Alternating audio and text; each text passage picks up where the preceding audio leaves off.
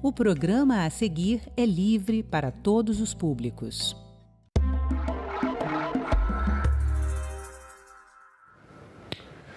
Os casos de racismo em escolas brasileiras têm sido frequentes, apesar de a legislação brasileira considerar a prática um crime imprescritível e inafiançável. Racismo, equidade e direitos humanos são temas de cidadania. E é sobre isso que eu converso agora com Márcia Lima, secretária de Políticas de Ações Afirmativas e Superação do Racismo do Ministério da Igualdade Racial. Secretária, muito bem-vinda ao programa Cidadania. Obrigado pela sua presença nos estúdios da TV Senado. Como vai? Muito obrigada a você pelo convite. Prazer estar aqui com você. Então, secretária, esses casos que têm acontecido, alguns têm ganhado repercussão nacional. Tivemos casos aqui no Distrito Federal, um caso num torneio interescolas, em que alunos de uma escola ofenderam o grupo de outro, que no momento ali eram adversários no jogo, com ofensas racistas, inclusive de cunho social também. Eu não vou citar nome das escolas, porque eu acho que não é o caso aqui na nossa entrevista. Tivemos também o caso recente que ganhou repercussão nacional da atriz Samara Filippo, que a filha dela sofreu uma atitude, né? Sofreu racismo e de uma forma bastante grave, né? Inclusive com as páginas do caderno dela tendo sido arrancadas, enfim, uma situação muito triste a gente vê. Na sua opinião, o que está acontecendo? A gente tem esse aumento de casos porque a intolerância racial está ganhando contornos que nós não gostaríamos, aumentando, ou as denúncias estão aumentando porque a sociedade já não tolera mais a intolerância? Olha, eu acho que tem sempre um pouco de cada coisa nesses aspectos, né? Mas, com certeza, eu acho que a gente quebrou um pacto de silêncio histórico que a sociedade brasileira construiu em torno do racismo, né? Falar do racismo, denunciar o racismo, conversar sobre questões raciais com filhos, com família, isso no Brasil é muito recente, né? A gente tem um sociólogo, Horácio Nogueira, que ele tinha uma expressão, né? Ele faz um estudo comparando o Brasil e Estados Unidos, e ele diz que no Brasil, né, ele usa uma expressão, né, que em caso de enforcado não se fala em corda, né? Ele fala que na etiqueta de relações raciais no Brasil é deselegante tocar no assunto da cor, é um pouco a expressão que ele usa nesse texto. Esse é um texto antigo, mas isso reflete muito como nós brasileiros fomos criados em torno desse silêncio, né? Eu tenho 53 anos, eu frequentei escola nos anos 70 e 80, eu sofri inúmeras situações de racismo e isso nunca foi nomeado como racismo, né? Então, acho que o primeiro passo que a gente tem nesse debate é dizer a sociedade brasileira mudou e, portanto, hoje as pessoas não se silenciam mais em relação a esses casos, né? Um segundo aspecto que eu acho que também traz uma diferença, e os casos que vocês trazem para essa conversa, são casos de crianças e adolescentes negros, negras, em escolas de elite. Isso também é um cenário muito novo no Brasil, né? A gente tem hoje escolas que estão produzindo políticas de diversidade, né? Tentando mudar, porque a gente tem, pelo censo escolar, né? Tem dados do censo escolar que demonstram que no Brasil você tem escolas com 95% de crianças brancas, né? Principalmente escolas privadas. Então, quando você começa a trazer a diversidade racial para dentro dessas escolas, você também traz, de uma certa maneira, essa tensão. E isso é um aspecto que eu acho que é muito fundamental desse debate, porque as escolas privadas, principalmente, elas não podem simplesmente criar uma política de diversidade trazendo crianças negras, dando bolsa ou criando... essa diversidade, ela tem que ser plena, né? Ela tem que estar no corpo docente, ela tem que estar no corpo diretivo da escola, né? A escola tem que trazer esse assunto quando esses casos acontecem. Então, a construção de uma escola mais diversa, de uma educação mais inclusiva, não se faz apenas com a inserção dessas crianças na escola. Isso é um primeiro passo e eu acho que isso pode ser um problema que essas escolas estão enfrentando. Elas estão trazendo o assunto para debate. Vamos trazer aqui a participação, né, de algum desses casos que eu citei. Alguns ganham repercussão, mas muitos caem no silêncio, eu acredito que a maioria. A gente vai trazer aqui, a gente tem autorização, uma fala gravada pela atriz Samara Filippo, que ela colocou nas redes sociais, relatando o caso. Esse é o mais recente dos que eu citei aqui. O debate é público e urgente. Dentro desse caso, que aconteceu com a minha filha, mas acontece todos os dias com milhares de crianças e adolescentes pretos, existem muitas camadas e muitas perguntas. Por que será que esse caso tomou tamanha proporção? Será que se fosse uma mãe preta, anônima, ela estaria sendo ouvida? Será que estaríamos levantando esse debate tão efetivamente na internet? Ou seria mais uma mãe preta sendo invisibilizada e revivendo as dores que ela já sofreu através de seus filhos? E nada sendo feito. Esse ponto que ela traz aqui no final do vídeo, né, nada sendo feito, essa é uma questão que levanta também um outro ponto dessa nossa discussão. Né? Um outro caso que a gente vai mostrar mais para frente, a gente vai trazer mais dois exemplos aqui, a gente tem essa preocupação. Né? As escolas, algumas escolas particulares, principalmente, estão trazendo, de alguma forma, buscando atitudes, buscando alguns mecanismos para trazer essa convivência com diversidade étnica para suas escolas como uma forma de reduzir ou tentar acabar com essas questões de racismo. Mas os casos acontecem, né? O que a escola deve fazer nesses casos? Qual o caminho para educar as crianças, especialmente aquelas que têm atitudes como essa que a gente trouxe aqui, no caso da Samara Filippo, e educar as crianças numa educação antirracista? Olha, primeiro acho que a gente tem que falar, para responder a sua pergunta, acho que a gente tem que tratar separadamente uma estrutura de uma escola pública, de uma periferia, onde você tem mais crianças negras, que também acontece, eu já orientei estudos sobre isso, as escolas públicas de periferia também aparecem esses casos, e a situação das escolas privadas de elite, como é o caso da atriz Samara Filippo, né? Como você disse, não é necessário nomes aqui, mas todos sabem que é uma escola de elite da cidade de São Paulo. Né? E aí eu volto ao primeiro ponto. Essas escolas de elite que estão tentando construir uma diversidade dentro desses espaços, elas precisam envolver mais do que pessoas, né? Mais do que trazer alunos. Elas precisam aproximar os pais desse debate, né? Porque a gente, eu tenho muitos amigos e filhos em idade escolar em escolas de elite em São Paulo, e muitos pais levaram esse debate para a escola, né? Questionaram as escolas sobre isso. Então, muitas das vezes isso vem de fora para dentro. Não necessariamente a escola decidiu construir uma política de diversidade, né? Então, acho que a diversidade passa pelas pessoas, pelo conteúdo da sala de aula e pela forma como enfrentam situações de racismo, né?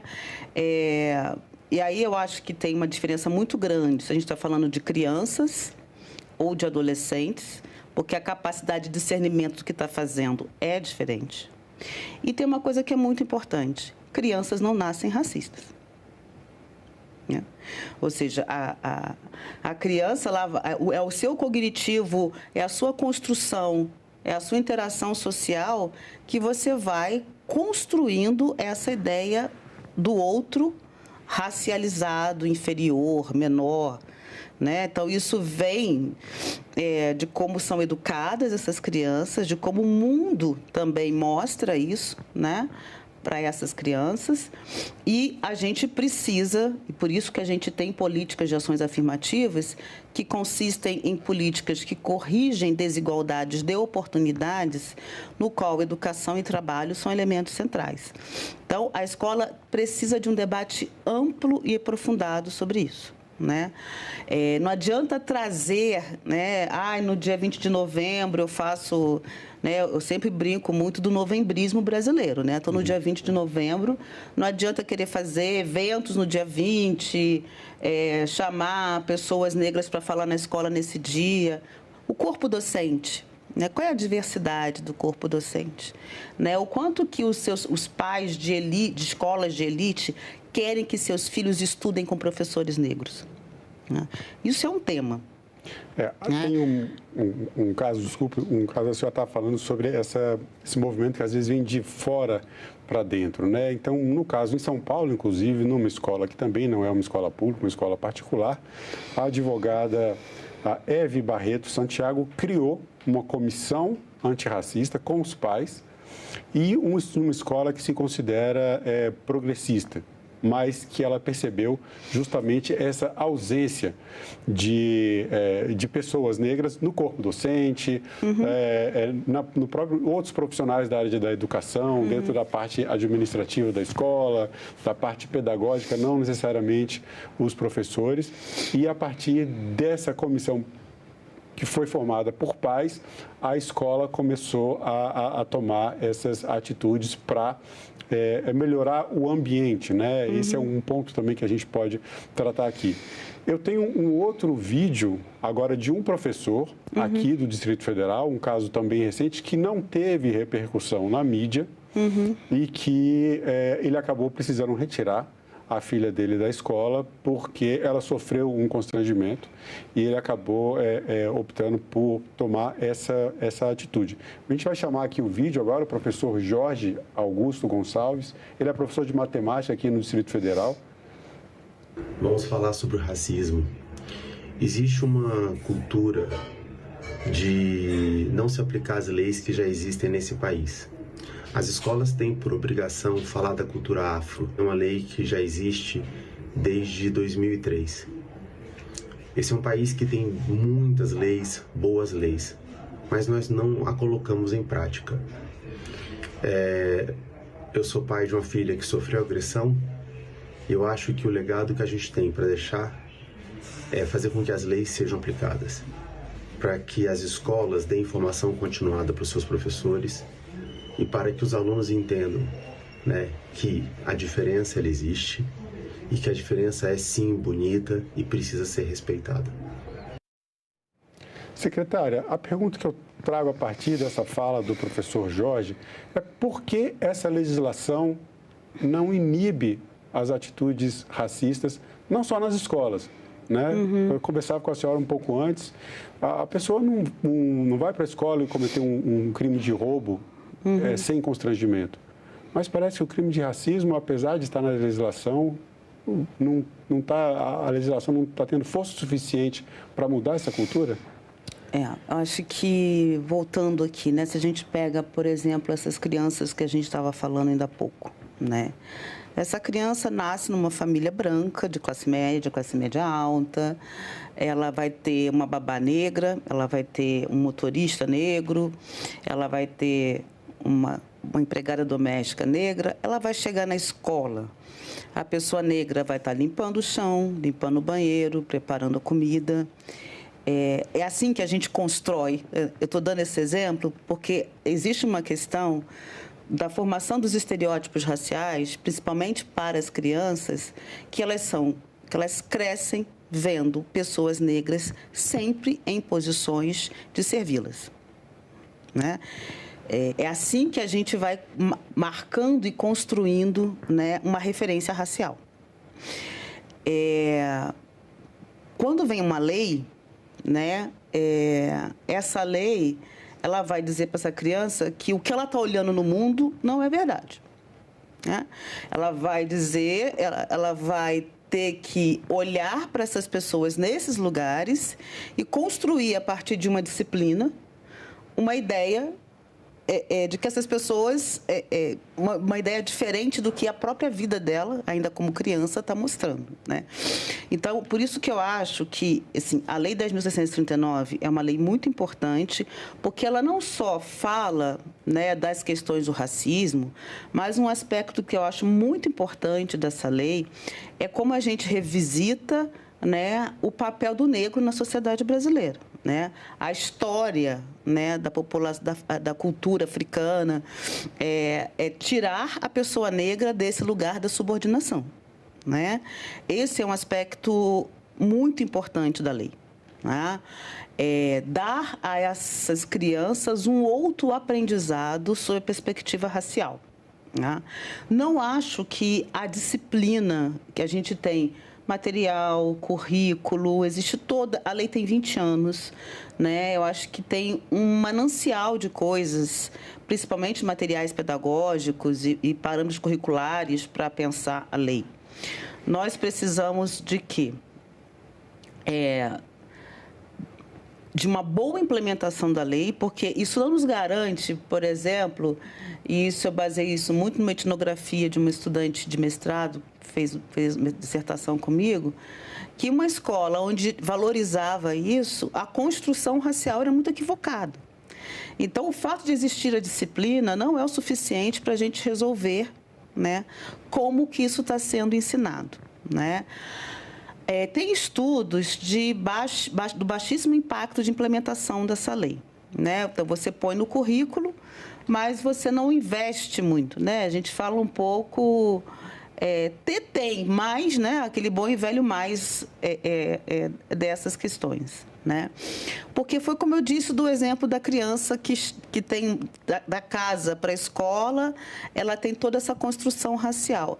A gente precisa, na infância, desconstruir esses lugares racializados. E a sociedade. Então, a gente pode ter uma disciplina na escola, né? E eu acho importante que não seja apenas uma. Quando você vai ensinar matemática, você pode falar de referências, você vai ensinar português, literatura, né? Ler autores negros, ter literatura infantil negra. Eu acho que existem múltiplas formas de agir, né? O que o Brasil tem um pouco na sua tradição em relação à lei, né, é que a gente cria lei para não resolver o problema, é o contrário, né? Uhum. Então, a lei existe para dizer que existe a lei, mas implementar essa lei, fazer com que essa lei funcione, ela é um outro processo, né? Então, nós temos uma sociedade que está em transformação. Eu acho que é muito importante a gente reconhecer os avanços da sociedade brasileira no que concerne ao debate sobre racismo e sobre desigualdades raciais, mas, ao mesmo tempo, a gente está vivendo um retrocesso muito forte na sociedade em relação a próprias famílias extremamente conservadoras e que acham que o filho ou a filha ter acesso a conteúdos escolares sobre a população negra, sobre as tradições afro-brasileiras, não é uma coisa boa, né? Então, assim, a gente vive uma sociedade hoje com muita tensão em relação a isso. Por isso que eu acho que, quando lá no começo você me pergunta se é a denúncia, se é a tensão, eu acho que são os dois. Porque nós temos famílias muito racistas. Famílias que não vão concordar nem com esse tipo de estudo, nem com escola diversa, e que eles acham mesmo que você precisa... Que deve manter a segregação. A senhora falou, por exemplo, dessa questão das leis que acabam não resolvendo o problema, né? Eu vou chamar aqui um terceiro vídeo que a gente vai entrar justamente nesse ponto da nossa conversa, né? Como fazer com que essas leis sejam aplicadas. A gente vai agora para as medidas, né, que podem ser tomadas, inclusive dentro do sistema escolar. Vou chamar agora o vídeo com a advogada Thaís Cremasco, é um caso emblemático também. A educação antirracista, ela não se faz apenas com a expulsão dos alunos que cometeram essa violência. A expulsão é apenas o primeiro passo para que aquela comunidade, para que aquela microsociedade escolar entenda a gravidade que é o racismo. O racismo é um crime inafiançável e imprescritível na nossa Constituição. Dessa forma, ele deve ser tratado com seriedade nas escolas. Primeiro, expulsando aquele aluno que cometeu esse crime dentro da escola. E depois disso, reeducando não só aquele aluno num outro ambiente escolar, mas também todo aquele entorno que presenciou essa violência. Manter o aluno que cometeu o racismo na mesma instituição escolar que a vítima é revitimizar aquele adolescente que já sofreu essa violência. Então, a expulsão do aluno racista é apenas o primeiro passo. Após isso, a educação contínua deve permanecer naquele ambiente escolar e em toda a sociedade. O racismo, ele ainda é um crime impune na nossa sociedade e isso precisa mudar. A expulsão de alunos, como aconteceu nesse caso lá em Valinhos, foi um grupo de alunos expulsos em função de atitudes racistas graves, inclusive.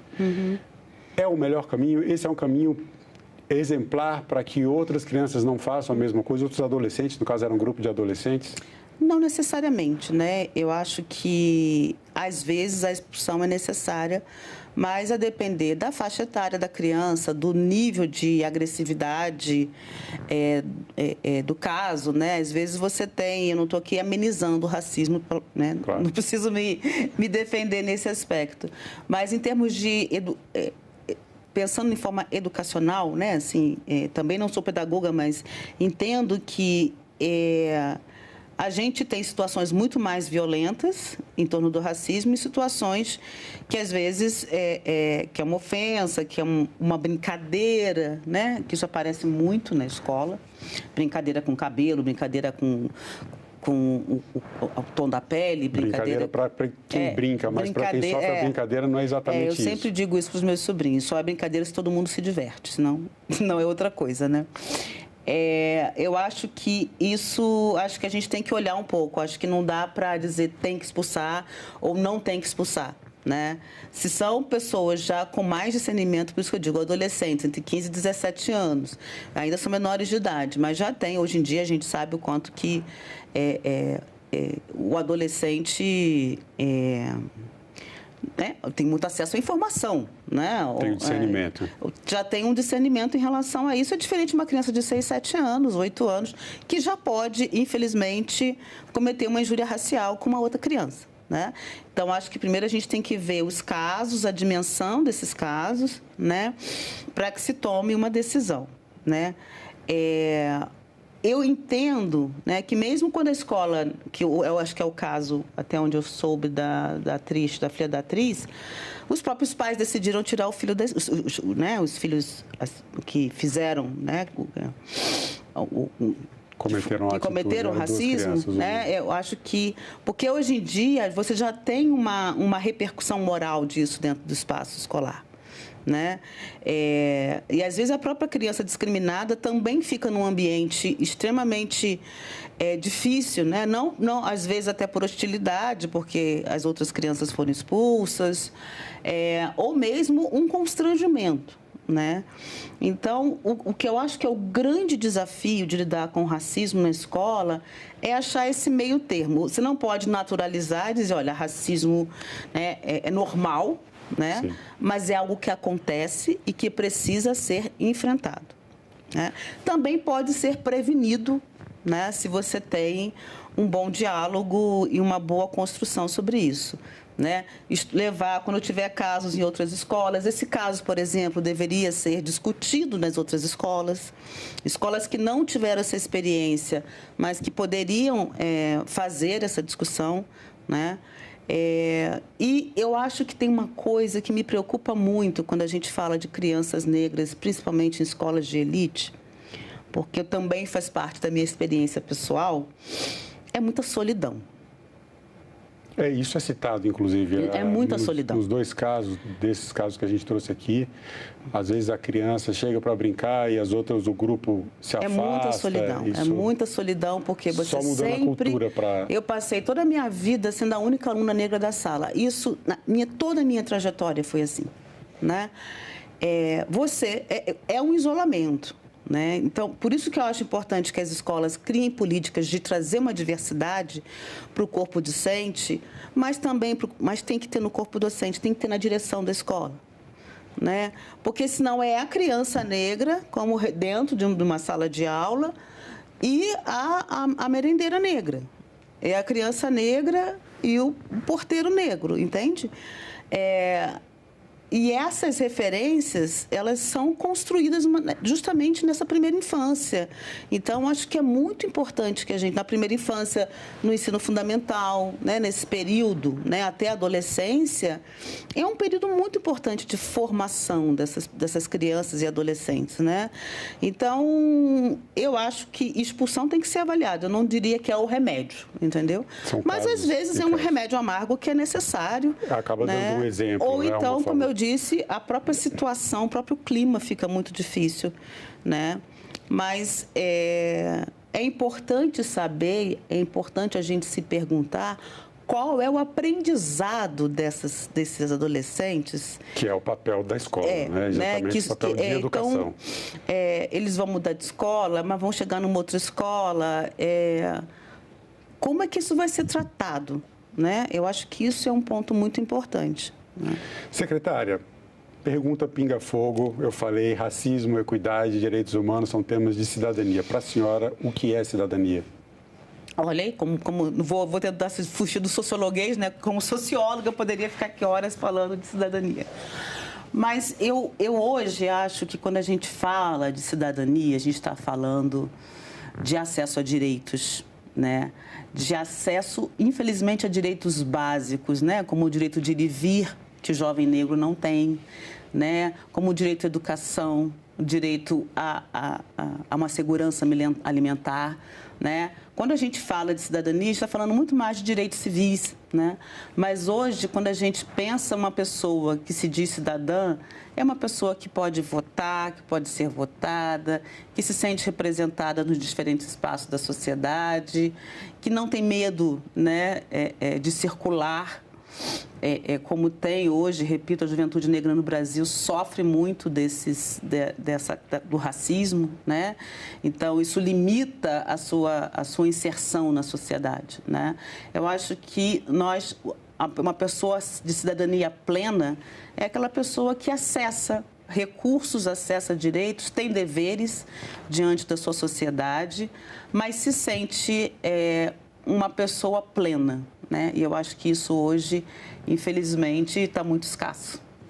Bom, secretária, eu agradeço mais uma vez a sua presença no nosso programa. Obrigado pela entrevista. Muito obrigada, foi um prazer estar aqui. E eu agradeço também a você que acompanha a programação da TV Senado. Assine o canal da TV Senado no YouTube, ative as notificações e acompanhe toda a produção do Poder Legislativo diretamente da fonte. Na TV Senado, democracia é todo dia.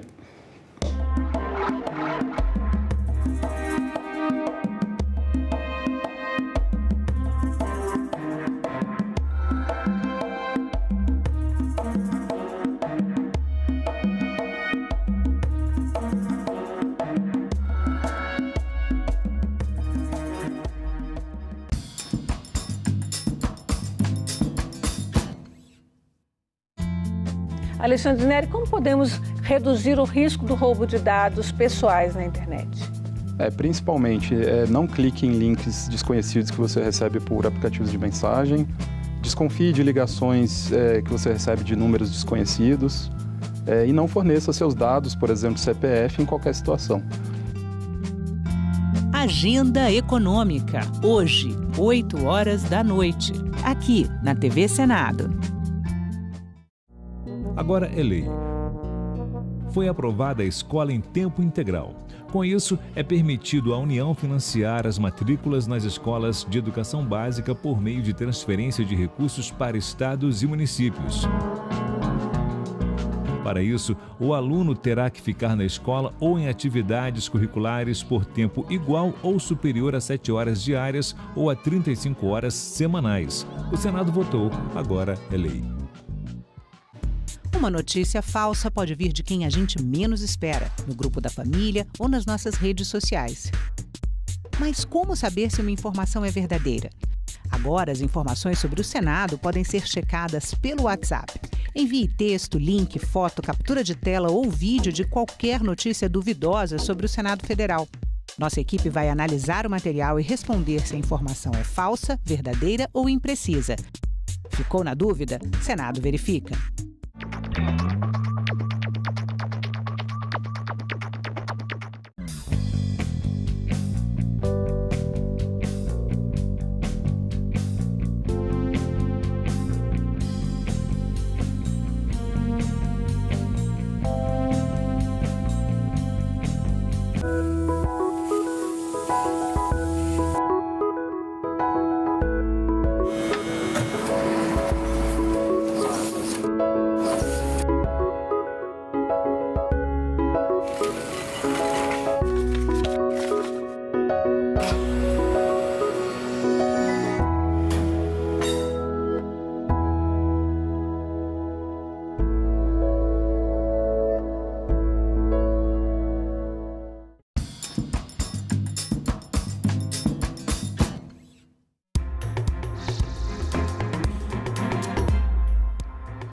Bom dia, hoje é terça-feira, 11 de junho. O Senado Notícias está no ar.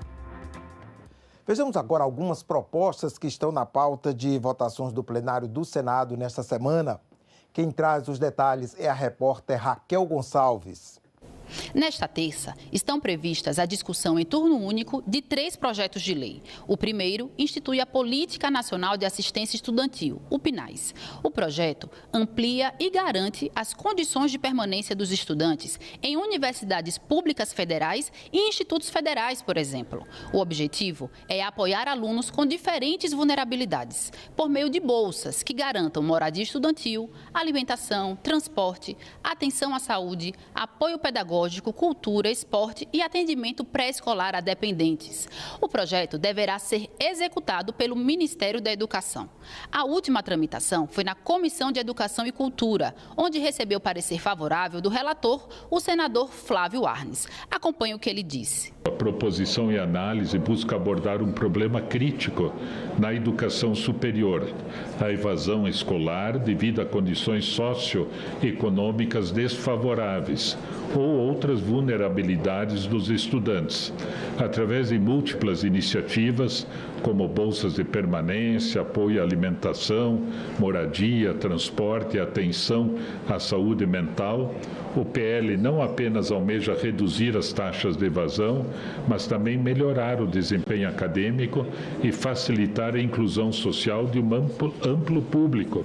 Também está na pauta do plenário o projeto que altera a lei do estágio de estudantes, para que o intercâmbio no exterior seja equiparado ao estágio, quando houver previsão no projeto pedagógico do curso. E a última pauta da terça é o projeto de lei que altera a Lei Geral dos Esportes, para coibir a prática do bullying nos esportes. O projeto prevê a adoção de medidas que conscientizem, previnam e combatam essa prática. Separamos uma fala do senador astronauta Marcos Pontes. Na Comissão de Esportes, vamos ouvir. Bullying no esporte é um problema sério que afeta atletas de todas as idades e níveis de habilidade, passando por insultos verbais durante os treinos até agressões físicas nos vestiários, causando danos emocionais e psicológicos significativos nos envolvidos. Para prevenir e combater a intimidação sistemática no esporte, é essencial que as organizações esportivas implementem medidas concretas. Isso inclui a criação de políticas claras de tolerância zero para o bullying e a promoção de uma cultura de respeito mútuo e inclusão dentro das equipes. Já na quarta, outros 3 projetos serão discutidos. Um, que atualiza a Política Nacional de Turismo e o Plano Nacional de Turismo para prever um novo segmento da atividade turística no ordenamento jurídico brasileiro, o turismo colaborativo. Para quem não conhece, o turismo colaborativo consiste na troca do trabalho voluntário de algumas horas nas semanas por acomodação, refeições ou outros benefícios. Esse trabalho pode ser realizado em projetos sociais e ecológicos, organizações não governamentais e albergues, por exemplo. De acordo com o projeto, é mais uma oportunidade de fomento ao setor. Também será analisado o projeto de lei que veio da Câmara dos Deputados, que dispõe sobre medidas emergenciais destinadas aos setores de turismo e de cultura do estado do Rio Grande do Sul. O texto regulamenta situações como adiamento ou cancelamento de serviços, de reservas e de eventos, incluindo shows e espetáculos. E a última pauta da quarta é um projeto de lei que institui a campanha nacional permanente Recrutando Anjos no Sistema Único de Saúde. A campanha incentiva a realização de ações relacionadas aos primeiros socorros em casos de obstrução de vias respiratórias por corpo estranho, a exemplo de campanhas educativas e treinamento de pessoal. Na quinta-feira, será analisado o projeto de decreto legislativo que aprova o acordo feito em 2020 entre o Brasil e a República Tcheca sobre a Previdência Social. Esse ato internacional pode favorecer a comunidade brasileira que mora na República Tcheca e as empresas nacionais que atuam nesse país, pois evita o pagamento dobrado da contribuição previdenciária nos 2 países. E, por fim, serão discutidos e votados projetos que instituem o Dia Nacional da Conscientização sobre as distrofias musculares, em 17 de setembro.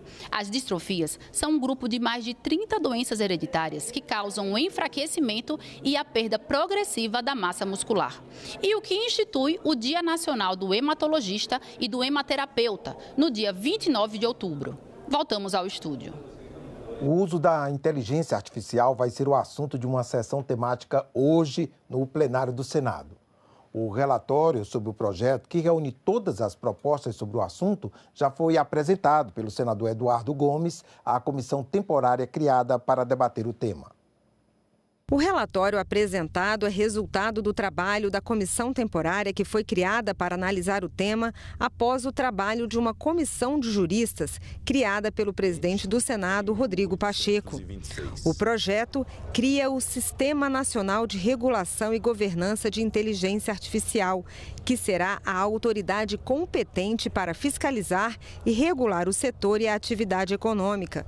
Uma das novidades do texto apresentado é o fortalecimento do papel das agências reguladoras nas respectivas áreas de atuação e que vai trabalhar em conjunto com a autoridade competente. Em audiência pública no Conselho de Comunicação Social do Congresso na semana passada, o relator do texto, o senador Eduardo Gomes, falou sobre a importância da atuação das agências reguladoras. Dificilmente vamos encontrar uma agência reguladora superior ou um conselho que seja mais eficiente que o Banco Central para regular a economia, do que a ANS para regular as relações de saúde. Portanto, essa decisão de trabalhar com esses órgãos me parece que foi uma boa ideia e que isso deve prosperar. O texto prevê a gradação dos riscos de uso da IA em alto e excessivo. As atividades de alto risco incluem o funcionamento de infraestruturas críticas, como controle de trânsito e redes de abastecimento de água e de eletricidade, avaliação e classificação de chamadas para serviços públicos essenciais, como bombeiros e assistência médica, veículos autônomos em espaços públicos, quando seu uso puder gerar risco à integridade física das pessoas, sistemas de identificação e autenticação biométrica para o reconhecimento de emoções e gestão de imigração e controle de fronteiras para avaliar o ingresso das pessoas em território nacional. As atividades de alto risco deverão ser testadas para avaliação de níveis de confiabilidade, performance inconsistente, segurança e proteção, conforme o setor e o tipo de aplicação. E caberá à autoridade competente atualizar essa lista quando for necessário. O projeto proíbe o uso de inteligência artificial em diversas situações que são classificadas como risco excessivo. Entre elas estão induzir pessoas ou grupos a comportamentos que causem danos à saúde, à segurança ou outros direitos fundamentais. Utilizar sistemas de identificação biométrica à distância, em tempo real e em espaços acessíveis ao público, exceto em situações como ordens judiciais, buscas de vítimas de crimes, de pessoas desaparecidas e recapturas de réus evadidos e cumprimentos de mandados de prisão. Possibilitar a produção ou disseminação de material que caracterize ou represente abuso ou exploração sexual de crianças e adolescentes, avaliar risco de cometimento de crime, infrações ou de reincidência com base em traços de personalidade, características ou comportamento passado, criminal ou não, e sistemas de armas autônomas. As pessoas afetadas pelo sistema de inteligência artificial têm direito à privacidade e à proteção dos dados pessoais, além de serem informadas quando os sistemas de IA estiverem sendo aplicados. Quem não cumprir as normas previstas está sujeito a sanções que variam de advertência e multa até suspensão parcial ou total do serviço de inteligência artificial utilizado. 7 reuniões de comissões, sessão temática e sessão deliberativa no plenário. Confira a agenda dos trabalhos para esta terça-feira. Daqui a pouco, às 9 horas, está prevista a reunião conjunta das comissões de Infraestrutura e de Relações Exteriores. Será uma audiência pública para debater a implantação da rodovia binacional Brasil-Bolívia. Às 10 horas, a Comissão de Educação tem reunião marcada. O primeiro item na pauta é o projeto que reforma o ensino médio, fixando novas diretrizes para este segmento da educação básica. Também às 10, a Comissão de Assuntos Econômicos deve se reunir para examinar projetos. Um deles é o que destina recursos aos municípios para a realização de projetos de eficiência energética nos sistemas de iluminação pública. E ainda às 10 horas, como vimos há pouco, está marcada a sessão de debates temáticos no plenário do Senado. Em foco, a regulamentação do uso da inteligência artificial no Brasil, em especial o projeto de lei que regulamenta o assunto. Às 11 horas, a Comissão de Segurança Pública tem reunião prevista. Na pauta, um dos projetos proíbe a progressão de regime de cumprimento de pena aos condenados por crimes hediondos. E logo mais às 2 da tarde, a Comissão Temporária Externa, que acompanha as atividades de enfrentamento da calamidade no Rio Grande do Sul, deve se reunir. Na pauta está o requerimento que pede realização de diligência externa em Lajeado para levantamento da situação no Vale do Taquari. No mesmo horário, está prevista a reunião para instalação da Subcomissão Permanente da Alfabetização na Idade Certa, ligada à Comissão de Educação. Os senadores devem eleger o comando do colegiado e apreciar o plano de trabalho. Também às 2 horas, a CPI da manipulação de jogos e apostas esportivas tem reunião marcada para ouvir 2 integrantes do Ministério Público de Goiás, o procurador-geral Ciro Terra Pérez e o promotor Fernando Martins Sesconeto. E ainda às 14 horas, o plenário deve se reunir em sessão deliberativa e, como vimos há pouco, na ordem do dia está o projeto que cria a Política Nacional de Assistência Estudantil. A Comissão de Constituição e Justiça pode analisar nesta quarta-feira a proposta de emenda à Constituição que transforma o Banco Central em empresa pública. Está na pauta da Comissão de Constituição e Justiça desta quarta-feira proposta de emenda à Constituição que concede independência ao Banco Central. A PEC transforma a instituição em uma empresa pública. Se aprovada, a autarquia federal, hoje vinculada ao Ministério da Fazenda, passará a ter autonomia técnica, operacional, administrativa, orçamentária e financeira. Pelo texto, uma nova lei complementar deverá ser editada para estabelecer os objetivos, a estrutura e a organização do banco. O BC não será vinculado a nenhum ministério ou qualquer outro órgão público. O relator, senador Plínio Valério, incluiu no substitutivo que a lei complementar deverá criar uma trava de controle do crescimento das despesas com quadro de pessoal e outros investimentos do banco. A política monetária continuará a cargo do Conselho Monetário Nacional, inclusive a definição das metas de inflação. Foram colocadas muitas regras que dão segurança ao sistema financeiro brasileiro e a autonomia do Banco Central é necessária. Agora é uma questão política aqui no Senado. Os atuais servidores do banco poderão optar entre carreiras semelhantes em outros órgãos do governo federal ou por permanecer no quadro próprio do novo Banco Central.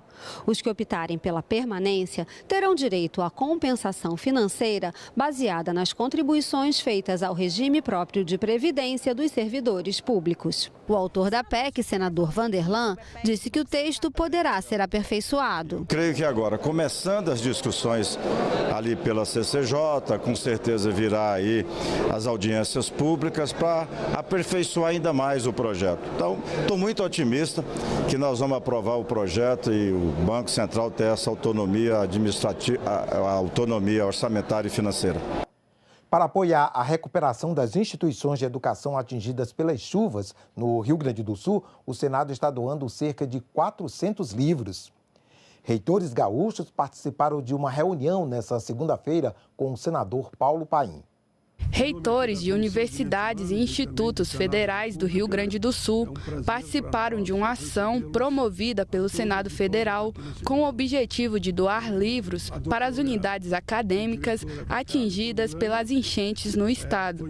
Os representantes das instituições de ensino superior foram recebidos pelo senador Paulo Paim e pela diretora-geral do Senado, Ilana Trombica. Todos os livros que serão doados fazem parte de um catálogo produzido pelo Senado. Os temas são história, cultura, política, economia e diversos outros conteúdos. Os kits que vão ser entregues às unidades de ensino terão um exemplar de cada obra editada pelo Senado. São aproximadamente 400 títulos. O Senado vai doar por sugestão da diretora Ilana, às bibliotecas dessas instituições um exemplar de cada obra disponível em catálogo editado pelo Senado Federal sobre 2 selos: Conselho Editorial, que abarca livros sobre história e cultura do Brasil, relatos de viajantes, especialmente do século XVIII e XIX, livros sobre nossa formação econômica e política e tratados de relevância política mundial. Houve uma ideia essa que teve a aprovação do nosso presidente, o senador Rodrigo Pacheco, que nós possamos fazer uma doação para cada uma das universidades públicas e dos institutos federais localizados no Rio Grande do Sul, para que as suas bibliotecas possam ser enriquecidas com as obras produzidas pelo Senado Federal, seja no Conselho Editorial, seja nas edições técnicas. Vão ser mais ou menos 400 exemplares que serão encaminhados. Os representantes das instituições de ensino superior destacaram a importância da iniciativa, que se junta à rede de solidariedade coordenada pelo Senado. Essa iniciativa do senador, que traz livros, e a partir da educação certamente é o ponto principal e fundamental para que a gente avance na nossa comunidade, avance nos ensinamentos. Então, é uma iniciativa que chega para nós como algo super positivo, né, e válido. Alimentos são importantes, água é importante, vestuário é muito importante, orçamento é muito importante, mas livros, num momento como esse, trazem para instituições de ensino um ar de esperança, de renovação, de que a nossa atividade finalística, aquela que de fato a gente nasceu para fazer, a gente vai continuar fazendo. Para além de tudo isso que a gente faz tão brilhantemente, nós queremos formar pessoas, jovens e adultos que sejam cidadãos críticos e compromissados com o desenvolvimento do Estado brasileiro. O relator da chamada PEC das Praias, que permite a venda de terrenos de marinha aos atuais ocupantes, senador Flávio Bolsonaro, anunciou mudanças na proposta, que tem provocado muita discussão. Já aprovada pela Câmara em 2 turnos e em análise no Senado, a chamada PEC das Praias permite a venda de terrenos de marinha a pessoas e empresas que já ocupam as áreas. O texto tem mobilizado defensores do meio ambiente e outros setores da sociedade e provocado muita polêmica. Essa PEC, eu acho que ela vem para, sim, dar uma segurança jurídica a todas essas pessoas que moram nessas regiões e, no meu ponto de vista, o principal é que passa para os municípios, esse terreno da União, para que eles possam organizar melhor via os seus planos diretores. PEC que quer transferir os terrenos de marinha para a iniciativa privada, para governos municipais, governos estaduais, indiscriminadamente, podendo gerar o desconforto à população que tem a praia, que tem os rios como bem comum. Nós somos contra. Na página do Senado que permite ao cidadão opinar sobre propostas legislativas, mais de 158 mil pessoas já se posicionaram contra a PEC. O relator, senador Flávio Bolsonaro, anunciou mudanças no texto para, segundo ele, deixar claro que a PEC não vai privatizar praias. Ele acrescentou um artigo dizendo que as praias são bens públicos de uso comum, sendo assegurado livre acesso a elas e ao mar, ressalvadas as áreas consideradas de interesse de segurança. Ele também incluiu um parágrafo dizendo que não será permitida a utilização do solo que impeça ou dificulte o acesso da população às praias. Os chamados terrenos de marinha estão localizados numa faixa que começa 33 metros depois do ponto mais alto que a maré atinge. É onde ficam normalmente bares e hotéis. Além de praias, também são considerados terrenos de marinha as áreas ao redor de rios ou de lagos. Segundo a Secretaria de Patrimônio da União, os terrenos de marinha representam 70% das áreas em nome do governo federal. São cerca de 584 mil terrenos, 99,5% deles cedidos a empresas e pessoas que pagam à União uma espécie de aluguel pela ocupação. Em 2023, eles renderam cerca de 1,1 bilhão ao governo. Esse especialista aponta que o maior problema é o dano ambiental. A gente está falando de um processo que vai acabar com as praias, por conta do aumento dos processos erosivos. E isso tem um impacto significativo porque as praias prestam um serviço extremamente importante para a humanidade, para as pessoas, né?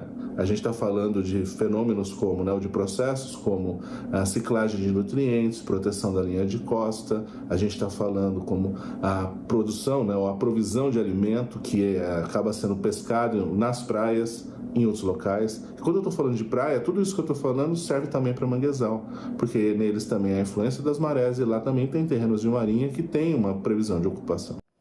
Um raio-x das agressões às mulheres, locais, estados, tipo de violência. O trabalho minucioso de elaboração do Mapa Nacional de Violência contra a Mulher foi reconhecido internacionalmente e ganhou prêmio na categoria Impacto Global.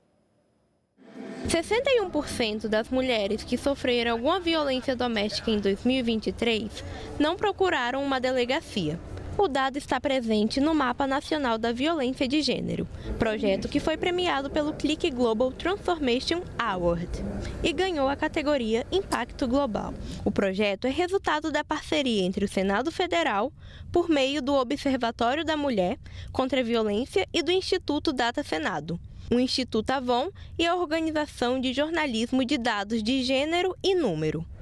A premiação ocorreu em Orlando, na Flórida, no Click Connect 2024, conferência anual com o objetivo de identificar e promover avanços na área de ciência e inteligência de dados. O prêmio dado pela Click, a empresa proprietária do software que foi utilizado, ele é muito importante porque ele revela o reconhecimento de uma empresa privada, uma empresa particular, a um projeto social, a um projeto público desenvolvido no Brasil. Então é a primeira vez que uma entidade, um órgão brasileiro recebe esse tipo de prêmio. O Mapa Nacional da Violência de Gênero ter sido reconhecido em uma premiação internacional é fundamental para a gente continuar avançando nessa agenda de viabilizar e facilitar o acesso a informações, a dados e indicadores sobre a violência contra mulheres no Brasil.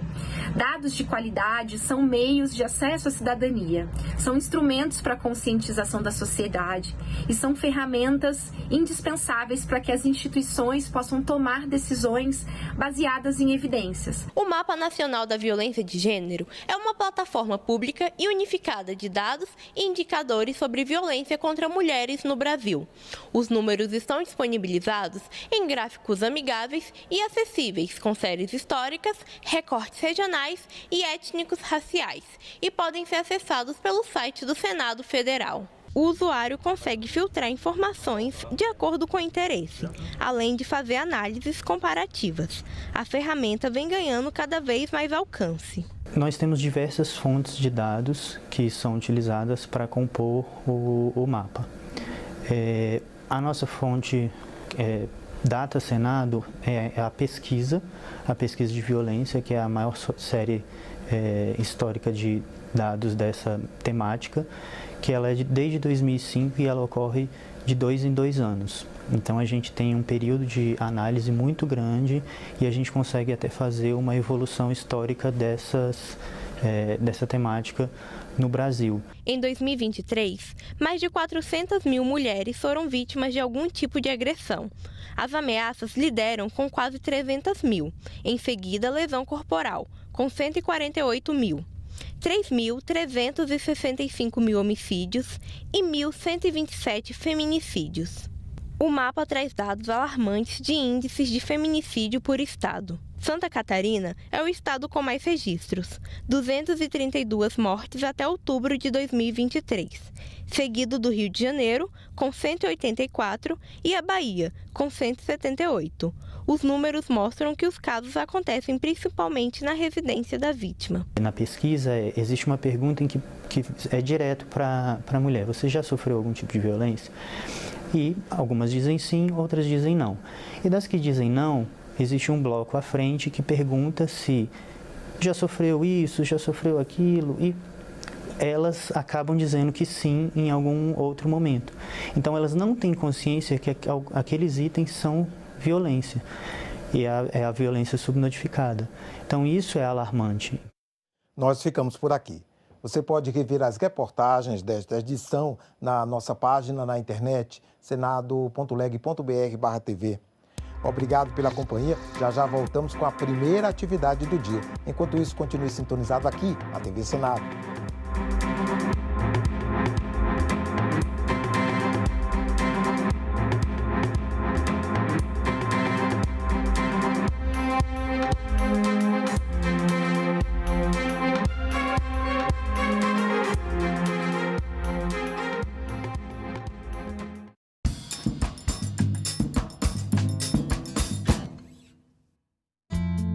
Alexandre Neri, como podemos reduzir o risco do roubo de dados pessoais na internet?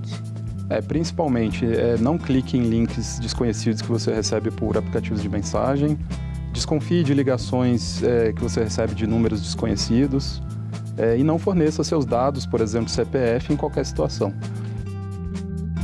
Agenda Econômica, hoje, 20h, aqui na TV Senado.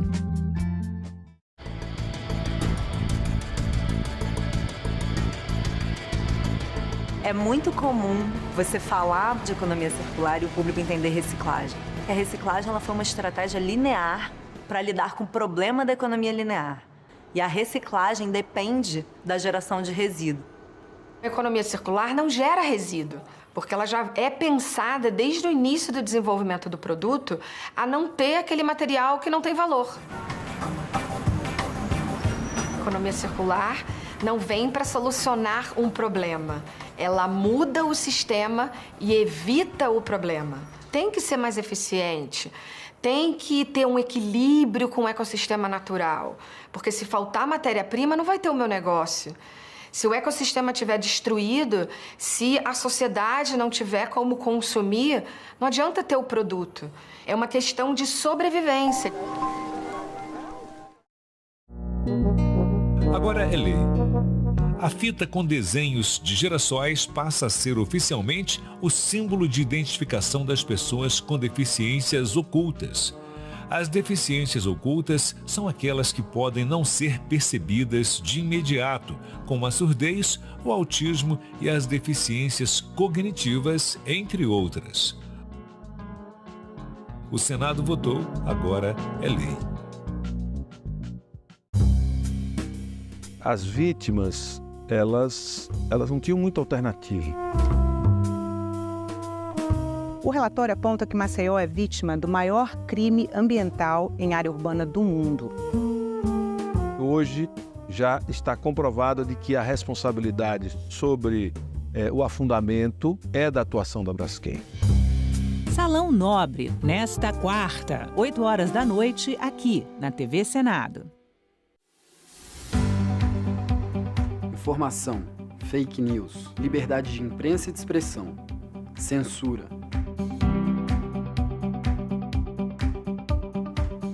Esse debate é fundamental em 2023, mas essa discussão é muito mais antiga. Vem comigo.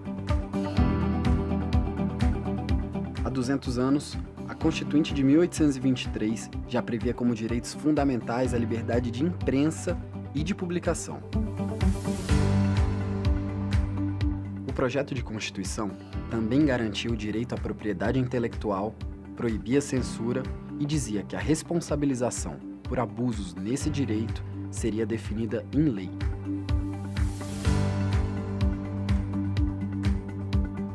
Mesmo não tendo sido aprovada, a primeira Constituinte iniciou debates como esse, que continuam super atuais.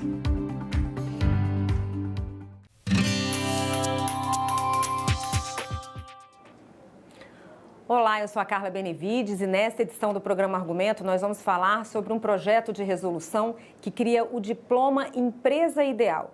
Essa proposta é de autoria da senadora Soraya Tronic, do Podemos, do Mato Grosso do Sul, e foi elaborada após a realização de uma pesquisa do Data Senado sobre jornada de trabalho e qualidade de vida. E é com a senadora que a gente conversa a partir de agora. Senadora, obrigada pela sua presença aqui no programa. Obrigada, Carla, pelo convite.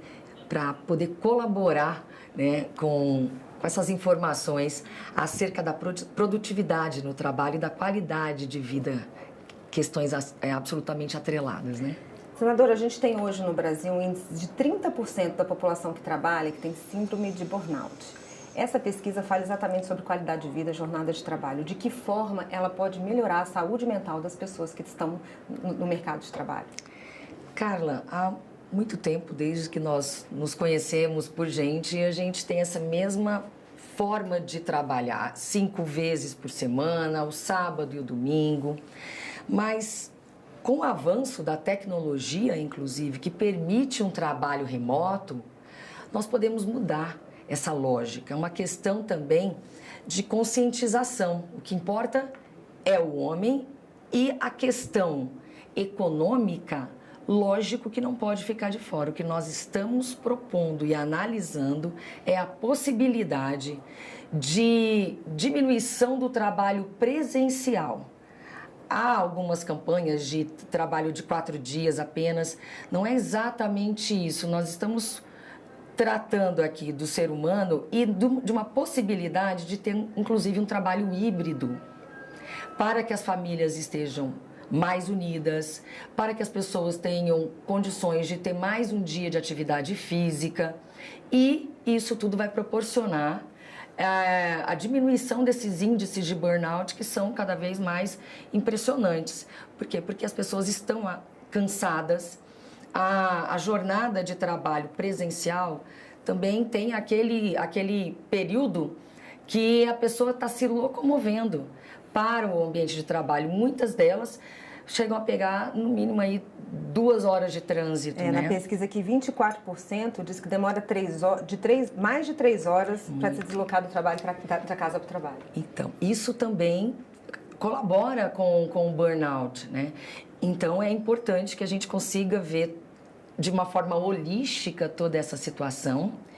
E a ideia é que não diminuam a produtividade da empresa. E a proposta é para agraciar empresas públicas e privadas que trabalhem nessa esteira, na esteira da qualidade de vida do trabalhador, sem diminuir, obviamente, o salário, mas também sem diminuir a produtividade. Acredito que se mantivermos a produtividade, né, já é um grande ganho nessa diminuição do trabalho presencial, que tem também reflexos positivos em outros aspectos, como é o caso de meio ambiente, tudo que a gente ainda vai tocar aqui no nosso bate-papo. Senadora, o seu projeto, então, projeto de resolução, ele prevê a criação desse diploma empresa ideal. Além da redução da jornada de trabalho, quais seriam os outros critérios para essa empresa conseguir esse diploma? Olha, baseada na pesquisa do Data Senado, nós desenvolvemos esse projeto de resolução e trouxemos aqui o que seria para nós, né, uma empresa ideal para se trabalhar. Então, nós elencamos esses critérios que acredito que vai trazer muitas surpresas, porque a gente nem imagina que já estão trabalhando em cima disso. Tem empresas participando de projetos piloto. Eu acredito que a gente vai se surpreender quando começarmos a pesquisar quem está tendo resultados. Bom, um deles, o respeito às normas de proteção do mercado de trabalho da mulher e da maternidade. Esse trabalho híbrido também pode ajudar no retorno, na retomada, né, da mulher após um período de licença maternidade.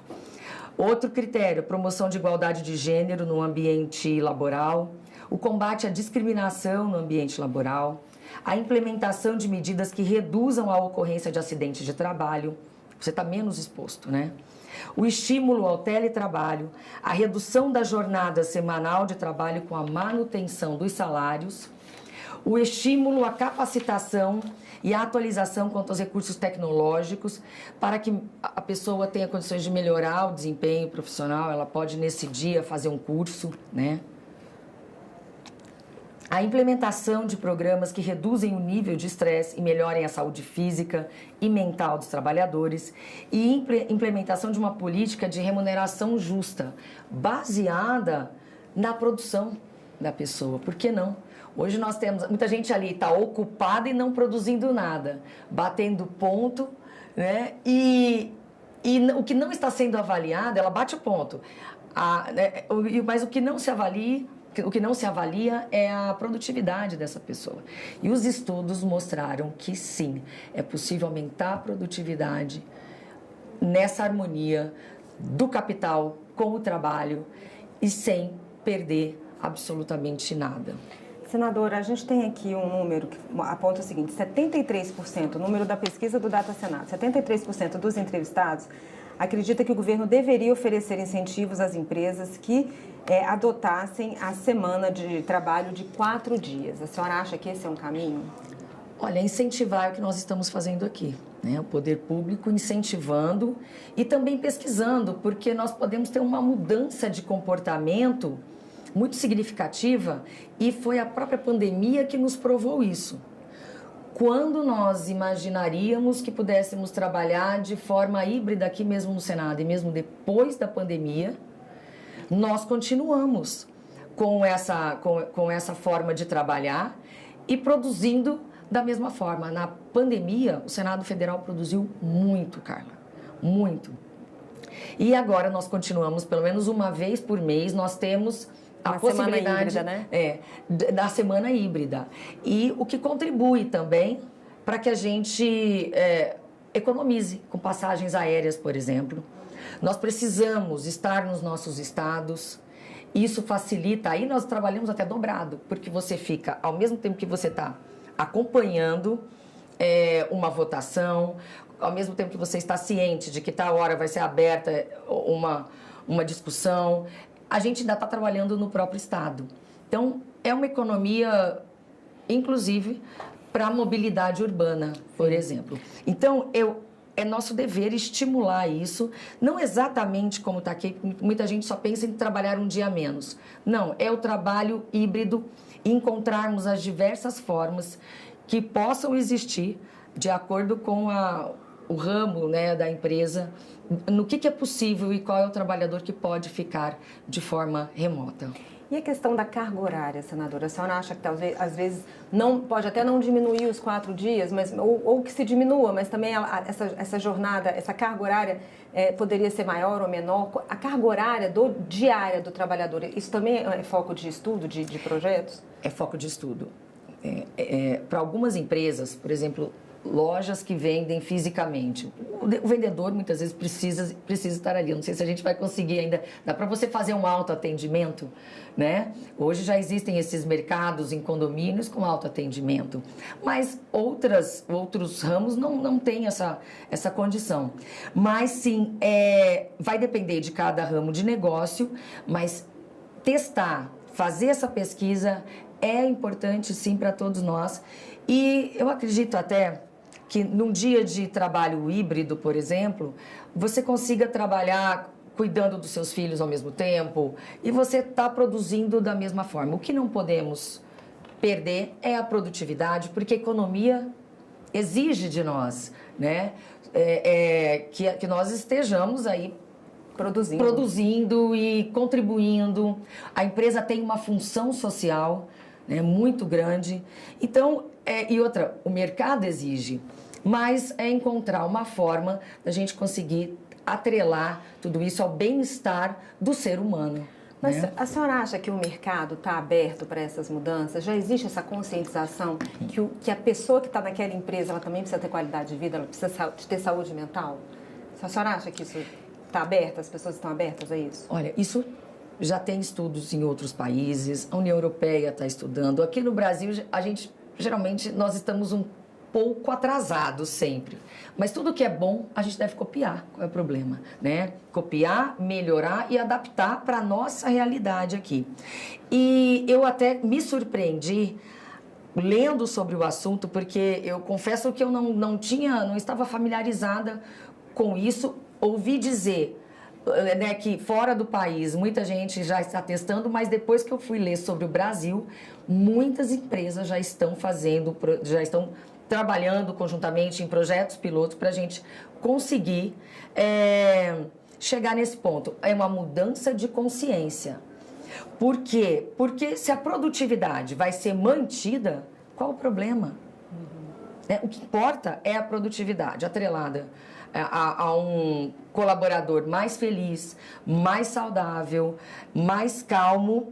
Ele consegue ser mais criativo, ele consegue focar mais naqueles dias que ele está presencial, então ele se distrai menos. Então, assim, eu acredito que começar a conversar sobre o tema ajuda. E as surpresas foram, assim, não imaginava que tantas empresas brasileiras já estavam envolvidas. Empresas de TI, por exemplo, né? Que há pessoas que empregam brasileiros nos Estados Unidos, por exemplo. E a pessoa trabalha remotamente daqui. Eu posso trazer para a minha empresa que está no interior do país um profissional que está já... vamos supor, num centro como São Paulo, por exemplo, onde as oportunidades são muitas, às vezes eu não consigo levar inovações para o interior. E tendo um colaborador de fora, ele me ajuda a trazer as mudanças necessárias para essa região, enfim. Então, é algo que nos traz muita esperança. Tá certo, senadora. Muito obrigada pela sua presença e pelos seus esclarecimentos. Obrigada, Carla. Disponha sempre. E eu agradeço a você também que nos assistiu. Se você quiser rever esse programa, é só entrar no nosso site, senado.leg.br/TV, ou acessar o nosso canal no YouTube. Obrigada pela sua audiência e até o próximo argumento.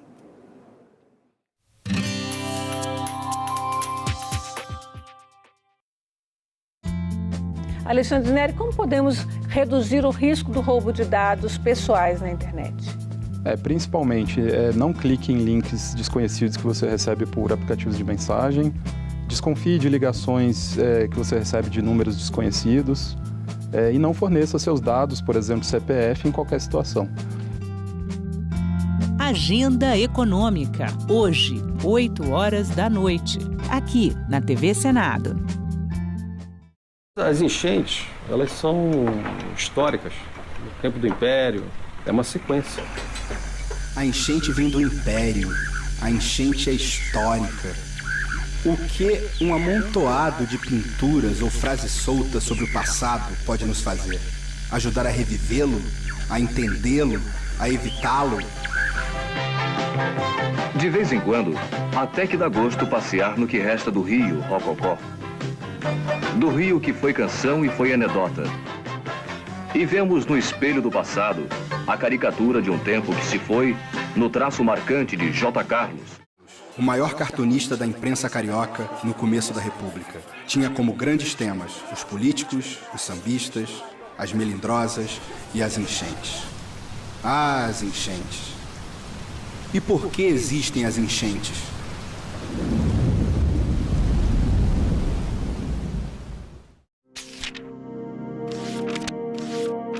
Há 200 anos, o Brasil dava seu primeiro passo na criação do Senado.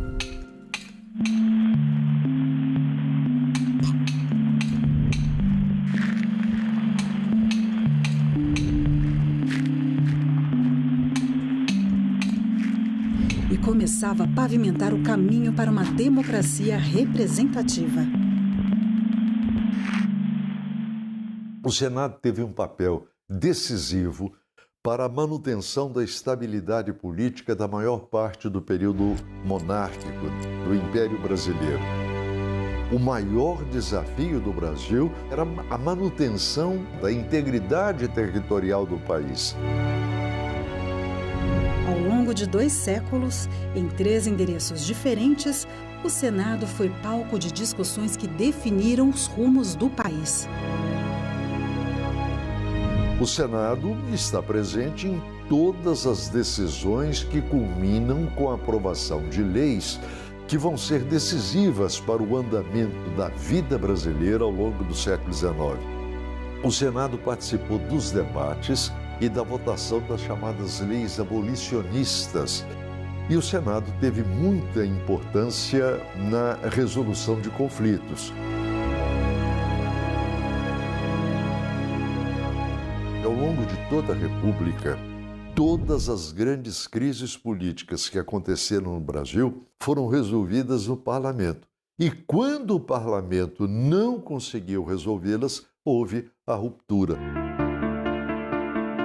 Fundamental para a estabilidade política do Brasil, o Senado promoveu o debate, aprovou leis transformadoras, aboliu injustiças, conquistou direitos, atravessou crises, foi calado, fiscalizou, investigou, julgou, reformou, inovou. O conceito de democracia que nós temos hoje não existia no século XIX. Nas últimas décadas, o Senado começa a se transformar, porque ele passa a contar com pessoas que estão mais diretamente ligadas às condições gerais da população brasileira. Ela não deixa de ser representativa, mas vai tentando ser cada vez mais participativa. Quanto mais o tempo avança e se amplia a participação política da sociedade brasileira, mais o Senado se aproxima da real fisionomia da sociedade brasileira. Casa da Pluralidade Política. Espaço de diálogo. Berço de leis que expandiram os horizontes do Brasil. Guardião da democracia.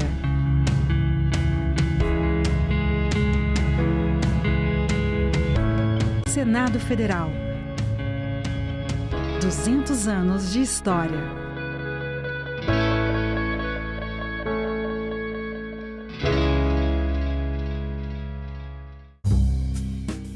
As vítimas, elas não tinham muita alternativa.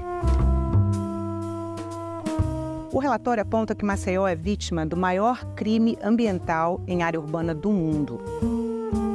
Hoje já está comprovado de que a responsabilidade sobre o afundamento é da atuação da Braskem.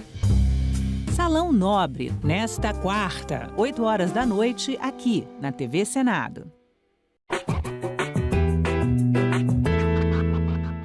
O Senado brasileiro foi criado pela Constituição de 1824, mas havia um problema. Em que lugar os senadores iriam se reunir? Pensando nisso, Dom Pedro I decide comprar o Palácio Conde dos Arcos e reformá-lo para abrigar o poder legislativo. Só 2 anos depois, em 1826, aconteceria a primeira sessão oficial do Senado.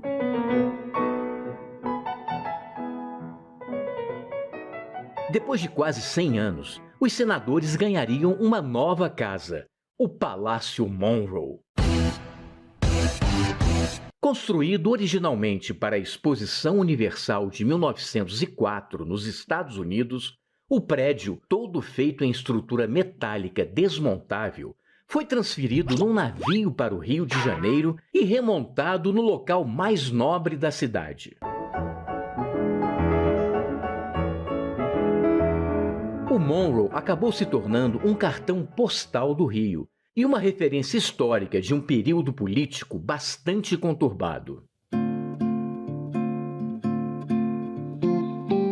Em 1960, com a inauguração de Brasília, o Senado passou a ter um novo endereço. A cúpula côncava de Oscar Niemeyer trouxe ousadia e modernidade à tradição democrática, sugerindo ponderação e equilíbrio em suas formas. Mas nem tudo são flores. Se o Palácio Conde dos Arcos hoje é a Faculdade Nacional de Direito, o Palácio Monroe foi quase apagado da nossa memória quando o ex-presidente Ernesto Geisel mandou demolir o prédio para construir um chafariz e um estacionamento subterrâneo. Objetos históricos foram perdidos ou vendidos pela empresa demolidora, mas a memória ainda permanece nos resquícios preservados pelo Senado.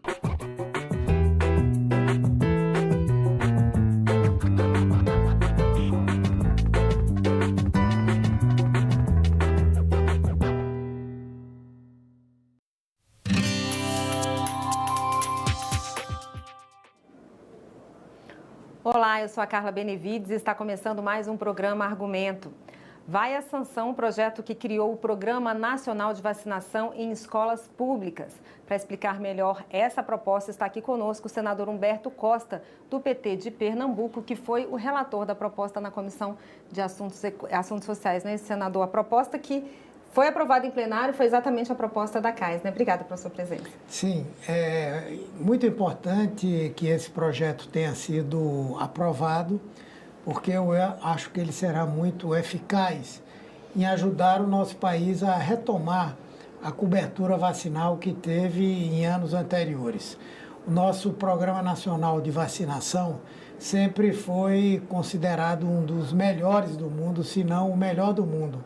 Seja porque oferece todas as vacinas, seja porque tem um calendário que procura cobrir uma parcela muito significativa da população. E ao longo dos últimos anos, com o descaso que o programa teve em governos anteriores ao nosso, seja também por esses movimentos danosos de combate às vacinas, nós tivemos uma cobertura significativa em termos de redução do que tínhamos anteriormente. E agora estamos num esforço muito grande para recuperar essa cobertura, até porque existem muitas doenças que já estão controladas no Brasil e por conta dessa falha na vacinação, elas podem retornar. É o caso da meningite, é o caso do próprio sarampo, é o caso da poliomielite, que é uma doença gravíssima, não é? E também o surgimento de casos da Covid-19. Então, com esse plano de vacinação nas escolas, nós faremos uma busca ativa por aquelas crianças e adolescentes que não se vacinaram, especialmente aí, no caso dos adolescentes, entra a vacina contra o HPV, que é muito importante para a prevenção do câncer de colo de útero, e, portanto, eu creio que estamos criando um mecanismo a mais para, além das campanhas de conscientização, para além do funcionamento das unidades de saúde que fazem vacinação, para que nós possamos ter um processo de aceleração da ampliação da cobertura vacinal, do número de pessoas vacinadas no Brasil. Senador, como é que vai funcionar exatamente? Porque abrange aí educação infantil e ensino fundamental, né? E como é que isso vai funcionar dentro das escolas? Bom, isso haverá um planejamento junto à rede escolar para termos épocas, períodos, dias em que o pessoal que trabalha na unidade de saúde mais próxima ou até com o deslocamento de outros profissionais para que naqueles dias ofereçam às crianças e aos adolescentes a aplicação das vacinas. Isso tem um componente, inclusive, interessante, porque às vezes o receio que as crianças têm por conta da dor de se vacinar, quando é na escola e ela vê todos os coleguinhas se vacinando e criando aquele estímulo, há uma tendência maior de que elas se vacinem também. Dali nós vamos emitir os cartões de vacinação, isso servirá como um acompanhamento para a unidade de saúde mais próxima, inclusive para nós analisarmos, né, aquelas crianças que não se vacinaram e com isso tentar uma abordagem junto aos pais para conscientizá-los da importância dessa vacinação. Isso porque com a grande difusão de notícias falsas, essa ação perversa dos movimentos anti-vacina, é natural que muitos pais tenham dúvidas, tenham receios de que a vacina possa causar algum dano, de que elas possam ser ineficazes, inseguras. Então, isso vai permitir que se faça um trabalho de esclarecimento mais próximo, mostrando qual a importância que a vacinação tem. Então, acho que é um projeto muito importante. Mas ela não essa vacinação não é obrigatória, né? A família que não quiser pode... Sim, pode não querer. Agora, obviamente que todos aqueles, digamos, condicionantes para acesso aos programas sociais, como Bolsa Família e outros mais, a exigência da vacinação, ela será cumprida, tá certo? Isso é uma política de Estado.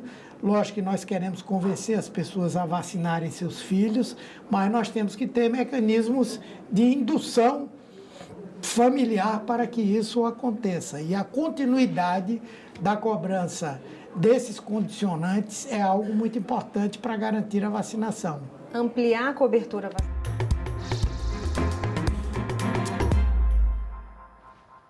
Olá, estamos de volta. São 9h25. Está começando nesse instante a reunião conjunta das comissões de Infraestrutura e de Relações Exteriores. Será uma audiência pública para debater a implantação da rodovia binacional Brasil-Bolívia.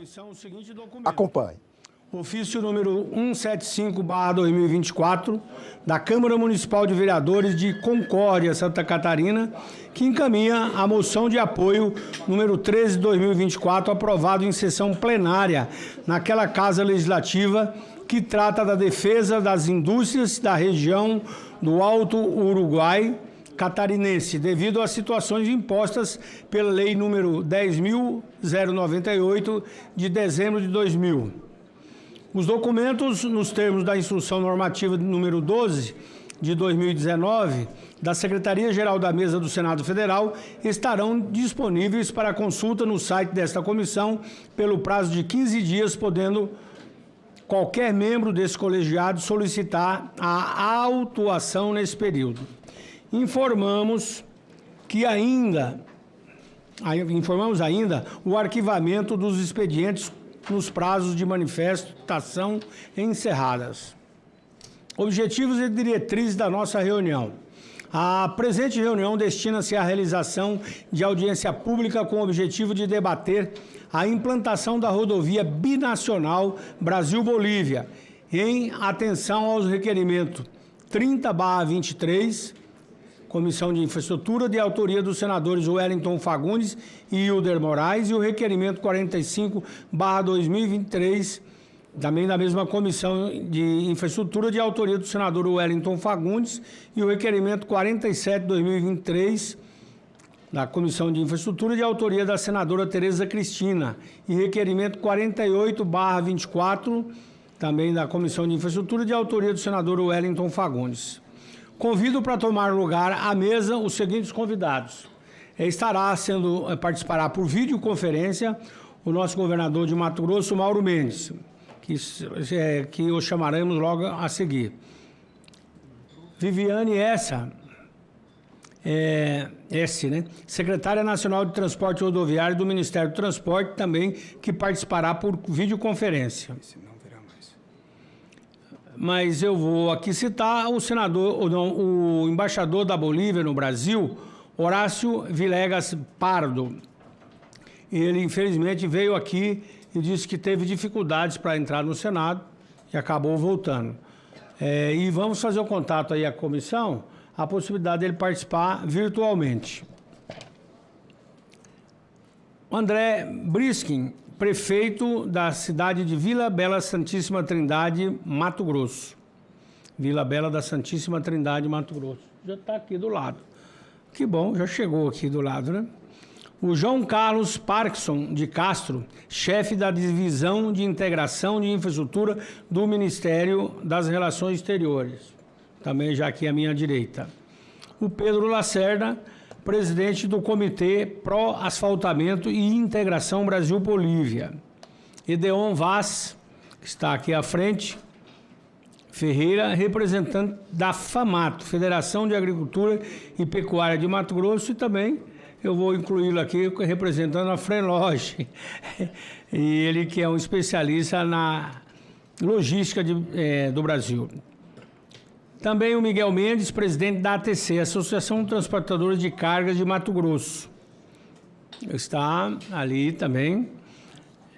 E o Fausto Vieira Coutinho, subsecretário de Administração Aduaneira, substituto da Secretaria da Receita Federal, bem aqui à frente. Henrique Freitas Candini, policial rodoviário federal, que participará também por videoconferência. E o deputado Valmir Moreto, do estado de Mato Grosso, também participará por videoconferência. Informo também que foi convidado Jaime Verruc, secretário de Estado de Meio Ambiente, Desenvolvimento, Ciência, Tecnologia e Inovação de Mato Grosso, que não pôde comparecer a essa audiência. Antes de passar a palavra aos nossos convidados, comunico que essa reunião será interativa, transmitida ao vivo e aberta à participação dos interessados por meio do portal E-Cidadania, na internet no endereço senado.leg.br E-Cidadania, ou também pelo telefone 0800 061 2211, repito, 0800 061 2211. O relatório completo com todas as manifestações estará disponível no portal, assim como as apresentações que forem utilizadas pelos expositores. Na exposição inicial, cada convidado poderá fazer o uso da palavra por até 10 minutos, mas também, claro, com uma certa tolerância. Ao fim das exposições, a palavra será concedida aos parlamentares inscritos para fazerem suas perguntas ou comentários. Registro aqui também a presença, eu vou citando aqui vários para depois não faltar com nenhum, mas o senador Márcio Lacerda, que é o nosso histórico defensor dessa binacional, bem como também a implantação da ZPE de Cáceres, a Zona de Processamento de Cáceres, que felizmente hoje já temos ela pronta, né? Já, inclusive, quero aqui convidar todo o Brasil que queira conhecer a região, e nós já temos lá, então, com todas as condições de receber a ZPE de Cáceres, de receber indústrias que queiram se implantar naquela região. Vamos, então, inicialmente, já está? Se quiser dar a palavra para a senhora Viviane, ela já está a postos lá no Zoom. Viviane S. Tá. Então já está a postos, representando a Secretaria Nacional de Transportes Rodoviários do Ministério dos Transportes, a secretária, né? Viviane S.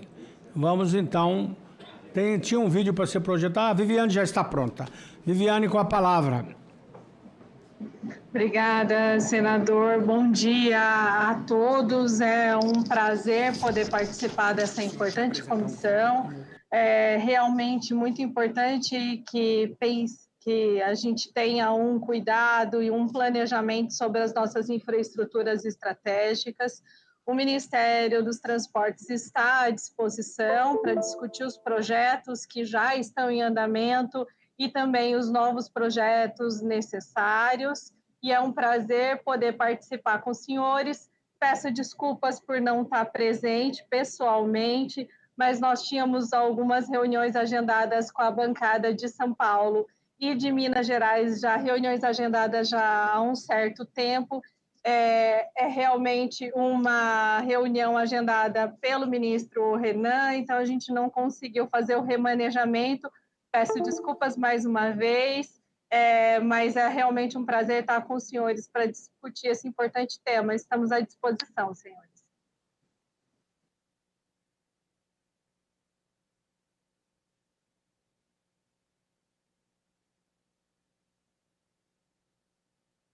Ô, Viviane, eu vou então pelo menos fazer uma pergunta aqui a você.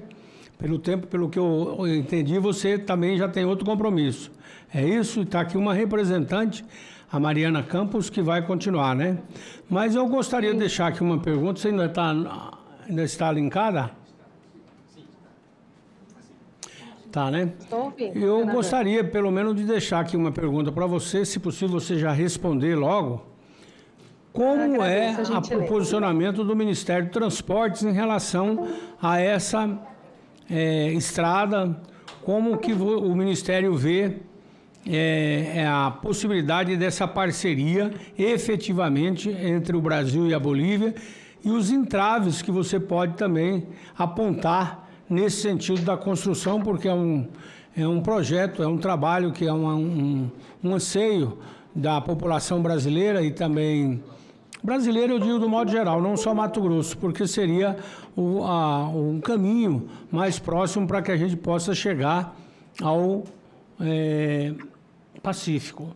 Então eu gostaria de saber os estudos por parte do Ministério, como que vocês hoje pensam essa possibilidade. Agradeço, senadora, a gentileza. Eu realmente tenho outro compromisso, mas eu fiz questão de participar com os senhores, mesmo que online, mesmo que no início. A nossa diretora, a substituta Mariana Campos, vai continuar em toda a comissão, então nós estaremos presentes para discutir e fazer outros esclarecimentos. É muito importante, senador, que a gente pense o Brasil para além das suas fronteiras, né? É comum que a gente, quando plota um mapa, né, do Brasil, coloca ali o Brasil e esquece dos seus vizinhos, dos seus parceiros comerciais na América Latina. A gente geralmente coloca o Brasil, né, destacando com uma cor, projeta as nossas rodovias e ferrovias e hidrovias, mas deixa em cinza ali como se a gente tivesse isolado na América Latina, o que não é verdade, não é o que nós queremos, né? A nossa estruturadora de projeto, a empresa Infra SA, ela está à disposição dos nossos vizinhos, né? Como o ministro Renan já colocou no fórum do ITF, a disponibilidade, inclusive, de fazer o plano logístico para os países parceiros que tiverem interesse. Nós temos um planejamento logístico para o Brasil, mas é interessante que a gente faça essa parceria com outros países. Então, é muito importante que a gente conheça os nossos corredores logísticos para fora do território nacional, para que a gente pense em outros corredores, que a gente pense em outras oportunidades de transporte. A gente verifica uma mudança no Brasil de áreas produtivas, isso até impacta quando a gente apresenta a nossa carteira de concessões em outros países, eles ficam impactados porque os nossos setores, nossas áreas produtivas, elas em 10 anos mudam totalmente, mostrando uma pujança que o Brasil tem, principalmente nesse setor de agronegócio. Para isso, a gente precisa pensar outras rotas de transporte para além de melhorar os nossos corredores logísticos nacionais. Dentro do Brasil, então, a gente está com um trabalho intenso. Hoje temos 100% da malha rodoviária federal com projetos, com contratos. Então, nós temos a malha 100% coberta. Estávamos com uma malha numa situação bastante crítica, né? 57% da malha no início do ano passado estava classificada como regular, ruim, péssima.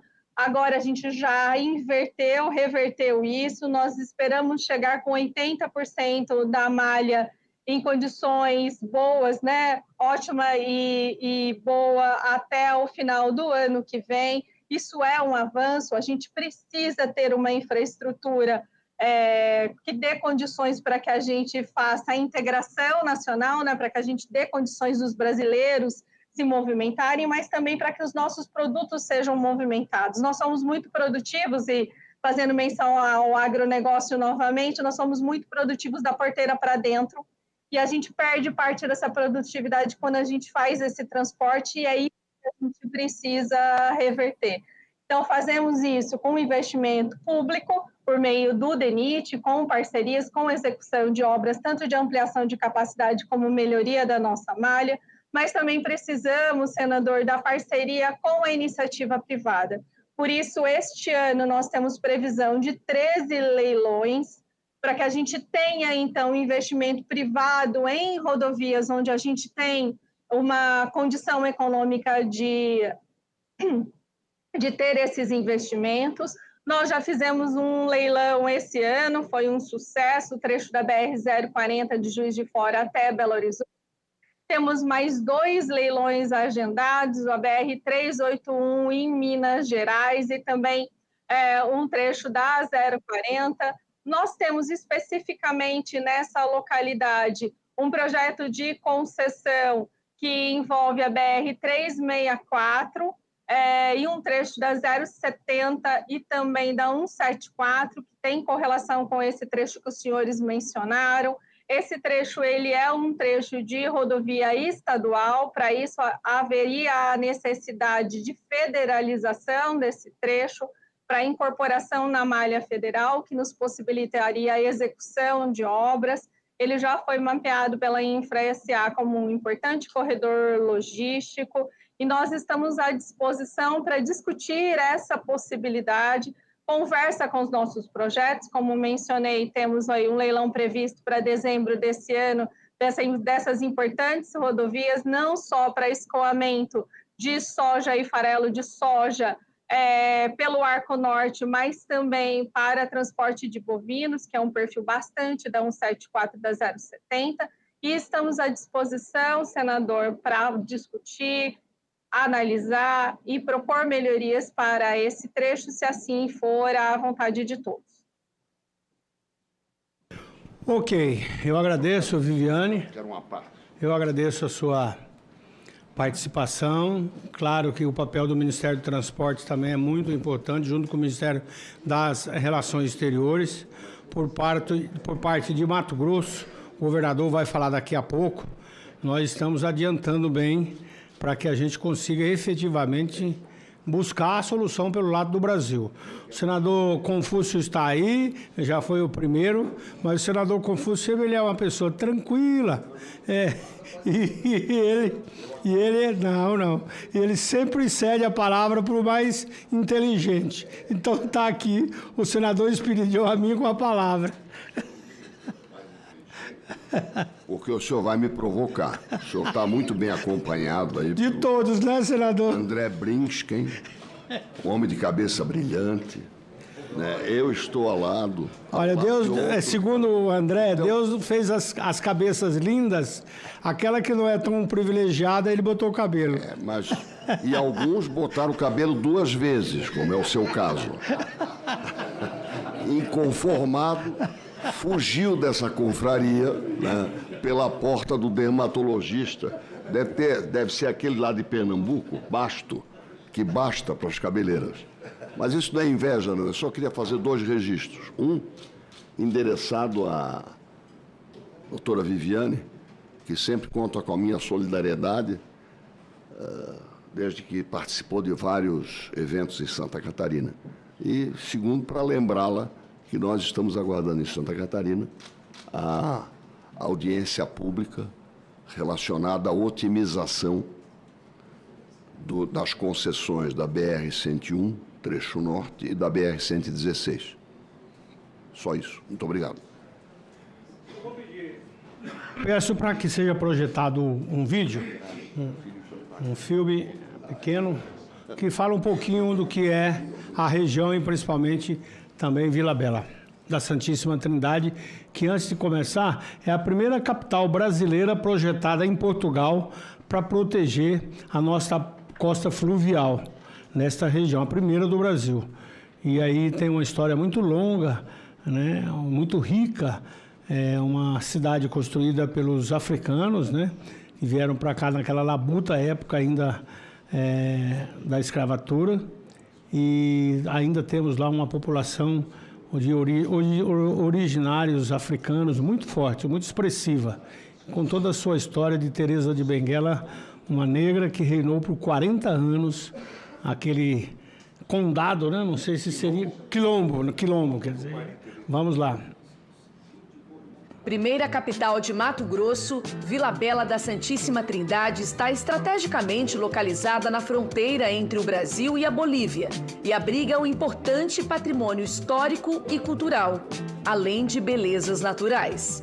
Cidade da dança do Congo, do chorado e do reinado de Teresa de Benguela, líder do quilombo de Quariteré, que dá nome ao projeto do Instituto Federal de Mato Grosso, apoiado pelo senador Wellington Fagundes, para qualificar 1.500 mulheres em situação de vulnerabilidade.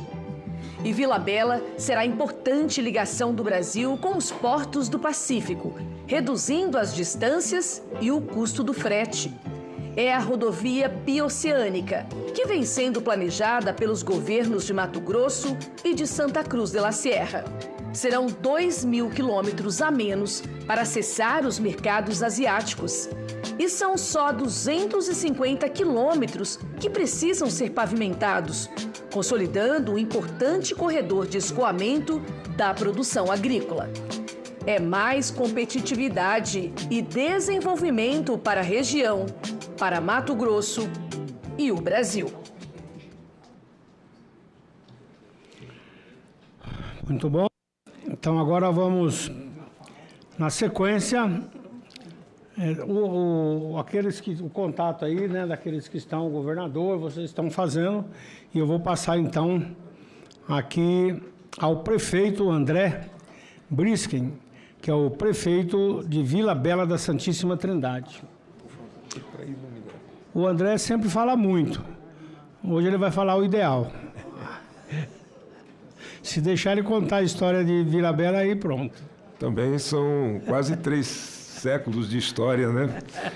Mas é um prazer estar aqui. Agradeço ao senador Wellington Fagundes, que sempre foi um apaixonado pela nossa região e por essa integração. E eu sou prefeito da cidade que foi, durante 83 anos, a primeira capital da província Mato Grosso. E Mato Grosso tem esse nome hoje em função de 2 sertanistas que chegaram naquela região, no Vale do Guaporé, e mandaram uma carta ao rei de Portugal dizendo que chegaram a uma cidade, a uma região onde o ouro era superficial em pepitas e que o mato era tão grosso que 12 homens não conseguiam abraçar um tronco de mogno.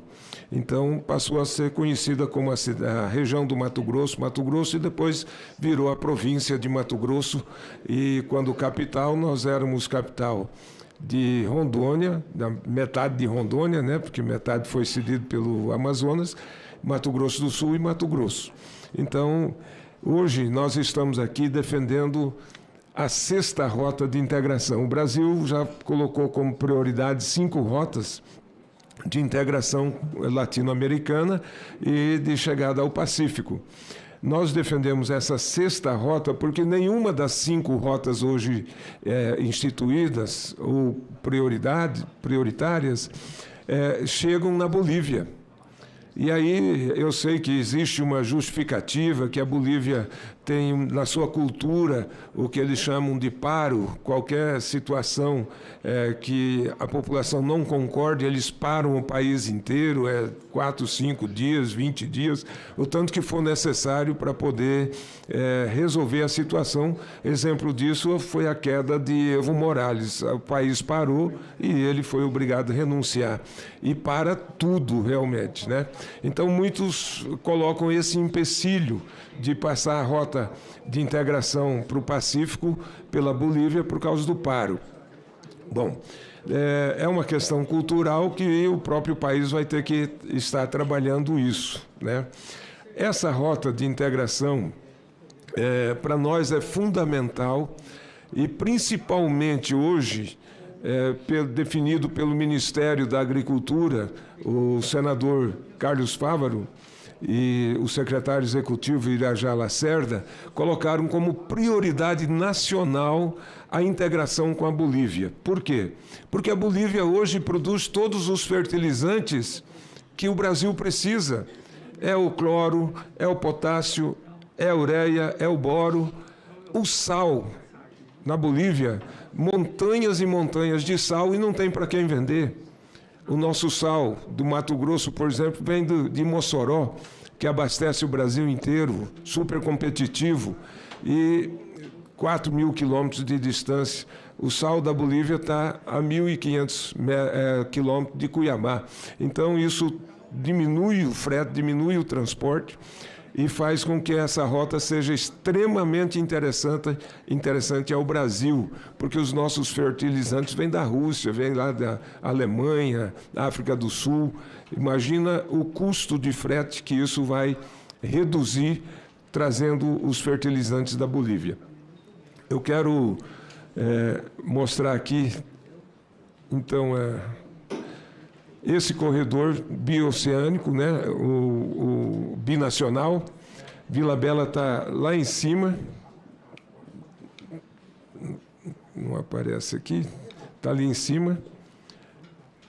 Esse trecho, como foi falado no vídeo, 240 quilômetros que faltam, retificando, cai para uns 220, entre Vila Bela e São Inácio de Velasco, que é o primeiro município do lado boliviano. De São Inácio até o porto de Arica, já temos todo o asfaltamento. E aí eu quero dizer que por algum tempo se pregou que seria impossível levar a produção de grãos de Mato Grosso para o Porto de Arica por causa da Cordilheira dos Andes. Isso é um mito, já está ultrapassado. Por quê? Porque a Bolívia hoje produz grãos e exporta para o Porto de Arica. Em São Inácio de Velasco tem um frigorífico que nós temos do mesmo grupo em Vila Bela, que exporta 10 containers de carne todos os dias para a China e através do Porto de Arica.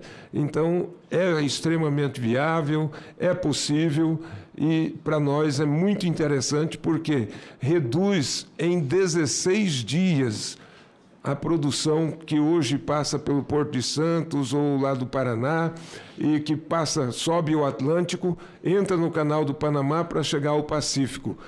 Nesse trajeto aqui, nós reduzimos, senador Wellington, 16 dias.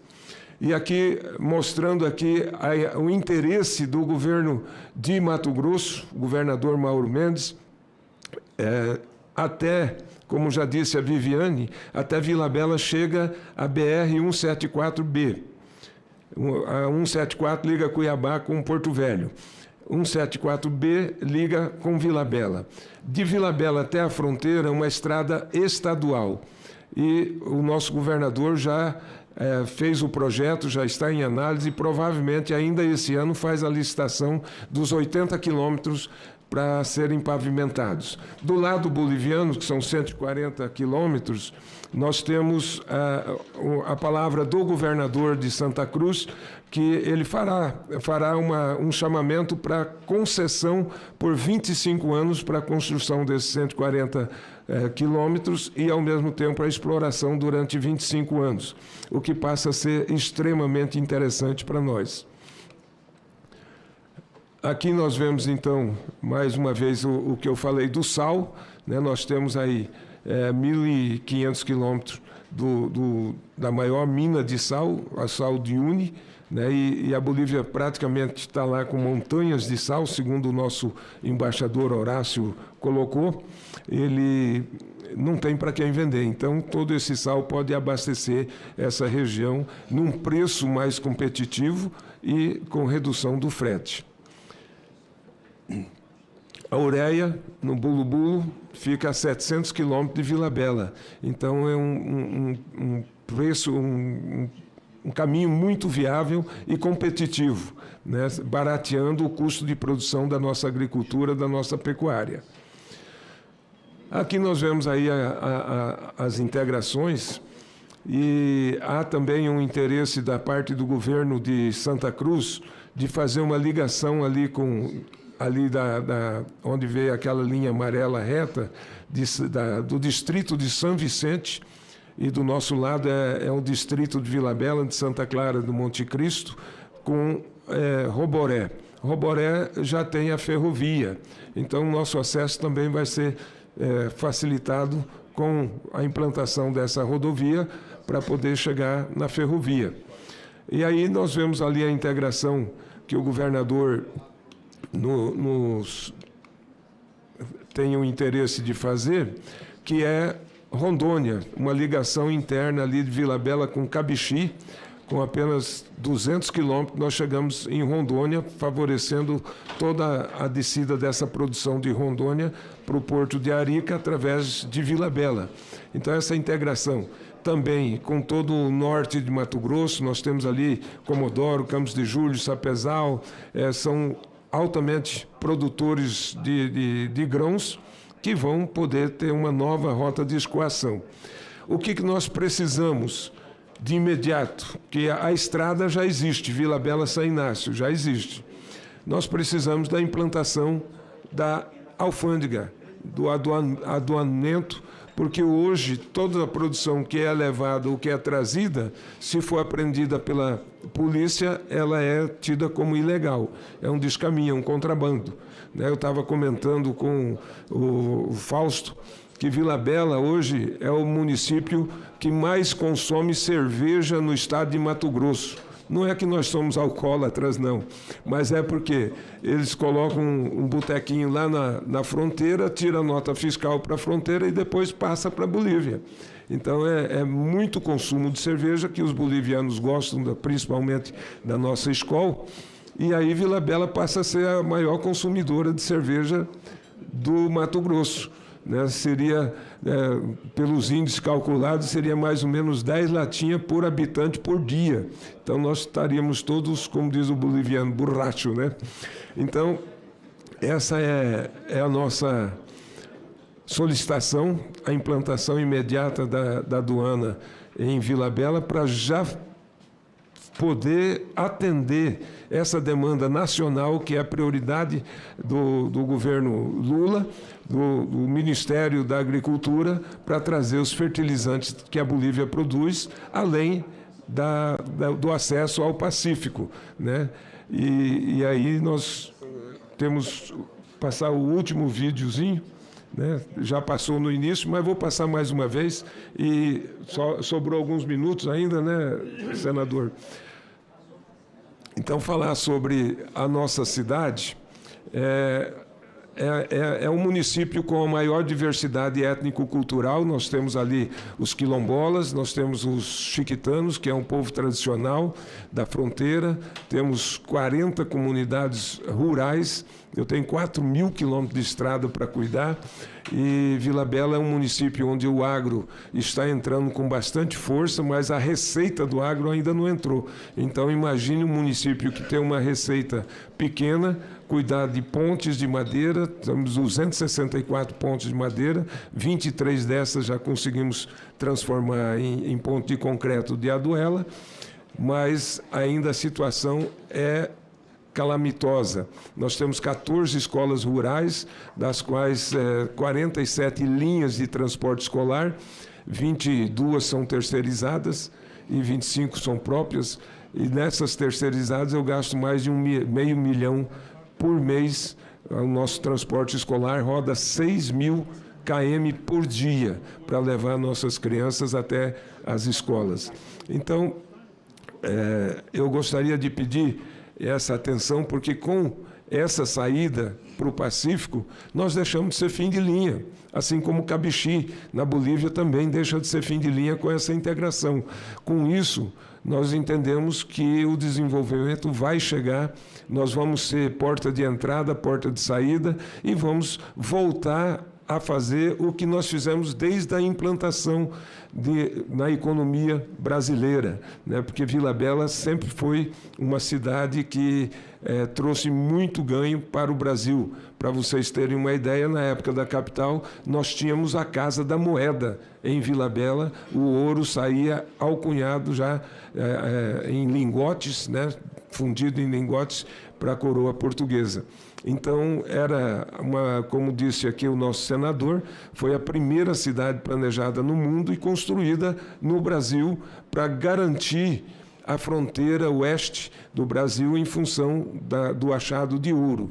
Então, é um município com uma riqueza histórica muito grande, e eu convido todos para participar e para conhecer a nossa história em loco. Em Vila Bela nós temos riquezas imensuráveis, tanto na cultura quanto belezas cênicas na nossa história, e convido a todos na terceira semana de julho, senador, nós temos a tradicional festança, que é o maior evento cultural do estado de Mato Grosso, que é a relíquia que veio através da tradição passada de pai para filho dos nossos remanescentes quilombolas da época da escravatura. Agradeço a atenção de todos e me coloco à disposição. Tem um vídeo ainda? Não, você passou. A doutora Viviane, ela... Isso, senador, muito obrigada. A doutora Viviane, eu acho que provocada pelo senador Espiridião a mim, ela volta, então, eu gostaria de falar. Doutora Viviane, com a palavra. Obrigada, senador. Eu peço desculpas, mas eu vou ter que realmente ir para aquela outra audiência que eu mencionei, mas a Mariana Porto vai continuar representando o Ministério dos Transportes nessa comissão. Ok. Você viu a Aí a indagação do senador Esperidião a mim, Viviane? Vi sim. Gostaria de, se tiver oportunidade, já de respondê-la. Nós temos agora justamente 2 apresentações para a bancada de Minas Gerais e para o governador Zema e também para o governador Tarcísio de São Paulo e a bancada de São Paulo sobre a otimização de Fernão Dias e Regis Bittencourt. E já estamos com pré-agenda para a apresentação para as respectivas bancadas dos projetos de otimização de litoral e Planalto. Tá? Então, estamos já na agenda, viu, senador? Não se preocupe. Estamos fazendo essas agora e temos uma sequência de projetos para apresentar, tanto para os governadores como para a bancada. Lembrar, prezada secretária Viviane, que se realiza nessa data 11 de junho de 2024. Comunicados da Presidência. Comunico que foram apresentados à comissão os seguintes documentos. Mensagem número 2220. Mensagem número 220 de 2024 da Presidência da República encaminha relatório de avaliação de receitas e despesas. Ofício número 491 de 2024 do Conselho Federal de Contabilidade e ofício SN 2024 do Centro das Indústrias do Estado de São Paulo, a CIESP. Os documentos nos termos da Instrução Normativa número 12 de 2019 da Secretaria-Geral da Mesa do Senado Federal estarão disponíveis para consulta no site desta comissão, pelo prazo de 15 dias, podendo qualquer membro deste colegiado solicitar a autuação nesse período. Antes de iniciarmos os nossos trabalhos, submeto a deliberação do plenário a dispensa da leitura e aprovação da ata da 20ª leitura e aprovação da ata da 22ª reunião realizada em 4/6/2024. As senhoras senadoras e senhores senadores que aprovam permaneçam como se encontram. A ata está aprovada e será publicada no Diário do Senado Federal.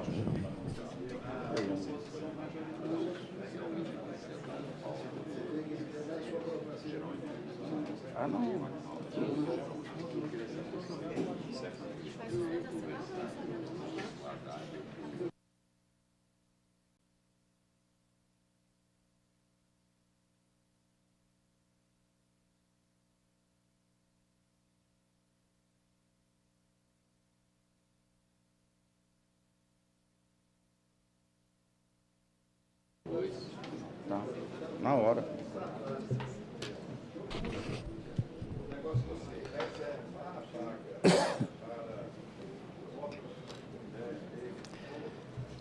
Prezadas senadoras e prezados senadores, gostaria de iniciar nossa reunião falando sobre a MP 1227 de 2024, que revoga as hipóteses de ressarcimento de compensação de créditos presumidos da contribuição para o PIS, PASEP e da COFINS. Entendo que o melhor para o país neste momento é a devolução dessa medida provisória pelo nobre presidente do Congresso Nacional, senador presidente desse Senado Federal, Rodrigo Pacheco. Devemos lembrar que aprovamos aqui nesta comissão e no plenário do Senado Federal diversas propostas do governo, contribuindo para o projeto de país que trouxeram desde o ano passado. Lembrando, resumidamente, podemos relacionar o novo arcabouço fiscal, o programa Desenrola, o marco das garantias, o CARF, o PL dos juros e correção monetária. Fundos exclusivos, aditamentos em operações externas com recursos da União, dentre muitos outros que poderia ficar muito mais tempo aqui falando. No entanto, o governo insiste em nos enviar proposta como a MP 1185 de 2023 sobre as subvenções, que trouxe inúmeros prejuízos e até desinvestimentos a diversos setores da nossa indústria. Seja bem-vinda, senadora Tereza. No entanto, o governo, agora, com a MP 1227 de 2024, a perspectiva é ainda mais grave. A medida pega em cheio o início da carreira produtiva, o que faz com que todo o restante da cadeia pague esse ônus e o leve diretamente ao preço final.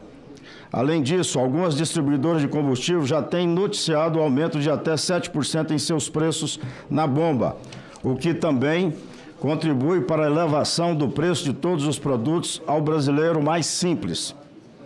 Resultado de todas essas consequências é um incentivo ao crescimento de nossa velha conhecida inflação, que quem paga mais e sofre mais com ela é a população menos favorecida.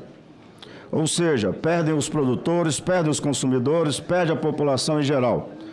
Outro assunto que gostaria de trazer aqui hoje é o requerimento que estamos apresentando para constituir um novo grupo de trabalho para os membros desta comissão discutirem a regulamentação da reforma tributária. Fazemos isso agora em razão de nossa feliz experiência com o grupo de trabalho desenvolvido aqui e que muito contribuiu para a melhoria do texto da PEC da reforma. Vamos repetir a experiência de sucesso para contribuir mais uma vez com o aperfeiçoamento do texto dos projetos de lei complementar, que chegarão em breve a este Senado Federal.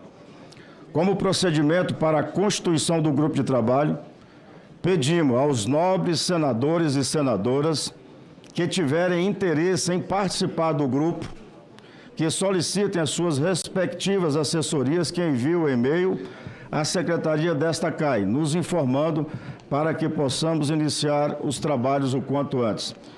Era o que tinha a registrar. Boa reunião a todos nós. Item... Pela ordem, senhor presidente. Da pauta. Com a palavra, senador Eduardo. Presidente, eu gostaria de primeiro cumprimentar todos os senadores e senadoras. Pedir, presidente, a junção para a votação do item 12 e o item 1, tendo em vista a característica de votação e um pequeno histórico que gostaria de fazer com Vossa Excelência sobre o tema, o item 12.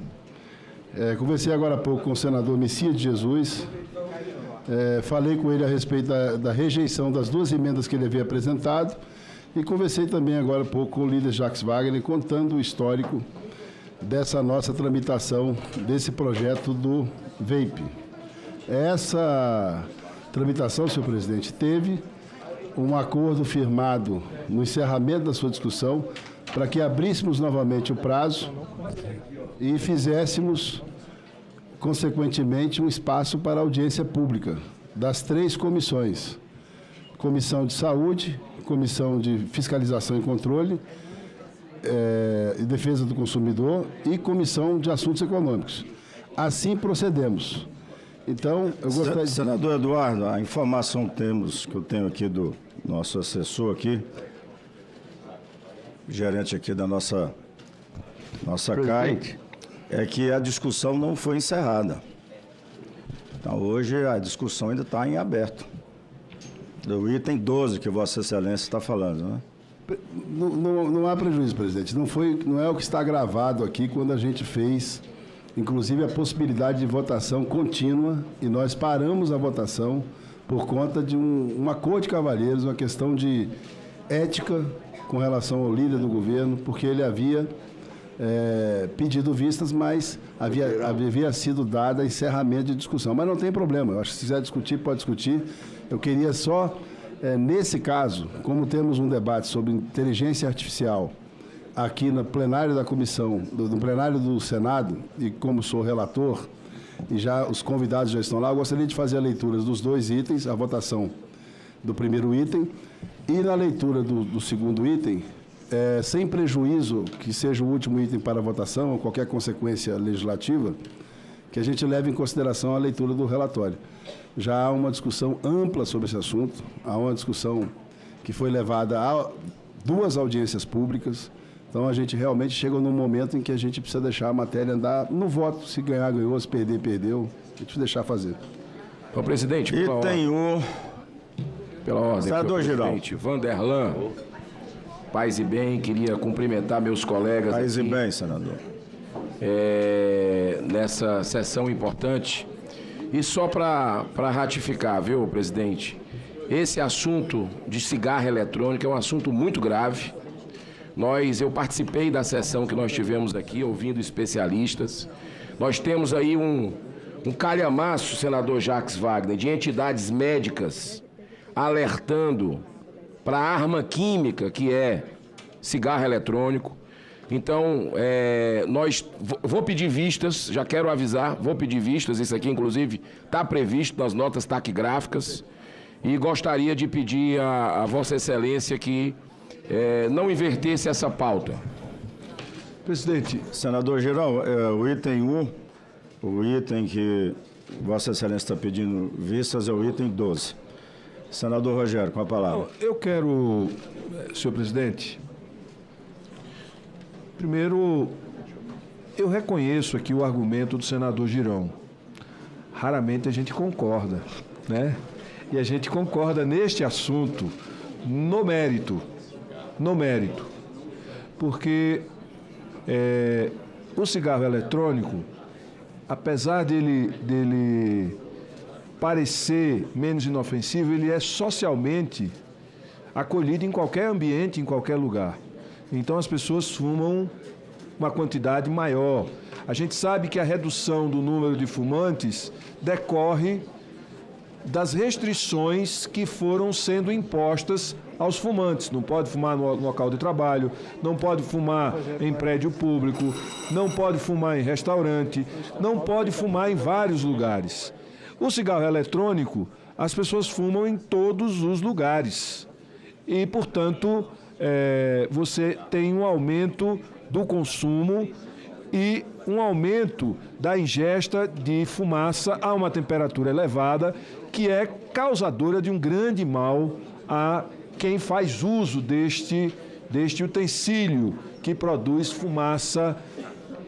Mas proibir vai trazer qual resultado?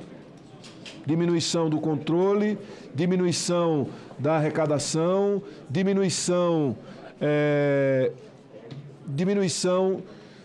de controle, inclusive sanitário, ou seja, da quantidade de substâncias, que substâncias nós vamos ter nesses dispositivos.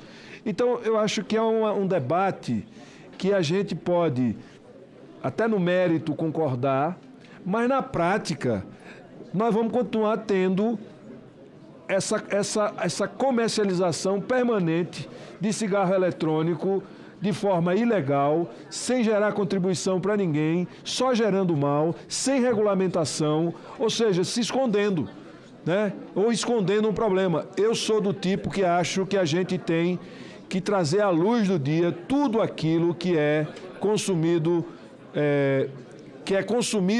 e que é socialmente aceito e que já é consumido, apesar de eu concordar com você e de ter a mesma tese.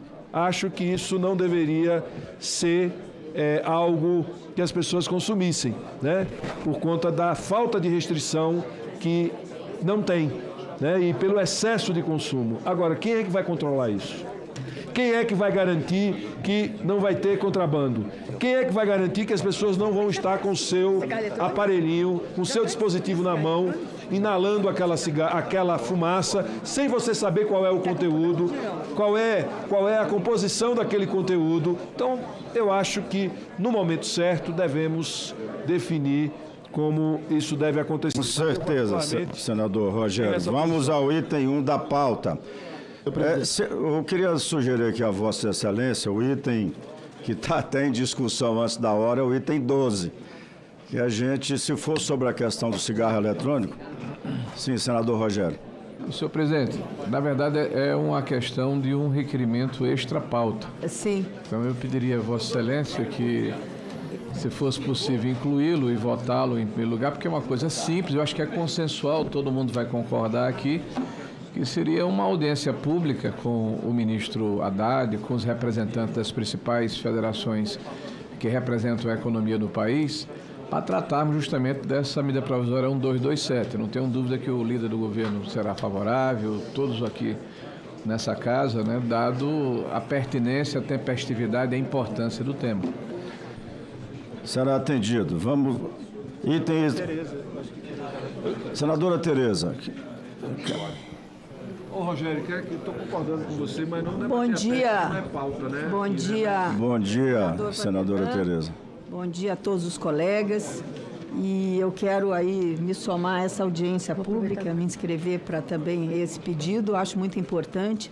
É um assunto que está movimentando o setor produtivo brasileiro.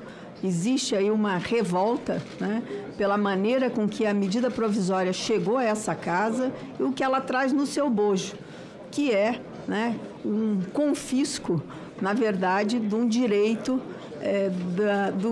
do setor produtivo brasileiro, quando você não pode compensar o PIS/COFINS.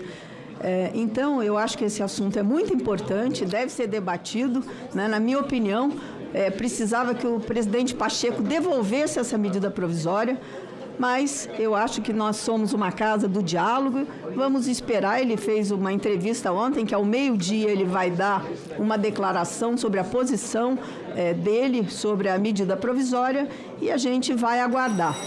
Mas acho que esse tema vai passar hoje o dia todo na nossa pauta, nas nossas conversas e nas nossas discussões. Muito obrigada. Líder Jacques Wagner, com a palavra. Não, eu sei vou chamar assim, do ruído da 1227. Estive ontem com o presidente Pacheco, com o presidente da República, com o ministro Haddad. Tivemos uma conversa, já tive várias conversas com o presidente da CNI, com outros segmentos da economia. Eu queria fazer uma sugestão, presidente, que se fosse possível, porque eu acho que é premente, e a disposição do ministro Haddad é total para fazer isso. Então, eu não posso só dar o horário porque eu preciso consultá-lo, mas eu acredito que ele viria de bom grado a essa comissão hoje, amanhã, porque o que ele está mais fazendo é tentando explicar o que eventualmente não foi bem compreendido. Eu, como já ouvi, mas prefiro não ser eu a transmitir. Eu acho que a gente vai ter que separar quem está legitimamente defendendo seu direito de quem eventualmente exacerbou nesse direito, que é o objeto. Mas eu não quero entrar na discussão, só quero dizer que, se Vossa Excelência entender assim, eu, ao sair dessa reunião, falo com o ministro Haddad, ele tem feito isso direto, então, da minha parte, zero de problema. Por parte dessa presidência, eu creio que dos senhores senadores e senadoras, da mesma forma, líder Jacques Wagner. Só ver o horário que o ministro pode vir a essa comissão e nós estaremos aqui prontamente para receber. Senadora Damares. Presidente, só para dizer que os presidentes das federações estão todos em Brasília. Então, se pudesse ser marcado amanhã, eles poderiam estar presentes também. Damares, posso... Eu acho que seria, se ele pudesse hoje, fizéssemos aqui, sei lá, porque tem plenário, né? Mas era importante essa fala dele aqui conosco, porque nós, a grande maioria dos senadores e a torcida do Corinthians não entendeu essa MP. Então, eu acho que ele precisa realmente explicar os pontos que ele tem, porque há uma incompreensão generalizada. Eu nem sabia que tinha frente parlamentar de rochas raras, né? Esse pessoal também, hoje de manhã, me procurou dizendo do tamanho do prejuízo que o setor terá. Frente parlamentar de quê, senadora? Rochas especiais. Rochas especiais. Senador Jacques Wagner, eu sugeria... E também, senador Vanderlan, porque nós temos uma data, dia 20, as empresas precisam pagar o PIS/COFINS, que não poderão compensar. Então, existe uma preocupação enorme do setor. Hoje é dia 11, né? Amanhã é dia dos namorados, hoje é dia 11. Então, dizer que realmente é premente que essa audiência pública aconteça o mais rápido possível. Senador Jacques Wagner, se o ministro pudesse vir hoje às 14 horas, 14 horas eu creio que é um bom horário, né, líder Otto? 14 horas, bom horário? Pode ser, depende aí da disponibilidade também do ministro, né? Porque normalmente se convoca ou se convida para o dia seguinte ou depois, não no mesmo dia. Imediatamente é mais complicado. Foi nos informado que não tem plenário disponível. E o ministro sempre nos atendeu muito bem. Creio, o líder Otto, que ele vai cancelar alguma agenda que ele, porventura, ele tiver para vir aqui, porque nós estamos todos agoniados. Líder, senadora Damares, com a palavra, senadora. Presidente, como a gente vai votar um requerimento extra-pauta, tem também o meu extra-pauta, não quer votar no bloco aí, os dois. O meu requerimento é para adiamento da discussão do item 12, sobre os cigarros eletrônicos. É possível votarmos os dois agora? Mas esse requerimento é votado na matéria. O requerimento, senadora Damares, é votado na matéria, tá? Ok. Item extra-pauta, requerimento número 65 de 2024, requer audiência pública para debater os impactos da medida provisória 1227 de 2024 na economia brasileira, com a presença dos seguintes convidados: representante da Confederação Nacional da Agricultura, CNA, representante da Associação Brasileira da Indústria de Alimentos, ABIA, representante do Instituto Brasileiro do Petróleo, IBP, representante do IBRAM, Instituto Brasileiro de Mineração, representante do Sindicato da Indústria de Produtos Farmacêuticos, Sindusfarma, o senhor Fernando Haddad, ministro da Fazenda, autoria, senador Rogério Marinho. Em votação, o requerimento. Senadores e senadoras que concordam, permaneçam como se encontram. Presidente, eu gostaria de pedir a inclusão da CNI, Confederação Nacional da Indústria. CNI, Confederação Nacional da Indústria, mas tem aqui, não tem CNA. Ok, será incluído aí. Obrigado. CNI. Senadores e senadoras que concordam, permaneçam como se encontram. Aprovado o requerimento número 65 de 2024 da CAI. Requerimento extra-pauta, número 66 de 2024, requer a criação de grupo de trabalho com o objetivo de avaliar periodicamente a funcionalidade do Sistema Tributário Nacional, em sua estrutura e seus componentes, e o desempenho das administrações tributárias da União, dos Estados, do Distrito Federal e dos municípios, através da análise dos projetos de lei que regulamentarão a PEC aprovada da reforma tributária. Autoria, senador Vanderlan Cardoso. Em votação, requerimento. Senadores e senadoras que concordam, permaneçam como se encontram. Aprovado o requerimento número 66/2024 da CAI. Requerimento... Sem número ainda. Senhor presidente, requer nos termos do artigo 58, parágrafo 2º da Constituição Federal e do artigo 93, segundo do Regimento Interno do Senado Federal, a realização de audiência pública com o objetivo de debater os impactos econômicos de possível retirada dos terrenos de marinha do domínio da União.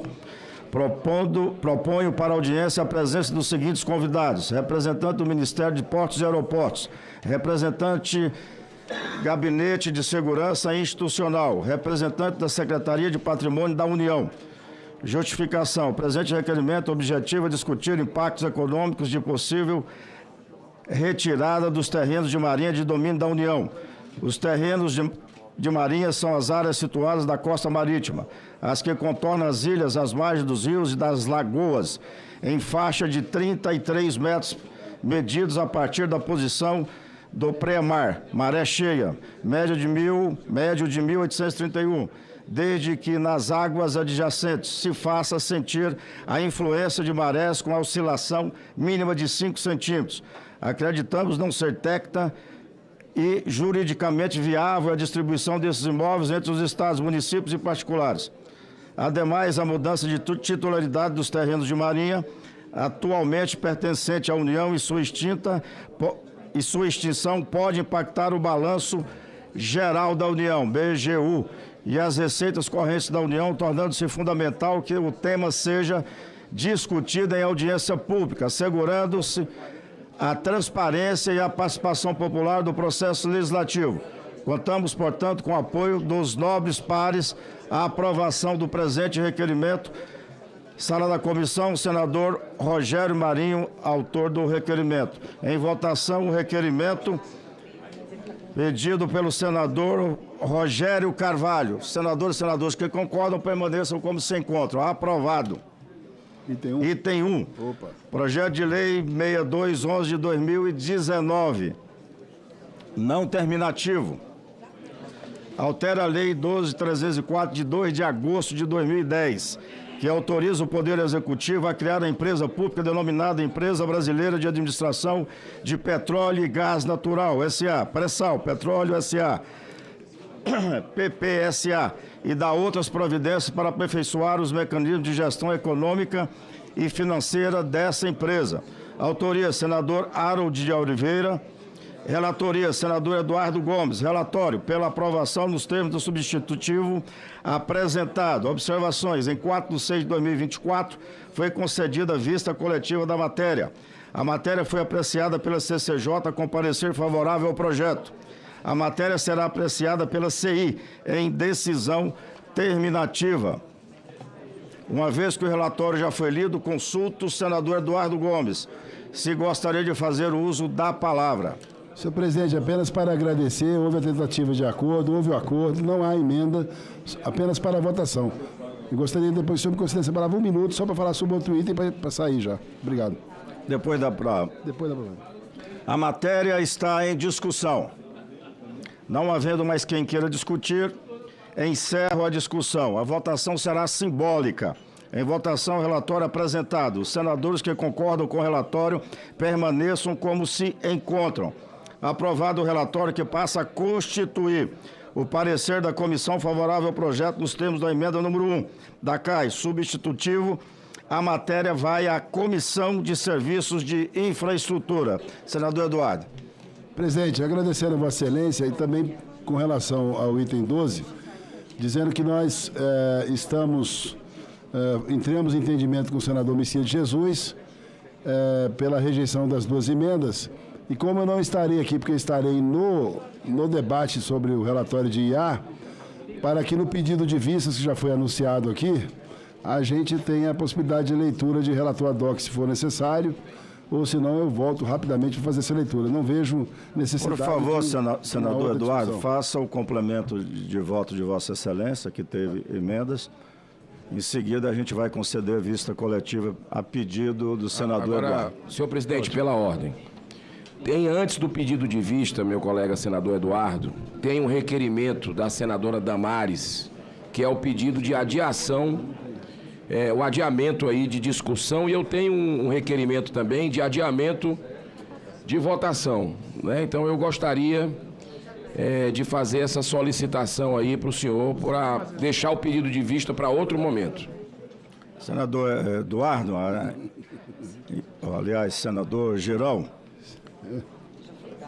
quando o senador Eduardo fizer complemento de seu relatório, aí Vossa Excelência pode, aí nós vamos fazer a leitura do seu requerimento.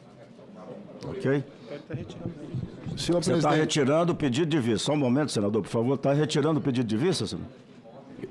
Não, é o seguinte. Primeiro tem a solicitação da senadora Damares de um requerimento dela de adiamento. Nós vamos ler em seguida ao senador apresentar o seu voto. Senhor presidente, chega ao exame da Comissão de Assuntos Econômicos projeto de lei número 5008/2023, de autoria da senadora Soraya Tronic, que regulamenta a produção, importação, exportação, comercialização, controle e fiscalização e propaganda dos cigarros eletrônicos e da outra providência. Na sessão de 12 de março deste ano, foi lido o relatório e aprovado o requerimento para a realização de audiência pública com o intuito de aprofundar o debate e instruir a matéria. A audiência pública foi realizada no dia 21 de maio e a matéria retorna à análise dessa comissão. Tendo em vista que já foi feita a leitura do relatório, peço a Vossa Excelência e os colegas senadores para a oportunidade de oferecer apenas a consideração acerca das emendas 1 e 2 apresentadas em dia 17 de abril pelo nobre senador Messias de Jesus. Em relação à emenda número 1 da CAI, a proposta sugere que a arrecadação da contribuição para a PIS/PASEP e da COFINS sobre o cigarro eletrônico seja destinada a sistemas públicos de saúde. Entretanto, não é possível afirmar que há um nexo de casualidade inequívoco entre o uso de cigarros eletrônicos e doenças crônicas não transmissíveis. Não é possível estimar como o uso de cigarros eletrônicos onera o sistema público de saúde, por isso sugerimos a rejeição da emenda número 1 da CAI. Por sua vez, a emenda número 2 da CAI propõe a inclusão de um novo capítulo no PL 5008 de 2023 para tratar da tributação de cigarros eletrônicos, definindo diversos pormenores, tais como definição de fabricantes e importadores, a exclusão das receitas de vendas de cigarros eletrônicos no regime não cumulativo, a base de cálculo para a contribuição do PIS/PASEP e do CONFINS, entre outros aspectos. Entretanto, é preciso destacar que os cigarros eletrônicos convencionais possuem natureza de impactos diferentes. Aí, aplicar a mesma carga tributária em ambos viola o princípio da isonomia e da capacidade contributiva estabelecidos na Constituição Federal. Além disso, a seletividade do imposto sobre produtos industrializados, IPI, e a não cumulatividade de PIS/PASEP e CONFINS não são respeitadas com essa equiparação, o que pode gerar distorções tributárias e administrativas. Tributar igualmente esses produtos pode fomentar o mercado ilegal, prejudicando as políticas públicas de saúde e do controle de tabagismo. Portanto, a rejeição da emenda número 2 da CAI garante um tratamento tributário mais justo e adequado, respeitando as especificidades de cada produto e os preceitos legais. Voto. Diante do exposto e com vênias ao prezado senador Messias Jesus, votamos pela aprovação do projeto de lei número 5008 de 2023, pela rejeição da emenda número 1 da CAI e número 2 da CAI, com a emenda apresentada anteriormente por ocasião da leitura do relatório perante esta comissão. É esse o voto, senhor presidente. Nós pedimos apoio dos parlamentares, tendo em vista que essa matéria foi amplamente debatida e já com 2 audiências públicas. Líder Otto, com a palavra, senador. Para discutir a matéria, senhor presidente. Senhor presidente, eu respeito, claro, tanto o relator como a iniciativa da senadora Soraya e os bons propósitos dela. No entanto, médico que sou e que já acompanhei tantos pacientes que tiveram a sorte selada pelo uso do cigarro comum e também do cigarro eletrônico, porque o cigarro eletrônico tem a mesma quase composição química que tem o cigarro comum. O cigarro comum tem nicotina e tem o alcatrão. Todas as duas substâncias têm efeito cumulativo no pulmão, ou seja, a nicotina que entra com a fumaça, você vai tragar e jogar a fumaça, mas fica uma quantidade de nicotina nos alvéolos. O cigarro eletrônico, ele, além de nicotina, ele tem monóxido de carbono, ele tem formaldeído, tem uma série de substâncias que são tóxicas ao organismo e que pode desenvolver uma série de complicações no pulmão. A telectasia, o câncer do pulmão. A nicotina causa o câncer mais grave do pulmão, que é o câncer que liquida um paciente 1 ano, no máximo 2 anos. É o carcinoma broncogênico do pulmão, causado exatamente pela nicotina, além de uma série de outras complicações. E o cigarro eletrônico, ele vem na sua fumaça com todas essas substâncias. Não é porque eu não fume, não. Eu nunca usei cigarro, nunca fumei e respeito quem tem o hábito de fumar.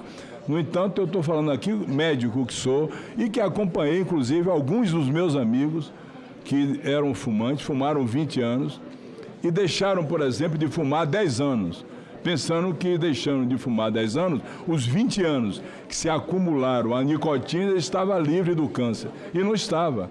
E depois desenvolveram essa forma de câncer, que é a mais grave de todas, que é o carcinoma broncogênico do pulmão, que mata em 1 ano, 1 ano e meio, 2, que não tem ainda, lamentavelmente.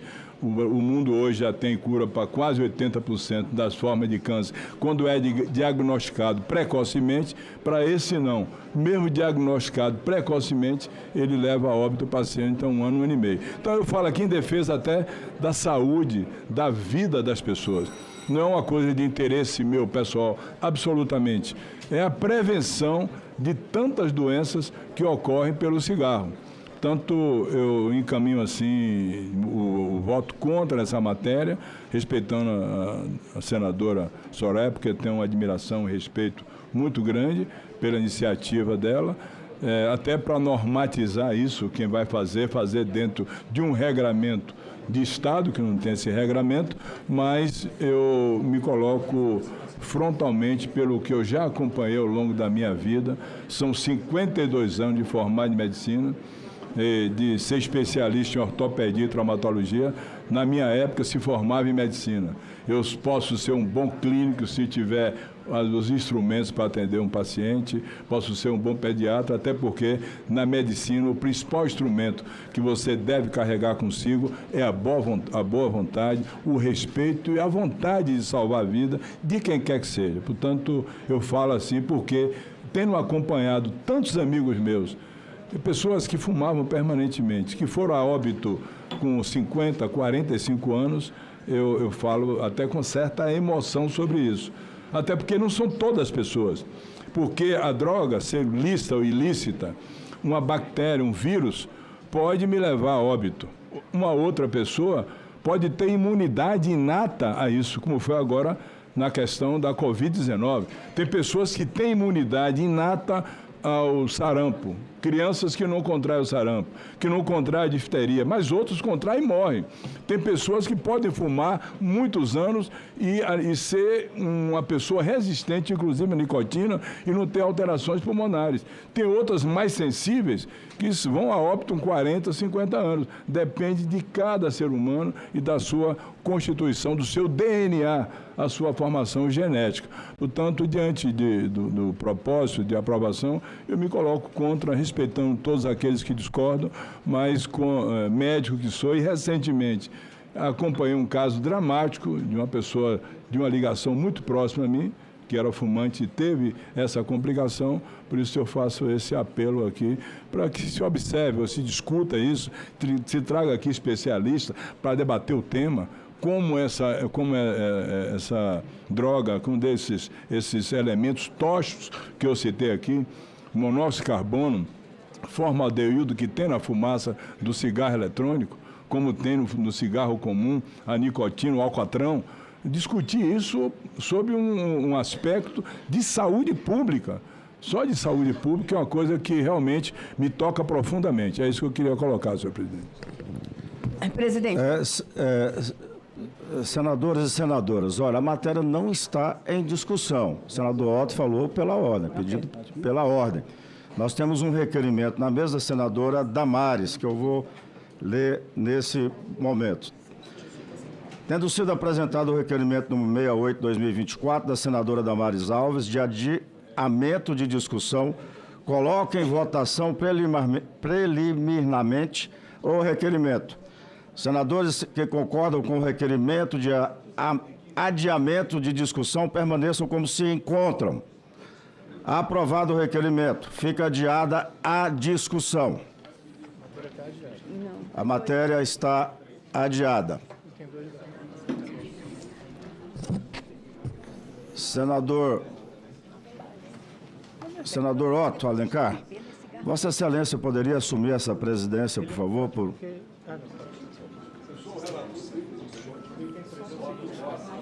Arruma lá dentro. Então, nós...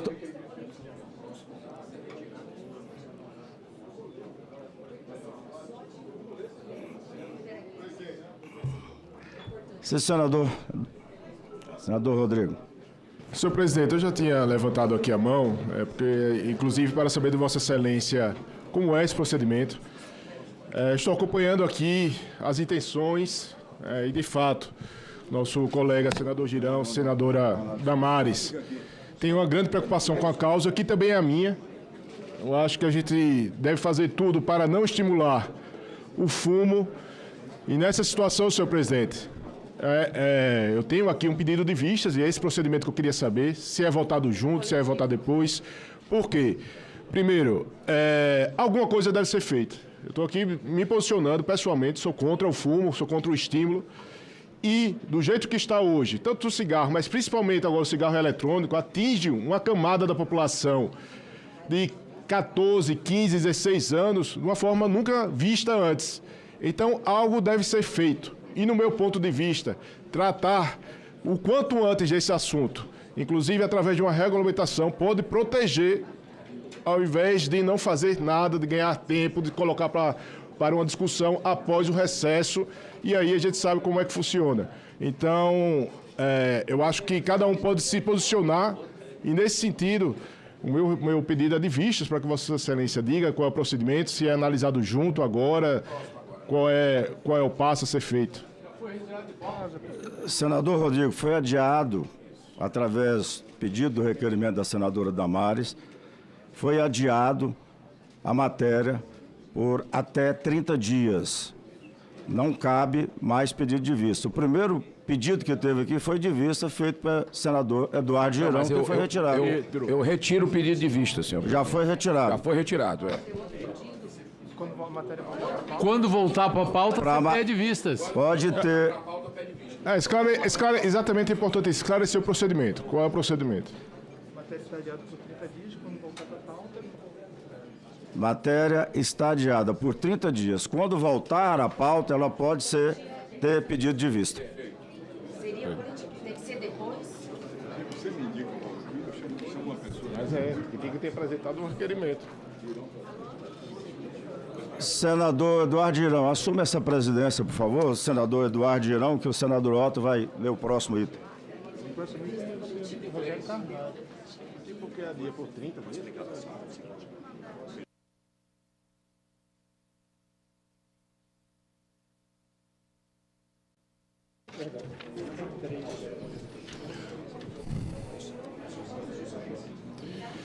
Vamos lá, item 3, projeto de lei da Câmara número 29 de 2017, não terminativo.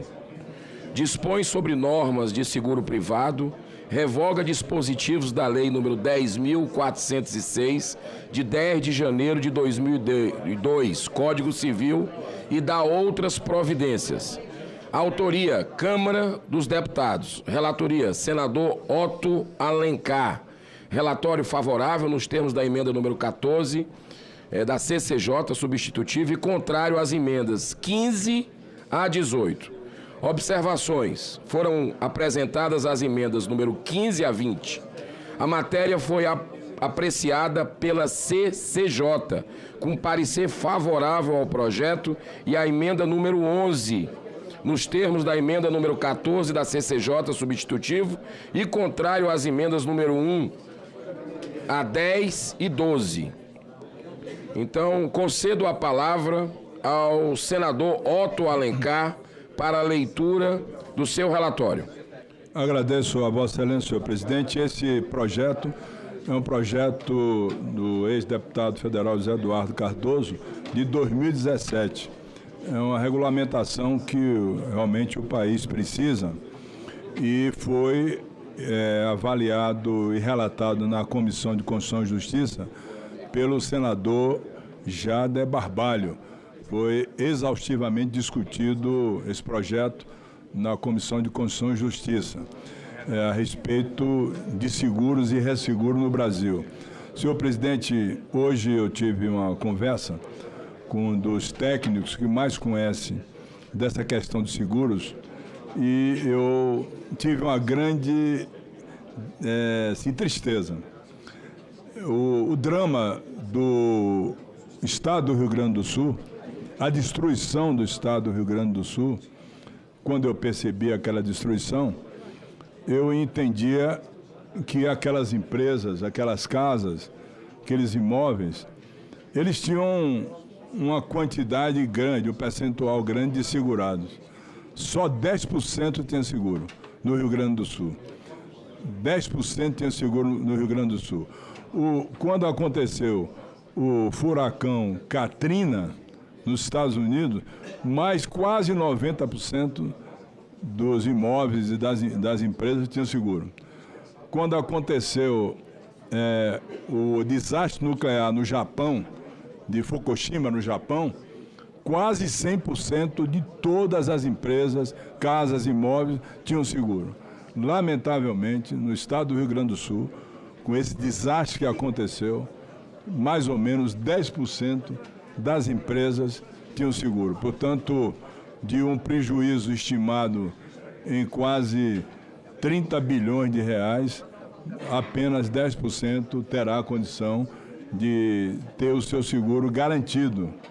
Portanto, é uma legislação que nós temos aqui antiga e que precisa ser naturalmente revista e renovada, até porque envolve, além de seguros, resseguros. E eu peço, então, a Vossa Excelência, já que essa matéria foi discutida na Comissão de Constituição e Justiça, foi muito debatida, e o seu relator, senador experiente e muito capaz, que é o senador Jader Barbalho, pediria a Vossa Excelência que fosse a análise do projeto, se assim Vossa Excelência concede, até porque eu conversei me provocou ali o senador Flávio Bolsonaro, e ele vai pedir vistas após a leitura do meu relatório. Então, eu passo a análise do projeto e agradeço a Vossa Excelência, ao senador Flávio Bolsonaro, pela aceitação de que eu possa ir à análise do projeto. O PLC número 29, 2017, chega a essa Comissão de Assuntos Econômicos, Senado Federal, após obter o parecer favorável na Comissão de Constituição e Justiça, que avaliou a proposição como consentânea aos ditames da constitucionalidade, juridicidade, regimentalidade e da técnica legislativa. Essa Comissão de Assuntos Econômicos opinou sobre essa matéria, avaliando na linha do artigo 99 do Regimento Interno do Senado Federal, seus aspectos econômicos, financeiros, os problemas econômicos do país, da sua política de seguro, nas normas gerais do direito econômico e outros assuntos correlatos. Como se sabe, o contrato de seguro, afinal, prende-se sempre à circulação do risco, a possibilidade de que as consequências danosas da verificação do sinistro cabam por efeito de contrato de seguro a um sujeito diverso daquele que é o prejudicado imediato e direto. Assim, o contrato de seguro, quando disseminado seu uso socialmente, tem um cidadão de difundir os riscos individuais, tanto na coletividade como também no tempo. Vários contratantes pagam o prêmio para, ao final, pouco precisarem de ter sinistro indenizados. As seguradoras reservam um valor por ano para, ao final, apenas em alguns eventos de recursos precisarem de ser usados. Para se usar uma metáfora, o seguro funciona no sistema social como banco de sangue. No sistema de saúde, difundida a doação de sangue, muitos ajudam, alguns recebem transfusões e todos estão, ao final, protegidos. Para o sistema de seguro funcionar bem, é importante que o contrato de seguros esteja equilibrado e a negociação do prêmio e risco se dê na potencialidade máxima no mercado, fazendo com que o risco circule na sociedade e se desconcentre, ou seja, mitigado no espaço e no tempo. Por isso, é importante começar a análise dessa proposição, observando que enquanto o Brasil foi, em 2023, a 9ª maior economia do mundo, agora já é a 8ª, segundo os dados da Federação Nacional de Corretores de Seguros, esteve apenas na 18ª posição global no mercado de seguro, bem distante daquilo que é o PIB do Brasil hoje no mundo. De acordo com a listagem das dimensões econômicas de um país com base no seu produto interno bruto fornecida pelo Fundo Monetário Internacional, isso equivaleria a ter o Brasil uma atividade econômica de seguro condizente com um país de metade do PIB brasileiro. Tais dados mostram o quanto a atividade securitária ainda pode se expandir no Brasil, gerando oportunidades para os empresários na linha de frente do mercado, aumentando o produto interno bruto brasileiro e, principalmente, absorvendo os riscos econômicos e os riscos de vida aos quais os brasileiros estão sujeitos. A existência de um adequado marco legal é condição sine qua non para que esse objetivo seja atingido. Para se ter uma perspectiva mais concreta, vejamos a situação trágica que me referi agora do Rio Grande do Sul, em que eu citei há pouco tempo, de que somente mais ou menos 10% dessas empresas terão direito a seguro, porque todas as outras não tinham e o prejuízo é muito grande. O ideal seria o Sistema Nacional de Seguro Privado se aproximasse a absorver quase a totalidade desses riscos em mercados mais desenvolvidos, e o setor securitário blinda a economia de eventos climáticos, assegurando tanto empresas, lavouras e comércio, quanto também fazendo a cobertura da infraestrutura pública de pontes e rede elétrica, estradas, etc. Do ponto de vista das contas públicas, a ampliação da cobertura securitária desonera o orçamento do Estado, que acaba sendo o segurador de última instância, em eventos como esse, como é o caso agora do Rio Grande do Sul, que toda essa parte que não tinha cobertura terá que ter a mão do Estado para atender e resolver e reerguer esse Estado tão importante da nossa federação. Do ponto de vista microeconômico, o seguro possui uma importante função de reduzir ao mínimo o tempo de interrupção de uma atividade econômica em razão de um evento adverso. Ocorrido o sinistro, recebe-se a indenização e recompra-se o maquinário, reestrutura o prédio e implanta-se a lavoura outra vez, como acontece com o taxista que perde o carro em uma batida. Muitas vezes a demora para ter outro carro para trabalhar causa mais dano ao taxista do que a própria perda desse ativo. Por fim, do ponto de vista macroeconômico, as coberturas securitárias em larga escala suavizam as flutuações do PIB e do emprego, diminuindo a profundidade dos seus vales. Sem equipamentos, lavouras, prédios, pontes, famílias amparadas, polinização, não se goza riqueza, emprego, consumo, recursos para custear o serviço público. O contrato seguro age como elo de dispersão de risco no tempo por toda a economia. Analisando os dados de mercado seguro, observa-se que a participação da atividade securitária na economia brasileira é de 6,2% do PIB, enquanto nos países da Organização para a Cooperação e Desenvolvimento Econômico, OCDE, em média de 10% do PIB. Apenas 30% da frota de veículos nacional é segurada, 17% das residências, 10% da área cultivada. Ou seja, no agronegócio brasileiro, apenas 10% tem seguro da área cultivada. Há, dessa forma, um forte potencial de expansão desse mercado, que em 2022 arrecadou 549,5 bilhões em prêmios e cobriu o sinistro da ordem de 451 bilhões. Nesse sentido, as casas legislativas têm um papel fundamental, que é o de modernizar a legislação que rege o contrato de seguro. Atualmente, o contrato de seguro é regido principalmente pelo Código Civil e o PLC número 29 de 2017, na forma do substitutivo, revoga esse dispositivo e aprimora institutos importantes desse contrato, conferindo mais equilíbrio para essa relação obrigacional. PLC 29 de 2017 é resultado de longos estudos, debates, audiências, aperfeiçoamento na Câmara dos Deputados. Suas origens datam do PL 3.555, 2004, também na Casa Legislativa. No Senado Federal, o projeto foi objeto de amplo estudo e modificação na Comissão de Constituição e Justiça, que a ele se dedicou durante praticamente o ano de 2023 inteiro.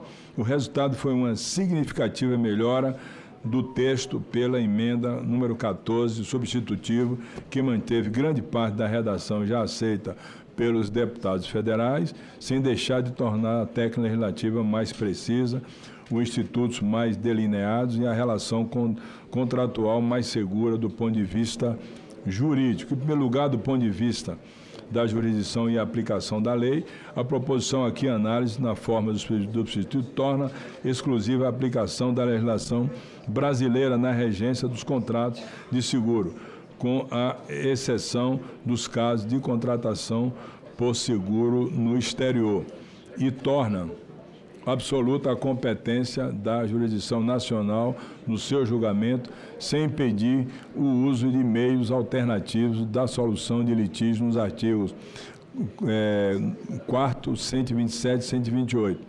Isso traz segurança jurídica para as relações contratuais, independentemente da assimetria do mercado existente em parte de contrato do seguro e resseguro ou retrocessão.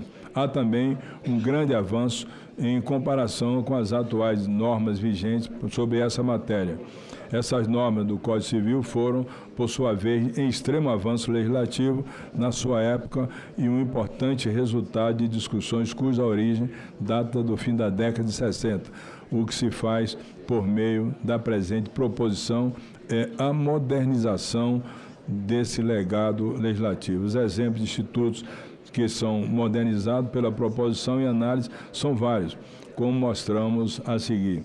Enquanto a atual lei de referência afirma simplesmente que não terá direito à indenização o segurado que estiver em mora no pagamento do prêmio, se ocorrer o sinistro antes da sua purgação. Artigo 763 do Código Civil. O substitutivo não é tão genérico e dedica diversos dispositivos a essa situação. Ele torna mais equilibrada a relação entre o segurado e a seguradora, pois distingue a mora da prestação única e da primeira parcela da mora em relação às demais prestações. Naqueles casos, há a solução do contrato. Nesses últimos casos de ocorrência da suspensão da garantia e da resolução do contrato, por outro lado, depende de notificação prévia do devedor e do decurso de certos prazos para o artigo 20 e 21 do atual substitutivo. O Código Civil também afirma que o segurado deve prestar as declarações concernentes ao contrato de seguro, observando a mais estrita boa-fé e veracidade, artigo 765, e que, se estas forem inexatas ou omissas, poderá o segurado dever informar entre os artigos 44 e 47. Diferenciado as regras aplicáveis em distintas situações envolvendo essa prática obrigacional. Se o segurado descumpre esse dever de forma dolosa, perde-se a garantia. Artigo 44, parágrafo 1º. Mas se o descumprimento for culposo, a garantia é apenas reduzida na proporção da diferença que teria o valor majorado no prêmio do artigo 44, parágrafo 2º. A obrigação de prestar informações também é balizada pelas regras ordinárias de conhecimento, artigo 45, e deve a seguradora sempre alertar os segurados sobre quais são informações relevantes a serem prestadas. No caso de agravamento do risco, o Código Civil apenas dita que o segurado perderá o direito à garantia se este agravamento for intencional. Artigo 768. O substitutivo, por outro lado, ameniza esse efeito, afirmando que o agravamento do risco há de ser relevante para ensejar a perda do direito à garantia e define com clareza o que seria o agravamento relevante do risco. Artigo 13, caput do parágrafo 1º. A obrigação de comunicar imediatamente do sinistro para a seguradora aparece explicitamente nos dois diplomas, tanto no que regula atualmente o contrato de seguro, quanto na proposição que ora se analisa. Contudo, a consequência imediata pelo Código Civil do não andamento desse dever ou de seu não cumprimento a termo é a perda do direito à indenização, artigo 771. No substitutivo, a consequência se distingue se o descumprimento ou atraso ocorreu dolosamente ou culposamente. No primeiro caso, mantém-se a perda do direito à indenização, mas no segundo caso, a indenização é apenas reduzida na medida dos danos decorrentes da omissão que existirem, artigo 64, parágrafo 1º e 2º do substitutivo. Ademais, o PLC número 29 de 2017, na forma do seu substituto, permite, em caso de indenização por responsabilidade civil coberta por um contrato de seguro, que a seguradora seja demandada juntamente com o autor do dano, artigo 99-100. Transpassa-se, assim, o princípio clássico da relatividade dos efeitos dos contratos e se caminha em direção ao princípio moderno de sua função social, trazendo para a legislação de um prejudicado por um dano civil possa demandar contra a seguradora, mesmo não integrando a ele o contrato de seguro, entregando a ele o contrato de seguro. Atualmente, segundo o enunciado da súmula 529 do Superior Tribunal de Justiça, cuja jurisprudência se baseia nas normas do Código Civil, no seguro de responsabilidade civil facultativo não cabe ajuizamento da ação pelo terceiro prejudicado direta e exclusivamente em face da seguradora do apontado causador do dano. Essa jurisprudência seria alterada pela proposição legislativa que ora se analisa. O substituto também aprimorou diversos pontos do PLC número 29 de 2017. Destaques, por exemplo, que foi feito na CCJ, a vedação de o contrato de seguro conter cláusula que permita a sua extinção unilateral pela seguradora ou que, qualquer modo, subtraia sua eficácia, além das situações previstas no artigo 9º do parágrafo 5º. Ele também retirou a disposição original do PLC 29 de 2017, que permitia a prova do dolo e da fraude contra o contrato de seguro apenas por meio de indícios. Em relação às emendas apresentadas à Comissão de Assuntos Econômicos, cumpre observar o seguinte: as emendas 15 e 17 do senador Messias de Jesus guardam identidade às emendas 5 e 7 de mesma autoria apresentada na Comissão de Constituição e Justiça e lá rejeitada. Por sua vez, a emenda 18 do nobre senador Rogério Marinho busca alterar o projeto na forma que buscava a emenda número 2 do senador Sérgio Moro na Comissão de Constituição e Justiça. A emenda 19, de autoria do senador Rogério Marinho, visa alterar as competências da Superintendência de Seguro Privado, SUSEP. No entanto, essa proposta apresenta um vício de iniciativa, pois alterações nas competências dos órgãos da administração pública, como a SUSEP, deveriam ser propostas exclusivamente pelo Poder Executivo e não pelo Poder Legislativo. Isso ocorre porque a Constituição Federal atribui ao Poder Executivo a prerrogativa de propor mudança na estrutura administrativa e nas competências dos órgãos da administração direta e indireta, já que é um órgão do Ministério da Fazenda. Além disso, a CCJ entendeu que os normativos vinculados por essa emenda precisariam ser instrumentalizados por lei complementar. Portanto, a iniciativa parlamentar nesse sentido é considerada inconstitucional. Assim, lamentavelmente, eu tenho que rejeitar a proposta do senador Rogério Marinho. Já a emenda 20 do senador Messias de Jesus trata também do capítulo resseguro e guarda identidade com aquelas que foram rejeitadas na Comissão de Constituição e Justiça. Adicionalmente, sugere a inclusão no parágrafo do texto, esclarecendo a interrupção operada pelo aviso de sinistro não deve ser contabilizada na regra da unicidade da interrupção do prazo prescricional previsto no caput do artigo 202 do Código Civil. Sem essa regra, em caso de negativa da seguradora, o ajuizamento de uma demanda indenizatória contra a seguradora, bem como de um protesto interruptivo de prescrição, não interromperia o lapso da prescrição, gerando uma solução manifestamente injusta. Em segundo lugar, sugerimos uma emenda de reposicionamento ao parágrafo 2º do artigo 49 para o parágrafo 3º do artigo 48. Além disso, foi feito um ajuste fino na redação do normativo. O objetivo disso é melhorar a redação do texto e aprimorar sua forma de interpretação. Em terceiro lugar, sugerimos uma emenda de redação que dá mais clareza aos dispositivos previstos em parágrafos que, em verdade, deveriam constituir artigos próprios. No caso dos parágrafos 4º e 5º do artigo 49, a separação do conteúdo dos dispositivos em artigos autônomos atende ao previsto na Lei Complementar 95 de 1998. Artigo 1º. As disposições normativas serão redigidas com clareza, precisão, em ordem lógica, observadas para esse propósito as seguintes normas. Terceiro, para obtenção de ordem lógica, inciso 6º, expressar por meio dos parágrafos aspectos complementares à norma enunciado no caput desse artigo, as exceções à regra por ele estabelecida.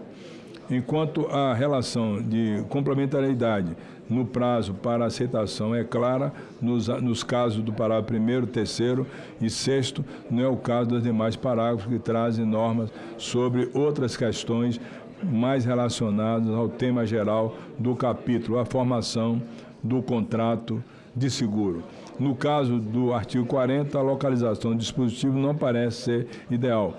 Como se trata de um assunto relacionado ao sinistro, a obrigação do segurado em não alterar o local do sinistro até que a seguradora pode vistoriá-lo deveria estar inserido no capítulo 12º do sinistro, não no capítulo 13º da regulação e liquidação de sinistro, relacionado ao desenvolvimento das apurações da seguradora. Nossa maior sinergia temática, já que a redação do atual artigo 80 espelha-se basicamente no previsto 64, sobre as principais obrigações do segurado na eminência ou logo após a ocorrência do sinistro. Concluo essa análise afirmando que, com relação contratual desequilibrada, há um descompasso, seja da oferta, seja da demanda no mercado de seguros, a depender para que lado esse desequilíbrio se inclina.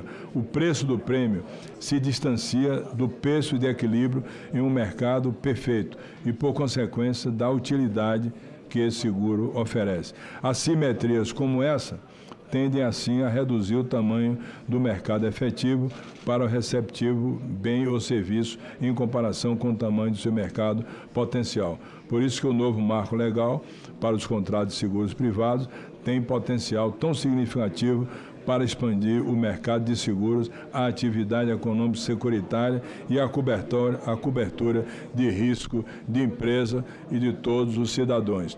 Diante da análise, senhor presidente, o voto tendo em vista aqui o exposto, opinamos favoravelmente ao PLC número 29/2017, na forma aperfeiçoada pela Comissão de Constituição e Justiça e Cidadania do Senado Federal, motivo pelo qual concluímos pela aprovação da matéria nos termos da emenda número 14 da CCJ e das emendas abaixo transcritas, rejeitando-se a emenda número 15 até a emenda número 20. Emendas. Inclua-se o parágrafo 4º do artigo 113 da emenda 14 da CCJ, substitutivo ao PLC número 29, remunerando os demais com a seguinte redação. Parágrafo 4º. Se a seguradora, ciente do sinistro, não identificar o beneficiário ou dependente do segurado para a subsistência no prazo prescricional da respectiva pretensão, o capital segurado passará à União, na forma estabelecida pela autoridade fiscalizadora. Essa emenda foi, inclusive, no debate anterior, proposta pelo senador Omar Aziz, que faltava um texto mais claro nesse sentido, e nós fizemos um texto mais incisivo e claro para a interpretação desse parágrafo.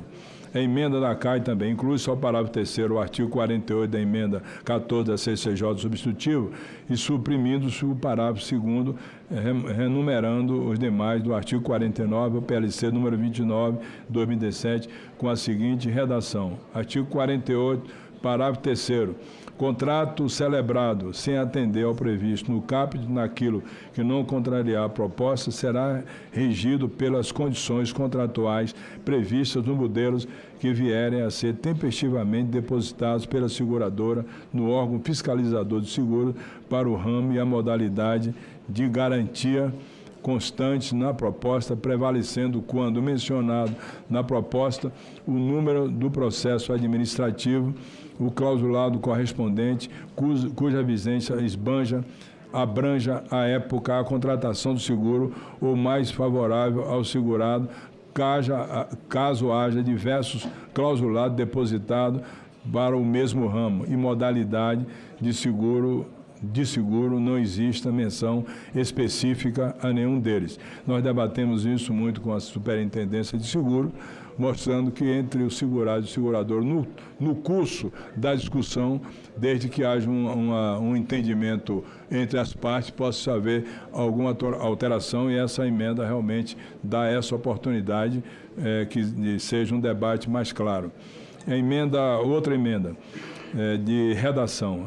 Reescreva o substitutivo, a emenda número 14 da CCJ, o PLC número 29 de 2017, o seguinte dispositivo. Parágrafo 4º, artigo 49, como artigo 50, parágrafo 5º do artigo 49, como artigo 51, artigo 80 e os seus parágrafos, como artigo 66 e parágrafos. Renumere os artigos afetados pela mudança com a numeração seguinte, alterando-se a numeração dos demais na sequência. Renumere-se também os artigos referidos no corpo dos dispositivos, inclusive o referido pelo inciso 3º do artigo 14, conforme a redação e numeração dada pela emenda no artigo anterior, o artigo 64, inciso 2º. Seu relatório, senhor presidente. Muito obrigado, senador Otto Alencar. Eu consulto o senador Flávio Bolsonaro, já vai pedir vistas? Ok. Então, fica concedido o pedido de vista coletivo e agradeço, vista coletiva, e agradeço ao senador Otto Alencar pela leitura do relatório, muito bem embasado pela construção com a sua equipe. Claro, com a palavra, o senador Rogério Carvalho. Cumprimentar o senador Otto Alencar, porque nós estamos diante de uma situação que mostra a fragilidade da nossa população em relação à contratação de seguros. Mas também nós temos uma legislação que está muito ultrapassada e que não garante ao contratante do seguro que vai ter o benefício contratado no momento que ele mais precisa. Portanto, essa iniciativa, esse relatório, ele não só atualiza a legislação, como estabelece regras para a relação entre segurado e seguradora, como dá mais segurança para o segurado que contrata o seguro com a esperança de, numa sinistralidade, poder ter, pelo menos, o reparo da perda material. Então, eu acho que essa matéria ela é urgente, a gente precisa rapidamente votar aqui, porque essa semana eu vou contar um caso, um funcionário daqui do Senado sofreu um acidente de moto. E esse acidente de moto, ele não provocou, ele foi fechado por um carro, ele caiu e a moto deu perda total. A seguradora foi acionada e ela disse que não pagaria porque não houve o toque do carro na moto.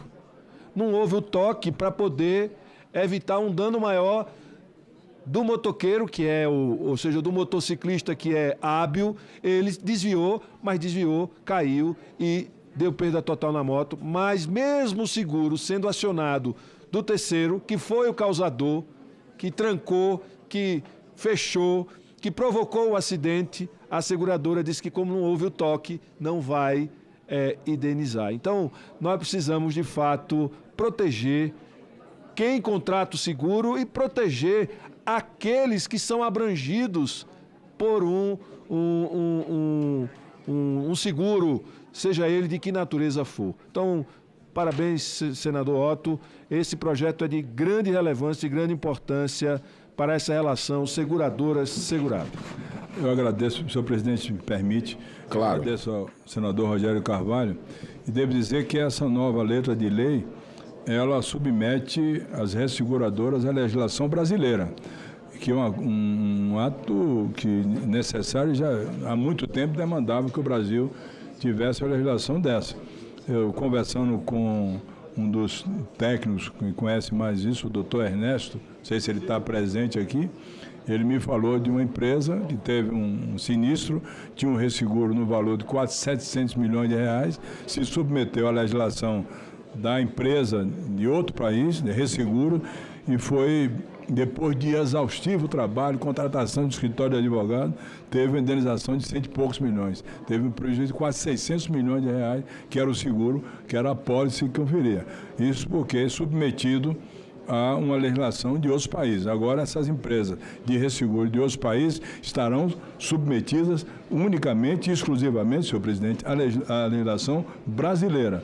Então, elas terão que ter e ser interpretada e ser discutido o resseguro no Brasil, e mais não nos países das principais resseguradoras, ficam na Europa, na Espanha, na Inglaterra e outros países, onde se rediscutia lá exaustivamente e não tinha, na verdade, o pagamento que deveria ser correto do sinistro ocorrido nesses casos. Muitíssimo obrigado. Bom debate. Nós vamos ter, com certeza, sobre esse assunto. Um assunto que realmente precisa ser encarado. Item 2. Projeto de lei número 2840 de 2022. Não terminativo. Altera o artigo 3º do artigo 392 da Consolidação das Leis do Trabalho, CLT, aprovada pelo Decreto-Lei número 5.452 de 1º de maio de 1943. Insere o artigo 71D de dado na Lei número 8.213 de 24 de julho de 1991 para dispor sobre a licença maternidade e o salário maternidade em caso de parto antecipado. Autoria: senador Fabiano Contarato. Relatoria: senador Randolfo Rodrigues. O relatório é pela aprovação nos termos do substitutivo apresentado.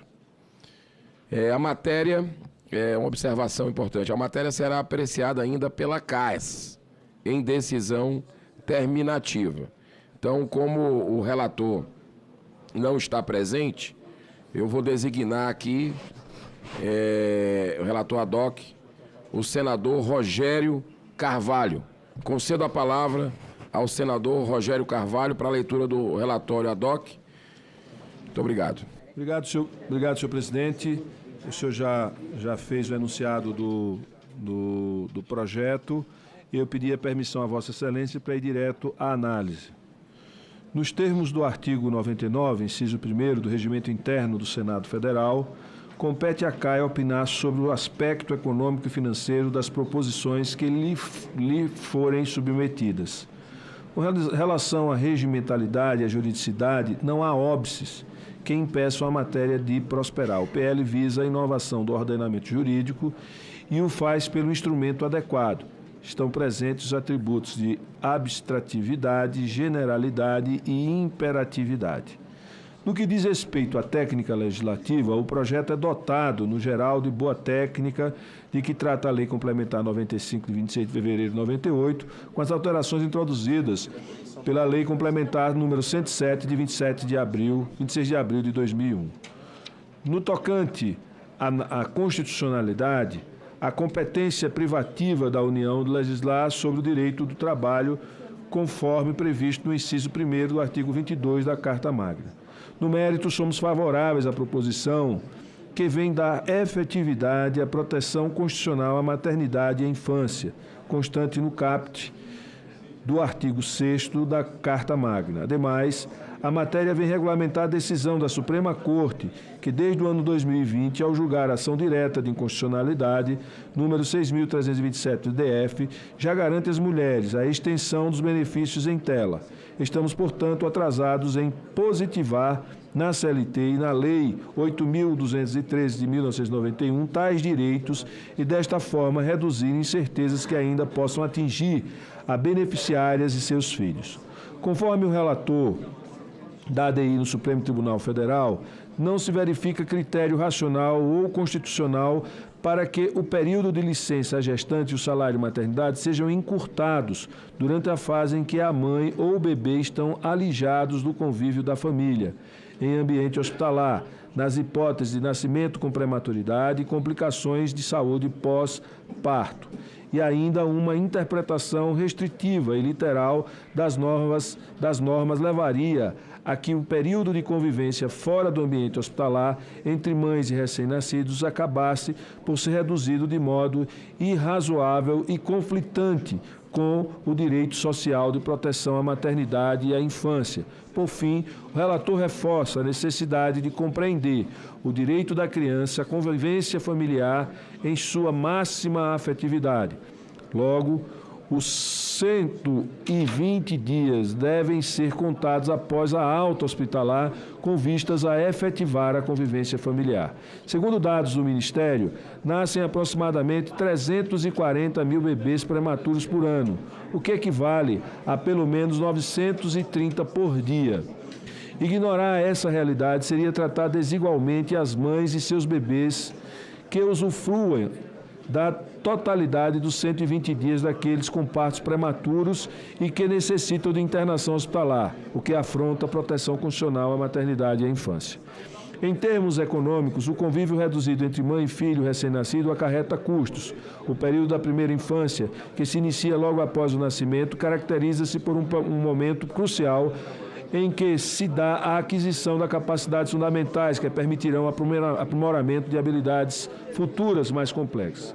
Estudos na área do capital humano mostram a importância do desenvolvimento na primeira infância na determinação da produtividade laboral futura dos trabalhadores. Crianças que nasceram prematuras frequentemente necessitam de serviços educacionais especiais ou ficam com sequelas que afetam o seu desenvolvimento, o que nos mostra a importância de minimizar possíveis impactos negativos futuros advindos do nascimento a termo, sendo o período de convivência entre mãe e filho fundamental para isso. Nesse sentido, garantir que a mãe e filhos usufruam da totalidade dos 120 dias e gozem desse período da melhor forma possível, produz ganhos econômicos para a família e para a sociedade. Do ponto de vista financeiro, a proposição não acarreta redução de receitas ou elevação de despesas públicas, tendo em vista que o pagamento do benefício já vem ocorrendo desde 2021 com a decisão do Poder Executivo da Portaria Conjunta de Bem-Dira TPE e INSS, número 28, de 19 de março de 2021. Contudo, identificamos a necessidade de aprimorar o PL por meio de uma emenda para que ele reflita fielmente a decisão do STF e o procedimento administrativo adotado pelo INSS, de modo a evitar eventuais dúvidas sobre o termo inicial para a prorrogação da licença maternidade.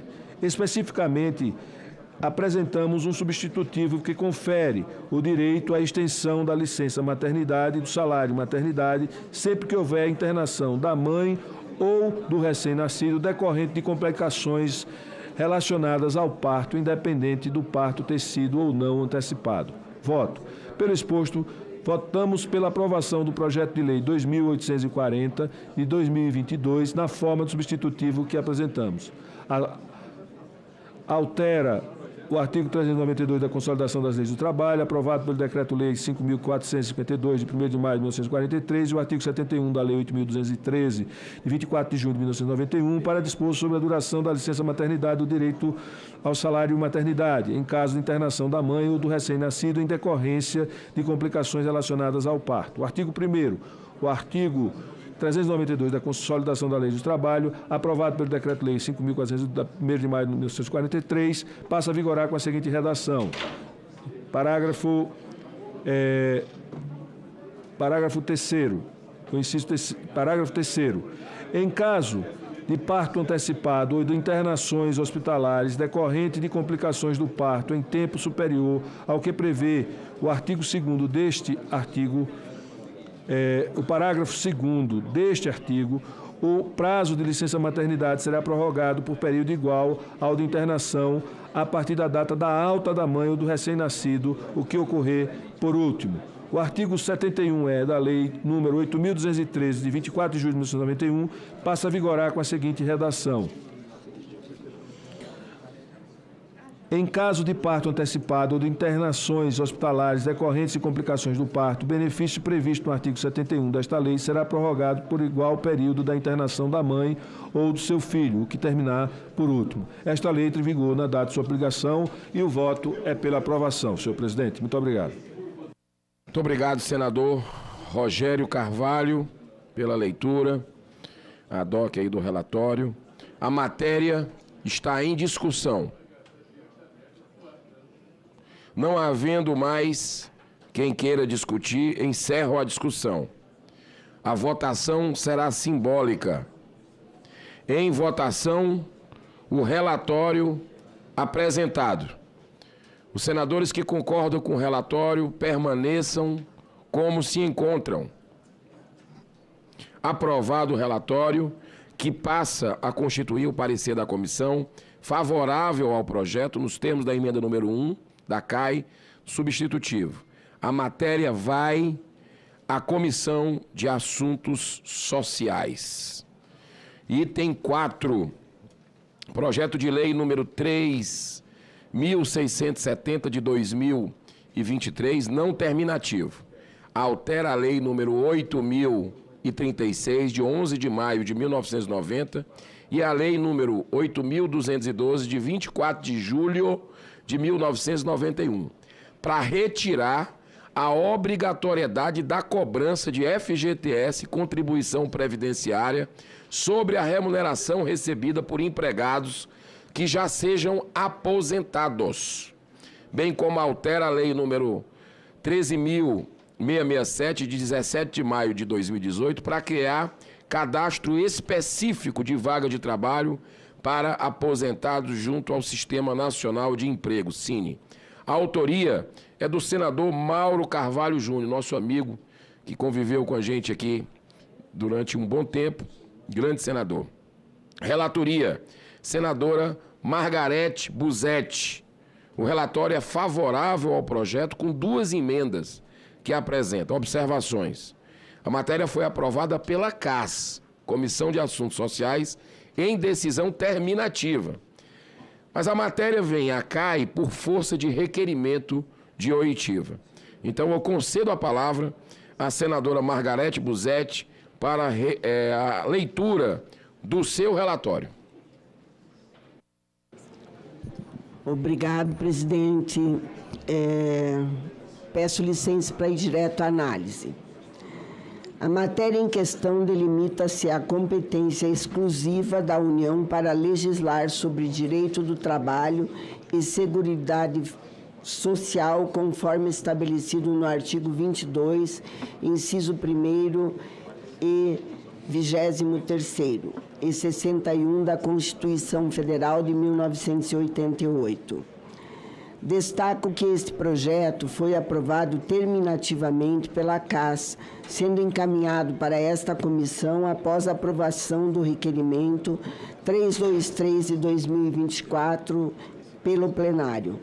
A finalidade do projeto de lei é bastante clara: estabelecer normas de fomento à contratação de pessoas da terceira idade ou da melhor idade, como vamos dizer, aposentadas para o meio de incentivo às empresas privadas para a realização de tais contratações e garantir a isonomia no mercado de trabalho. No mérito, consideramos o projeto de lei número 3.670 de 2023 uma medida conveniente e oportuna.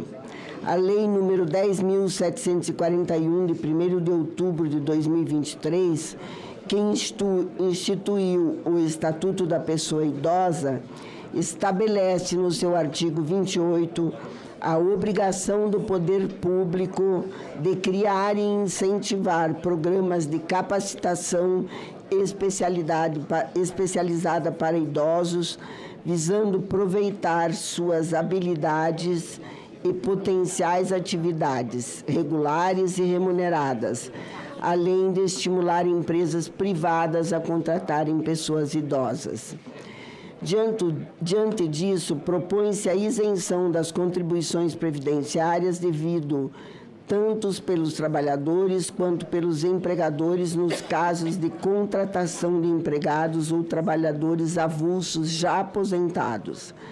Ademais, a proposta ainda dispensa aos empregadores a obrigatoriedade de depositar 8% da remuneração do título de FGTS, bem como de indenizar o trabalhador em 40% do montante de todos os depósitos realizados na conta vinculado durante a vigência do contrato de trabalho em caso de rescisão por iniciativa do empregador. Com essas ações, entendo que a proposta, ora apresentada, promoverá desenvolvimento econômico e social com a inclusão mais aposentados no mercado de trabalho, com estímulo às empresas e ao empregado aposentado, incrementando o bem-estar social.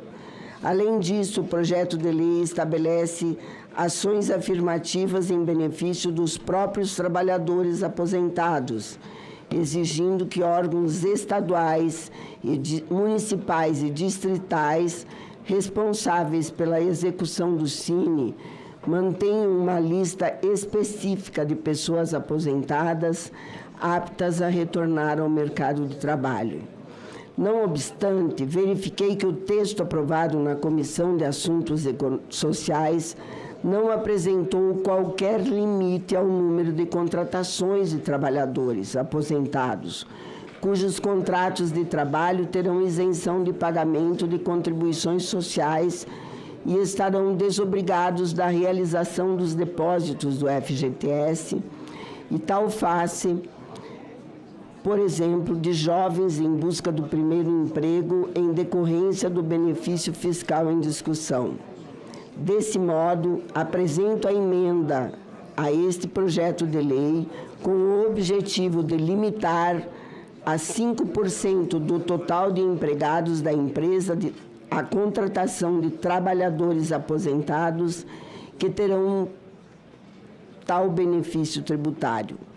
Além disso, acrescendo a emenda meramente formal do artigo 4º desta proposição, no intuito de renumerar o parágrafo acrescido ao artigo 22 da Lei nº 8.212 de 1991, uma vez que a Lei 14.784 de 2023 já acrescentou o parágrafo 17º ao referido artigo. Por fim, em face da citada emenda, que limitou às contratações dos trabalhadores aposentados os artigos subsequentes dos projetos de lei remunerados, diante exposto, consideramos que a proposição merece apoio total deste Parlamento. Voto. Ante o exposto, manifesto-me pela aprovação do projeto de lei número 3.670 de 2023, com as duas emendas abaixo consignadas. Tem que ler as emendas? Quer que leia? Está publicadas as emendas. Está publicado, não precisa, você já mencionou, é isso? Eu só queria acrescentar, presidente, claro, que esse projeto eu resgatei ele porque eu acho muito importante uma política pública para idosos. Nós temos hoje menos jovens no mercado de trabalho do menor aprendiz, que vai de 5% a 15% do total de trabalhadores, e esse aqui vai o limite de 5% do total da folha do ano anterior. Então, não tem porquê, não tem impacto financeiro. Hoje, o aposentado, ele trabalha informal, fazendo bico, ou não trabalha.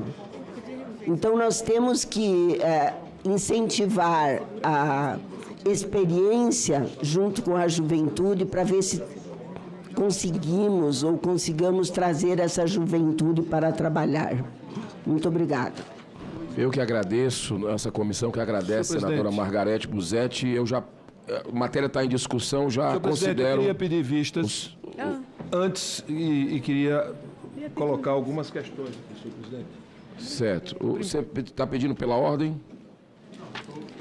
Pedindo para discutir a matéria, senhor presidente. Porque com pedido de vista, eu acredito que fica a discussão para uma próxima, não é isso? Ou já pode abrir, podemos abrir? Então vou abrir a discussão. O seu pedido de vista está acatado. Mas eu queria justificar o pedido de vista. Claro, pode justificar. Depois eu passo a palavra ao senador Iovisto Guimarães. Primeiro, eu quero trazer uma reflexão sobre a opção constitucional que o Brasil fez no que concerne ao seu sistema previdenciário. Nós temos um sistema que é de seguridade, não é um sistema de seguro. E como sistema de seguridade, se trabalha com um conceito de solidariedade ou de contribuição solidária. Então, quem ganha mais vai ajudar a pagar a contribuição de quem ganha menos. Quando alguém entra no mercado de trabalho, independente de qualquer condição, ele é obrigado, pela opção histórica que nós fizemos e constitucional, de seguir a questão da solidariedade, que é a base, a solidariedade com os custos e a distribuição das despesas, que é a base do sistema de seguridade, que não é o sistema de seguros. Então, aqui tem um problema de constitucionalidade, porque você não pode fazer isso sem cobrar FGTS, sem cobrar a contribuição previdenciária, porque é solidário. Esse é o primeiro ponto. O segundo ponto que a gente precisa lembrar é que este público tem um desemprego de 3%. E nós estamos gastando, tendo uma despesa que não está prevista de onde vai sair, de quase 80 bilhões, que coloca por terra todo o esforço de equilíbrio fiscal,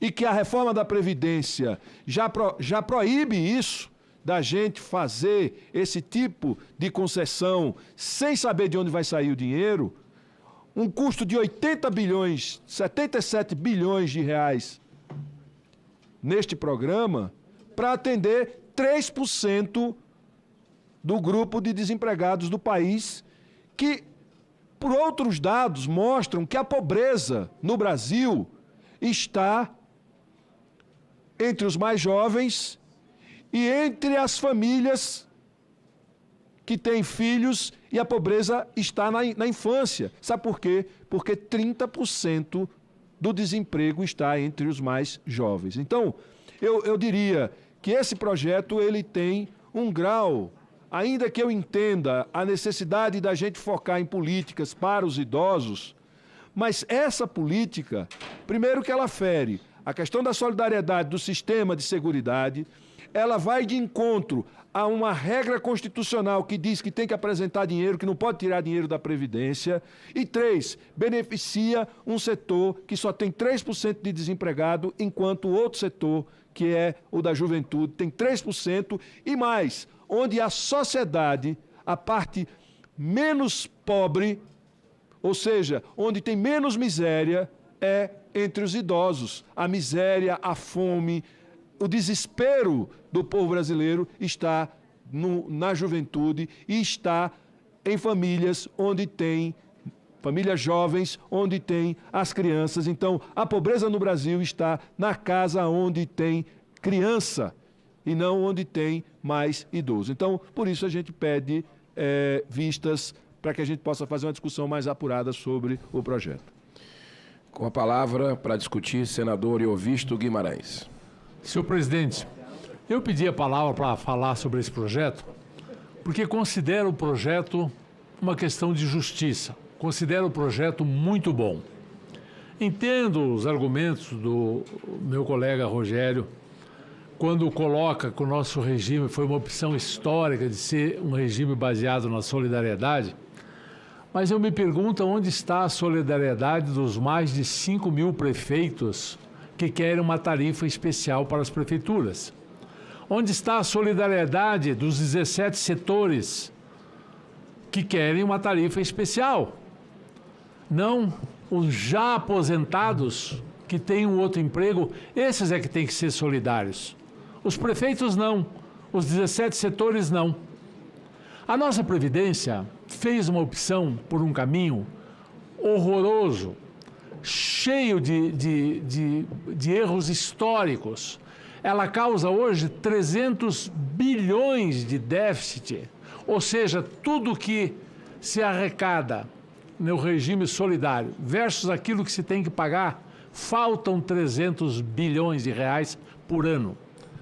Nós fizemos um arremedo de reforma na Previdência lá atrás, fazendo concessões às corporações, fazendo concessões a privilégios de aposentadorias integrais, que são uma jabuticaba que não existe em lugar nenhum do mundo, aposentadorias altíssimas para certos setores, muitos do funcionalismo público, e convivemos com esse déficit que corrói as finanças do Brasil. Se resolvêssemos o déficit da Previdência, resolveríamos o déficit primário. Os juros abaixariam, a situação do governo passaria para superávit primário. Até o arcabouço seria respeitado. E até as previsões do Haddad talvez dessem certo. Não tem dado, ele tem ido até conversar com o Papa para ver pedir um milagre, mas o Papa não vai pedir que Deus faça um milagre contra a lógica. Essa política que aí está não funciona. Nós não encaramos a realidade das coisas e ficamos se batendo por princípios antigos que a prática já mostrou que não funcionam. Não funcionam. Eu acho o projeto extremamente válido. Acho que nós temos sim que pensar em quem já é aposentado. E eu estou totalmente de acordo com o espírito de solidariedade. Mas não exigir a solidariedade de quem já foi solidário durante toda uma vida, contribuiu o tempo todo e a hora que vai receber minguados 3 mil ou 2 mil de aposentadoria, se retiram dele quase que a totalidade disso como contribuição ao novo salário que ele teve que arrumar, porque senão não poderia viver daquela aposentadoria. Eu vou dar um exemplo muito claro aqui. Eu, como empresário, recolhi a minha vida inteira, pelo máximo. E sou aposentado pelo máximo que podia ser aposentado naquela época. Dá alguma coisa como 4 mil e qualquer coisa. Eu vim ser senador. Optei pelo regime, não o regime de aposentadoria do Senado, que eu não tenho. Eu optei pelo FGTS, pelo INSS normal, pelo regime normal de contribuição.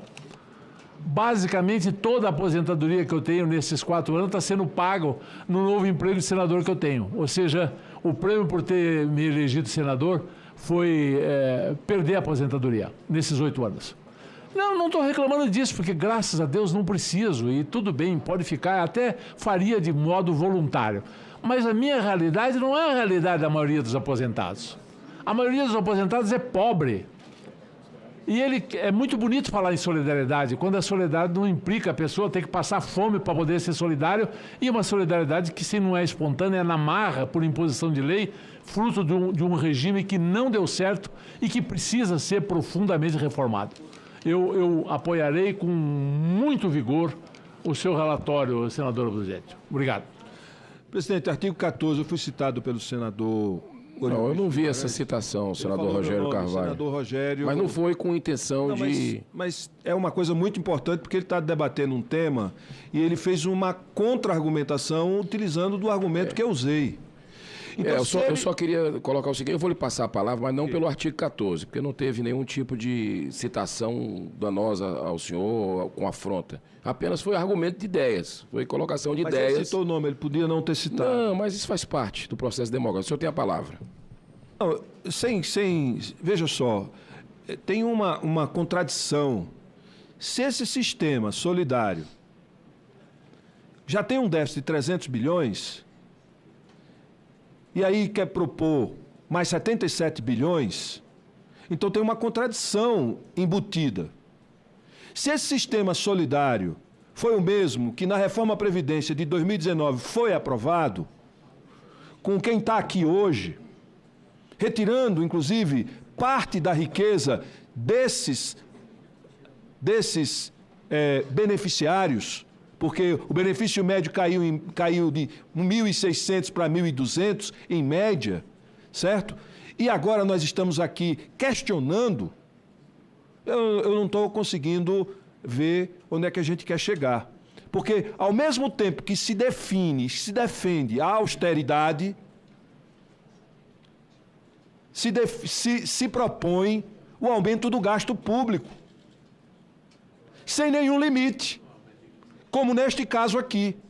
Então é preciso que a gente guarde coerência com as falas que a gente tem sobre essa questão da equação fiscal e a responsabilidade fiscal. Porque na hora que é para poder desonerar, todo mundo está a favor. Na hora que é para aumentar o gasto, também está todo mundo a favor. Então é preciso a gente ter um equilíbrio aqui nesse debate e um pouco mais de, me perdoe a dureza, um pouco mais de responsabilidade com o país. Obrigado, senador. Senadora Margarete Busetti. Senador, eu convido o senhor a fazer uma visita no Lar dos Idosos, para você ver a pobreza que eles estão vivendo com um salário mínimo e muitos aptos ali que poderiam trabalhar, mas não vão, eles estão desestimulados, eles estão à mercê. Na realidade, quando eu contrato um menor aprendiz, eu também não tenho a mesma carga tributária e eu tenho uma limitação de até 15%. O senhor falou que não tem limitação, aqui tem sim, é 5% do total de trabalhadores. Então, realmente o nosso país não trata bem nem as crianças, nem os idosos e nem ninguém. Infelizmente é isso que eu acho. Eu já vou partir agora. Foi concedido o pedido de vista, concedo o pedido de vista coletivo, para a gente passar para o próximo item, só corroborando a questão nos Estados Unidos, por exemplo, o que a gente mais vê lá são pessoas idosas trabalhando, sendo incentivadas ao máximo, porque isso é dignidade, até ficar em casa é algo que para o mental não é saudável, né? Então... Presidente, dentro desse prazo... Palavra, senador Efraim Filho. Dentro desse prazo de discussão, presidente, trazer aqui uma visão sobre algo que me parece que ficou claro, talvez como um dos pontos de convergência dos dois lados que entraram em debate, um debate democrático, né, de posicionamento. É que o atual modelo está esgotado. Ele é arcaico, ele é obsoleto, é ultrapassado, tá certo? Já não corresponde mais às expectativas, tanto do déficit que está aí, e tem que ser pensado. E aí, quando se trouxe aqui a visão, por exemplo, sobre um projeto que foi debatido, da desoneração, ele vai além também. Não é só a arrecadação da receita, mas tem, por outro lado, a preservação de empregos, porque ele estimula setores intensivos em mão de obra. Porque o que é que está acontecendo hoje? Esse sistema solidário, no qual quem se aposenta hoje é pago por mim que estou na ativa, e quem vai garantir minha aposentadoria é quem está vindo atrás de mim, ele não vai se sustentar, porque a automação está batendo a porta, a robotização está batendo a porta, a inteligência artificial está batendo a porta, setores que eram intensivos em mão de obra e, portanto, arrecadavam muito para o sistema previdenciário. Vou trazer, por exemplo, o sistema bancário. Todos nós convivemos aqui indo a agências, centenas de funcionários dentro da agência, e hoje é no aplicativo. É a modernização, isso é irreversível. Tá certo? Setores da petroquímica, por exemplo, que eram muitos. Então, apesar de trazer um ganho de eficiência que é importante para o sistema previdenciário, ele vai gerando uma bola de neve que, por mais que se tente fazer reformas que a mais ou a menos acabaram sendo aprovadas, ele não se sustenta.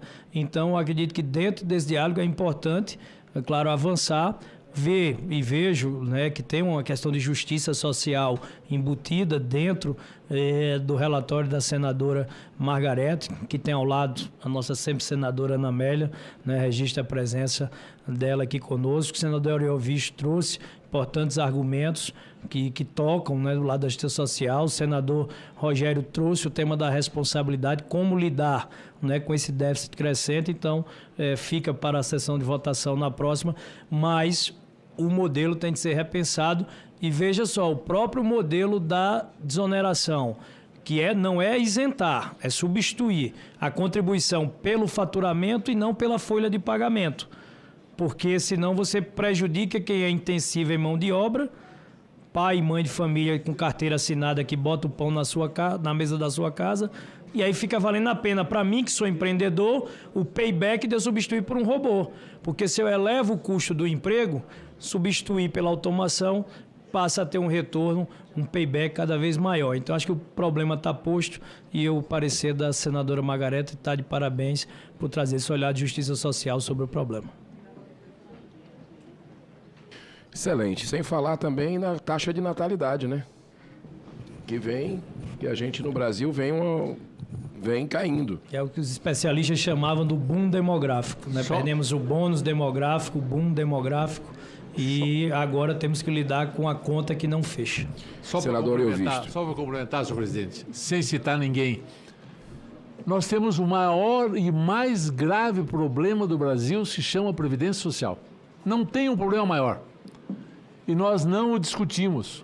O Macron, quando foi mexer na Previdência Social da França, os franceses praticamente incendiaram o país. É um tema que o presidente da República, que tiver coragem de enfrentar, provavelmente nunca mais será eleito nem para vereador, porque vai mexer com os interesses de todo mundo. É um tema complicadíssimo. Nós fugimos desse tema enquanto Congresso e aí vamos discutir cigarro eletrônico. Sabe, essa é a questão maior. O senador Efraim está corretíssimo nas suas observações. Esse modelo de solidário caiu, passou, foi superado. A tecnologia superou isso. Então, eu acho que realmente fica os avisos todos e, mais uma vez, parabenizo a senadora Margarete Rosério. O sistema não tem perigo de que isso vai levar à falência, porque já está falido há muito tempo. Então, seria mais um pingo d'água no oceano, senadora Margarete. Muito obrigado, senador Iovisto. Eu quero registrar a presença da senadora Ana Amélia, uma inspiração para mim, né? Uma grande senadora aqui e seja muito bem-vinda a essa casa que é sua também. Senador Girão, pela ordem, presidente. Pela ordem, senador Também Alain. cumprimentar a nossa querida senadora Ana Amélia, uma das grandes senadoras da história desta casa. Também faço suas palavras as minhas, uma inspiração, e foi como uma mentora para mim quando estava ainda na Câmara dos Deputados. Congratulo-a e parabenizo pelo grande trabalho, pela grande figura política, por essa grande brasileira, ao lado de outra grande senadora, Margarete. Parabéns pelo relatório, senadora Margarete. Justiça social para aqueles que já contribuíram tanto para esse país. Senhor presidente, eu venho pedir a inversão de pauta apenas para que eu possa retirar o nosso relatório ao PL 397, que inclusive já foi lido, a pedido, eu vou só retirar a pedido do senador Rogério Carvalho, para que o governo, né, possa ajudar na construção da matéria. Houve um pedido do senador Rogério, estou, portanto, retirando o nosso relatório para que a gente construa juntos. É uma matéria extremamente meritória, que trata do apoio ao produtor rural, senador Efraim, que perdeu tudo o que tinha diante das enchentes e também das secas que aconteceram em outros estados do Brasil. As enchentes no Rio Grande do Sul, no Acre, e as secas no Amazonas, em Roraima e outros estados brasileiros. Portanto, são pequenos produtores que não têm acesso ao seguro e que estão hoje desassistidos, senador Exalci, e que precisam da mão amiga deste Congresso e do governo federal para prorrogar o pagamento de parcelas vencidas e vincendas das linhas de crédito do fomento rural oferecidas pelos bancos oficiais e pelos bancos de fomento. Portanto, vamos construir essa matéria, ela é fundamental para que a gente ofereça uma resposta ao produtor rural brasileiro que perdeu tudo, principalmente o pequeno produtor. Ele precisa dessa mão amiga. Como há um compromisso do governo em apoiar a matéria, eu estou retirando. Perfeito. Com esse compromisso, para que nós possamos estabelecer, portanto, a votação da matéria e, quando ela for para a Câmara, não precise retornar ao Senado, porque a gente tem um texto consolidado. Perfeito. Meu querido senador Alain Henrique, outro grande senador que para mim é uma inspiração, que antes de eu pensar em entrar na política eu já acompanhava seu trabalho, pró-vida, pró-família, e está retirado de pauta, né? Foi o item 7, o item 8, perdão, e agora já vamos dar sequência aqui ao item 6. O item 6, projeto de lei número 60.035 de 2019, terminativo, altera a lei número 9.991 de 24 de julho de 2000, com o objetivo de destinar recursos aos municípios para a realização de projetos de eficiência energética nos sistemas de iluminação pública. Autoria, senador Veneziano Vital do Rego. Relatoria, senador Fernando Farias. O relatório é pela aprovação nos termos da emenda número 1, substitutivo, da Comissão de Infraestrutura. Observações. Em 4 de junho de 2024, foi concedida vista coletiva já da matéria. A matéria foi apreciada pela Comissão de Infraestrutura com parecer favorável ao projeto nos termos da emenda número 1 da CI. Então, uma vez que o relatório já foi lido, eu consulto ao senador Fernando Farias se gostaria de fazer uso da palavra.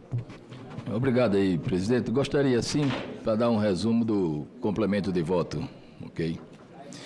Após a leitura do meu relatório na semana passada, foi dado vista coletiva para ajustarmos a redação de um dispositivo do substitutivo aprovado pela Comissão de Infraestrutura a pedido do governo.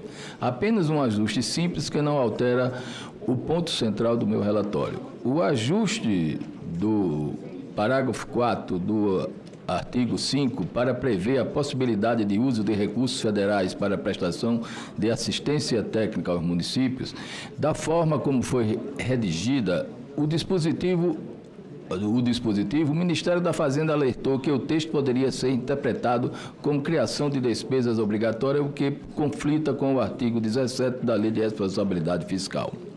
Ainda na semana passada, enviei para a liderança do governo uma sugestão do texto para atender a sugestão e acabei de receber a resposta positiva do governo. Por orientação da Secretaria da Comissão, estou apresentando um complemento de voto para formalizar o acordo.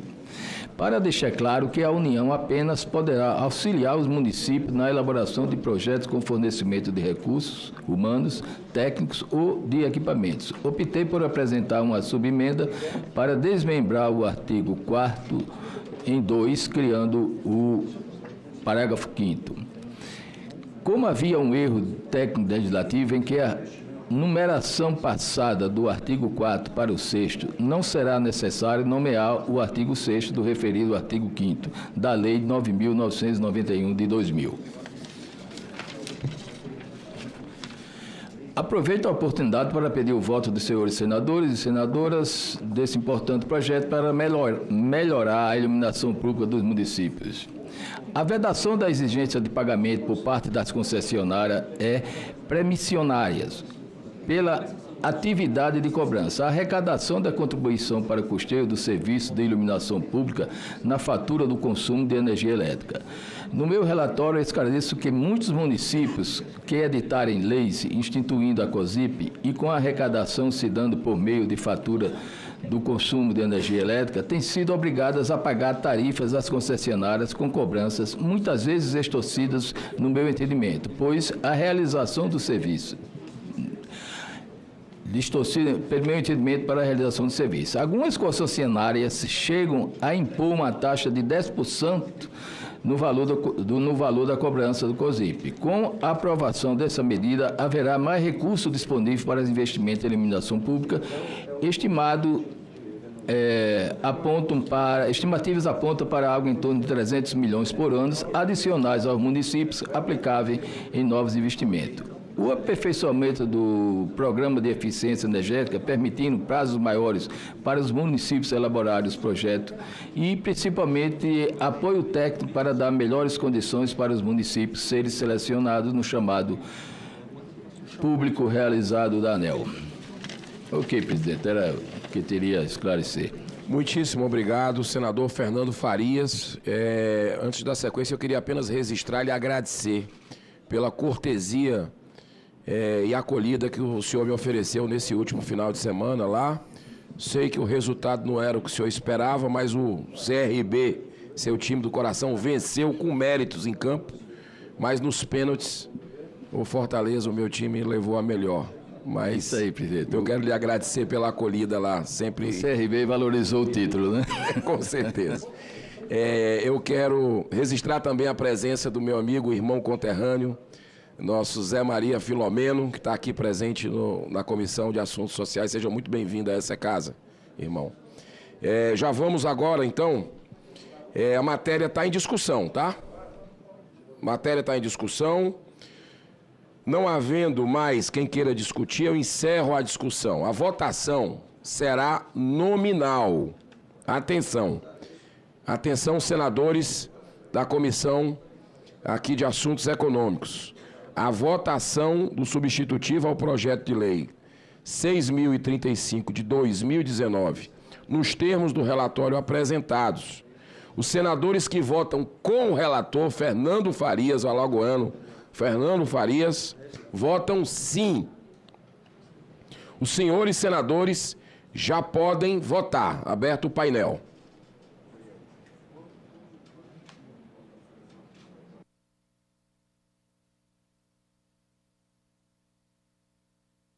Peço as assessorias aqui, da liderança. Peço também aos colegas senadores nos grupos aí de WhatsApp, todos nós temos, para pedir a votação aos membros da CAI, essa equipe aqui competente da nossa secretaria da CAI, também para entrar em contato com os senadores, para a gente dar sequência à pauta, que ainda tem vários itens.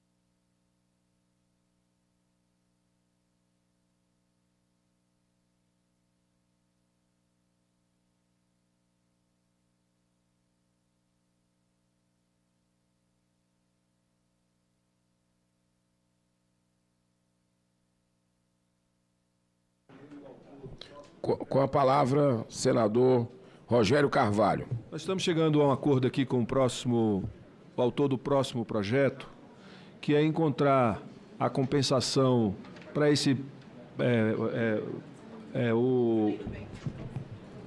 a lei do bem, certo? Nós já encontramos um termo e, se a gente pudesse ter uma vista, na semana que vem a gente já apresenta com essas alterações e teríamos acordo para votar favorável, todo mundo.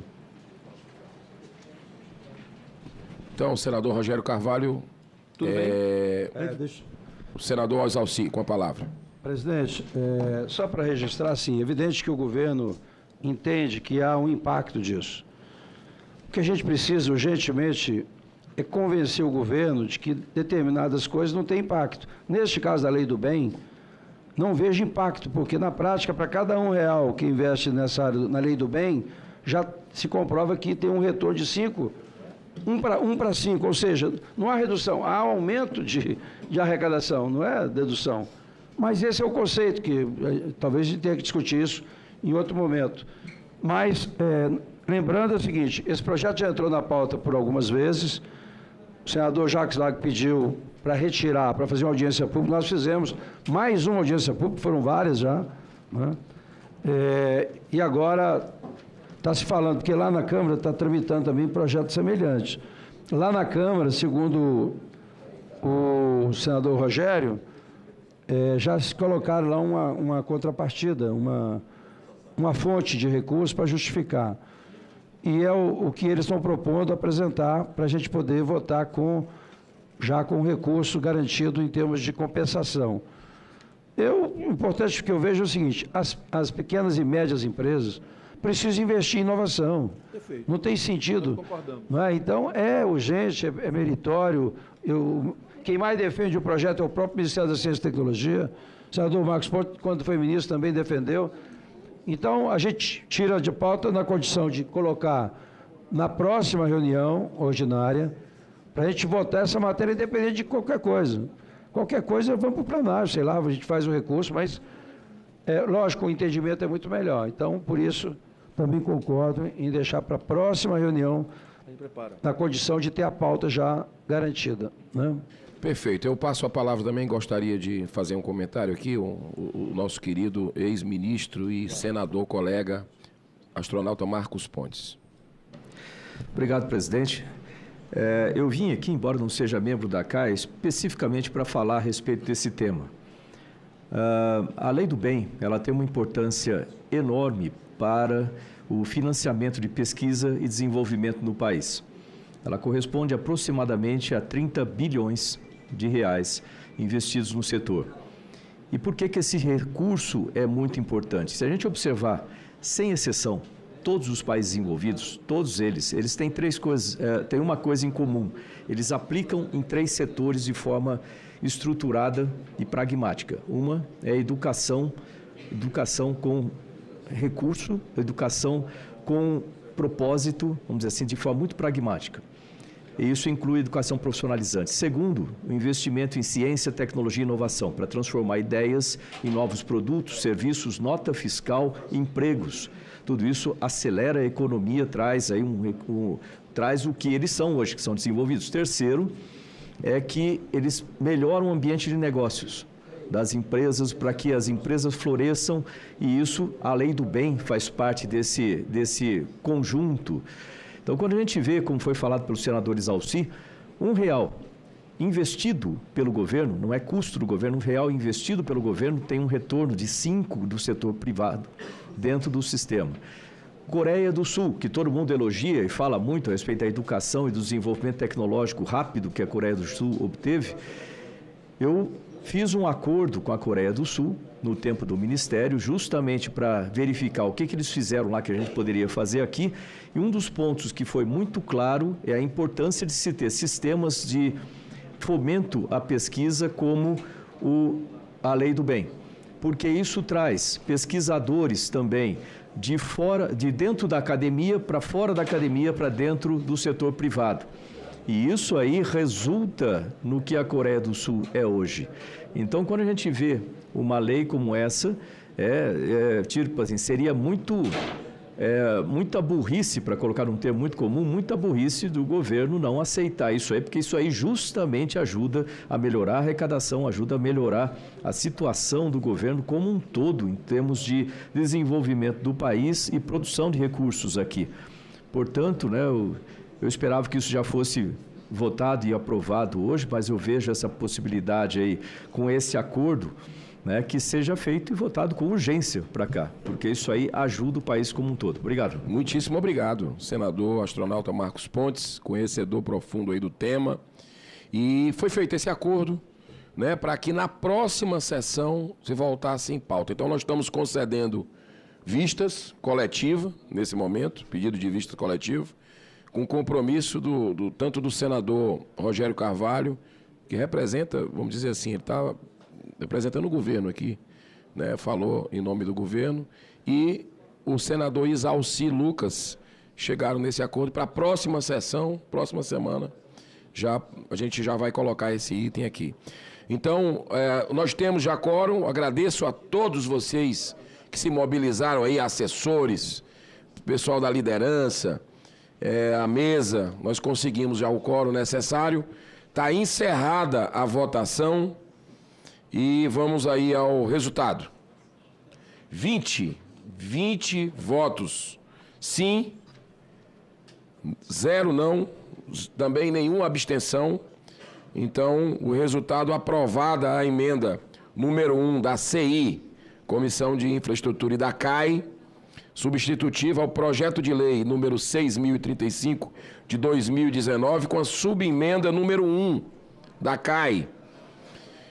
Ficam prejudicados o projeto e as emendas a ele apresentados.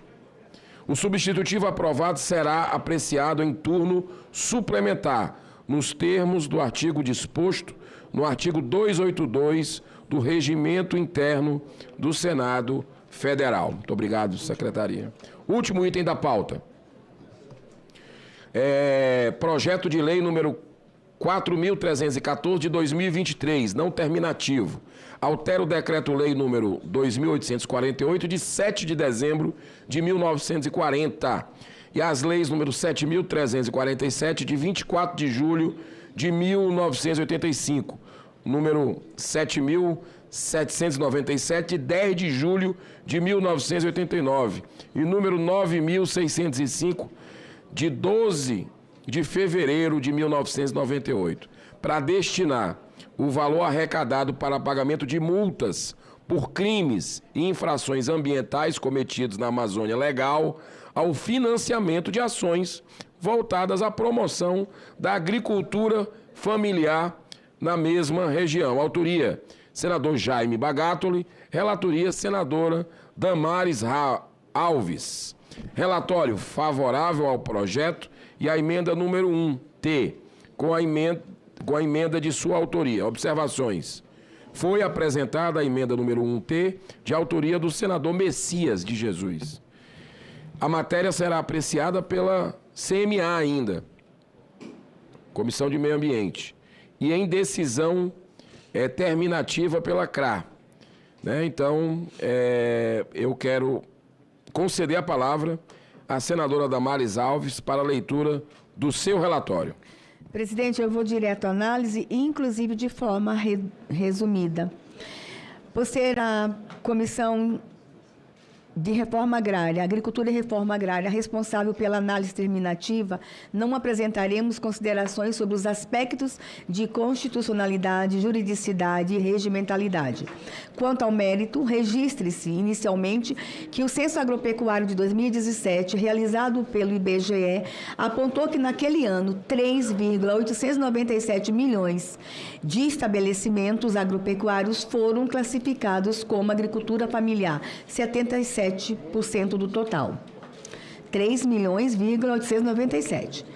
Em extensão diária, a agricultura familiar ocupava no período da pesquisa 80,9 milhões de hectares, o que representava 23% da área total dos estabelecimentos agropecuários brasileiros.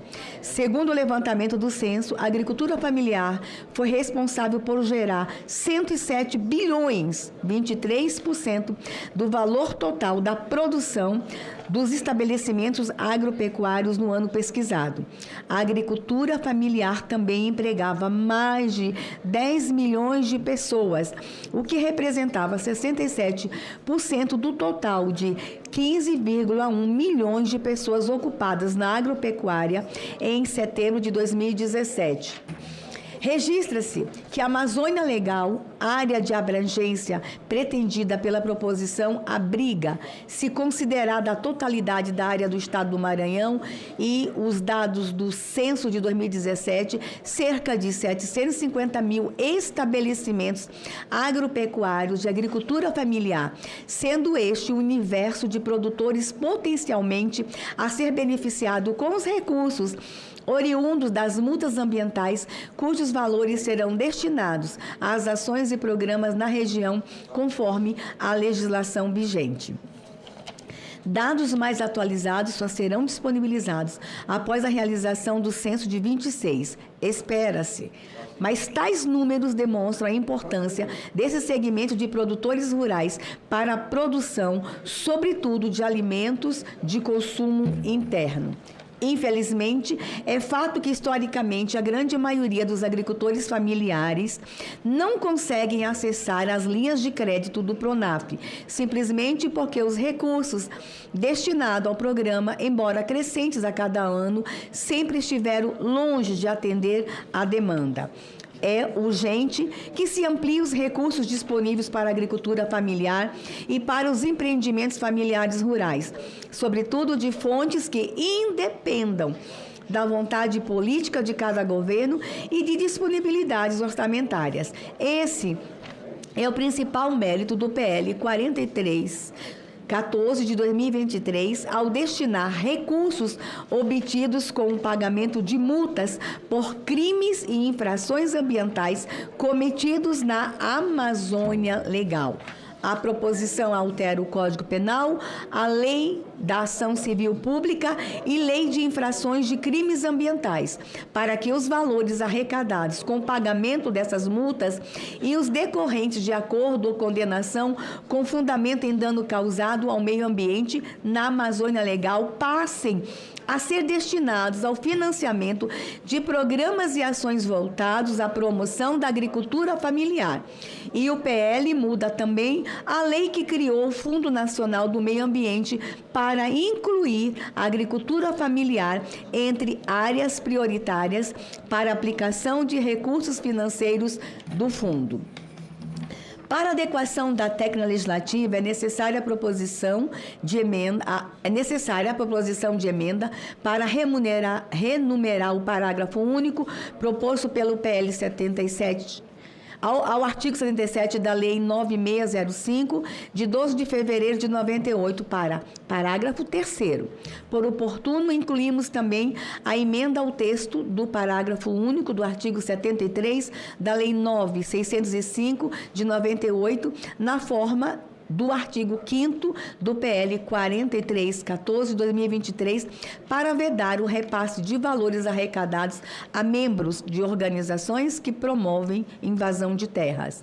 O nobre senador Messias de Jesus, com a apresentação da emenda número 1, sugere que seja considerado agricultor familiar aquele cuja atividade é exercida em prioridades abaixo de 4 módulos fiscais ou que tenha renda mensal igual ou inferior a 5 salários mínimos.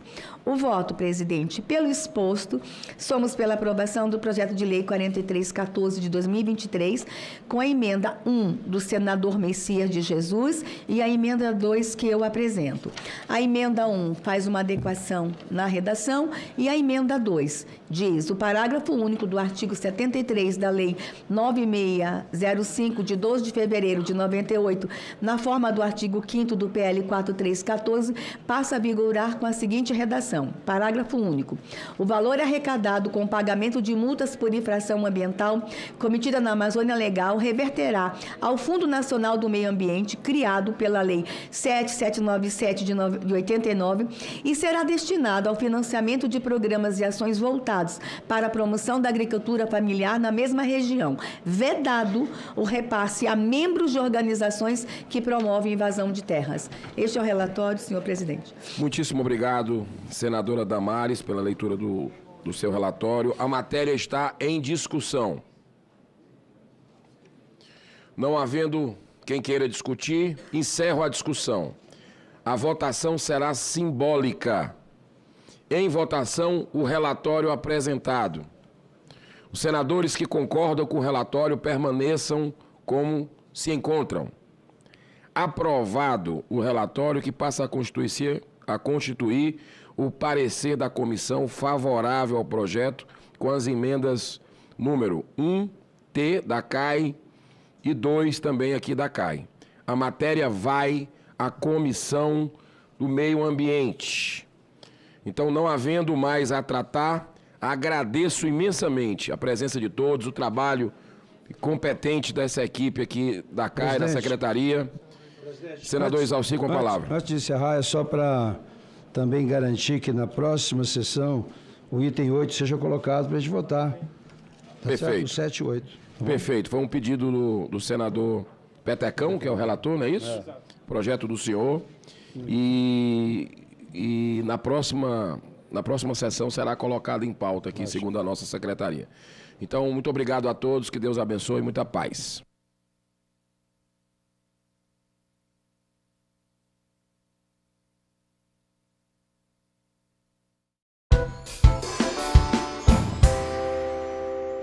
Tanto de empresas, mas pessoas naturais também. Quantos parentes ali, quantas pessoas não têm no seu acervo roupas, cartas, fotos, as máquinas de escrever, as canetas tinteiro. Então, eu digo isso como exemplo, mas para lembrar que todo mundo pode preservar a memória e a memória deve ser preservada para que, se houve erros, não cometamos novamente, para ficar de alerta.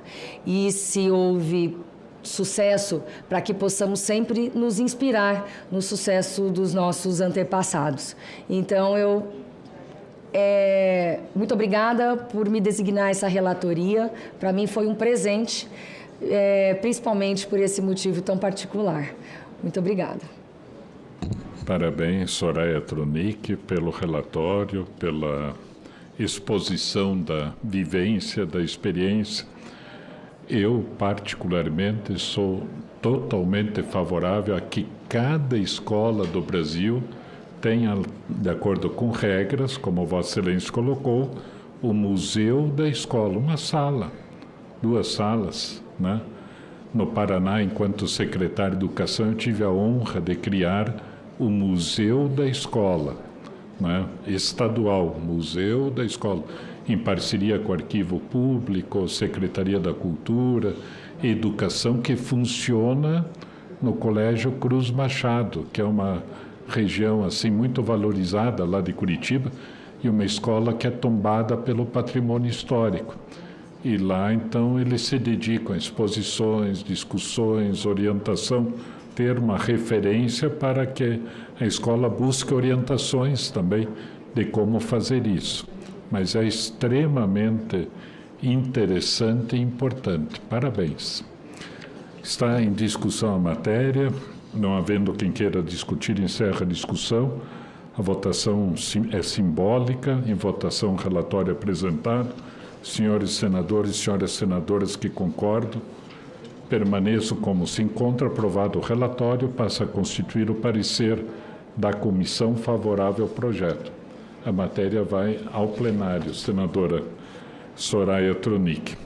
Passamos ao item número 4 da pauta, projeto de lei número 3097 de 2021, terminativo, institui o programa Agente Jovem Ambiental e altera a lei número 9795 de 27 de abril de 1999, que dispõe sobre a educação... Com licença um pouquinho. Igualmente, né, senador Espiridione? Prazer em revê-lo, porque eu só quero dizer que eu estou recuperado de uma dengue, né? Fiquei 2 semanas, como é que o pessoal fala? Derrubado. Passei 2 semanas derrubado. Desculpe, então, vou ler de novo, que o senador Espiridione me atrapalhou. Projeto de lei número 3097 de 2021, me atrapalhou com toda a amizade e respeito, né?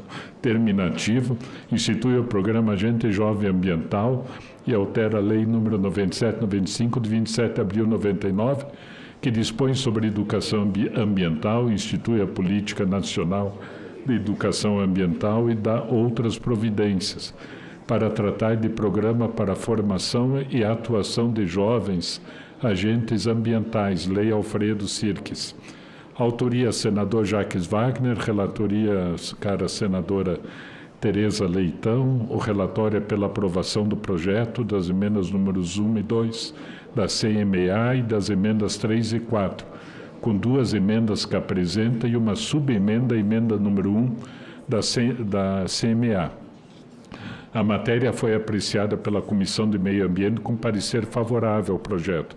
Em 20 de maio de 2024 foram apresentadas as emendas 3 e 4 de autoria da senadora Janaína Farias. Em 21 de maio de 2024 foi concedida vista coletiva nos termos regimentais. Será realizada uma única votação nominal para o projeto e para as emendas nos termos do relatório apresentado, salvo requerimento de destaque. Quero dizer que, uma vez que o relatório já foi lido, consulto a senadora Tereza Leitão se gostaria de fazer uso da palavra.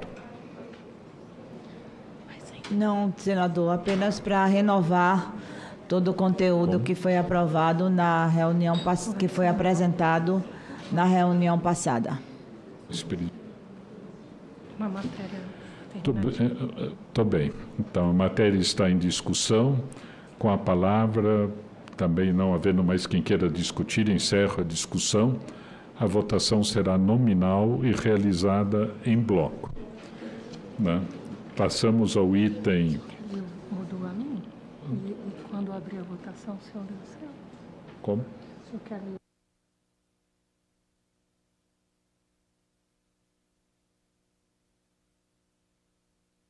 Ao item número 7, senador Esperidião Amin, que o projeto relatado por Vossa Excelência também é terminativo, e projeto de lei número 1415 de 2024, terminativo, concede ao município de Joinville, no estado de Santa Catarina, o título de Capital Nacional da Cultura e da Arte. Autoria, senadora Ivete da Silveira, relatoria de Vossa Excelência, senador Esperidião Amin, o relatório é pela aprovação. Concedo a palavra a Vossa Excelência. Conforme e dispõe o nosso regimento e enfim, tanto aquilo que decorre dos incisos que compõem as atribuições da Comissão de Educação, em virtude do caráter exclusivo do exame da matéria ser desta comissão, o que nós temos que nos pronunciar, portanto, é a respeito dos aspectos constitucionais, jurídicos, em especial no que diz respeito à técnica legislativa e regimentais da proposição, no que o projeto atende absolutamente, completamente ao disposto, inclusive na Lei Complementar 95 de 98, que versa sobre legística. No caso, no que concerne ao mérito da proposição, não há dúvida que a cidade de Joinville tem uma herança cultural muito rica, que resulta da influência de imigrantes europeus, em especial alemães, suíços, noruegueses, que, somada dos povos originários e de outros brasileiros, se reflete na arquitetura, na gastronomia e nas tradições locais, enriquecendo o patrimônio cultural da cidade.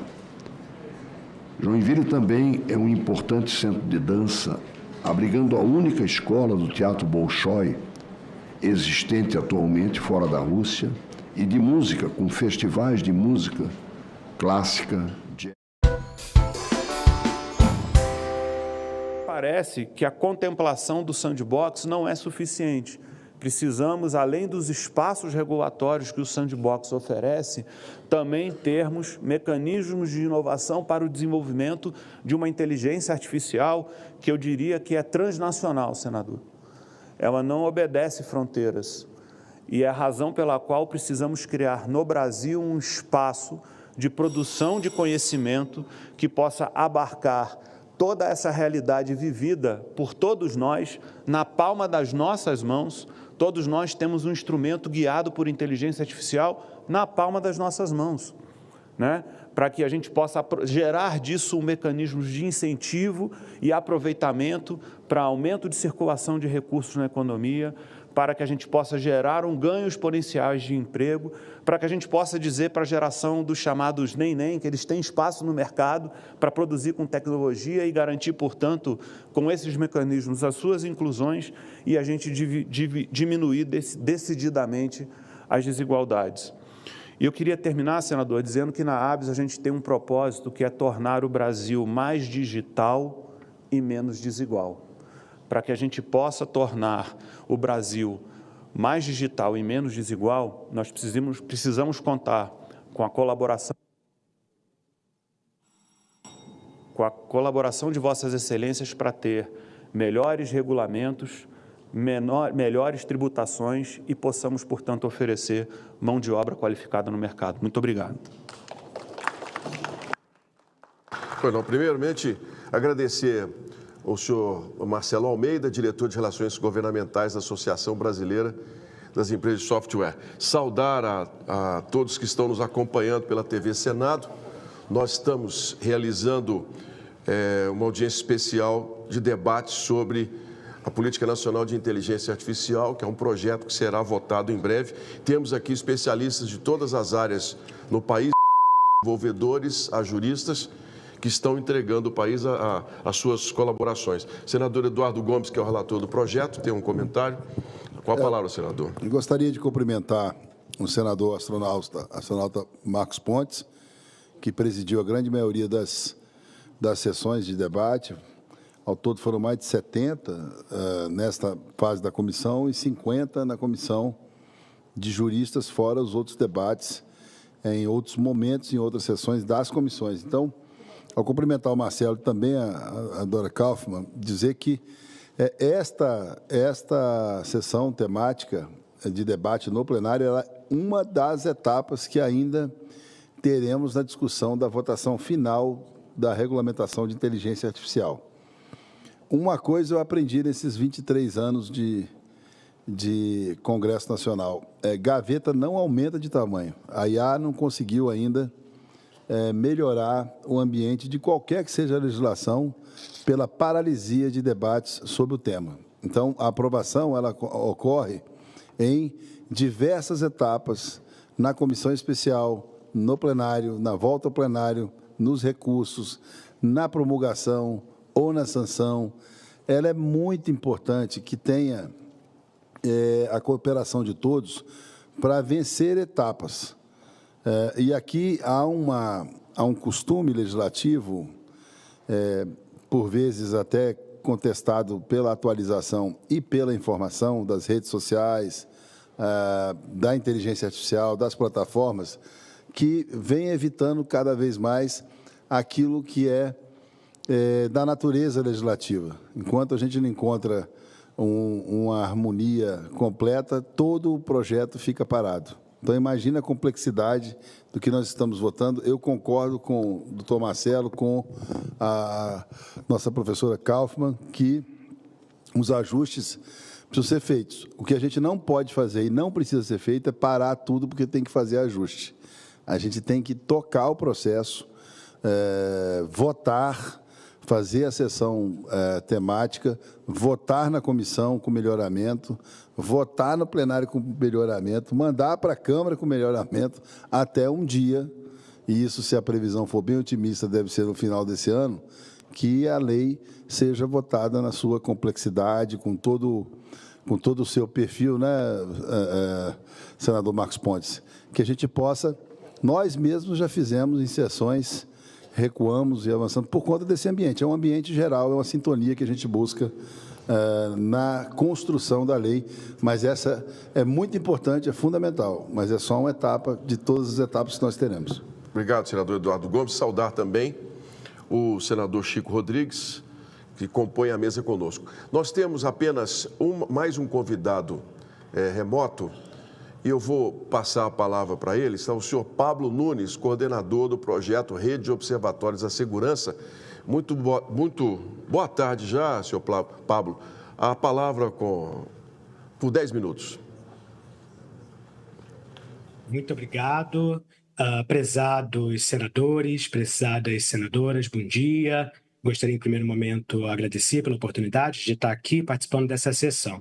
Eu gostaria de iniciar minha fala parabenizando essa casa por realizar o encontro de hoje e por todo o longo processo de construção do texto aqui em debate.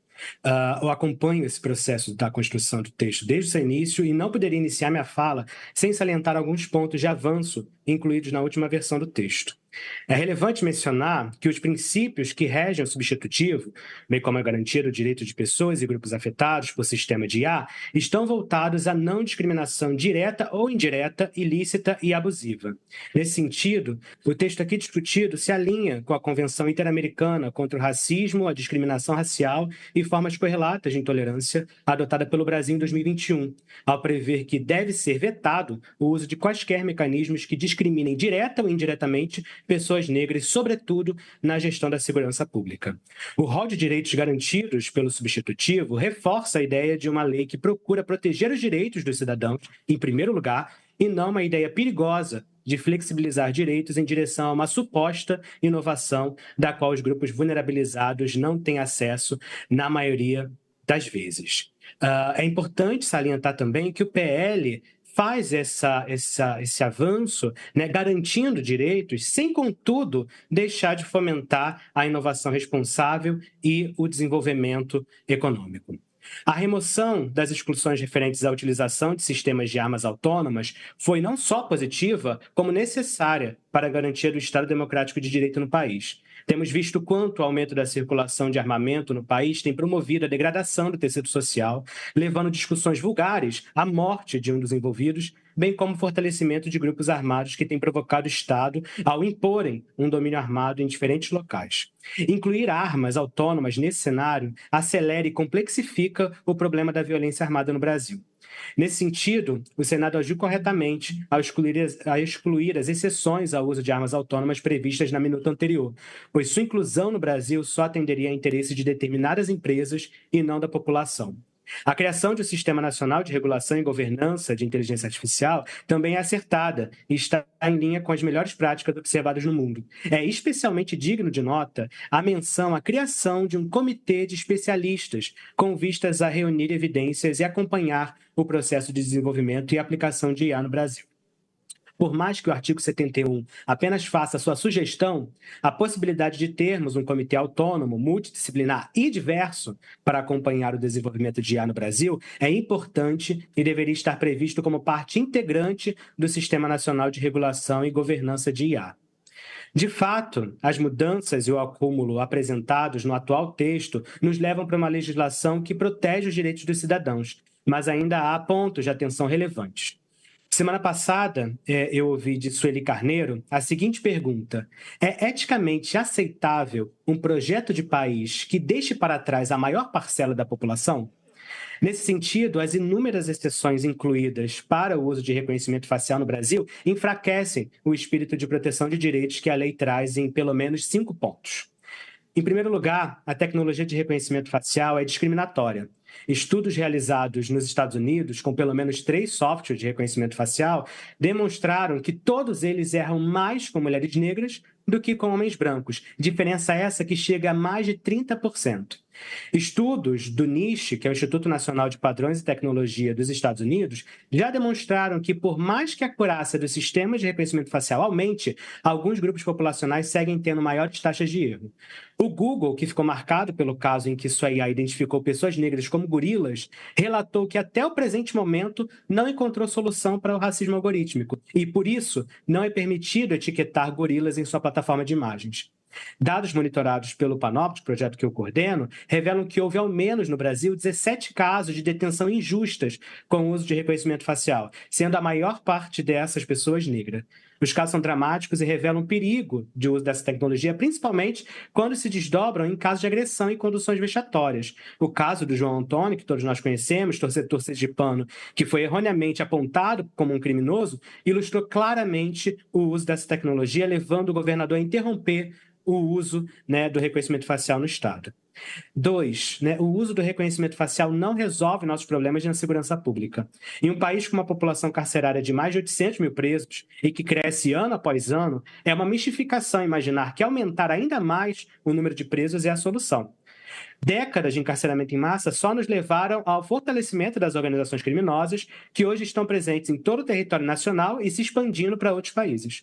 Quando analisamos o perfil dos presos por reconhecimento facial, com os poucos dados que temos atualmente, vemos que a grande maioria são presos por questões relacionadas à pensão alimentícia ou tráfico de pequenas quantidades de drogas, ou seja, crimes sem violência que poderiam ser tratados de maneira distinta à pena de privação de liberdade. Os estados que usam reconhecimento facial atualmente não registraram reduções significativas em seus indicadores criminais após a adoção da tecnologia. Copacabana, por exemplo, que usou pela primeira vez a tecnologia em 2019, registrou um aumento de roubos e furtos durante o uso da tecnologia, mostrando que as câmeras não são eficazes para reduzir crimes que atingem a população. Em terceiro lugar, a tecnologia é excessivamente falha. Análises realizadas por diferentes organizações e centros de pesquisa revelam que a tecnologia tem limitações referentes à qualidade das imagens capturadas, iluminação e posicionamento da pessoa monitorada, aumentando exponencialmente as possibilidades de erro no reconhecimento. As taxas de acurácia mensuradas em contextos controlados não podem ser compreendidas como confiáveis para mensurar os riscos para a população, uma vez que sua aplicação se dará sob condições desafiadoras. Além disso, nossos rostos evoluem com o tempo, mudando de aparência a partir de diferentes fatores biológicos, o que também adiciona complexidade ao uso da tecnologia. Em quarto lugar, é bom que a gente lembre que o mundo está se posicionando de maneira mais crítica ao reconhecimento facial. Ao menos 13 cidades americanas já baniram o uso do reconhecimento facial, como São Francisco, Boston e Portland. A União Europeia já se posicionou contrariamente ao uso de vigilância biométrica, advogando por uma moratória. A Justiça Argentina já proibiu o uso de reconhecimento facial após uma série de casos de erros, A Organização das Nações Unidas enviou um pedido em 2020 a todos os governos do mundo para que se estabeleça uma moratória sobre o uso da tecnologia de reconhecimento facial, reconhecendo a possibilidade de uso indevido da tecnologia para violar direitos. Em quinto lugar, as tecnologias de reconhecimento facial representam um desperdício do dinheiro público. Enquanto essas tecnologias falhas são adquiridas por estados e municípios no Brasil, há serviços públicos essenciais que estão sendo negados à população. Cidades do interior da Bahia, que receberam câmeras de reconhecimento facial, cobrem pelo menos de 5% dos domicílios com saneamento básico adequado. Cidades de Goiás, com índices baixos de fornecimento de luz elétrica de qualidade e asfaltamento de vias, também estão recebendo câmeras. Esses recursos seriam muito melhor gastos em saúde e educação da população. Por fim, eu gostaria de mencionar, além do reconhecimento facial, as inclusões nos incisos 9º e 11º do artigo 14 de estudos analíticos de crime e reconhecimento de emoções, como sistemas classificados como alto risco. Tanto software de policiamento preditivo quanto algoritmos de reconhecimento de emoções também são vistos de maneiras mais críticas na conjuntura internacional e produzem vieses importantes que não podem ser aceitos dentro de uma legislação como a que está sendo discutida agora, que garante direitos para a população. Para garantir, então, que essa regulação de IA brasileira inclua a população negra e vulnerabilizada na construção de um projeto de país, é necessário que não se aceite que vieses e discriminações algorítmicas sejam entendidos como mal menor ou como efeitos colaterais em prol do desenvolvimento técnico-científico. O resultado de não incluir no centro dos debates o racismo que estrutura nossas relações sociais é bem conhecido nesses séculos de história brasileira. Temos, então, a chance de desenhar um futuro para o país que seja mais justo e que não discrimine populações que historicamente são violadas em seus direitos. Obrigado pela oportunidade e bons debates a todos e a todas. Muito obrigado ao senhor Pablo Nunes, coordenador do projeto Rede de Observatórios da Segurança, e pelas questões pontuadas, nas quais concordamos plenamente sobre uma tecnologia que venha tornar o país mais igual, mais justo e com mais respeito a todas a nossa população. Eu concedo a palavra à senhora Ana Paula Bialer, advogada em Direitos Digitais. Seja muito bem-vinda. Vou pedir mais só a gentileza de nós, como o senhor Pablo, nos mantemos no tempo, porque nós precisamos terminar às 13h45, que é antes da sessão temática do Congresso do Senado. Okay? Muito obrigado. Senador, muito obrigada pela palavra. Um bom dia. Bom dia, senador Carlos Viana, senador Eduardo Gomes, senador Marcos Pontes, no nome de quem cumprimento a todos. Antes de mais nada, gostaria de parabenizar o senador Eduardo Gomes por sua liderança e resiliência na condução dos debates em torno do tema da inteligência artificial no Senado, assim como por sua habilidade na construção de pontes, consensos e no estabelecimento do diálogo. A inteligência artificial é uma poderosa ferramenta que temos a nosso dispor para melhorar a sociedade. A IA permeia inúmeras atividades do nosso dia a dia. A IA traz ganhos significativos de eficiência nos processos produtivos, tornando os processos mais rápidos e melhores. A IA permite uma melhor gestão de estoque, por exemplo, para garantir que uma farmácia não tenha falta de um determinado medicamento. A IA também ajuda no saque, oferecendo atendimento mais rápido ao consumidor. A IA é usada para o desenvolvimento mais rápido de medicamentos, para ajudar no diagnóstico mais preciso de exames médicos de imagem, e é utilizada no campo, para ajudar no planejamento da colheita, na aplicação de pesticidas. É usada para nos ajudar a trafegar pelas ruas das grandes metrópoles, assim como para compras e busca de informações online. A inteligência artificial é, no fundo, um grande habilitador, e é algo que nós, seres humanos, controlamos. O desafio que temos pela frente como sociedade brasileira é quais os contornos que queremos dar à inteligência artificial no Brasil para que possamos colher todos os seus frutos, usando-a para nosso desenvolvimento econômico e social e garantindo a proteção do cidadão brasileiro. Poucas vezes vimos uma tecnologia transformar a nossa estrutura enquanto sociedade de maneira tão visceral como faz a IA. Geralmente, a tecnologia chega, vai permeando as nossas vidas e se adequa aos marcos normativos e sociais já existentes. A IA avança de uma maneira genuinamente disruptiva e traz questões filosóficas, reflexões éticas e de valores estruturantes. Com esse processo reflexivo em andamento, é que o Parlamento se vê com o desafio de construir um marco regulatório para a inteligência artificial que consiga desenhar os contornos de como abraçarmos essa tecnologia, domarmos seus excessos e estabelecermos o compromisso ético de seu desenvolvimento e uso, assim como os contornos dos direitos do cidadão brasileiro nesse cenário, em parte desconhecido. Parabenizo o senador Eduardo Gomes pelo importante passo na última sexta-feira com a apresentação do relatório substitutivo ao PL 2338 na CETIA.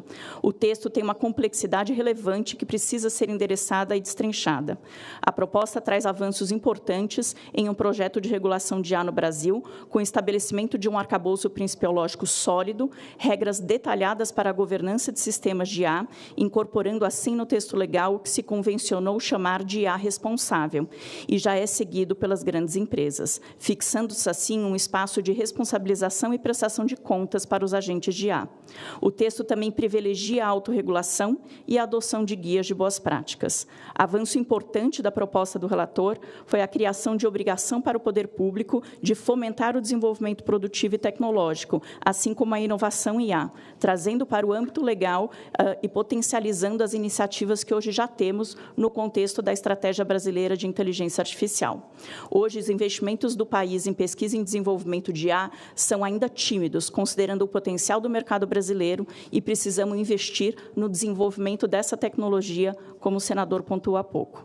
Um desafio na discussão do marco legal é como equacionar a transversalidade da IA em todos os setores econômicos e no poder público. O relatório traz o reconhecimento da manutenção dos espaços de regulação setorial já existentes e indica a necessidade de um órgão central coordenador.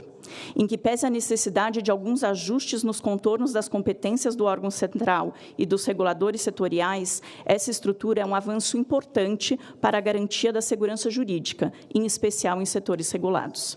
Um aprimoramento desejável no texto seria a criação de um espaço de interação multissetorial e a aproximação do CIA das discussões técnicas promovidas pela sociedade civil, academia e setor produtivo.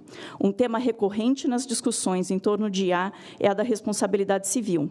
O substitutivo do relator traz uma estrutura positiva, um amadurecimento relevante ao reconhecer os regimes legais de responsabilidade já existentes, sem que o novo marco crie um regime de responsabilidade próprio e autônomo. Eu falava no início do robusto impacto que a IA trará em nossa sociedade. A IA quebra paradigmas, desafia premissas e uma forma de lógica dantes dada como certa. É perigoso querermos olhar a IA com a mesma lupa que hoje usamos para compreender o mundo à nossa volta. Nesse sentido, instamos o Parlamento a uma profunda reflexão sobre a granularidade em que se busca na proposta normativa garantir a explicação e a informação. De um lado, preocupa que o excesso de obrigações em torno dessa premissa torne inviável a adoção de IA por inúmeros agentes. De outro, pergunta-se se a melhor política pública, de fato, é o estabelecimento de obrigações tão detalhadas diante do usuário da SA, em que pese o reconhecimento da importância da transparência e da explicabilidade diante do Estado. Por fim, o texto proposto segue a referência internacional ao estabelecer uma pirâmide de classificação de risco e ajustar o peso das obrigações legais de acordo com a classificação de cada sistema. A abordagem de uma regulação baseada em risco é, de fato, a mais moderna quando se fala da regulação de tecnologia.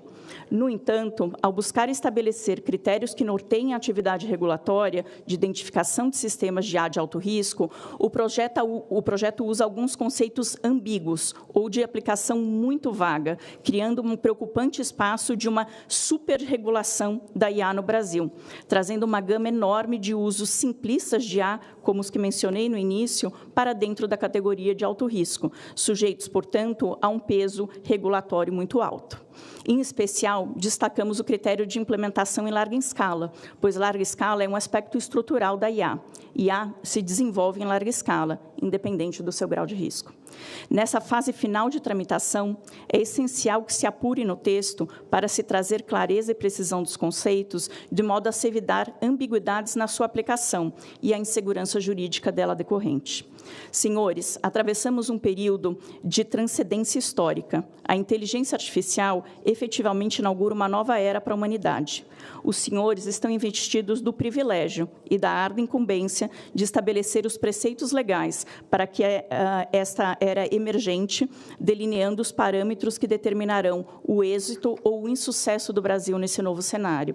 O momento demanda serenidade e sobriedade, a fim de forjar um arcabouço jurídico ético que fomente a IA responsável, a IA inclusiva, garanta os direitos do cidadão brasileiro e garanta a inovação no Brasil. Gostaria de concluir, mais uma vez, parabenizando o trabalho da CETIA, as inúmeras audiências públicas e o esforço recorrente do senador Eduardo Gomes no âmbito do Parlamento, em todas as interlocuções e fóruns de debate, para que a gente possa caminhar no sentido de amadurecer e implementar um marco legal da inteligência artificial que seja bom para o Brasil. Muito obrigada. Muito bom. Obrigado à senhora Ana Paula Bialer, advogada especialista em direitos digitais. Concedo a palavra ao senador Marcos Pontes.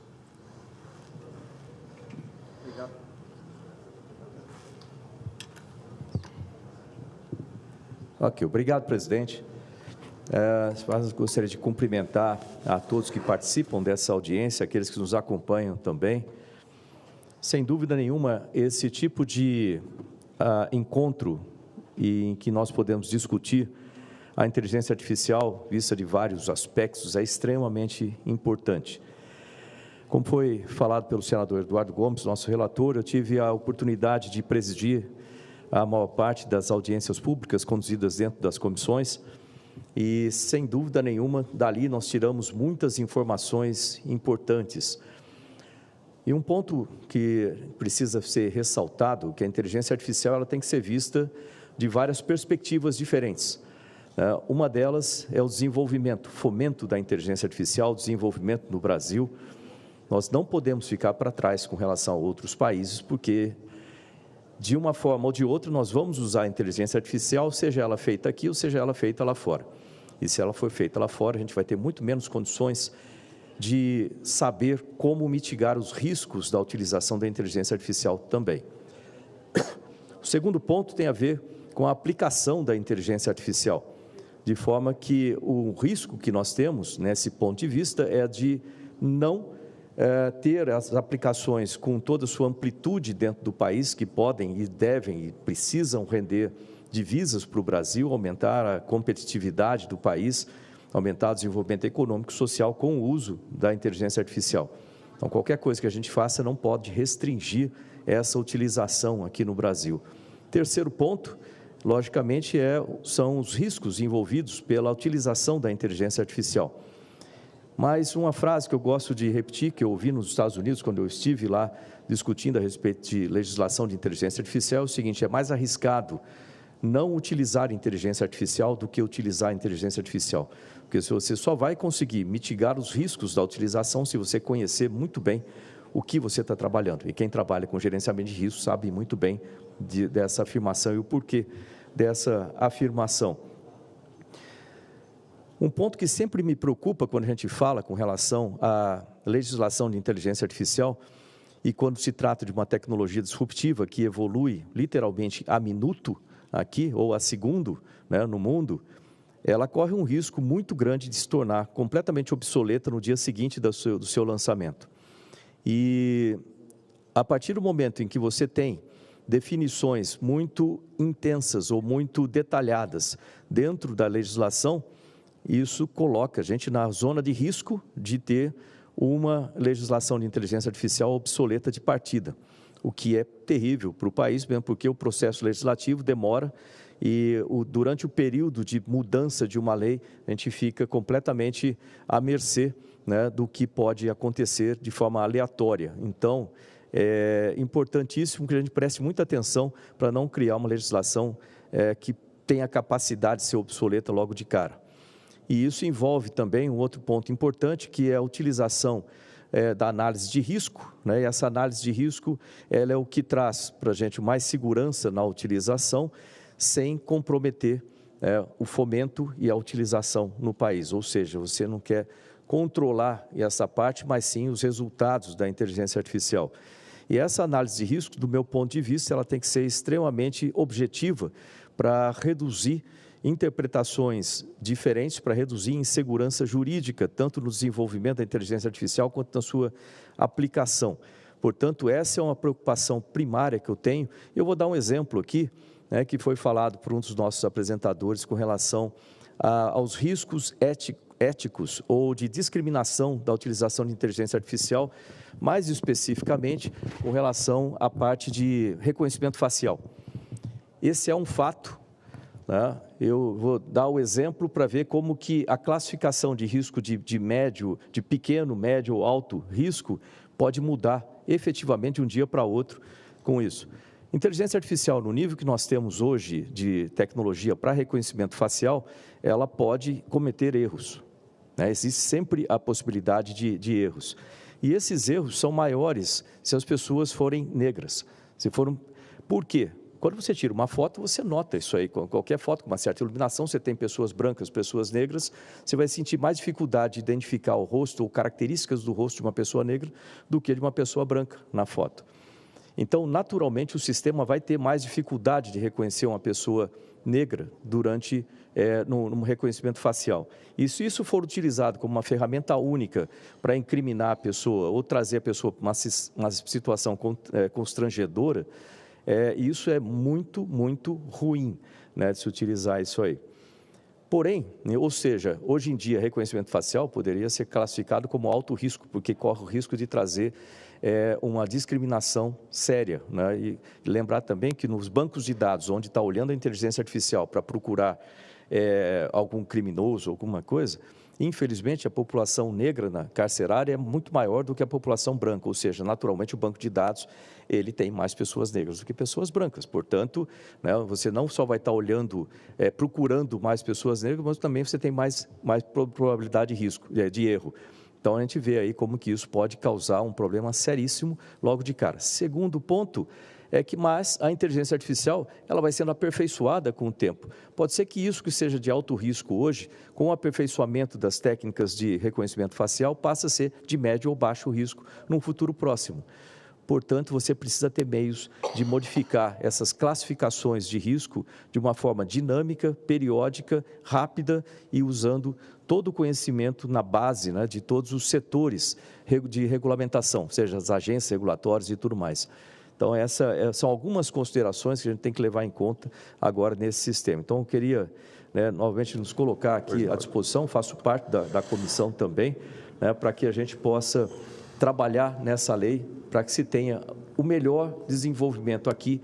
Ele vai passar ainda por um processo legislativo, mas já sair da melhor forma possível daqui do Senado. Muito obrigado. Obrigado, senador Marcos Pontes.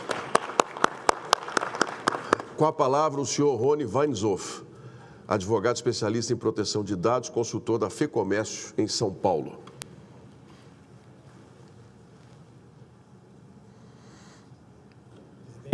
Presidente Carlos Viana, senadores Eduardo Gomes, Marcos Pontes, demais senadores aqui presentes, queridos colegas Fabrício da Mota Alves, professora Laura Schertel, Bruno Bione, Adriana, parabéns a todos da comissão temporária.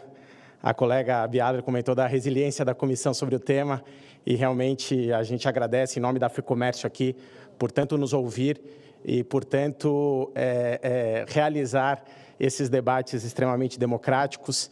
Confesso que estava mais confortável aqui no plenário do Senado em 2018, quando discutíamos a LGPD, havia um consenso sobre a abordagem da LGPD, e agora há esse dissenso nas discussões, mas o que é bom para a democracia de uma forma geral.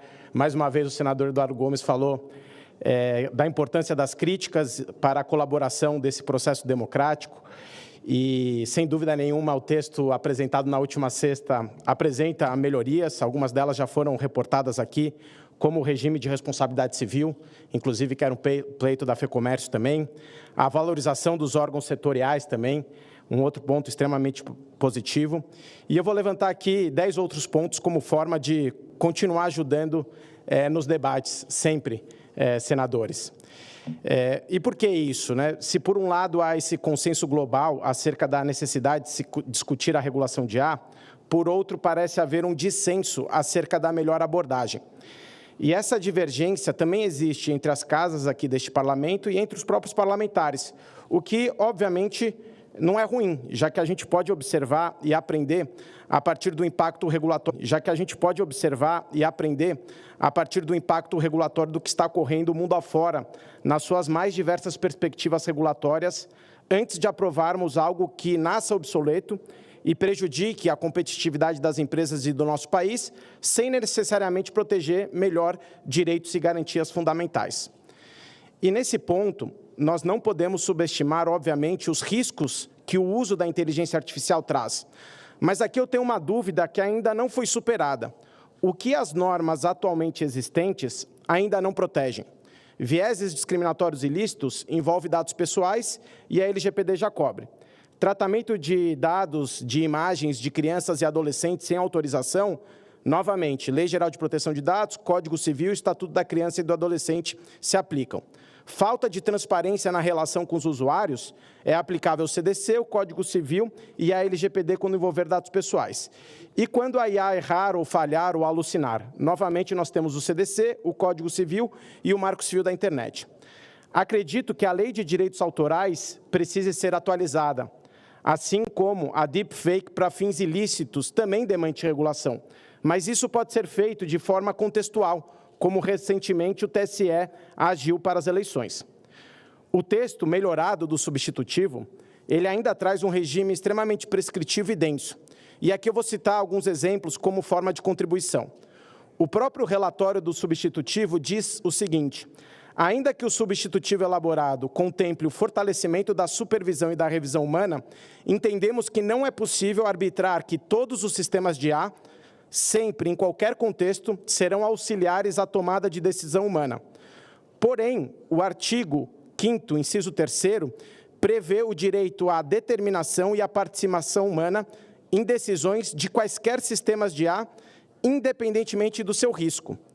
Isso, automaticamente, senadores, quebra a lógica de abordagem baseada em risco e torna quase impraticáveis sistemas de IA no Brasil, pois a grande maioria desses sistemas não apresentam riscos elevados e estariam sujeitos à determinação e à participação humana, sob pena de responsabilização por direito não cumprido e possibilidade de judicialização em massa. E é por isso que nós sugerimos a supressão deste artigo.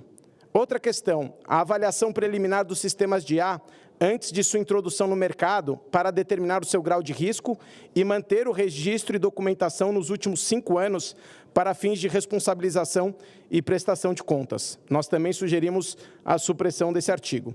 Uma outra questão, a avaliação de impacto algoritmo para IA de alto risco, com inúmeras prescrições detalhadas na própria legislação, como, por exemplo, quais são as competências dos profissionais que deverão executar exatamente esse trabalho. Será que a gente precisa prever na própria legislação quais são as habilidades e competências dos profissionais que deverão fazer as avaliações de impacto algorítmico? Uma outra questão muito cara, novas sanções administrativas, o que gera um temerário bis in idem, pois, de acordo com o uso de IA, há sanções administrativas a serem aplicadas pelos órgãos reguladores competentes. E, nesse caso, obviamente que o texto houve essa melhoria, mas aqui ainda resta uma insegurança jurídica. Um bom exemplo, aclamado inclusive diversas vezes pela comissão temporária, é do Reino Unido, que adotou a abordagem intersetorial para regular a IA, sustentada em 5 princípios fundamentais. Os reguladores de lá já existentes, como de proteção de dados, comunicação e financeiro, estão implementando referidos princípios à medida que regulam e supervisionam a IA nos seus respectivos domínios, de forma contextual e utilizando as leis e regulamentos já existentes. Porém, a abordagem do substitutivo ainda é extremamente oposta à prevista no Reino Unido. Nos Estados Unidos, a ordem executiva do presidente Biden exige que os principais departamentos executivos setoriais formulem padrões, diretrizes, práticas e regulamentos consensuais da indústria para o desenvolvimento e uso da IA responsável. Da mesma forma, o nosso substitutivo não utiliza este tipo de abordagem. Na União Europeia, com o comentado AI Act, o qual contém 113 artigos, 180 considerandos e 13 anexos, são 458 páginas de regulação. Prevê este regime denso e prescritivo de obrigações escalonadas de acordo com o risco de IA, além de uma autoridade competente e novas sanções administrativas. Há uma discussão no mundo que referido modelo pode ser temerário à inovação por falta de flexibilidade e nascer obsoleto à medida que a IA se desenvolve, como comentou agora o senador Marcos Pontes.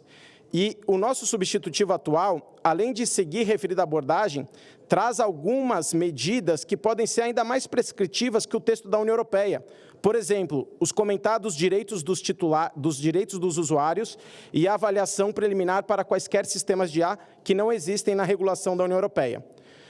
O Marcelo comentou recentemente o parecer do Tribunal de Contas da União, e a gente precisa observar ele, que considerou que abordagens, como a hora debatida, podem impactar a capacidade de inovação de empresas e do setor público nacional, como dependência de importação de tecnologia em decorrência da estagnação do desenvolvimento da IA no Brasil, criação de barreiras para startups e empresas de menor porte, perda de competitividade de produtos e serviços brasileiros no comércio exterior e dificuldades na retenção de profissionais da IA. E é importante dizer que, no Brasil, 74% das micro, pequenas e médias empresas de diversos setores da economia estão usando, felizmente, inteligência artificial. E 90% delas buscam adotá-la para diversas finalidades. Nessa perspectiva, apenas para se ter uma ideia de custo-impacto regulatório do AI Act lá na União Europeia, ainda em 2021, a expectativa para conformidade era de 31 bilhões de euros, o que poderia resultar na redução de investimentos em IA em quase 20%. Para empresas de pequeno porte, mais de 400 mil euros no caso do uso de IAs de alto risco, o que poderia representar um declínio de 40% em suas receitas. Por aqui no Brasil, nós já enfrentamos vários desafios de investimento, infraestrutura, desenvolvimento incipiente de pesquisa, patentes, aumento de desigualdade, fuga de talentos e de startups, o que indica o perigo de perda de competitividade e implementação da inteligência artificial. E é por isso que nós precisamos de muita cautela, entendimento sobre como a IA é projetada, desenvolvida e implantada e análise de impacto regulatório para encontrarmos o melhor modelo de regulação. A prioridade deveria ser um verdadeiro plano de nação para qualificar mão de obra, inclusive sob a perspectiva ética, pensar em mecanismos e políticas para ajudar na aceleração da adoção de IA por empresas de pequeno porte e estimular a oferta de infraestrutura computacional para treinamento de modelos de IA. E nesse ponto, querido presidente Carlos Viana, a inteligência artificial, diferente de dados pessoais, ela é uma tecnologia. E, de acordo com o seu respectivo uso, a gente precisa estressar as legislações já existentes. E resta a pergunta, será que os riscos de nós termos uma regulação até o final do ano são proporcionais aos seus respectivos benefícios? E é essa ponderação que a gente pede que seja considerada. Muito obrigado. Obrigado ao senhor Rony Vanizoff, advogado especialista em proteção de dados, consultor da FEComércio São Paulo. Concedo a palavra à senhora Estela Aranha, advogada e membro do Conselho Consultivo de Alto Nível da ONU para Inteligência Artificial. A senhora é muito bem-vinda, por gentileza. Só mais dois?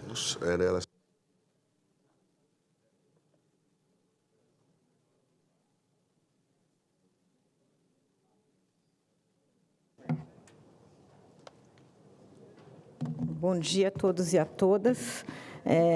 Enfim, quero começar a destacar a importância desse debate, como falou o senador Esperidião Amin aqui. Atualmente, eu estou no Conselho Consultivo de Inteligência Artificial da ONU e este é um dos temas mais importantes em todos os países que nós temos visitado.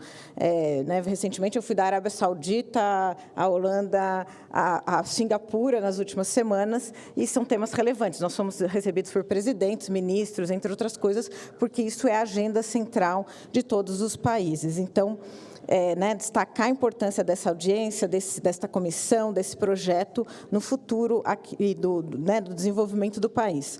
Eu quero começar a elogiar o processo, tanto como o reconhecimento do trabalho excepcional do senador Eduardo Gomes e sua equipe nessa condução desse processo e como evidência também da amplitude e da maturidade das discussões que tivemos até aqui. Eu comecei acompanhando esse processo, esse projeto de lei, em 2021, na Câmara dos Deputados.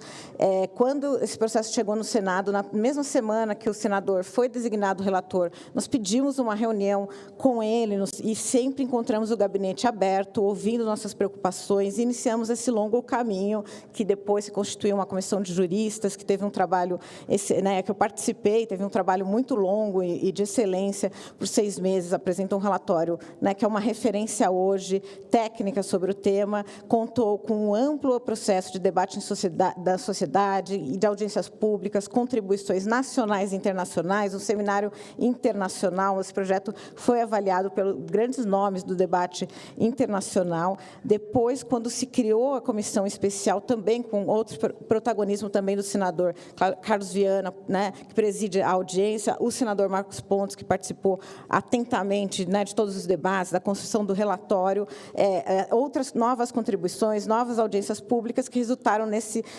relatório apresentado na sexta. Então, parabenizo o senador Eduardo e todos que contribuíram com esse debate, como a Adriana, o César, o luxuoso auxílio de grandes especialistas, como a Laura Schertel, que também foi relatora da Comissão de Juristas, Bruno Bione, Fabrício Mota Alves. E também esse debate contou com um amplo processo democrático e profícuo, com todos os setores do governo federal, que eu participei enquanto estava na Secretaria de Direitos Digitais. E também queria parabenizar o hercúleo, difícil trabalho de coordenação e sistematização lá do governo, da Samara Castro, que está aqui, da Viviane Mendes, da SRI, da Gisele Favetti, lá da Casa Civil, João Brandt, também secretário, que está aqui, entre outros. Eu queria trazer alguns pontos. A primeira questão é o debate sobre se está muito, que a gente ouve, está muito cedo regular. Não, não está cedo regular. Se fosse isso há 5 anos atrás, a gente entenderia. Hoje, tecnologias, por exemplo, como a IA generativa, ela já está na sua infância e ela tem impactos diretos. Hoje a gente vê, por exemplo, impacto direto em alguns setores como economia criativa, direitos autorais, que pode ter impactos avassaladores agora, no próximo ano, no setor econômico inteiro, em direitos de personalidade do autor e coisas de forma irreversível. Então, está na hora, e mais que na hora, além de maduro o debate, como eu falei, está na hora de trazer. Outra crítica em oposição à regulação e desenvolvimento, que não é verdade. Uma regulação inteligente, ajustada ao risco, e que protege direitos, ela traz, primeiro, confiança numa nova tecnologia, confiança para o mercado, garantia de investimento procedimento, esse produto que vai ser entregue e disponibilizado no mercado, ele segue algumas normas, né? E que essas normas, obviamente, trazem um produto confiável e também para os cidadãos que vão ser afetados aí, ou vão usar esse tipo de tecnologia. E também a questão, né, sobre os riscos, né? Sem legislação, a gente pode ter um mercado pouco transparente, nada regulado de softwares, fornecendo ferramentas, por exemplo, de tomada de decisão algorítmica para uso na justiça, segurança, educação, saúde, avaliação de riscos, fraude, serviços sociais e crédito, ignorando que, em muito desses contextos, né, a gente pode abrir a porta com grande impacto para decisões tendenciosas, errôneas, aumento de desigualdade, discriminação, trazendo consequências injustas e minando direitos fundamentais. Então, por isso é muito importante, né, esse projeto de lei que traz um refinado equilíbrio entre a segurança jurídica e a garantia de direitos e um modelo bem moderno de regulação, né, que ele é granular, ele é ágil para acompanhar o desenvolvimento tecnológico e não se torna um obstáculo. E também é um fruto de um amplo processo de escuta, participação, negociação de todos os setores envolvidos, né. E além desses elogios, podiam falar pontualmente de várias questões, como, por exemplo, a solução das armas automáticas, entre outras colocadas aqui. Eu queria somente trazer um debate pontual, que até foi trazido pelo colega da Fazenda, de inclusão pontual, né, se fosse possível ainda no relatório, de um tema que foi bastante assinalado pelo senador agora Marcos Pontes, que é um ponto central quando a gente fala de discriminação algorítmica, né. Eu prezo muito por políticas públicas baseadas em evidências e há fartas evidências estatísticas, científicas, que os algoritmos apresentam vieses que levam resultados discriminatórios, mesmo que de modo intencional, né? Na literatura, a discriminação é um artefato próprio do processo tecnológico de inteligência artificial e pode levar a discriminações ilegais ou injustas, né? Diferente dos mecanismos de discriminação tradicional, essa discriminação algorítmica ela pode ser menos óbvia e, portanto, de difícil identificação. E esses vieses, eles podem replicar e amplificar preconceitos e desigualdades existentes na sociedade, em especial desigualdades estruturais no Brasil, racial, gênero, classe, entre outros, né? E essa discriminação que não é tão óbvia, que a gente chama na literatura internacional de disparate impact, ou o impacto desigual, desproporcional em determinada população como resultado, né, da IA, ela é uma forma de discriminação indireta e que você usa critérios aparentemente neutros, mas ela resulta numa desvantagem significativa para um grupo. E nessa avaliação, a gente tem que dar atenção especial ao papel desempenhado pela lógica atuarial, que informa as decisões rotineiras sobre acesso a recursos financeiros, seguros e governam acesso a crédito, score de crédito, né? Essa é uma lógica que molda a distribuição das oportunidades da vida da sociedade. A lógica autorial, em si, já traz uma discriminação enorme, que ela contribui para a criação de uma desvantagem cumulativa. Ela reforça e reproduz disparidades, reforçando a desigualdade em um sistema de reforço e limitações mútuos a partir dessas relações de gênero, classe e outras hierarquias sociais. Ela já é aplicada, né, nesses setores de seguro e de risco antes da IA, na verdade, o sistema preditivo ele usa esse sistema desde os anos 70, por exemplo. Em 74, tem uma lei de oportunidades de crédito nos Estados Unidos que proíbe que pontuação de créditos use informações como sexo, raça, estado civil, nacionalidade em religião. Desde os anos 70, há muitas legislações antidiscriminação que tratam essa questão. A Europa, quando trouxe o debate de inteligência artificial, um dos primeiros consensos foi classificar os riscos, e o que é alto risco, e o score de crédito, por exemplo, estava lá com os destaques. Por isso, a gente não pode usar modelos preditivos a partir de suas decisões que vão mudar o futuro da nossa sociedade, não só mantendo, como reforçando discriminação, perpetuando e agravando problemas econômicos e sociais. A gente tem que ver o futuro junto com a sociedade, sem deixar ninguém para trás. A desigualdade é um dos maiores problemas do Brasil, e é muito além das questões identitárias, né? A gente tem uma sobreposição sobre desigualdade de gênero e raça com a desigualdade de renda no Brasil, né? A desigualdade racial e de gênero são os pilares da desigualdade econômica no Brasil, da desigualdade de classe. Nós estamos falando, na verdade, de igualdade de oportunidades, todos saírem de uma base comum a partir das suas capacidades de pagamento, solvência, e não ter uma discriminação de acordo de gênero e raça. Né? Os custos regulatórios, né, das normas expedidas, quando a gente está falando de sistema financeiro nacional, pelas essas entidades normatizadoras, como o Conselho Monetário Internacional, Banco Central, eles já são altos, né? E não vai ter o impacto de uma obrigação de avaliação algorítmica, discriminação ilegal ou injusta, não vai impactar este mercado a ponto de inibir novos entrantes, já que esses custos iniciais já são bem altos, e a gente está falando de percentuais muito baixos em relação a isso. Né? Então, aqui, para concluir, né, a gente entende que a classificação do crédito como alto risco implica em outros impactos, como regime de responsabilidade, mas a ausência da avaliação algorítmica de discriminação é muito grave nesse setor, porque a gente tem uma desigualdade de condições de toda a população brasileira. Então, a sugestão, inclusive conversando com o próprio Ministério da Fazenda, é acrescentar um artigo da necessidade de observância obrigatória de instituições financeiras e assemelhadas e bureau de crédito, quando usa algoritmos para score de crédito e risco de crédito, que se faça uma avaliação de discriminação algorítmica e, obviamente, implantem suas medidas de mitigação. É isso, senador, e parabéns pelo trabalho. Obrigado à senhora Estela Aranha, advogada e membro do Conselho Consultivo de Alto Nível da ONU para a Inteligência Artificial. Dando sequência, palavra concedida ao senhor Dalton Morato, diretor jurídico da Associação Brasileira de Direitos Reprográficos, a BDR. Muito bem-vindo. Excelentíssimo senhor presidente Carlos Viana, excelentíssimo senhor relator Eduardo Gomes, na pessoa de quem cumprimento todos os demais senadores e senadoras, em especial o senador Efraim Filho, a quem agradeço a nossa indicação aqui. Eu inicio a minha apresentação fazendo uma observação sobre os representantes dos criadores intelectuais, porque é a primeira vez que um representante, e aqui eu estou representando não só a BDR, mas o Sindicato Nacional dos Editores de Livros, o SNEL, a Câmara Brasileira do Livro, a CBL, entidades que representam autores, editores de livros, gráficas e livrarias, a indústria do livro como um todo. Mas eu gostaria de ter ouvido também outros representantes da indústria da música, por exemplo, que está aqui sentado no plenário, outras indústrias culturais, como a indústria de filmes, porque nós devemos ouvir os criadores intelectuais para entender a sua ansiedade, a sua expectativa em relação à tutela dos seus direitos de autor. E aqui eu gostaria de fazer um elogio público ao senador Eduardo Gomes pelo seu parecer, divulgado na última sexta-feira, que muito avançou na tutela do direito de autor. Porque nós precisamos pensar que nessa disputa entre Sansão e Golias, os autores são sempre deixados de lado, e não considerados. A nossa Lei de Direitos Autorais brasileira, a Lei 9.610 de 98, foi uma lei que ficou em debate nesta casa por mais de 10 anos, elaborada por especialistas e reconhecida mundialmente como uma grande lei em defesa do direito de autor. E agora vem o parecer de Vossa Excelência nessa mesma linha, em defesa do direito de autor. E aqui eu faço algumas críticas pontuais, críticas construtivas. A primeira, em relação à exceção da mineração de dados e textos, prevista no atual artigo 60.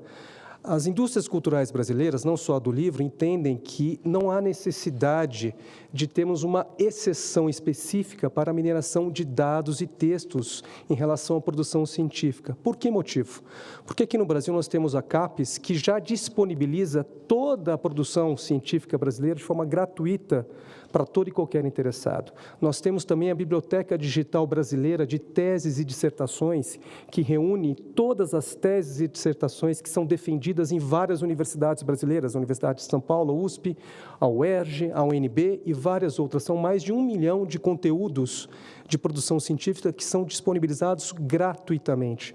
Então, aqui no Brasil, nós não temos essa necessidade de termos uma exceção para a mineração de dados e textos, porque a produção científica brasileira está disponível gratuitamente.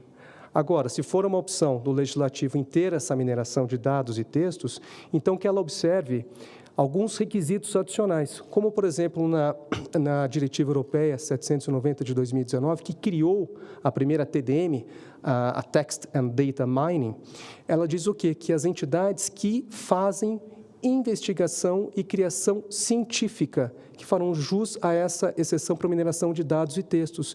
E no texto proposto no parecer, não há esse requisito da investigação e produção científica, ou seja, o texto no seu artigo 60 fala em organizações. Quais organizações? Quaisquer organizações. O único requisito é que não tenha finalidade lucrativa. Nós entendemos que é necessário avançar nesses requisitos para que seja um requisito a produção científica prévia. As entidades que façam essa produção científica prévia é que farão jus a essa exceção para mineração de dados e textos. Ainda que os autores que tenham seus conteúdos utilizados possam controlar com relatórios de transparência, quais são as obras utilizadas, porque atualmente as obras de autores brasileiros, e foi divulgado recentemente até, obras de autores renomados que estão sendo discutidas em ações nos Estados Unidos, em ações coletivas de autores contra a OpenAI e a Microsoft, citando, por exemplo, Maurício de Souza, em caso de imagens, que já estão sendo reproduzidas sem nenhum tipo de autorização e remuneração. Então, hoje, o que nós vemos hoje no mercado mundial? São sempre grandes empresas de tecnologia que estão dominando esse mercado, notadamente norte-americanas, que estão reproduzindo, utilizando os dados disponíveis na internet, muitas vezes buscando essas informações em sites piratas, ou seja, a qualidade do material que está sendo utilizado para treinar os sistemas de inteligência artificial, ela não tem um certo controle. Por isso que nós entendemos ser necessário que os autores possam licenciar o uso das suas obras para as empresas de tecnologia, como recentemente a OpenAI divulgou acordos com o Le Monde na França, com El País na Espanha, ou seja, nós temos que fomentar a criação desse mercado de licenças entre, de um lado, os autores e titulares de direito e, do outro, as empresas de tecnologia. E agora, voltando um pouco, falando sobre a Constituição brasileira, porque no seu artigo 5º, inciso 27, diz que é uma garantia fundamental a exclusividade do autor defendendo a utilização da sua obra. Então, a futura lei que trata da regulamentação de inteligência artificial também tem que observar esse princípio, que ao autor depende esse direito exclusivo de autorizar o uso das suas obras. E nessa linha, uma outra observação é em relação ao sandbox regulatório no artigo 63, porque ele trata de vários requisitos e traz diretrizes nos incisos do seu parágrafo único, porém, ele não trata do aspecto temporal. Se esse sandbox regulatório não for criado ou não ter um tempo de criação delimitado, como que vai acontecer esse relacionamento entre os autores e as empresas de sistemas de inteligência artificial com finalidade lucrativa? Nós temos que ter um ponto, uma delimitação de tempo, ou seja, 12 meses a partir do início da vigência da lei, 24 meses, um tempo. E até o início, então, dessa regulamentação proposta nesse sandbox regulatório, que então caiba o quê? A livre liberdade entre os autores de um lado ou as entidades de classe representando os autores e as empresas de sistemas de inteligência artificial. Outra observação que eu gostaria de fazer, além dessa questão do sandbox regulatório, envolve justamente um dos incisos do artigo 63, que fala na reutilização das obras. É uma correção pontual, mas que faz todo sentido. É utilização das obras, ou seja, a regulamentação no sandbox regulatório tem que prever a utilização e não a reutilização das obras. Outro ponto que eu gostaria de abordar é que a autoridade competente ela faça o credenciamento de todo e qualquer organismo que faça jus à exceção para mineração de dados e textos, porque, pelo parecer no texto proposto, ela só faz o credenciamento de instituições de pesquisa e não das outras entidades que a lei, que o projeto de lei e o parecer propõem como organismos, museus, entidades de jornalismo. Então, é importante que a autoridade competente de IA, ela faça esse credenciamento prévio de todos os beneficiários dessa exceção para mineração de dados e textos. E é isso, senhores. Muito obrigado pela oportunidade e, novamente, parabéns pelo trabalho. Muito obrigado. Obrigado pelas observações, ao senhor Dalton Morato. diretor jurídico da Associação Brasileira de Direitos Reprográficos, a BDR. Concedo a palavra ao professor Geber Ramalho, do Centro de Informática da Universidade Federal de Pernambuco. O senhor é bem-vindo, professor. Bom dia, boa tarde, muito obrigado. Saúdo a todos, em especial o senador Carlos Viana e o senador Eduardo Gomes. Eu agradeço pela oportunidade aqui de trazer uma perspectiva talvez um pouco diferente, porque depois de uma saraivada de advogados e juristas, aparentemente eu sou o único engenheiro / cientista da computação, e eu queria retomar do que o senador Eduardo Gomes falou hoje de manhã, de que parece que quando acaba um ciclo, abre um outro. Então, minha intervenção é muito mais nesse sentido desse novo ciclo aí, porque eu sei que o trem tem que andar, né? Mas há coisas muito importantes, assim, que eu penso que precisam vir junto com a regulação. Eu, apesar de ser, digamos, engenheiro e ter dado aula quase a minha vida toda em IA, eu trabalho nisso há 35 anos, tenho, inclusive, desde 2019, dado aula de ética e inteligência artificial, porque penso que esse tema é muito oportuno e vejo com muito bons olhos o trabalho que vem sendo feito e mesmo o atual estado do PL. E eu não tenho críticas, assim, a não ser uma coisa pontual ou outra, mas, globalmente, eu acho que o trabalho está muito bom, parabéns. Porém, minha mensagem aqui é a seguinte: ela é necessária, a regulação disciplinar é necessário, mas é, infelizmente, insuficiente. E pode ser até contraproducente se a gente não cuidar de outros aspectos importantes. Na abertura do PL, a gente fala do desenvolver uma IA responsável. O lado responsável, eu acho que está bem cuidado, mas é preciso desenvolver uma IA. Eu tenho sempre a impressão que a gente está falando de uma construção de uma casa, mas a gente só está falando do muro, não está falando nada da casa. Então, é isso que eu queria trazer aqui, que são, a meu ver, qualquer projeto de lei sobre uma área qualquer, em particular sobre uma tecnologia como IA, precisaria, digamos assim, endereçar 8 eixos importantes. O primeiro é da educação. Quando eu falo de educação, eu falo de coisas diferentes. Por exemplo, claro, a gente precisa de desenvolvedores de IA, e sempre numa perspectiva de que o Brasil não vai ficar só dependendo, como falou o senador Marcos Pontes, ainda agora, de que algum estrangeiro venha para cá tentar resolver nossos problemas. A gente precisa da educação ter desenvolvedores, gente capaz de desenvolver sistemas de IA. Mas não só. A gente também precisa educar os gestores, que são aquelas pessoas, tanto no serviço público quanto privado, que vão identificar, aqui eu tenho um problema, que se eu tiver uma IA, pode ajudar. E a gente também, dentro da ótica da educação, precisa pensar nas pessoas que vão perder os seus empregos, porque qualquer revolução tecnológica é assim. Você não tem mais acendedor de lampião, como a gente tinha nas ruas, mas você, com a eletricidade, não precisa mais, mas você criou também novos empregos. Só que uma pessoa que perdeu o emprego não está necessariamente preparada para assumir o novo. E essa reconversão é preciso fazer com a educação. Então, a educação é um primeiro eixo fundamental. O segundo eixo é o eixo que eu diria da ciência e da inovação, do fomento à ciência e inovação.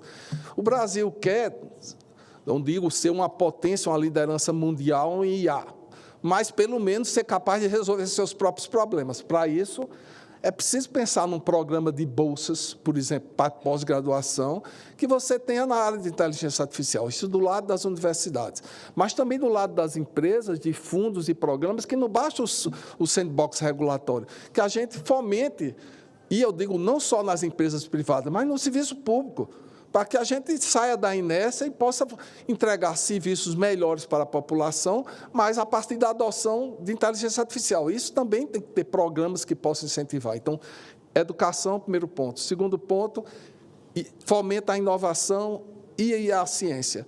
O terceiro é o que eu chamo de infraestrutura e insumos básicos. O que é infraestrutura? Vejam bem, para treinar um modelo feito esse do ChatGPT, que todo mundo conhece, a gente precisa de computadores muito poderosos. O que eu vejo aqui, nas universidades, lá onde eu estou e onde eu circulo, você tem um computador ali, uma outra, não dá para brincar, entendeu? Não está. E o Brasil tem feito isso, a gente pulveriza algumas coisas. Em outros países, eu estive na França mês passado, lá eles têm, o governo tem um serviço de alta performance de computação, que você pode entrar na fila lá e dizer, eu quero tantas horas, eu quero isso.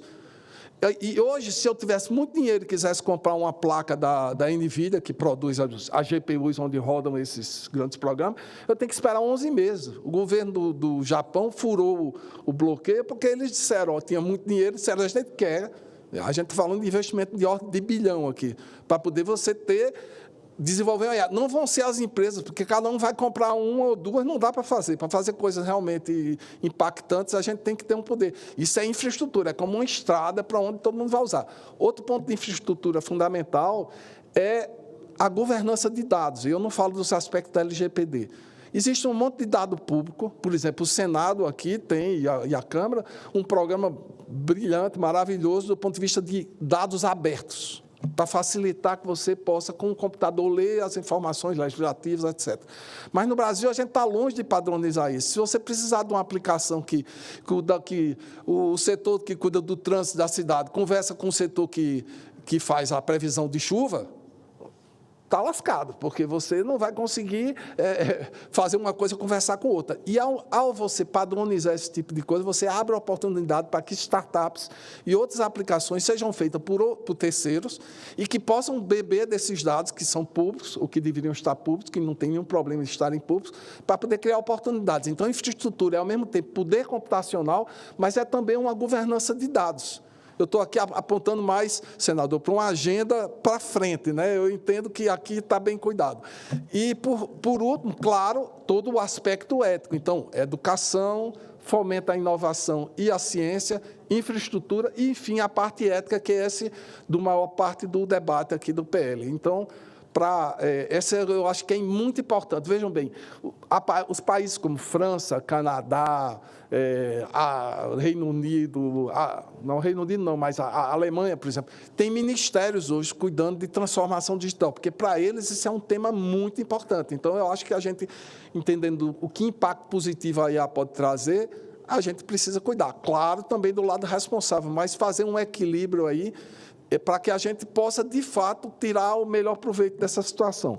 E, por fim, eu vou fazer só uma última reflexão, que ela é mais pontual, que é o seguinte, claro, esse muro que a gente quer criar, que às vezes eu penso em muro, mas eu penso também, por exemplo, que a Europa finalmente fez o AI Act, mas tudo isso que eu já falei sobre educação, sobre fomento à ciência, à inovação, tudo isso já está feito. O AI Act lá é uma espécie de cereja no bolo, mas aqui a impressão que eu tenho é que a gente começou pela cereja, ainda não falou do bolo. Tem que fazer o bolo. Aí a gente pode cuidar do todo, mas não entendam a minha posição. Agora, do ponto de vista pontual, eu sou diretor de um centro, quer dizer, recentemente o Ministério da Ciência e Tecnologia criou 10 centros de excelência em inteligência artificial no Brasil. E eu sou um deles, o diretor de um deles, que é o voltado para a educação, de IA para a educação. E me preocupou, quando eu li no PL, a educação está dentro das coisas de alto risco. Eu entendo perfeitamente que lá trata, por exemplo, do ingresso de estudantes nas universidades, etc., aí é claro que a gente não vai botar uma IA para corrigir as provas do vestibular. Mas, ao mesmo tempo, tem uma outra parte que é mais ambígua, que fala de avaliação e monitoramento dos alunos. A avaliação faz parte do processo de aprendizado. E a avaliação a gente faz o tempo todo. Eu estou dando aula, eu olho para a cara de um aluno meu, ele não está nem prestando atenção no que eu estou dizendo. Então, eu já entendi que eu tenho que fazer alguma coisa para melhorar amanhã. A avaliação faz o tempo todo. E hoje, uma das áreas que mais faz 30 anos que existe em pesquisa é em inteligência artificial na educação, e, aliás, os senhores estão convidados para a principal conferência internacional de educação, de IA na educação, vai acontecer no Brasil, lá no Recife, lá de onde eu sou professor. Então, estão todos convidados e tem muita pesquisa, em particular, tem uma área que a gente chama de educação personalizada. O professor dá a aula, mas tem um IA que segue o aluno ali e que vai dizer, olha, ele precisa de um reforço nisso, porque eu propor um exercício naquele ou naquele outro aspecto. Só é possível fazer isso se há alguma forma de avaliação, se ele sabe ou não aquilo. Então, eu, assim, peço que seja feita uma reflexão para, de fato, saber se a educação não é uma área crítica como saúde, não é uma área crítica como até concessão de crédito, a gente pode dizer. A educação, inclusive, é uma área crítica, mas no outro sentido, porque, como a gente está sofrendo essas transformações todas na sociedade, vamos precisar de uma educação de qualidade em escala. E aí a tecnologia pode ser um grande parceiro nosso nessa área. Eu agradeço, era isso que eu tinha a dizer. Obrigado. Obrigado pela colaboração ao professor Geber Ramalho, do Centro de Informática da Universidade Federal de Pernambuco. Encerrando a nossa sessão especial de debate, convido a senhora Laura Schertel Ferreira Mendes, relatora da Comissão de Juristas, responsável por subsidiar a elaboração de substitutivos sobre inteligência artificial, para as suas palavras. Muito bem-vindas.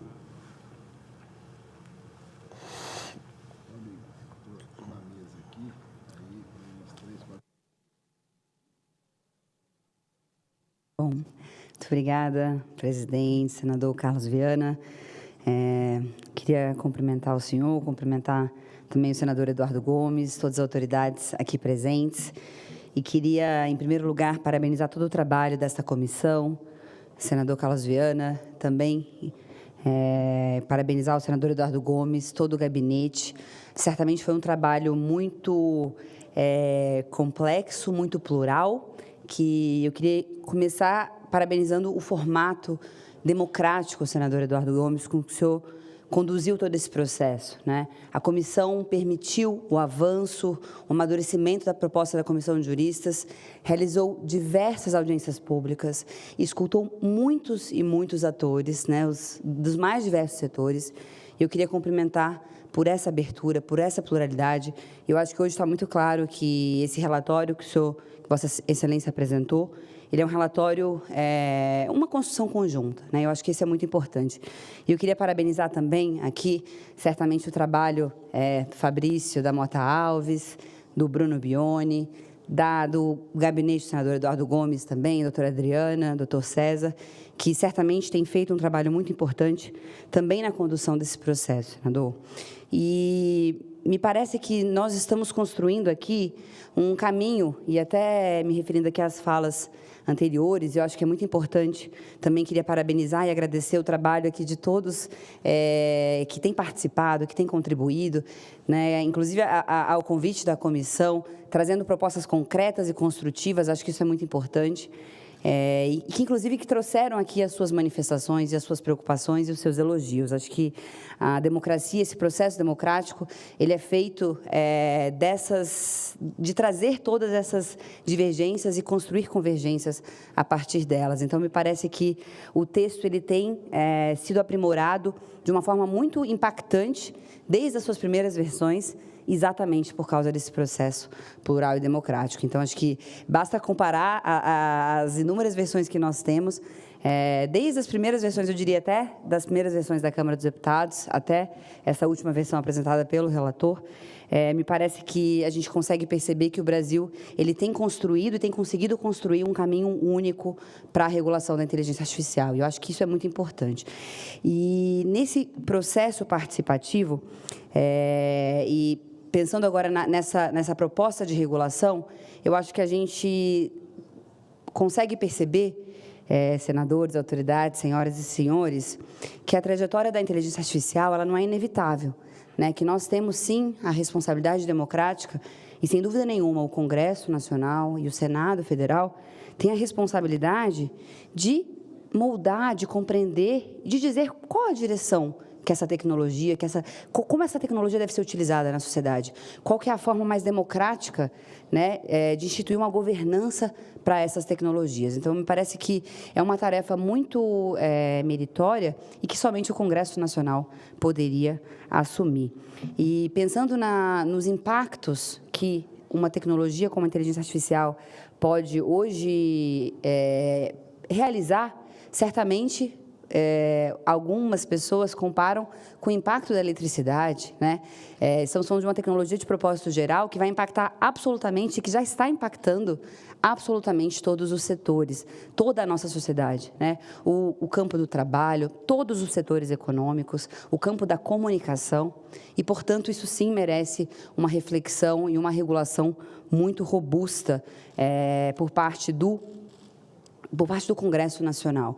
E me parece que um outro tema muito relevante quando nós pensamos na sociedade brasileira, que é uma sociedade ainda muito desigual, que é sim fundamental pensarmos os impactos que essa tecnologia traz para a sociedade como um todo, para a economia como um todo e também para as partes e para as pessoas mais vulneráveis e para os grupos mais vulneráveis. Não é possível, né, não podemos nos distanciar dessa missão que foi dada pela própria Constituição Federal. Então, me parece que o projeto também, senhoras, senhores, me parece que o projeto também é muito equilibrado nesse sentido. Ele traz direitos, ele traz princípios e ele traz, acima de tudo, uma estrutura que pode supervisionar e que deve supervisionar esses direitos fundamentais. E me parece que um ponto que eu queria destacar é exatamente o fato de que, se por um lado nós temos os impactos aos direitos fundamentais, e não só impactos, porque a gente pode pensar nessa tecnologia também como uma forma de consolidar e de fazer com que a gente possa potencializar o exercício desses direitos fundamentais, né? Quando a gente pensa na liberdade de ir e vir, na liberdade de expressão, na liberdade de associação, na liberdade de trabalhar, ou seja, é fundamental que nós pensemos também nessas tecnologias para que elas potencializem essas liberdades e para que a gente possa diminuir os riscos também a essas liberdades fundamentais. E um ponto que eu queria destacar e que eu acho que houve um avanço muito grande, e certamente com a contribuição de todos os setores que têm contribuído nesse processo, foi um avanço muito grande na supervisão. Em como é que essa supervisão vai acontecer?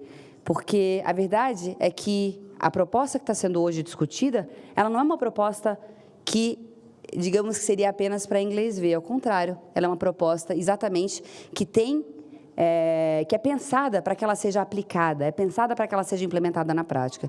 E isso só é possível a partir de um sistema de supervisão bastante complexo, mas me parece muito interessante e eu diria que também bastante único, por isso que eu disse que eu entendo que a gente está construindo aqui, senador, sob a sua relatoria, senador Carlos Viana, sob a sua presidência, um caminho único, um caminho brasileiro, né? Uma solução brasileira para essa regulação.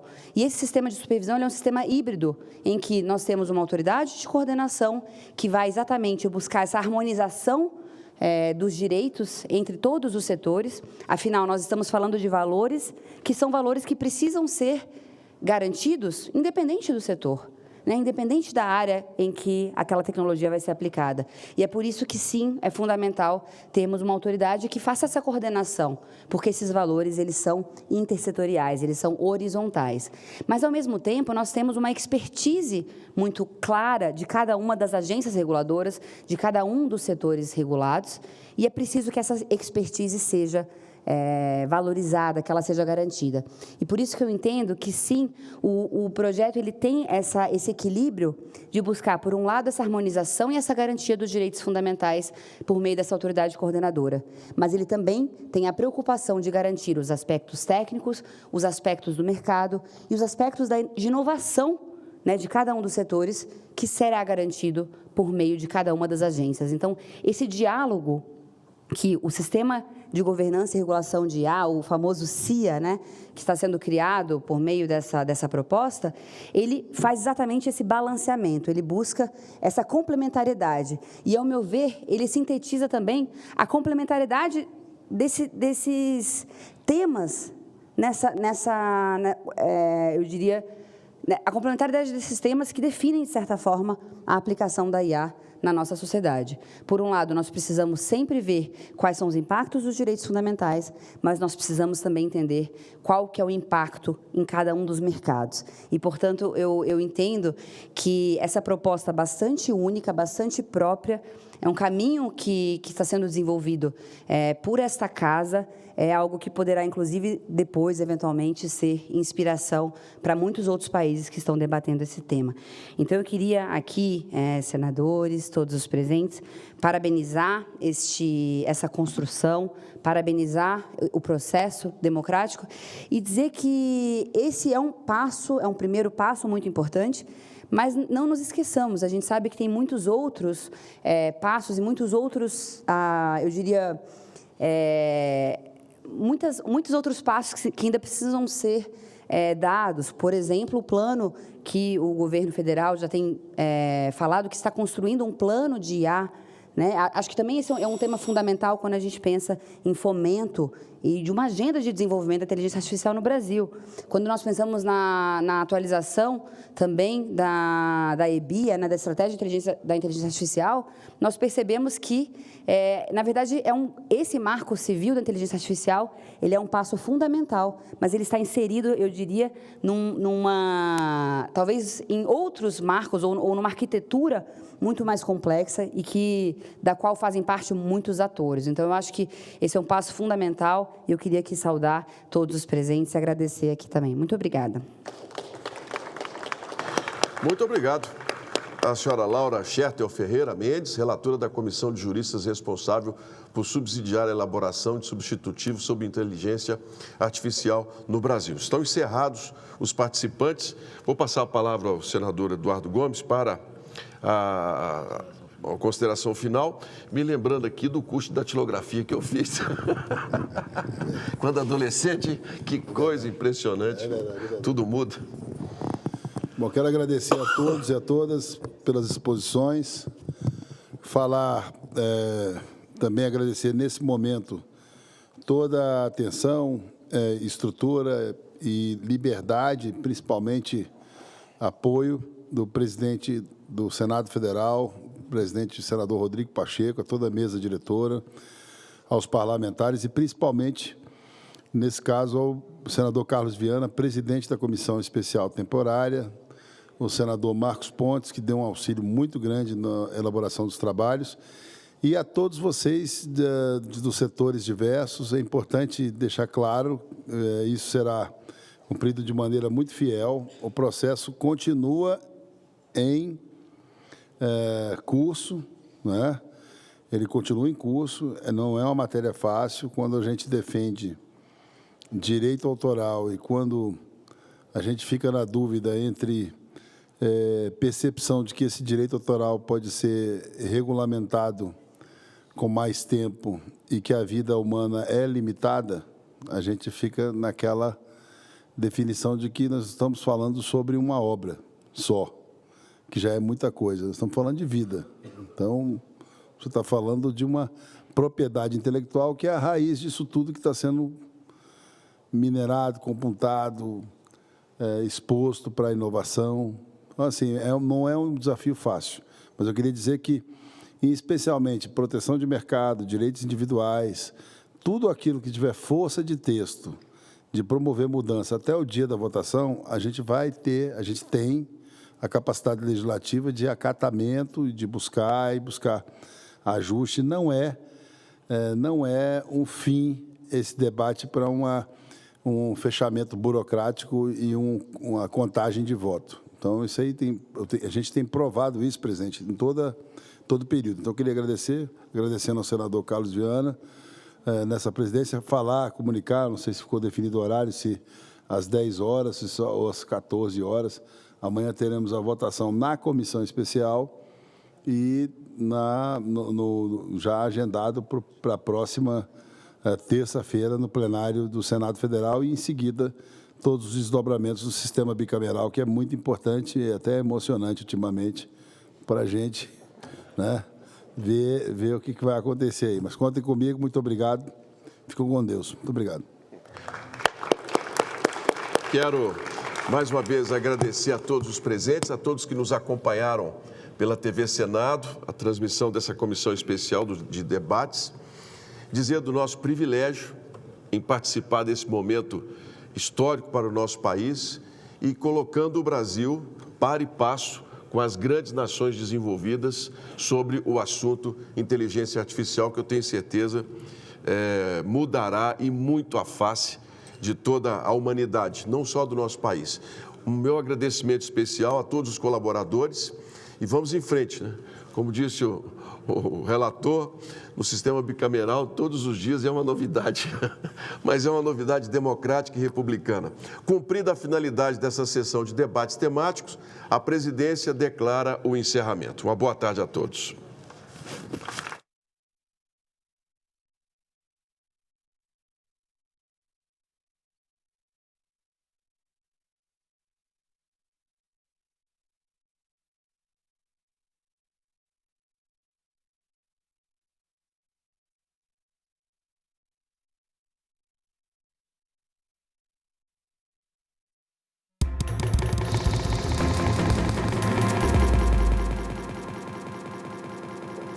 Olá, boa tarde. O Senado Notícias está no ar.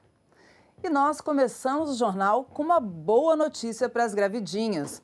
A Comissão de Assuntos Econômicos aprovou o projeto que muda a contagem do prazo de licença maternidade e do salário maternidade em caso de internação da mãe do recém-nascido. Os benefícios passam a ser contados a partir da alta hospitalar. O projeto apresentado pelo senador Fabiano Contarato inclui na CLT uma decisão do Supremo Tribunal Federal de 2020, já regulamentada pelo Poder Executivo. O texto estabelece que, em caso de parto antecipado, o prazo da licença maternidade de 120 dias e do salário maternidade somente será contado após a alta da mãe ou do filho, o que ocorrer por último, desde que a internação ultrapasse 15 dias. A proposta original previa a prorrogação apenas em caso de parto antecipado. O relator estendeu o benefício para qualquer caso de internação da mãe ou do recém-nascido causada por complicações no parto. O texto será analisado agora pela Comissão de Assuntos Sociais. Segundo dados do Ministério, nascem aproximadamente 340 mil bebês prematuros por ano, o que equivale a pelo menos 930 por dia. Ignorar essa realidade seria tratar desigualmente as mães e seus bebês que usufruem da totalidade dos 120 dias daqueles com partos prematuros e que necessitam de internação hospitalar, o que afronta a proteção constitucional à maternidade e à infância. E a Comissão de Assuntos Econômicos vai fazer uma audiência pública para debater a MP 1227, que limita a compensação de créditos de PIS/COFINS. O ministro da Fazenda, Fernando Haddad, foi convidado. O requerimento apresentado pelo senador Rogério Marinho foi aprovado na reunião da Comissão de Assuntos Econômicos desta terça-feira. Seria uma audiência pública com o ministro Haddad, com os representantes das principais federações que representam a economia do país, para tratarmos justamente dessa medida provisória 1227. Não tenho dúvida que o líder do governo será favorável, todos aqui nessa casa, né, dado a pertinência, a tempestividade e a importância do tema. A disposição do ministro Haddad é total para fazer isso. Então, eu não posso só dar o horário porque eu preciso consultá-lo. Mas eu acredito que ele viria de bom grado a essa comissão hoje, amanhã, porque o que ele está mais fazendo é tentando explicar o que eventualmente não foi bem compreendido. A medida provisória foi editada pelo governo na semana passada como uma forma de compensar perdas fiscais da União com a desoneração da folha de pagamento de 17 setores da economia e de parte dos municípios até 2027. Para compensar essas perdas, a MP limita a compensação de créditos do PIS/COFINS, tributos federais que financiam a Seguridade Social. Ela estabelece que empresas só podem usar o saldo de créditos relativos a PIS/COFINS para abater esses mesmos tributos. Regras em vigor desde 2002 permitiam que as empresas pudessem usar esses créditos para quitar outros tributos federais. A medida tem provocado protestos de frentes parlamentares e do setor produtivo, em especial do agronegócio e indústria. É um assunto que está movimentando o setor produtivo brasileiro. Existe aí uma revolta, né, pela maneira com que a medida provisória chegou a essa casa e o que ela traz no seu bojo, que é, né, um confisco, na verdade, de um direito do setor produtivo brasileiro, quando você não pode compensar o PIS/COFINS. O presidente da Comissão de Assuntos Econômicos defendeu a devolução da MP. A medida pega e encheu o início da carreira produtiva, o que faz com que todo o restante da cadeia pague esse ônus e o leve diretamente ao preço final. Além disso, algumas distribuidoras de combustível já têm noticiado o aumento de até 7% em seus preços na bomba, o que também contribui para a elevação do preço de todos os produtos ao brasileiro mais simples. E uma sessão temática ocupou o plenário do Senado na manhã de hoje para debater o uso da inteligência artificial. Projeto sobre o assunto deve ser votado amanhã pela comissão temporária que estuda o tema. A sessão temática foi realizada após a apresentação do relatório pela comissão temporária. O presidente do Conselho de Comunicação Social do Congresso Nacional destacou os pontos positivos do texto, como a categorização baseada em riscos, que, segundo ele, vai permitir focar recursos e esforços onde realmente são necessários. Ele elogiou ainda o cuidado na proteção de dados e na privacidade dos cidadãos. Este projeto de lei coloca a proteção dos dados pessoais e os direitos fundamentais no centro da regulamentação. Em um mundo onde a coleta e o processamento de dados são cada vez mais intrusivos, é vital que asseguremos que os dados dos nossos cidadãos sejam protegidos e utilizados de maneira responsável. O coordenador do grupo de trabalho que estuda o uso da inteligência artificial no Poder Judiciário elogiou o relatório do senador Eduardo Gomes, mas pediu um cuidado especial na IA aplicada à Justiça. A aplicação no judiciário é tão relevante, tão sensível, que valeria a pena que a lei autorizasse uma resolução do CNJ a trazer detalhamentos, trazer especificações de funcionamento da IA, que aumentaria a segurança jurídica. Não faz sentido fazer isso na lei, porque evidentemente a lei regulamenta toda a IA no Brasil, mas talvez o judiciário, a aplicação no judiciário pudesse ter regulamentação via resolução do CNJ. O relatório apresentado na comissão temporária foi fruto de uma sugestão de projeto de lei da Comissão de Juristas, criada pelo presidente do Senado, o senador Rodrigo Pacheco. A Comissão de Juristas e a Comissão Temporária realizaram em torno de 150 audiências públicas. E o texto final contou com a contribuição de centenas de cidadãos, especialistas na área, entidades e organizações da sociedade civil. O relator reforçou que esse é o início de um debate sobre o marco legal da IA e que, após a aprovação pelo Senado, a proposta será analisada pela Câmara. No sistema bicameral, nós ainda temos que ajustar essa relação quanto ao projeto de Câmara e Senado, mas faremos isso com muito respeito, com muita tranquilidade, no tempo certo, sobre inteligência artificial. Eduardo Gomes foi elogiado pelo governo por ter tido um diálogo amplo e aberto com todos os setores envolvidos.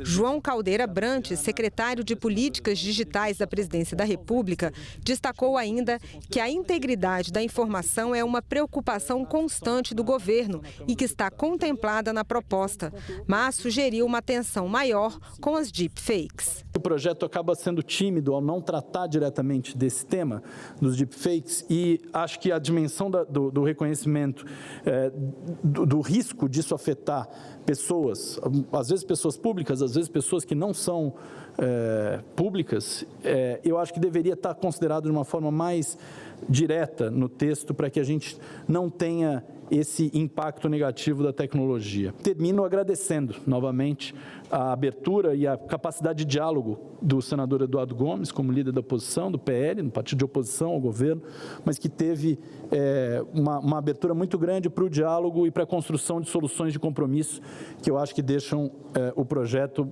muito forte, positivo. O projeto permite que a regulação seja flexibilizada, seja ajustada ao diferente tamanho das empresas. Eu acho isso muito, muito importante. O projeto também encontrou um equilíbrio, a meu ver, muito interessante entre o papel dos reguladores setoriais e o papel do órgão de coordenação nessa área. A segurança de nossos dados é outro problema. Você pode ter dificuldade de obter um empréstimo, por exemplo, se a IA descobrir que seus parentes estão inadimplentes, ou dificuldades na aquisição de planos de saúde se seus pais tiverem determinadas doenças. Outro grande perigo é entregar totalmente às IAs alguns tipos de decisão. Por essa via, em uma situação extrema, poderíamos tornar reais todas as histórias de ficção científica nas quais as máquinas inteligentes acabam até mesmo um dia por destruir vidas humanas. Uma rodovia para levar produtos brasileiros aos mercados consumidores da Bolívia, Chile e Peru e aos portos no Oceano Pacífico e de lá aos cobiçados mercados da Ásia. Uma audiência pública das Comissões de Infraestrutura e Relações Exteriores discutiu o assunto nesta terça-feira. Há um potencial de mercado.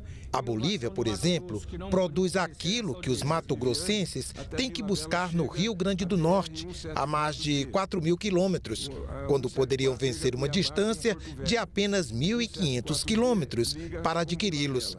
E produtos que vamos buscar na Ucrânia e Rússia estão bem mais perto de nós. A Bolívia hoje produz todos os fertilizantes que o Brasil precisa. É o cloro, é o potássio, é a ureia, é o boro, o sal. Na Bolívia, montanhas e montanhas de sal e não tem para quem vender. Para municípios como Vila Bela da Santíssima Trindade, eis a chance de ser fim de linha. Vila Bela, por quase 100 anos, foi a primeira capital do Mato Grosso, cidade planejada, que era uma grande promessa em meados do século XVIII, mas que hoje vê-se impedida de comercializar com cidades vizinhas da Bolívia. Com isso, nós entendemos que o desenvolvimento vai chegar, nós vamos ser porta de entrada, porta de saída. De San Inácio da Bolívia aos portos do Pacífico, chilenos ou peruanos, já há asfalto. O problema são os cerca de 400 quilômetros entre a cidade boliviana e a brasileira.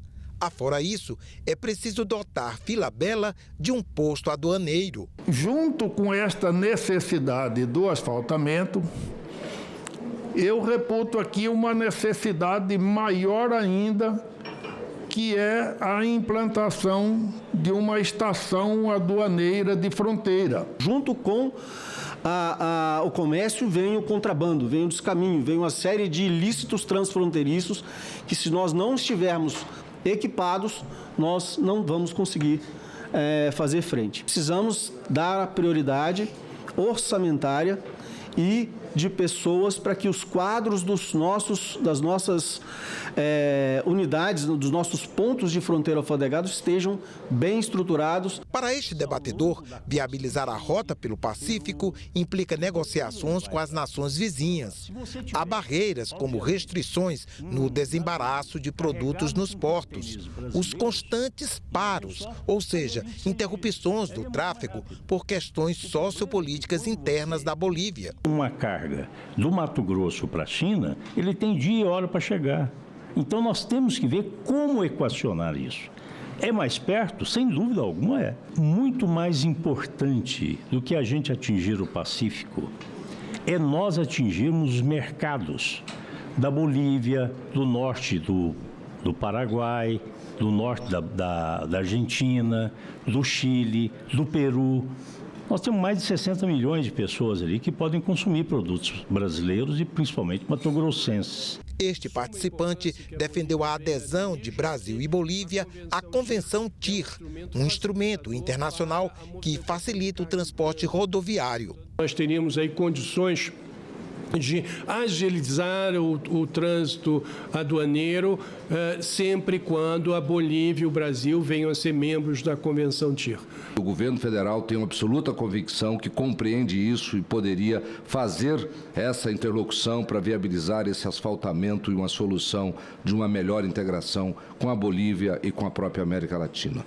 Acredito que é possível, acredito que é necessário. A Comissão de Educação aprovou a criação do programa Agente Jovem Ambiental, um programa que deverá criar oportunidades de geração de renda e de desenvolvimento de habilidades relacionadas à educação ambiental para jovens selecionados. Se não houver pedido para votação no plenário do Senado, esse projeto segue direto para a Câmara dos Deputados. E a relatora da proposta da nova reforma do ensino médio apresentou à comissão um projeto substitutivo. Foi concedida vista coletiva para que os senadores apreciem o novo texto. E nós ficamos por aqui. Você pode rever as reportagens desta edição na nossa página na internet, senado.leg.br/tv. Muito obrigada pela companhia e até agora. De 2 acidentes climáticos que ocorreram no ano passado, um em setembro e o outro em novembro, né, e, consequentemente, uma região que está muito agredida por essa situação, traumatizada. E acho também que seria importante, se fosse possível, presidente, que a gente puxasse aqueles prefeitos da região ali do Rio Pardo, do Vale do Rio Pardo, do Rio Pardinho, que se encontrassem lá com a gente. Perfeito. A gente pode fazer um convite para eles também, porque foi onde começou. Né? As primeiras enchentes começaram ali na Sinimbu, Candelária, né? Própria Santa Cruz, e depois aí avançou aí no Vale do Taquari e finalmente na região da Grande Porto Alegre. Então, com isso, nós conseguiríamos, já ouvimos lá na área da Grande Porto Alegre e agora iríamos ouvir nessa região, e com isso eu acho que a nossa comissão teria se desdobrado para atender as áreas mais atingidas esse acidente climático. Muito bem. Palavra do relator, senador Mourão, que justifica essa sua iniciativa, que foi transformada no requerimento, que nós vamos colocar em votação. Consulta o plenário sobre a possibilidade... O requerimento dele já foi aprovado, não? Foi aprovado. Ah, tá. Não, eu não tinha... É isso. A matéria, então, em discussão, nós vamos falando no longo da reunião, não há necessidade de eu reafirmar tudo que o senhor colocou com muita propriedade. Não...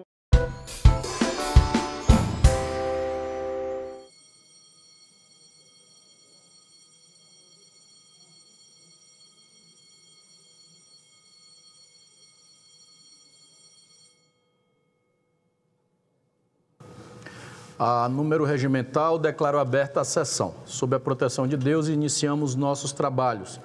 As senadoras e os senadores poderão se inscrever para o uso da palavra por meio do aplicativo Senado Digital, por lista de inscrição que se encontra sobre a mesa ou por intermédio dos totens disponibilizados na casa. A presente sessão deliberativa ordinária é destinada à apreciação das seguintes matérias, já disponibilizadas em avulsos eletrônicos e na ordem eletrônica de hoje. Projeto de lei número 5.395 de 2023, da deputada professora Dorinha Seabra. Projeto de lei 6.294 de 2019, do deputado Carlos Henrique Gaguin. Projeto de lei número 268 de 2021, do deputado Roberto de Lucena. Passamos aos oradores inscritos, que terão prazo de até 10 minutos para o uso da palavra. Convido para utilizar a tribuna, paz e bem, senador Girão, Estado do Ceará.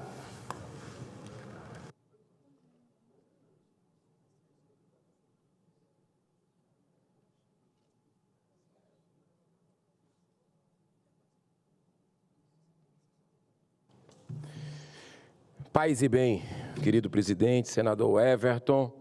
Quero também cumprimentar senhoras senadoras, senhores senadores, funcionários dessa casa, assessores, brasileiros que nos acompanham pelo trabalho sempre muito correto e digno da equipe da TV Senado, Rádio Senado, Agência Senado. Quero cumprimentar aqui a oportunidade de estar recebendo a visita do meu conterrâneo Zé Maria Filomeno, uma pessoa muito benquista lá no estado do Ceará, extremamente competente, um jurista. Quero também cumprimentar o doutor Sérgio Afuxi, lá de Mato Grosso do Sul, e que é uma pessoa que eu tenho o maior carinho, o maior respeito, e defensor de causas da vida, da família, que muito me honra com a sua presença aqui no Senado. Seja bem-vindo. Ô, senhor presidente, água mole em pedra dura, tanto bate até que fura. Foi isso que eu aprendi da minha avó. E graças a Deus tive uma família equilibrada, tive a oportunidade de educação e acredito que as pessoas de bem desse país, seja qualquer desafio que nós tivemos em nossas existências, e todos nós temos muitos desafios, mas que possam se manifestar nesse momento sombrio.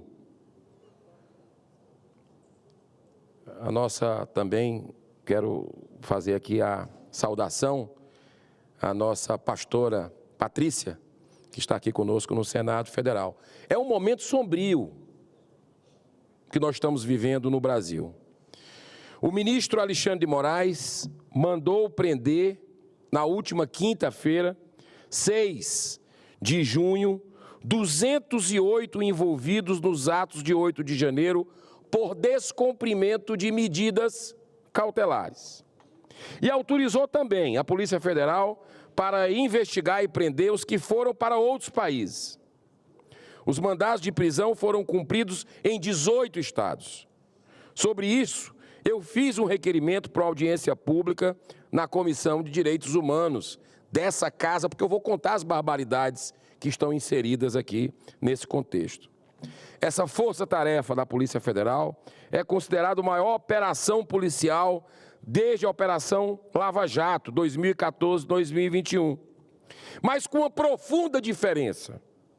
Enquanto que na Lava Jato, a polícia lá está atrás de criminosos, poderosos, corruptos, alguns deles réus confessos, que desviaram bilhões de reais, de bola e de índio, do brasileiro, agora promove uma verdadeira perseguição a opositores políticos do governo Lula. No dia 9 de janeiro de 2023, a Polícia Federal prendeu em flagrante 2.151 pessoas que teriam participado dos atos de 8 de janeiro, muitos dos quais chegaram a Brasília apenas no dia seguinte. Destas, 745, pouco mais de 1/3 dos presos em flagrante, foram liberados após a identificação. Durante esse período, uma sucessão de arbitrariedades vem sendo cometidas contra cidadãos brasileiros, que tiveram seus direitos constitucionais de defesa cerceados e hoje são presos políticos no país. A cada dia, crescem os abusos por parte do ministro Moraes, ferindo o Estado Democrático de Direito ao protagonizar inquéritos controversos, abertos de ofício, sem observar o ordenamento jurídico do país, abertos de ofício lá no STF. Homens e mulheres de bem que foram detidos portando bíblias e bandeiras do Brasil foram tratados como perigosos terroristas e continuam. A maioria dos cidadãos presos foram enquadrados pela prática de crimes previstos nos artigos 2º, 3º, 5º e 6º, atos terroristas, inclusive preparatórios, da Lei 13.260, nos artigos 288, associação criminosa, 359-L, abolição violenta do Estado Democrático de Direito, e 359-M, golpe de Estado. E além do 147, ameaça, 147A, que é o artigo 1º, item 3, perseguição, e o 286, incitação ao crime. A maioria também não teve sequer assegurado o direito constitucional da individualização das condutas. Ou seja, não tiveram acesso a advogado, não tiveram ampla defesa ao contraditório. Um desrespeito completo à nossa Carta Magna. O advogado Ezequiel Silveira, que integra a Associação dos Familiares e Vítimas de 8 de janeiro, destacou o caráter ilegal das últimas prisões, já que foram fundamentadas com base no receio de um suposto risco de fuga dos acusados.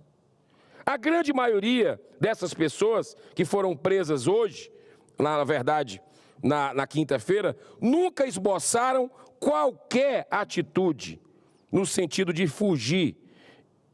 E ele fala, a fala dele, né?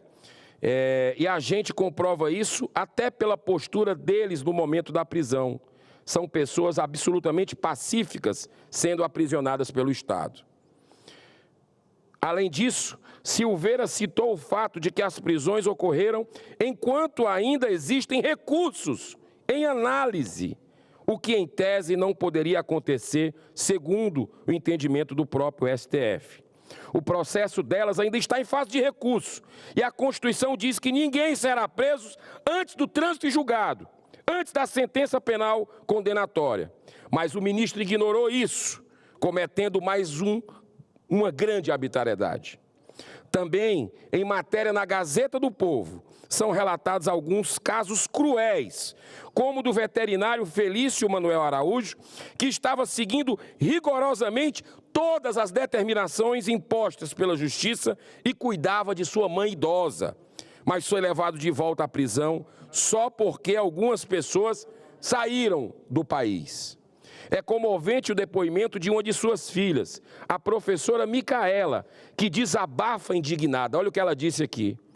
Qual é o perigo que um homem trabalhador, tranquilo e temente a Deus como meu pai, traz para ser levado de volta à prisão? Ela pergunta. É um homem com 3 netos e que sempre lutou pelo bem de sua família e pelo que é correto. Agora foi condenado a 17 anos de prisão por se manifestar a favor do que acredita, sem ter danificado prédio algum e sem ao menos poder aguardar o processo em casa. A matéria relata outros casos dramáticos, como o de Iraci Negoche, professora aposentada de 71 anos, com grande dificuldade de locomoção. Ela foi presa no dia 8 de janeiro de 2023, após entrar no Palácio do Planalto, para se proteger das bombas de efeito moral. A idosa passou 7 meses na penitenciária feminina do Distrito Federal. A colmeia, sem seus remédios para diabetes, perdendo peso, sofrendo crises de ansiedade e apresentando sinais de depressão. Ela conseguiu liberdade provisória com o uso da tornozeleira no dia 7 de agosto do ano passado. E, apesar de não ter participado dos atos de vandalismo, foi condenada a 14 anos de prisão. Esse é o Brasil de hoje, da vingança, do desrespeito à Constituição, aos direitos humanos. Nós estamos denunciando lá fora do Brasil também. Estes são apenas 2 relatos, dentre tantos outros casos de pessoas de bem, mães e pais de família que sofrem uma evidente perseguição política com abuso de autoridade. Tive a oportunidade de visitar muitos deles nos presídios e constatar o brutal sofrimento. Por isso, estamos aqui apelando para que cessem essas perseguições aos inocentes, que sejam penalizados quem realmente promoveu a depredação dos prédios públicos, voltando a prevalecer o bom senso e o Estado democrático de direito. Mas antes de concluir, senhor presidente, eu preciso lembrar que o ministro Alexandre de Moraes também conduz de forma autoritária o famigerado inquérito das fake news e das chamadas milícias digitais.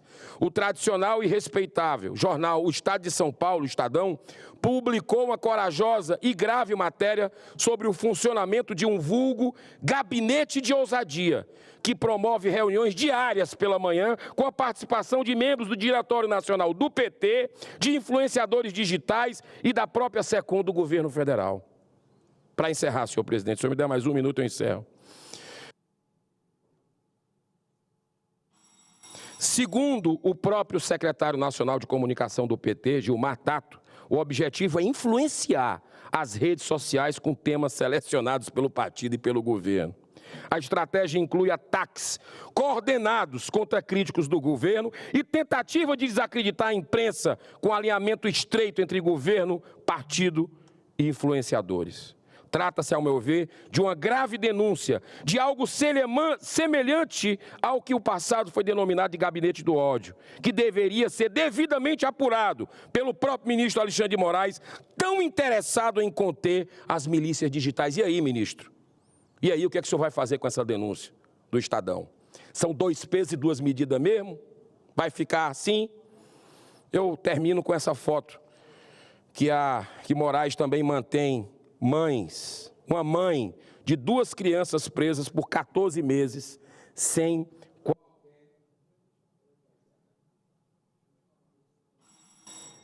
qualquer denúncia.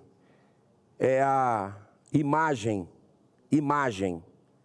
de uma caçada implacável, dos tempos sombrios de trevas que nós vivemos no Brasil, mas nós vamos conseguir passar por isso com as pessoas de bem se manifestando.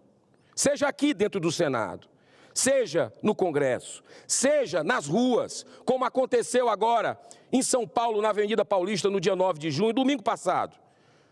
Muita gente voltando às ruas, indignadas com o que está acontecendo. Que Deus proteja a nossa nação e que a gente volte a ter justiça e democracia em nosso Brasil. Muito obrigado, presidente, senador Everton. Obrigado, senador Girão. Convido para fazer o uso da palavra senador Humberto Costa. Senador Beto Fara é o 4º. Em seguida, se não tiver outro senador, eu já chamo Vossa Excelência.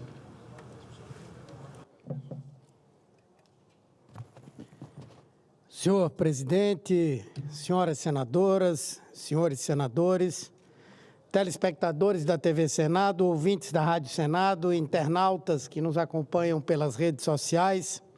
Senhor presidente, durante 4 décadas, dezenas de milhares de pernambucanos viveram sob a tensão de verem ruir os imóveis em que moravam. Os chamados prédios caixão, erguidos de maneira precária nos anos 70, sem respeito a normas básicas de engenharia, alguns em terrenos movediços, sem fundações adequadas e financiados pelo Estado brasileiro, viraram uma ameaça permanente.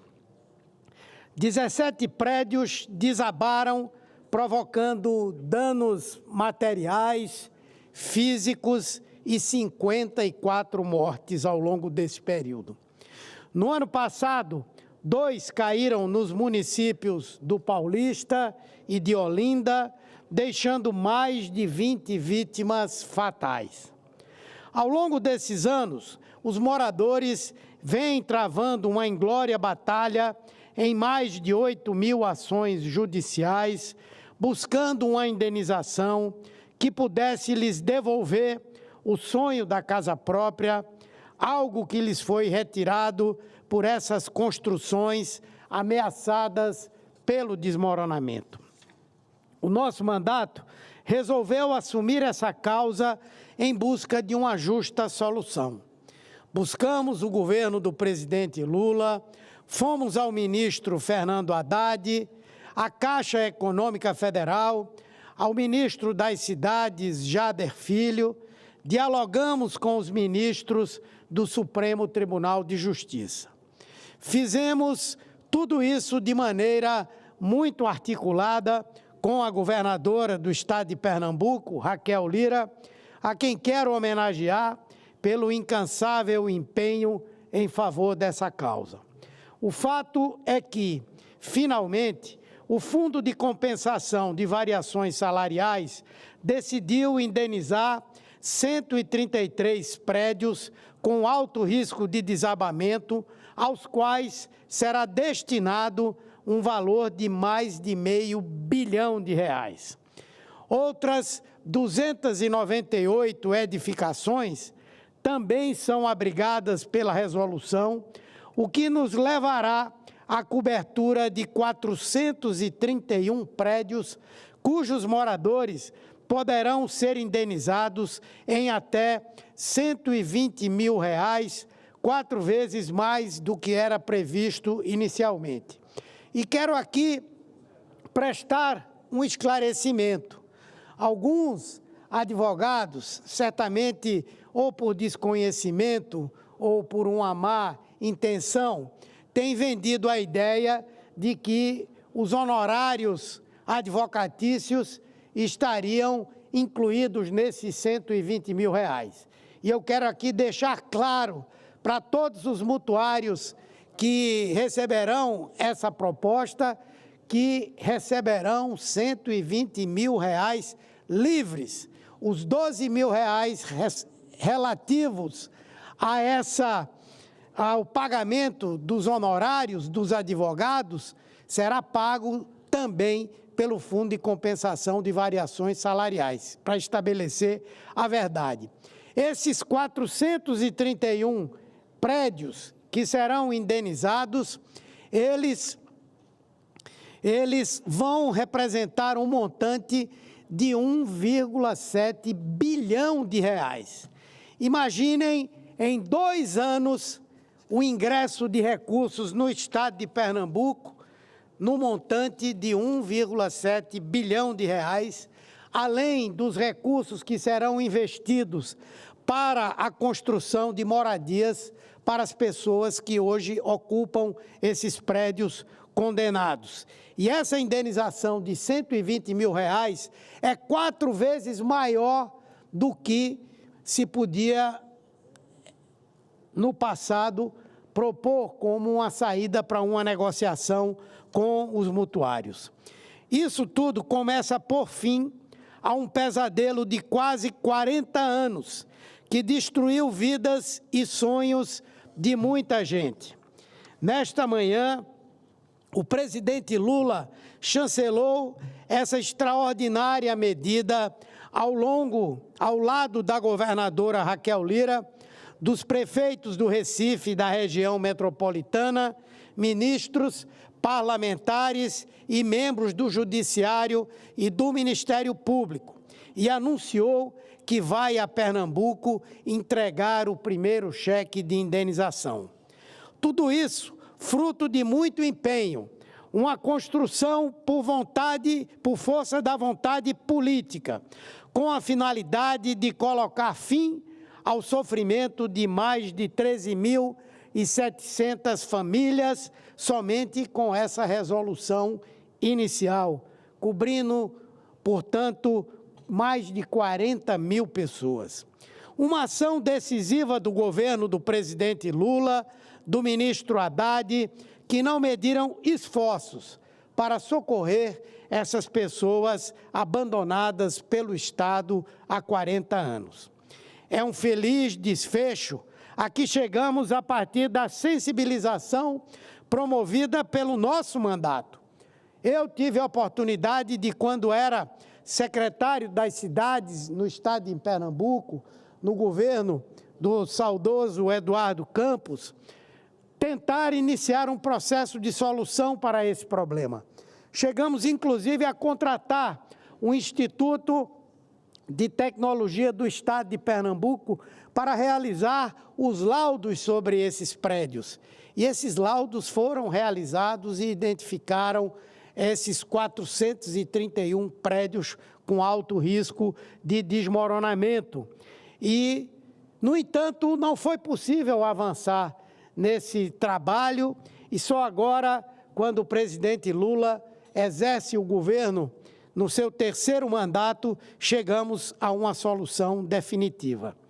É um feliz desfecho a que chegamos a partir da sensibilização que promovemos via o nosso mandato, e também queremos aqui registrar o firme propósito da governadora Raquel Lira, sendo papel definidor, porque o Estado de Pernambuco assumirá uma série de responsabilidades. Terá que pagar o aluguel social às pessoas que estão hoje ocupando esses prédios condenados, com o risco de serem soterradas por um desmoronamento, e que, na verdade, não são os mutuários originais. Essas pessoas serão abrangidas pelo aluguel social e receberão uma moradia do programa Minha Casa Minha Vida, juntamente com o programa do governo do Estado, o Morar Bem.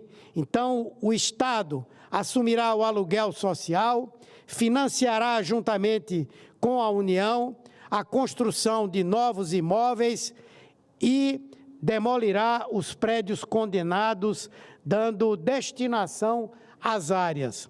E aí essas áreas poderão ser utilizadas com finalidades sociais, para a construção de novos habitacionais, para a construção de escolas, para a construção de quaisquer equipamentos públicos que possam ser úteis àquelas comunidades. E aí, senhor presidente, a governadora é do PSDB, um partido que faz oposição ao nosso governo. Lá no Estado, nós somos também oposição ao governo dela, somos adversários na política. Mas isso não impediu que trabalhássemos juntos e afinados pelo bem comum dos pernambucanos em busca de solução para um caso que tanto sofrimento trouxe a tanta gente por tanto tempo.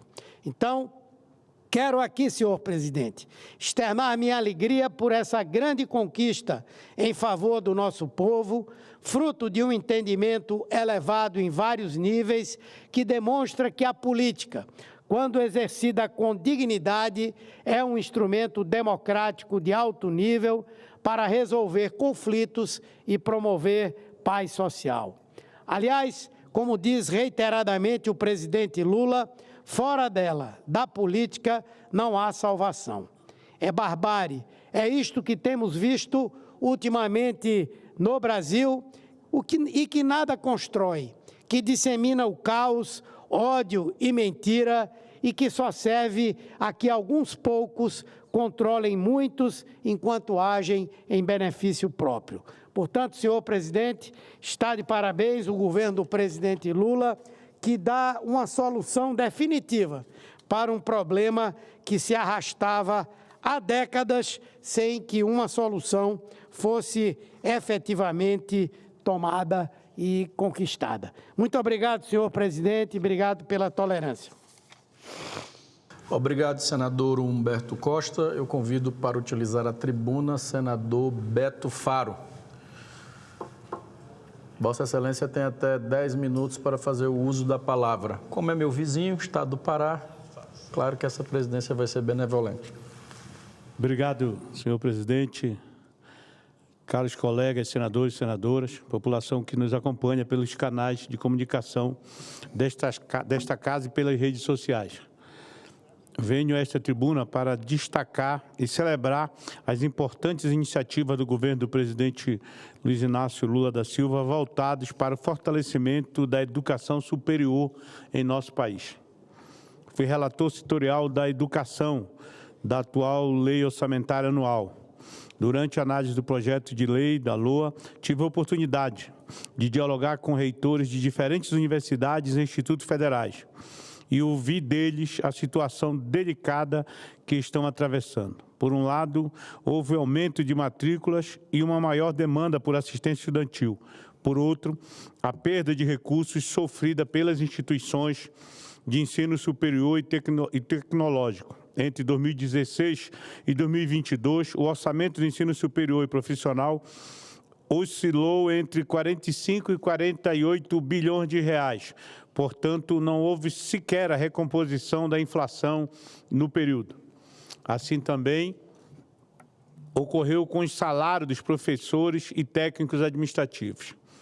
Essa situação vivenciada na educação ocorreu em diversas outras áreas do governo, levando a um esforço gigantesco do presidente Lula e seu ministro na busca pela recomposição do orçamento da saúde, educação, habitação, ampliação do Bolsa Família, tudo isso sem descuidar do equilíbrio fiscal através da revisão de gasto e da racionalização das desonerações bilionárias instituídas de forma pouco responsável, que geraram enormes custos ao país. No que se refere ao orçamento da educação profissional e superior, o presidente Lula garantiu, já em 2023, um aumento de 14% do orçamento, chegando em 2024 ao valor de 57,8 bilhões, ou seja, 20% a mais que em 2022. Neste contexto, quero parabenizar o presidente e o ministro da Educação, Camilo Santana, que conseguiram viabilizar o anúncio feito nesta segunda-feira, dia 10 de junho, em encontro com os reitores das universidades e institutos federais. No ato, foi anunciado o aumento em 5,5 bilhões de reais das verbas destinadas às instituições de ensino superior e tecnológico, compreendendo recursos para investimentos em salas de aula, laboratórios, auditórios, bibliotecas, refeitórios, moradias, centros de convivência, contemplando 223 novas obras, 20 em andamento e 95 obras retomadas, além da criação de 10 novos campos vinculados às universidades, já existentes nas 5 regiões do país. Por fim, serão feitas 37 obras em 31 hospitais para ensino e atendimento à população. Essas medidas, além de representarem um compromisso claro com a valorização da educação, visa atender às demandas urgentes das universidades, especialmente em um momento em que diversas instituições estão em greve porque se viram na condição impraticável de seguir trabalhando. É importante destacar que o governo Lula tem se mostrado sensível à necessidade das universidades, compreendendo que estas são fundamentais para o desenvolvimento científico e tecnológico do país. A inclusão da educação no Programa de Aceleração do Crescimento, PAC, é uma clara demonstração do compromisso com o setor. Essa inclusão visa promover uma reestruturação profunda, garantindo recursos para infraestrutura, pesquisa e extensão universitária. No estado do Pará, temos atuado intensamente junto ao ministro Camilo Santana para fortalecer nossas universidades e institutos federais. Em março deste ano, foram anunciados a implantação de 5 novos campos do Instituto Federal, atendendo as cidades de Barcarena, Redenção, Tailândia, Alenquer e Viseu. Nesta segunda-feira, o presidente Lula anunciou a criação do campus da Universidade Federal em Rurópolis, cidade que fica a 1.100 quilômetros da capital, Belém. Essa cidade surgiu na década de 70, durante a abertura da rodovia Transamazônica, sendo a primeira agrovila formada por comunidades rurais construída na Transamazônica no governo Médici. Nos últimos anos, a cidade perdeu mais de 10% da população, principalmente porque os jovens buscam a formação de nível superior, até então inexistente naquela região. A criação deste campus é um símbolo ímpar do compromisso do governo federal com o conjunto do povo brasileiro, em especial com o povo amazônico. Proporcionar educação de qualidade para o nosso povo é um passo fundamental para avançarmos numa relação equilibrada com a floresta, garantindo a preservação, a reestruturação, a restauração do bioma, ao mesmo tempo proporcionando inovadoras formas de relação econômica e social com a floresta que promovam vida digna e inclusão social das populações da floresta. Tal desafio, que se levanta em toda a região norte do Brasil, necessita de mobilização de conhecimento, de pesquisa, de inovação e de extensão. Neste sentido, a criação do campus em Rurópolis é um passo firme e decidido do nosso governo. A ampliação das verbas permitirá que as instituições como a Universidade Federal do Pará, UFPA, a Universidade Federal do Oeste do Pará, UFOPA, e a Universidade do Sul e Sudeste do Pará, Unifespa, possam não apenas manter suas atividades regulares, mas também expandir projetos de pesquisa e extensão que são vitais para o desenvolvimento regional. Esses investimentos são cruciais para que possamos formar profissionais qualificados capazes de contribuir para o crescimento econômico e social do nosso Estado. Ressalto que a educação superior de qualidade é um pilar essencial para o desenvolvimento sustentável e inclusivo de qualquer nação. O governo Lula, ao priorizar esse setor, demonstra um compromisso com o futuro do Brasil, reconhecendo que é através do conhecimento e da inovação que conseguiremos enfrentar os desafios do século XXI. Por fim, Colocamos a todos os colegas senadores e senadoras a apoiar essas iniciativas e a trabalhar conjuntamente para que possamos continuar avançando na construção de um sistema educacional que seja, de fato, um motor de transformação social e econômica para o nosso país, em especial para a região amazônica e o meu querido estado do Pará. Obrigado, senhor presidente. Obrigado, senador Beto Faro. Gostaria de registrar a presença da nossa sempre senadora Ana Amélia, do nosso querido Rio Grande do Sul, aqui toda a nossa solidariedade. Essa casa está totalmente empenhada, o Congresso Nacional, o Poder Executivo, todos para ajudar, levar essa força nesse momento difícil. E tenho aqui certeza que todos nós temos saudades da grande atuação que Vossa Excelência teve e sempre tem a favor do povo do Rio Grande. Convido para fazer o uso da palavra o senador Plínio Valério.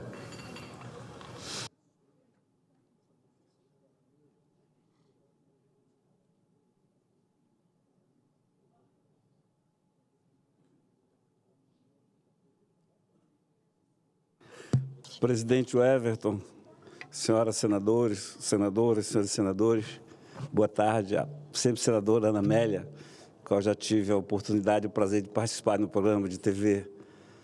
Seja bem-vinda, como sempre, eterna senadora. Presidente, há meses temos ouvido a ministra Marina Silva, com seu santuarismo birrento, assegurar que faria de tudo para barrar a recuperação da rodovia BR-319. Para isso, se prendia, e tudo indica que ainda se prende, a dois dogmas, tão empedernidos como se fossem verdades divinas sopradas por algum modernismo, alguém que se julga Moisés. Primeiro, a recuperação da BR-319 serviria apenas para desmatadores penetrarem na Amazônia, e segundo, que nenhuma necessidade haveria dessa reabertura da estrada se não permitir que a burguesia amazônica passeasse por lá com seus carros de luxo. Ela disse isso durante a CPI das ONGs, que não iria permitir a construção de uma rodovia para que nós, amazonenses, fôssemos passear de carro por essa rodovia. Um absurdo que, por mim, foi contestado na época. Com toda a bancada do Amazonas, mostramos, ao longo de todo esse tempo, que as duas premissas são absolutamente falsas. Não apenas por nós que fazíamos essa demonstração, mas, acima de tudo, porque poderiam assim depor, se não estivessem mortos, as centenas de milhares de moradores da região, tanto bebês, crianças, adolescentes, adultos, idosos, que morreram por falta de oxigênio na época da pandemia, já que não podiam chegar, e o socorro, o oxigênio não podia chegar pela estrada, nem a Manaus, que de lá iriam para os outros municípios, que não tinha condição nenhuma, que era um atoleiro só. Agora, porém, presidente, os argumentos alegadamente ambientalistas são reduzidos a pó, por relatório preparado pelo grupo de trabalho criado no Ministério dos Transportes. E aqui cabe elogio ao ministro Renan Filho, com o qual estive desde o começo, se mostrou acessível, conhecedor e como executivo que foi, soube dar celeridade a essa causa. O Ministério do Transporte avaliou o projeto já desenhado da pavimentação da 319. O documento conclui, e foi divulgado hoje no Jornal Valor, que a tese é tecnicamente viável e ambientalmente sustentável. Ou seja, o contrário do que alega a ministra em seu falso primitivismo, que pretende sacralizar o território, detendo qualquer avanço em nome de interesses que bem conhecemos. O relatório dos técnicos derruba, em especial, o argumento de que seria impossível garantir a preservação caso recuperada da rodovia. Ocorre justamente o contrário. Serão adotadas medidas para proteger a biodiversidade mediante o cercamento de uma extensão de 500 quilômetros, o chamado trecho do meio, que causa engurgos à ministra. Além de se instalarem 172 passagens para que os animais silvestres possam atravessar a rodovia. Ainda pior, para a argumentação fundamentalista da ministra, o Ministério dos Transportes demonstra que, abre aspas, a ausência de pavimentação não garantiu a preservação ambiental e o respeito às comunidades tradicionais na região, fecha aspas. O que a gente vive dizendo aqui, que eu repito há mais de 5 anos, que deixar a estrada como está só favorece a bandidos, só favorece aqueles que têm interesse em destruir a Amazônia, porque as autoridades, o poder não pode chegar por lá para coibir. Ainda pior para a argumentação da ministra que fica, eu sempre cito a ministra e sempre digo aqui claramente, nada contra a avó, a esposa, a tia, a madrinha Marina Silva, contra a ministra que ajuda a propagar falsas premissas, baseadas em falsos levantamentos e pesquisas sociais. O relatório do Ministério diz, pelo contrário, a pouca acessibilidade e menor presença do Estado reforçam a criminalidade e o desmatamento. Aquilo que a gente vem dizendo aqui há 5 anos. É exatamente o que alega a população da região, que, ao contrário da ministra, sabe bem o que acontece nesse espaço ao longo dos últimos anos. Está previsto, por exemplo, ainda uma discussão na Casa Civil, com a presença de autoridades de outros ministérios. A ideia é ajustar a margem de atuação de cada órgão, no que se refere ao formato, aos prazos, às metas e ao custo de cada parceria para essa obra tão relevante para a população da Amazônia. O estudo mostra sustentabilidade, mostra que ela pode se autossustentar sem essa algazarra, sem essas profecias daqueles que profetizam o apocalipse ambiental. O relatório do Ministério do Transporte mostra com perfeição a necessidade da BR-19 e, com maior precisão ainda, pormenoriza como ela contribui, olha só que contraste com o que se diz, para a conservação ambiental e não para a sua destruição. Suas observações são incontestáveis e correspondem ao que nós, da bancada da Amazônia, temos mostrado nesta tribuna. Quando a gente mostra aqui, é porque a gente é do Amazonas, porque é da Amazônia, está falando de coisas que eles não conseguem alcançar. Aqui não, é um relatório de técnicos do próprio governo federal. E aqui há que se lançar um elogio ao governo federal, que tem claramente demonstrado o governo ser favorável ao asfaltamento dessa rodovia. Ainda não temos a garantia que a lógica e o bom governo prevalecerão. Ainda é possível que o santuarismo e o primitivismo do Ministério do Meio Ambiente sobreviva por mais tempo. De qualquer forma, o relatório cientificamente estruturado, como o do Ministério do Transporte, tenderá a prevalecer como a verdade costuma prevalecer sobre a mentira. Mais cedo ou mais tarde, a BR-319 será recuperada. Esperamos que o santuarismo, repito, retrógrado, e o servilismo aos piores interesses das potências internacionais sejam abandonados pelo poder público e possamos contar com um Brasil melhor e mais acolhedor para a sua população. Para você, brasileiro, para você, brasileira, que só lê, né, nos órgãos de comunicação aparelhados, que a BR-319 vai destruir, vai desmatar. Eu tenho dito que tudo é mentira, que tudo é balela, que tudo é hipocrisia. Passam para vocês como se fosse necessário uma estrada, como se fosse derrubar a floresta para construir uma estrada. No momento que falo aqui agora, por ser verão, caminhões e ônibus, carros estão passando pela BR-319. Empoeirados, é bem verdade, mas estão passando. Por quê? Porque ela existe há décadas. O que nós queremos é que ela seja asfaltada, para que nós possamos nos considerar Brasil. Para que eu possa dizer para você que também sou brasileiro, porque posso chegar por via terrestre ao Brasil. Hoje não podemos. O Amazonas não pode. Não pode, porque não tem uma ligação com o Brasil. Tem com a Venezuela, mas não tem com o Brasil.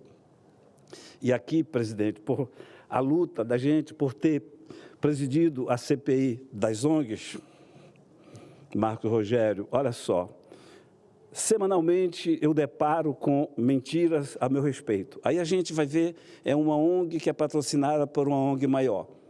Ataques bobos, ataques mentirosos, como se eles conhecessem mais a Amazônia do que nós. Portanto, me perdoem, as senadoras e senadores, mas cabe aqui um recado. Eu tenho que dizer a essa gente que não importa o que dirão, continuarão dizendo sobre minha pessoa, sobre minha atuação. A parte que me cabe, eu vou continuar cobrando e mostrando a necessidade disso tudo. E assumo, e digo aqui, o meu compromisso com o Amazonas, com o povo do Amazonas, é infinitamente maior que o meu receio de ser caluniado, de ser injuriado. homem público, que tem medo de calúnia, injúria e difamação, não pode assumir uma tribuna, não pode assumir uma função como de senador da República. Portanto, o que vier, o que está por vir, o que veio, o que virá, não importa, não leio, não respondo. Digam o que quiserem dizer, podem dizer o que quiserem, mas não vão nunca me fazer desistir de lutar e honrar aqueles que me colocaram aqui. A diferença, e encerro o discurso, presidente, a diferença entre nós é que essas ONGs prestam o serviço para o qual foram pagos, recebem patrocínio. E eu defendo o Amazonas, para o qual fui eleito pelo voto do povo. Eles servem aos governos estrangeiros, interesses outros, e eu sirvo ao povo que me elegeu. Eles fazem a parte deles, eu faço a minha. E vou continuar aqui enquanto estiver senador da República, o Amazonas acima de tudo. Obrigado, presidente. Eu que agradeço, senador Plínio.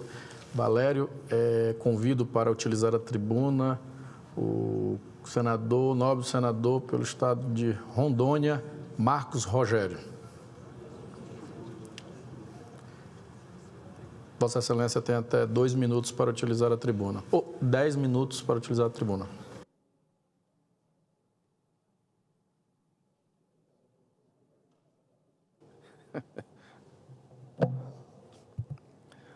Senhor presidente, nobre senador Everton Rocha, senhoras e senhores senadores e aos que nos acompanham pelo sistema de comunicação do Senado Federal. O assunto que me traz à tribuna nesse momento, senhor presidente, é a medida provisória 1227 de 2024. O Brasil vive um momento de fragilidade no quadro fiscal, todo o ajuste que o governo busca fazer é em cima de arrecadação. Não há nenhum outro movimento de equilíbrio nas contas públicas. A busca do ajuste é pela via de mais e mais e mais arrecadação. É uma lógica perversa. Em vez de incentivos para a iniciativa privada, mais juros, mais tributos. O governo pesa a mão e penaliza justamente quem mais emprega e gera receita. Agora, a bola da vez é a medida provisória do PIS/COFINS. Para aumentar a arrecadação da União, o governo Lula decidiu restringir o uso de créditos de PIS/COFINS pelas empresas de diversos setores. Em termos práticos, a medida provisória obriga as empresas a manterem mais dinheiro em caixa para o pagamento de impostos, em vez de investir e gerar mais empregos. E talvez não é deixar mais dinheiro em caixa, porque se avizinha o tempo em que terá que recolher, e aí muitos terão, se prevalecer a regra, que buscar socorro em financiamentos para custear um encargo que o governo impõe sobre o setor produtivo. A limitação das compensações tributárias agravará a situação do fluxo de caixa das empresas, resultando em uma arrecadação ilícita do Estado e configurando uma apropriação indevida do dinheiro do contribuinte. Na prática, o governo dá com a mão e retira com a outra. Aqui no Congresso, nós aprovamos a desoneração da folha. Reduzimos o peso dos encargos, buscando justamente o crescimento das empresas, novas filiais, mais contratações, tirando o povo da fila do desemprego. Já o governo vai na direção contrária, vai na contramão, pesando ainda mais a mão sobre o empresário e prejudicando quem mais emprega neste país. Estas constantes mudanças alimentam a insegurança jurídica. Isso tem um custo alto para o Brasil. Gera temor de novos investimentos, gera perda de receita e afasta o emprego, afasta as oportunidades. Ou seja, lá na ponta, o trabalhador é quem paga a conta. Preparem o bolso. Combustível mais caro, remédio mais caro, alimentos mais caros, tudo mais caro com a MP do PIS/COFINS. O efeito da medida provisória deve começar justamente pelos combustíveis. Há uma expectativa, senhor presidente, de aumento na casa de 20 a 46 centavos por litro. Por litro. Variação de 4 a 7%. No caso da gasolina. O diesel deve aumentar de 10 a 23 centavos, variação de 1 a 4%. Nos alimentos, a carne bovina, suína e de aves deve ficar mais cara, assim como o leite, insumos agropecuários, frutas e verduras. Tudo subindo. A medida provisória onera ainda mais a sobretaxada indústria brasileira. A CNI estima impacto negativo de 29,2 bilhões em 2024. E em 2025, o impacto deve chegar à casa dos 60,8 bilhões de reais. No agro, os impactos são devastadores. Aliás, tivemos uma reunião agora há pouco na FPA, com todas as frentes parlamentares ali reunidas, debatendo esse assunto. Já há expectativa de que o produtor tenha um prejuízo de R$ 5 a R$ 8 por saca com o impacto da medida. Vou citar só o caso do soja. O impacto, no caso de Rondônia, a estimativa é que chegue na casa dos quase 300 milhões de reais de impacto. O milho deve chegar à casa dos 172,8 milhões. Estou falando do meu estado de Rondônia. Sem contar aqui o cenário dos outros estados, Mato Grosso do Sul, Goiás, Paraná e tantos outros estados, todos os estados brasileiros, todo o setor produtivo sofrerá o impacto dessa medida. Então, ou seja, aproximadamente de 274 a 539 milhões subtraídos do faturamento dos produtos de soja e milho no estado de Rondônia. Aqui a questão do gado, né, para quem é da pecuária, no caso do boi, o desconto por arroba, né, ou a perda por arroba, deve chegar à casa dos R$ 11. Quem já está sofrendo com preço baixo na arroba do boi, o produtor rural, o pecuarista, isso vai impactar lá na ponta. Isso tudo sem falar no efeito cascata do ICMS, que lá em Rondônia está na casa de 19,5%. Portanto, um impacto ainda maior. A conta não vai fechar. O resultado será desastroso, uma cadeia de prejuízos. Essa proposta, senhor presidente, tem que ser chamada de MP do confisco. E o maior alvo é justamente o setor produtivo. E eu aqui não falo na condição, não falo como membro da oposição apenas, como alguém que visa, é para desgastar o governo. Não, eu falo com preocupação como brasileiro, que ama o Brasil e que quer um Brasil que anda para frente e não para trás. Esse tema não pode ser, não deve ser um tema da oposição ou do governo. Esse tema é um tema do parlamento brasileiro. Esse tema é de quem ama o Brasil. Esse tema é de quem defende o setor produtivo. Esse tema é um tema de quem defende empregos no Brasil. O Brasil não aguenta mais tanto imposto, tantos tributos. O empresário, nobre senador Exalci, está cansado, desestimulado, com medo, e isso representa retração econômica na certa. O senador Plínio, agora há pouco, falava da BR-319, um corredor logístico importantíssimo de integração nacional.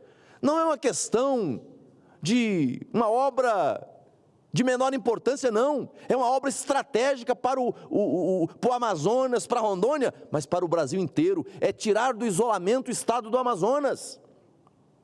Quando nós temos problema na navegação no Madeira, a região toda fica comprometida, só tem o transporte aéreo como opção. Então é necessário, é preciso enfrentar os gargalos que o Brasil tem.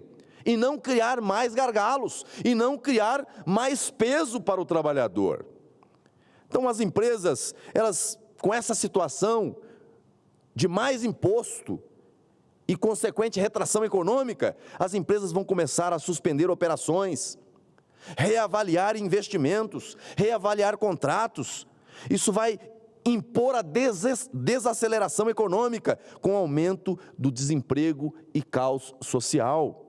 A quem interessa isso? A quem interessa isso?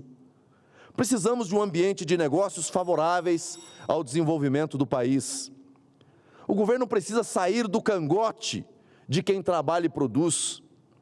Ao invés de sacrificar quem está produzindo e transformando, tem que reduzir o peso dos impostos, criar um ambiente mais favorável aos negócios e gerar receita a partir da universalização da arrecadação, sem sacrificar nenhum setor. Nós temos, no Brasil, uma margem extremamente grande de fraude fiscal. Gente que está à margem da arrecadação nacional, vai em busca de quem não está contribuindo e não sacrificar quem está trabalhando e produzindo. E eu concluo, senhor presidente, parto para a conclusão. Eu já anunciei, se a proposta andar, o meu voto e minha atuação será pela rejeição dessa medida provisória. Mas eu faço um apelo ao presidente do Congresso Nacional, o senador Rodrigo Pacheco, para que devolva essa medida provisória. Eu não quero apenas que o governo venha aqui e retire a medida provisória. Eu acho que o presidente do Congresso Nacional deve devolver essa medida provisória como medida como exigência de respeito ao parlamento brasileiro. Isso não é tema para ser tratado em medida provisória. Isso é inconstitucional, isso é ilegal, isso é imoral. E o mínimo que se pode fazer aqui é devolver essa medida provisória a bem do Brasil e dos brasileiros. O governo, o Congresso Nacional, não serve ao governo, serve ao povo brasileiro, serve ao interesse nacional. Era o que eu tinha para falar. Muito obrigado. Obrigado, senador Marcos Rogério. Convido para utilizar a tribuna senador Isalci.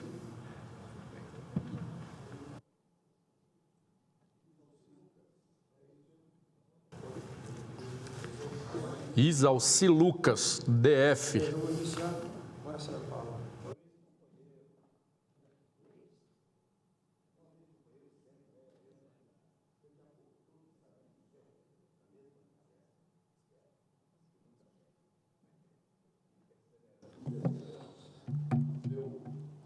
Senhor presidente, senhoras, senhores senadores, senadoras, presidente, eu vou iniciar minha fala fazendo das palavras do senador Marcos Rogério as minhas palavras. Já é tempo do Congresso se posicionar, o Senado de uma forma especial, devolvendo medidas provisórias. É inadmissível, não é? Nós temos as nossas prerrogativas aqui, não é, sendo desrespeitadas. Fomos já desrespeitados com a medida provisória da desoneração, do PERSE e da compensação. E até hoje, mesmo com acordo com o Executivo, com a boa vontade do presidente Pacheco de resolver diplomaticamente, depois de resolvido, o Executivo vai para o Supremo Tribunal Federal. E aí temos uma decisão absurda do ministro Zanin, porque quando aprovamos esse projeto, o orçamento não tinha sido votado ainda. Portanto, não era inconstitucional a alegação inicial do governo. E está aí o resultado até hoje, o governo agora inventando, buscando outras alternativas de compensação da desoneração da folha. A desculpa sempre tem alguma desculpa para poder arrecadar cada vez mais e trazendo como pode, gente, num país democrático, num país capitalista, onde as empresas trabalham com planejamento. As empresas não trabalham igual o governo, não. O governo não tem planejamento, faz tudo sem planejar nada, na última hora, busca recursos de qualquer jeito, de qualquer forma, vai no Supremo, busca parceiros para inventar alguma coisa. As empresas não. As grandes empresas planejam com 10 anos, 20 anos.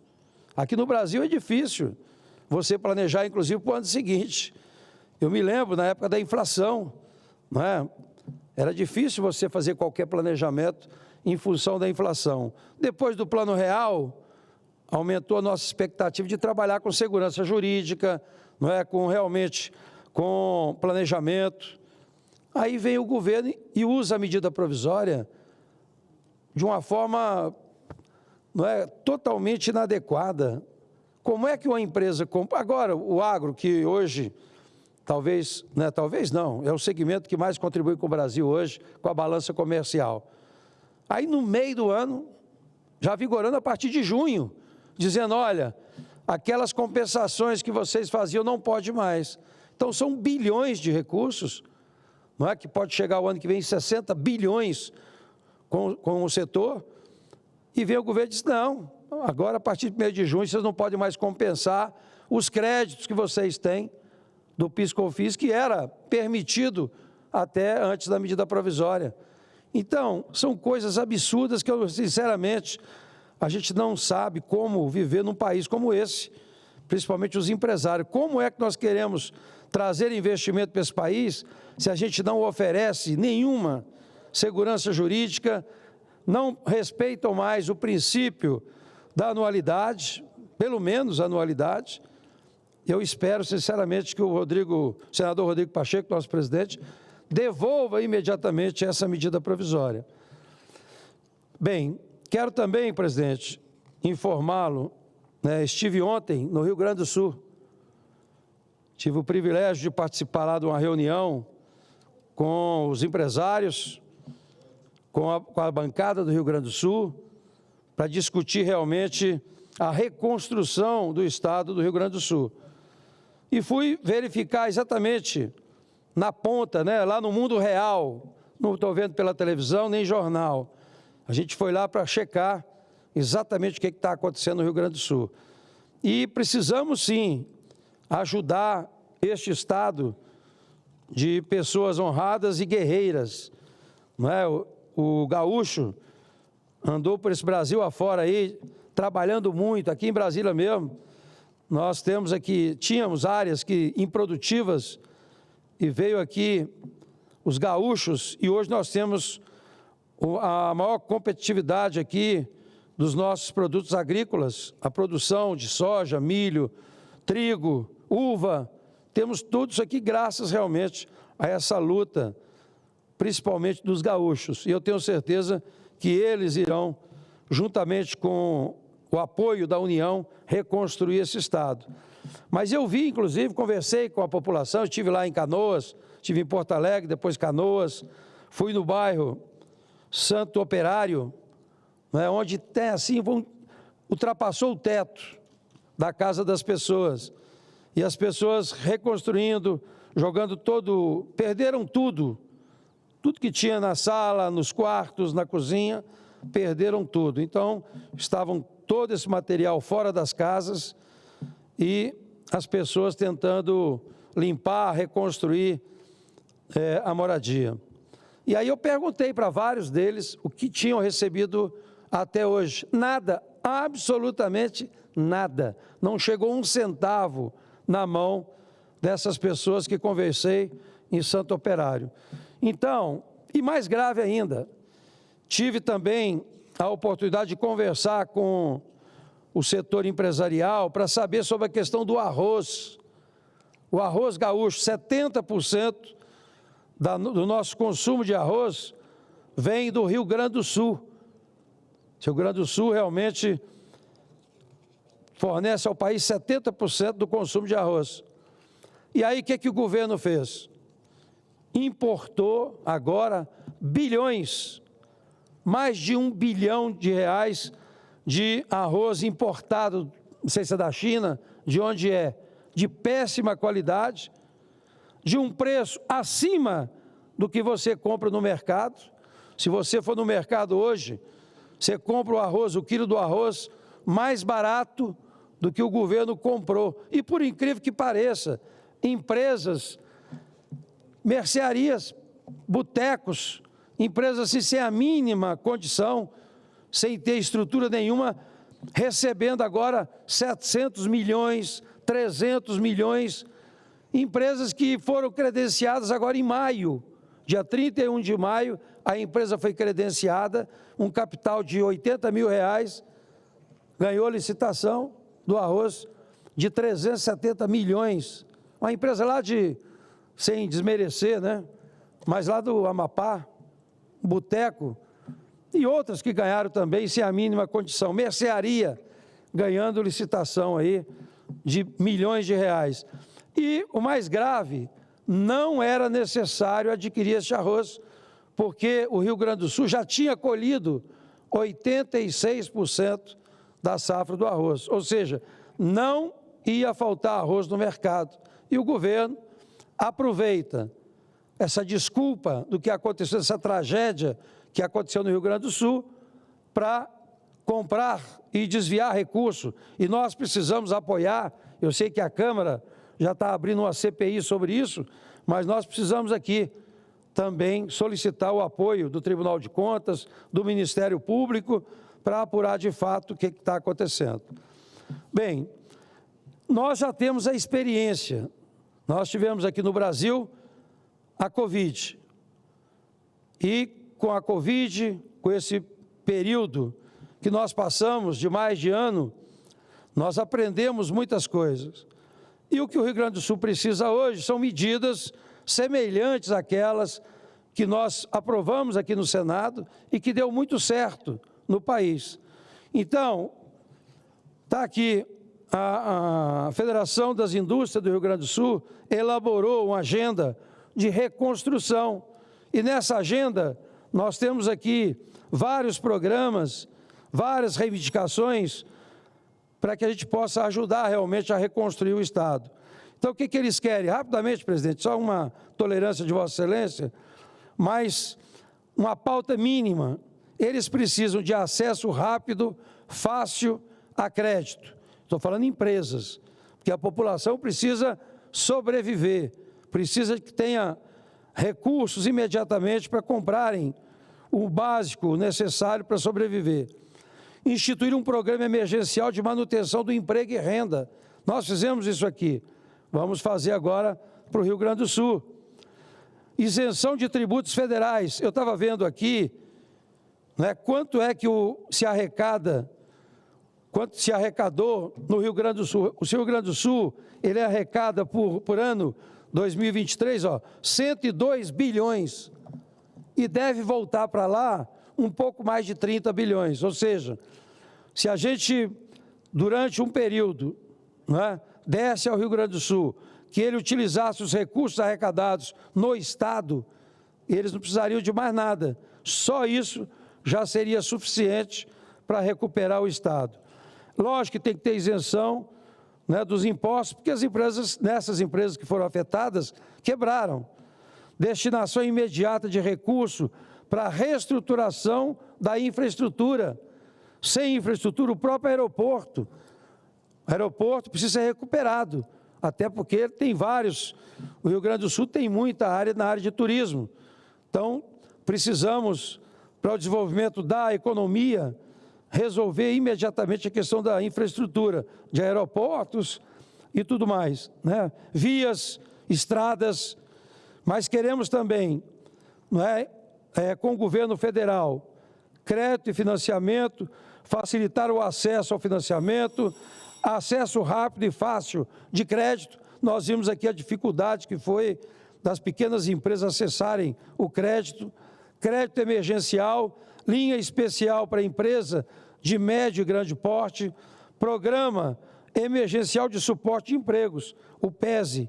Então, tem várias aqui na agenda do Rio Grande do Sul, não vai dar para falar todas aqui, mas precisamos dedicar um tempo para realmente dar um socorro imediato a esse povo, a esse Estado tão importante para o Brasil, né, que eu tenho certeza que vai recuperar o mais rápido possível, na medida em que o governo, seja governo federal, seja também o BNDES e outras instituições de crédito, puderem, de fato, o SEBRAE pode ajudar muito, as pequenas e microempresas, e nós aqui criarmos mecanismo para que haja manutenção dos empregos, porque as empresas fecharam, e para não demitir, nós teremos que fazer da mesma forma que fizemos no período da pandemia. Então, viva o Rio Grande do Sul, contem comigo, e eu espero que o Senado e a Câmara, o Congresso, possa, de fato, debruçar em soluções urgentes, rápidas, para reconstruir esse grande Estado. Era isso, presidente. Obrigado. Agradeço, senador Exalci. Lucas, para fazer o uso da palavra, o senador Márcio Bittar e, em seguida, o senador astronauta Marcos Pontes. Boa tarde a todos, aqueles que nos acompanham. Fazer algumas observações, senhor presidente, e eu tenho convicção que nisso nós que somos de regiões pobres da Amazônia brasileira devemos convergir. Há uma PEC que foi fruto do final do trabalho da CPI das ONGs que nós precisamos, senhor presidente. Eu peço o seu apoio, o apoio dos pares, fazer avançar nessa casa. Não tem mais cabimento o Ministério Público, claro que tem exceções, mas ele servir ao propósito de paralisar o Brasil. As regiões mais pobres, e notadamente a Amazônia brasileira, toda hora ONGs, geralmente, provocam o Ministério Público Federal e alguém do Ministério Público Federal pede ao Supremo Tribunal Federal para paralisar obras. Agora mesmo, no estado de Rondônia, vizinho nosso, lá do Acre, alguém do Ministério Público Federal entrou no Supremo Tribunal Federal para pedir a paralisação do processo de licenciamento de uma nova barragem para fazer para gerar uma nova fonte de energia no estado de Rondônia. E sempre o argumento, senhor presidente, ao final das contas, é porque vai fazer um açude. O que são 10 açudes, 10 barragens, 30 barragens, numa região que é maior do que a Europa Ocidental? E lá, alguém do Ministério Público Federal entra no Supremo para pedir a paralisação de uma nova hidrelétrica no estado de Rondônia. Enquanto isso, nós, na região amazônica, em vários lugares, como é o caso de Roraima, por exemplo, continua-se a queimar combustíveis fósseis, como é o caso de Roraima, que até hoje não foi possível passar o União. Isso se soma, é uma prática na Amazônia. Quando veio aqui o Macron, que de democrata não tem nada e acabou de provar agora, dissolvendo o parlamento francês, ele veio aqui para se reunir com o Raoni, para receber do Raoni um documento, na presença do presidente da República, Lula, pedindo, em nome das lideranças indígenas, em nome, em aspas, que não faça ferrogrãos. Então, como é que pode, senhor presidente, servidores públicos que vivem, portanto, do erário público, trabalharem contra o Brasil? Quer dizer, não pode fazer a ferrogrão. A 319, que é a única rodovia que existe, mas que não está pavimentada, que liga o Amazonas ao resto do Brasil, saiu do mapa do governo. Não está mais nem em previsão. Lá no meu estado do Acre, que eu represento com muita honra e orgulho, ONGs que receberam dinheiro da ministra Marina Silva, do Fundo Amazônia, criado por ela na primeira passagem, lá no primeiro governo do presidente Lula, foi levar lá 34 milhões para uma das ONGs que entraram na justiça para barrar, senhor presidente, ponte, para barrar a continuidade da BR-364, levando uma região inteira do Acre a se ligar com o Peru. Senhor presidente, nós, Amazônia, somos a região mais pobre do país. Aliás, o Acre divide com o estado de Vossa Excelência o título de estado mais pobre do país. Agora, como é que nós... Aliás, sabe qual é a região mais pobre da Bolívia? Sabe qual é a região mais pobre do Peru? Assim como o Brasil, a região mais pobre desses 3 países, exatamente a parte amazônica deles. A hipocrisia é gritante. Como é que pode milhões de pessoas do Brasil, da Bolívia, do Peru, viverem em cima de uma área riquíssima em tudo que é coisa de petróleo, de gás, de minério, e ao mesmo tempo ao povo mais pobre desses 3 países. Uma das razões é essa. Como a gente vai combater a pobreza, a miséria, a fome, a prostituição, o narcotráfico na Amazônia, se nós não podemos fazer estrada, nós não podemos fazer ponte, nós não podemos fazer hidrelétrica. Só milagre, senhor presidente. Queria aqui, então, deixar esse registro. Um outro registro, senhor presidente, que quero fazer, hoje à noite, toma posse, já está como presidente, mas vai ser o momento do Antônio Rueda, de quem eu quero muito bem, faz parte de uma família que mora no meu coração. Tivemos alguns anos relações políticas que me mostraram de uma família que cumpre palavra, cumpre compromisso,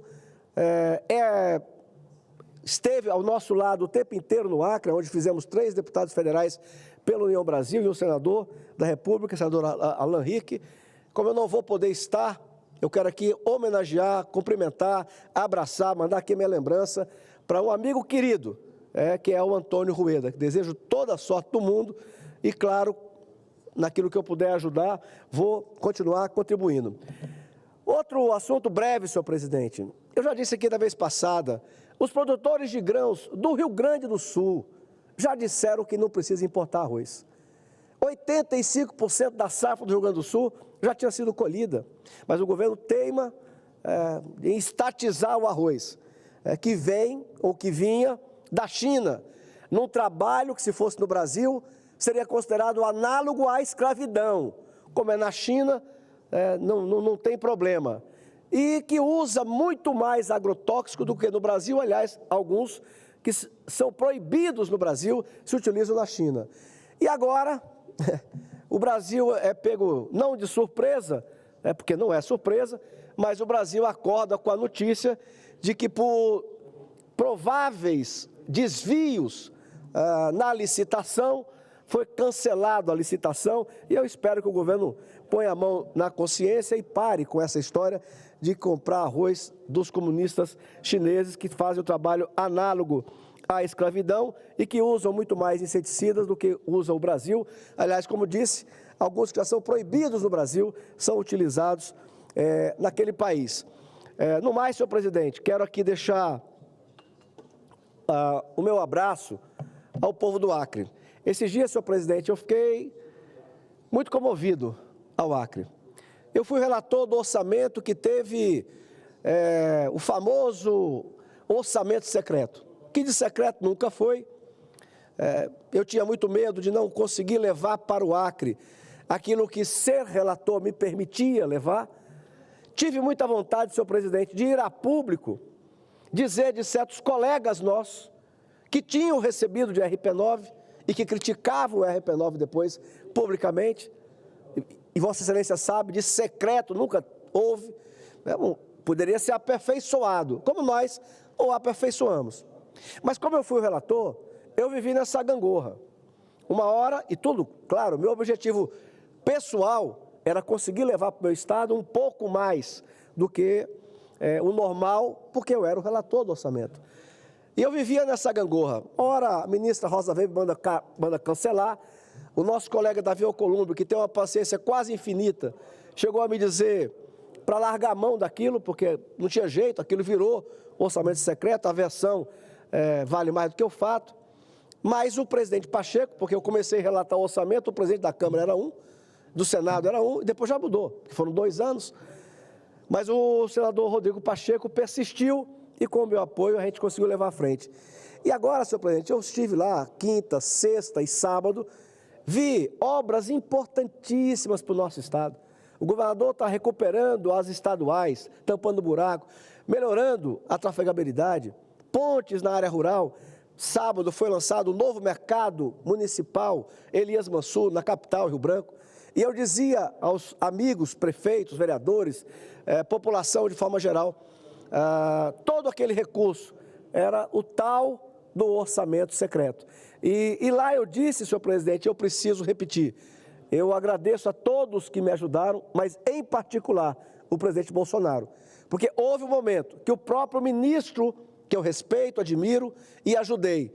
Mas houve um momento em que o próprio ministro Paulo Guedes pediu ao presidente da República que cancelasse, que vetasse todo aquele orçamento do relator.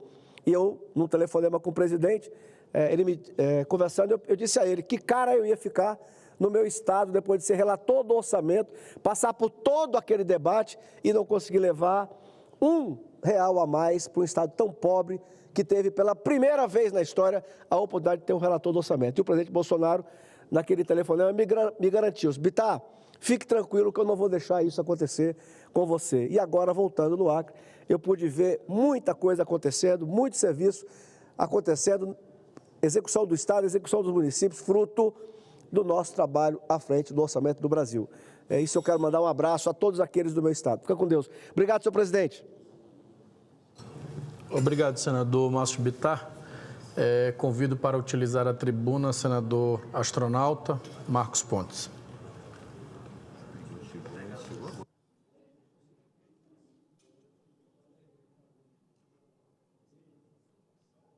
Vossa Excelência tem até 10 minutos para utilizar a tribuna.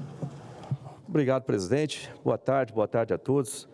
Boa tarde a todos que nos ouvem também e nos assistem pela TV Senado e a rede do Senado. Hoje eu trago aqui um problema que afeta a todos nós, tem relevância, tem urgência nacional. São as queimadas no Pantanal. Os incêndios no Pantanal, eles aumentaram quase 1000% este ano, no governo Lula agora, que não tem tomado medidas para proteger esse bioma. Durante meu mandato no Ministério de Ciência e Tecnologia, nós criamos a chamada Rede Pantanal de Pesquisa, mas lamentavelmente essa rede ela tem sido negligenciada pelo governo atual. Dentre outros problemas também que nós acompanhamos. E a gente não pode ficar só nas promessas de que vai fazer, quando fazer e assim por diante. Tem que ter ação. E não dá para esperar esse tipo de...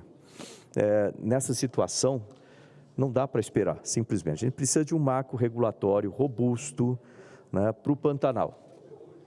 Esse bioma, ele é um dos mais ricos e diversificados do planeta. Ele enfrenta uma crise ambiental agora sem precedentes. E isso ameaça não só a biodiversidade local, mas também a vida e o sustento de comunidades que dependem dos seus recursos naturais. Nos primeiros 5 meses, agora, de 2024, os focos de queimadas no Pantanal aumentaram impressionantes 900% em comparação com o mesmo período no ano anterior. São mais de 1000 focos de incêndio na região, mesmo antes do período mais seco.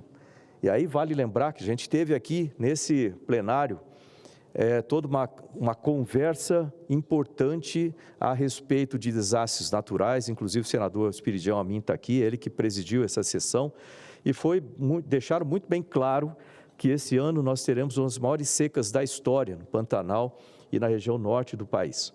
Nós estamos vendo agora o que está acontecendo no Rio Grande do Sul. Tudo isso está acompanhando, está associado com mudanças climáticas e outros efeitos que, em conjunto, trazem esse problema, essa ameaça enorme. E essa ameaça, ela é tão grande, né, mas tão grande, que nós simplesmente não podemos esperar antes de tomar atitudes, e elas têm que ser agora. Em novembro de 2023, a estiagem, o calor extremo, levaram os estados do Mato Grosso e Mato Grosso do Sul a decretar emergência. Os níveis atuais podem ser piores, levando em consideração uma quantidade menor de chuva na região, cerca de 60% abaixo da média. Os dados são do IMET e do INPE. A pergunta que a gente faz é o seguinte: o que a gente está fazendo para mitigar esses riscos e para gerenciar esses riscos? Já são conhecidos. Onde está o governo? Às vezes eu ouço para falar assim, olha, a ciência voltou. Eu fico me perguntando, voltou como? Voltou para trás, provavelmente, porque eu não estou vendo o efeito positivo dessa Senador, volta em jeito concede nenhum. uma parte? Pois não. Quero lhe parabenizar por trazer um tema tão relevante na humanidade. E acho incrível Como aqui no Brasil nós temos vários artistas, políticos, que parece que sofrem daquela síndrome de Estocolmo, se apaixonar pelo sequestrador.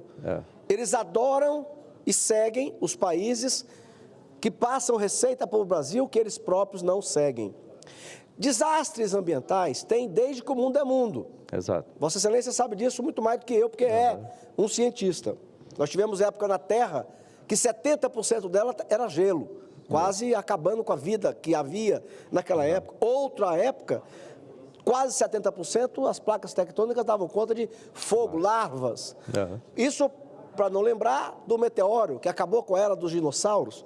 Isso para lembrar também que houve uma época que éramos um só continente, depois as placas tectônicas, o movimento milenar as separou. É evidente que a ocupação desordenada, principalmente nas áreas urbanas, o assoreamento de igarapés nessas áreas, que tem fatores naturais e fatores humanos, poderiam e devem ser fruto de ação do homem. Sem dúvida. Mas não podemos chegar ao absurdo da Marina, por exemplo, e dos seguidores dela, de achar que somos nós, seres humanos, que alteramos o clima do planeta.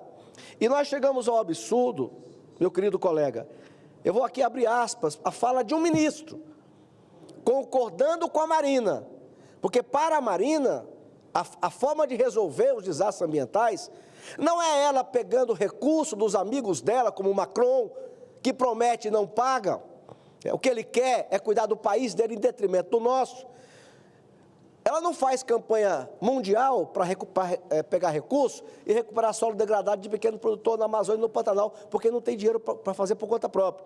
Muito menos ela faz campanha para desassorear igarapés. Ela quer sim, sabe qual é a solução dela? Cria uma nova estrutura. O IBAMA já não é suficiente, o ICMBio que ela criou também não é suficiente, o ministério dela também não é suficiente, cria outra, para aumentar mais ainda a despesa do Estado brasileiro. Agora, olha a outra que ela quer criar. Eu pensava, querido colega, que a autoridade climática era uma pessoa, mas não é não, é um órgão. E ela acha, e aí que vem a loucura total, que este órgão seria responsável por regular o clima no planeta. Olha aspas de um ministro com ela concordando, abre aspas, se o principal ativo da agricultura brasileira é o clima, um clima estável com chuvas regulares, ele concordando que tem que criar esse órgão, chuvas regulares, não excessivas, e nem que faltem, e sol na medida certa. Uma autoridade que cuide do clima é fundamental para a agropecuária. Como? Esse acabou o mundo. Senador Bittar, Vossa Excelência poderia dar uma parte para o senador Marcos Pontes. Perdão, desculpa. É porque o tema, senhor presidente, deveras o tema que mais me comove e me causa indignação. Esse tema é extremamente importante. E olha, esses dados que nós temos são claros e os alertas, né, que são numerosos.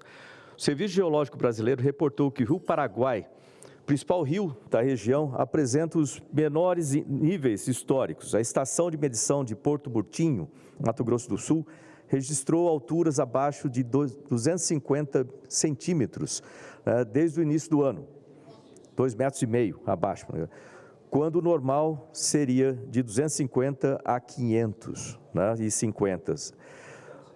Questão que eu pergunto sempre, como que estão as ações de mitigação desses riscos? No ano 2023 foi marcado por poucas chuvas e o fenômeno El Niño, que nós sabemos.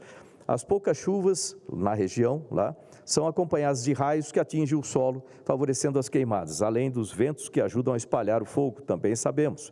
Além disso, o Pantanal possui várias regiões isoladas de difícil acesso que não se pode atribuir à ação humana. A principal culpa, geralmente colocada na queimada. O problema é a falta de um plano de preservação, falta de um gerenciamento de risco, a utilização da ciência de forma pragmática, o conhecimento existente. Isso é culpa humana, sem dúvida nenhuma. Essa parte de falta de previsão é culpa humana. Mesmo com tantas queimadas, não foi planejado o controle de focos de incêndios, não temos um plano de gerenciamento de risco para a região, não pensaram em criar uma infraestrutura para adentrar no mato, ou brigadas nessas regiões para combater o fogo, não fizeram um trabalho prévio com as técnicas de manejo do fogo. A pergunta é assim, treinaram as equipes nesse ambiente com a participação de cientistas ou realizaram campanhas maciças de conscientização? Não veio isso acontecer. No ano passado, eu apresentei o PL número 5002, de 2023, que trata do Plano de Gerenciamento de Riscos para Desastres Naturais. Ele é mais completo do que as leis atuais e ele conecta tudo o que já existe em termos de prevenção, que é diferente de gerenciamento de risco. E isso nós aproveitamos o uso de novas tecnologias e para prever justamente os cenários atuais e futuros decorrentes das mudanças climáticas. Também apresentei no ano passado o projeto de lei 4364, que inclui novas regras e medidas de mitigação do efeito estufa na Política Nacional de Mudança Climática. Esses projetos foram criados nessa casa antes dos incêndios de 2023 no Pantanal e antes das enchentes do Rio Grande do Sul. Os dados de 2024, dos incêndios no Pantanal são o segundo maior em 15 anos. Em 2020, nós tivemos vários focos de incêndio. Na época, nós sentimos falta de uma base científica permanente que pudesse pensar, abordar e mitigar permanentemente, trazendo soluções com a melhor ciência possível para esses eventos. Foi com esse propósito que, na minha gestão como ministro de Ciência, Tecnologia e Inovações, nós instituímos a Rede Pantanal de Pesquisa. Esse programa foi criado com o objetivo de utilizar a ciência e a tecnologia para compreender a dinâmica dos incêndios do Pantanal e desenvolver estratégias eficazes para prevenir e mitigar esses desastres ambientais, o que foi muito eficaz na época. Criamos toda a articulação para a criação de um sistema de alerta de queimadas em tempo real, como fizemos, aumentando o monitoramento também do cerrado. Deram seguimento? Essa é a pergunta. Não. O sistema de prevenção sazonal baseado na probabilidade de incêndio e na produção de materiais educativos sobre o uso do fogo como ferramenta de manejo e conservação foi dado prosseguimento? Não. Esses materiais são essenciais para informar a sociedade sobre efeitos das queimadas na vegetação, nos animais, no solo e para promover práticas de uso sustentável do fogo. No entanto, é com grande preocupação que eu informo que a Rede Pantanal de Pesquisa do MCTI tem sido negligenciada no governo atual e está praticamente sem atenção. A falta de apoio contínuo compromete o trabalho essencial que esses pesquisadores estão realizando e sem a melhor ciência possível, a gente corre o risco de repetir a tragédia recorde que nós vivenciamos agora, em 2024, colocando em risco não só o meio ambiente, mas também a vida de inúmeras pessoas e espécies que habitam o Pantanal. Com os recursos que alocamos pelo MCTI, através da FINEP, a Rede Pantanal contou com a participação de mais de 20 instituições. Isso foi com 1.600.000, olha o valor, até 2022, ou seja, um valor irrisório para um efeito tão grande. Esse projeto é composto de 3 sub-redes, cada uma focada em um aspecto crítico do problema, a análise de dados de satélites para enfrentar os incêndios, o desenvolvimento de um sistema de prevenção e alerta de riscos de incêndio e o estudo do uso do fogo como ferramenta de preservação, de conservação. Essas sub-redes trabalharam sempre em sinergia, compartilhando informações em tempo real e desenvolvendo soluções na melhor ciência possível.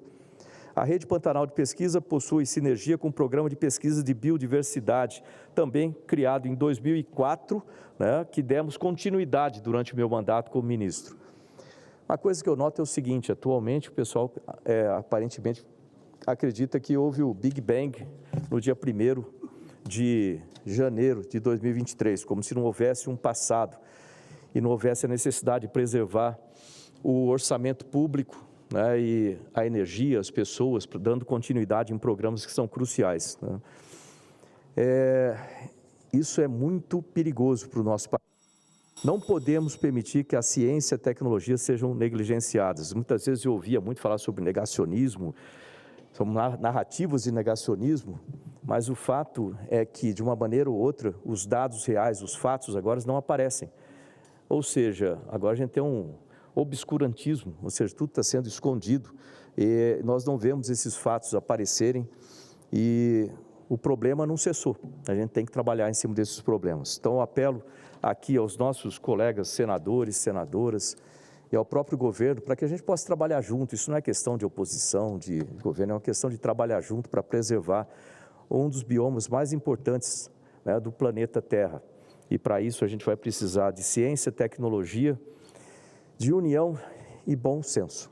Obrigado. Obrigado, senador astronauta.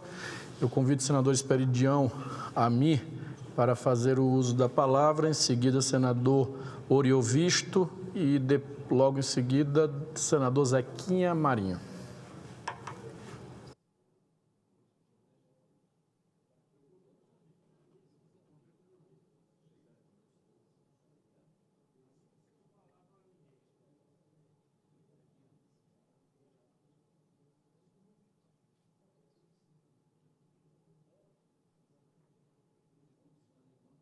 Senador Esperidião tem até 10 minutos para fazer o uso da palavra.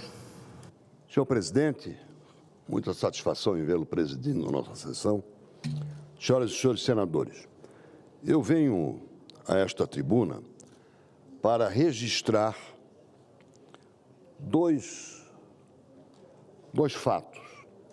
Primeiro, constituímos hoje no Senado o Grupo Parlamentar Brasil-Japão, que tenho a honra de presidir a partir de agora, tendo a senadora Damares Alves, que foi a animadora deste projeto, como vice-presidente, contando com a presença do deputado Luiz Nishimori, da Câmara dos Deputados, tendo a satisfação de ter o nosso senador astronauta Marcos Pontes como o primeiro subscritor em ordem alfabética, e conhecedor que é das amplas possibilidades de intercâmbio, especialmente na área científica, tecnológica, que se descortina para o Brasil e para o Japão, e que nós pretendemos explorar com o talento de cada um dos senhores senadores e senhoras senadoras. Trago do meu estado a convicção de que o Japão será sempre um guia, especialmente dessa questão que se comentava há pouco, das mudanças climáticas, das perspectivas de desastres climáticos e da necessidade de aprimorarmos o dispositivo de defesa civil das cidades, dos estados, enfim, do Brasil, diante desta sucessão desafiadora de desastres climáticos como os que ocorreram recentemente no sul do Brasil e agora, né, ainda estamos aferindo a dimensão do desastre no nosso querido estado do Rio Grande do Sul. Então, tivemos a presença do embaixador do Japão, que fez uma visita à Comissão Parlamentar Temporária Externa, presidida pelo senador Paulo Paim, que tem como vice-presidente o senador Ireneu Hort e o senador Mourão como relator, que acompanha esse problema criado e que tem que ser enfrentado continuadamente no nosso estado do Rio Grande do Sul.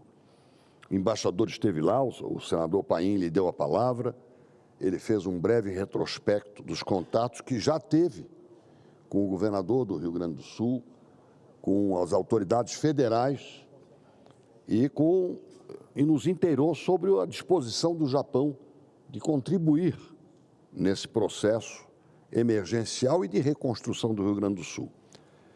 E como ex-governador de Santa Catarina, eu afianço que a tecnologia que o Japão assimilou e desenvolve para prevenção e para fazer frente a problemas climáticos é muito importante.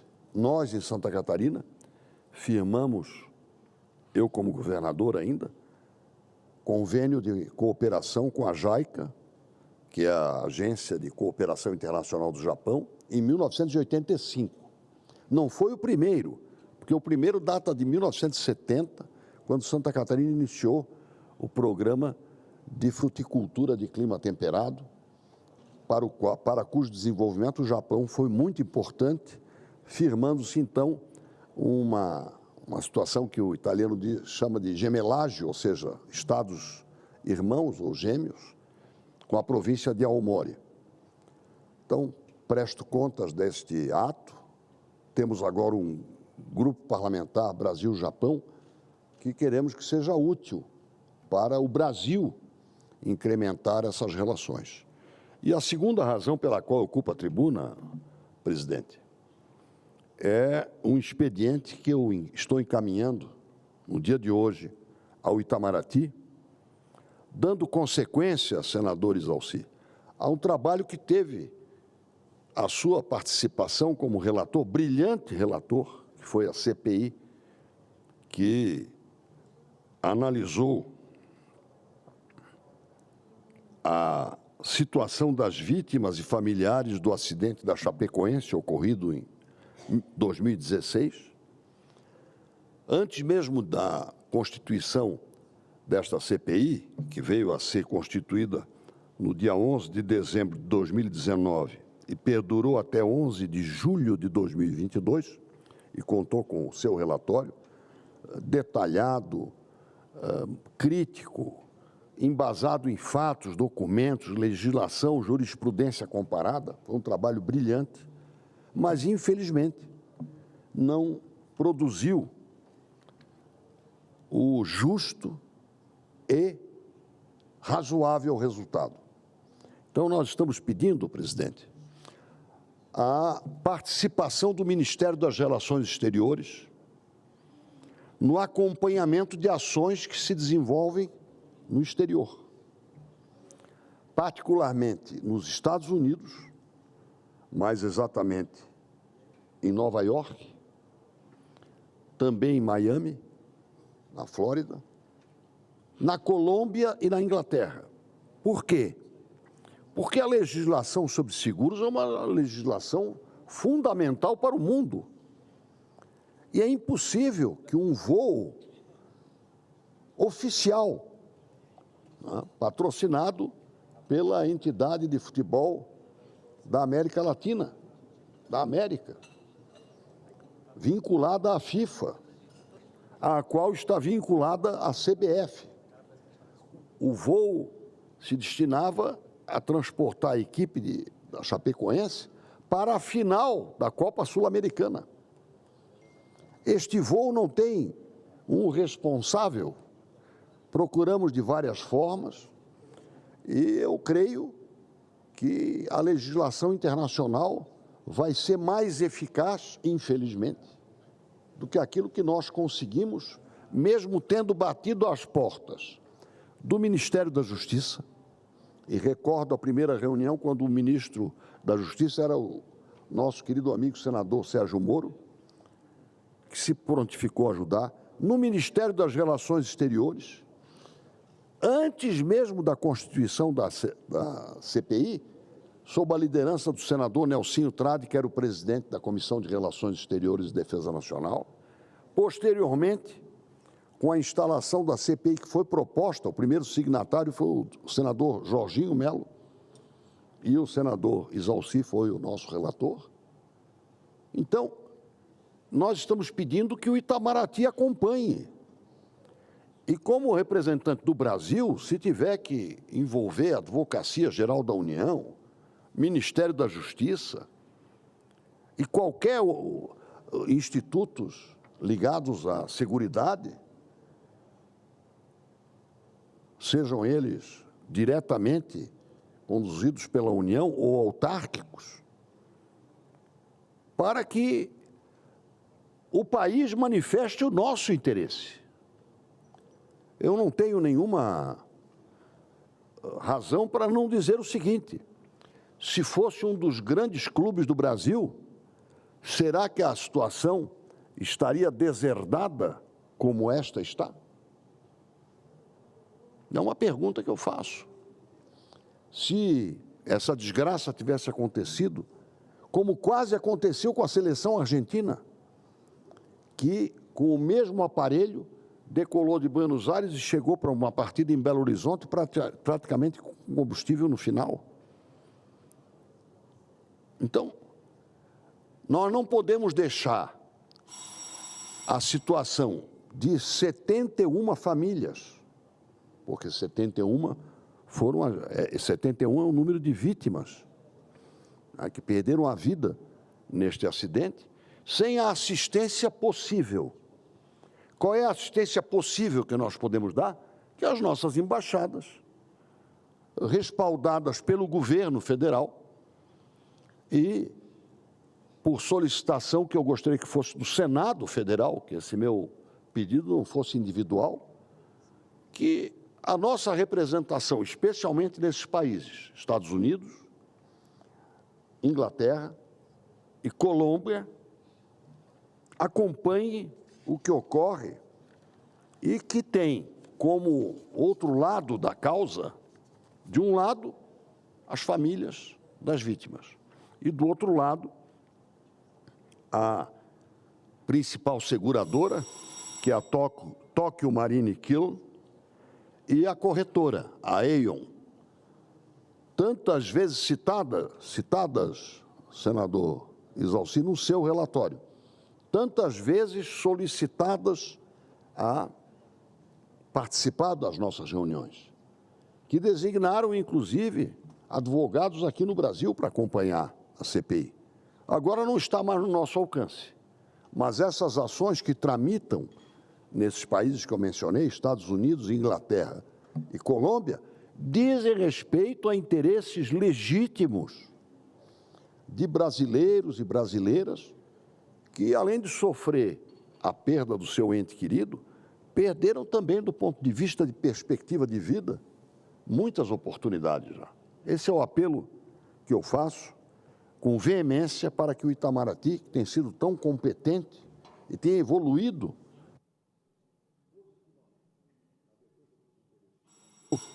o faça também neste caso, acompanhando estas questões que são, acima de tudo, de direito, não de favor, e humanitárias. Muito obrigado.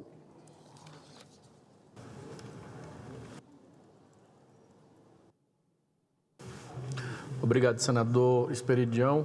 Convido para utilizar a tribuna, senador Oriovisto.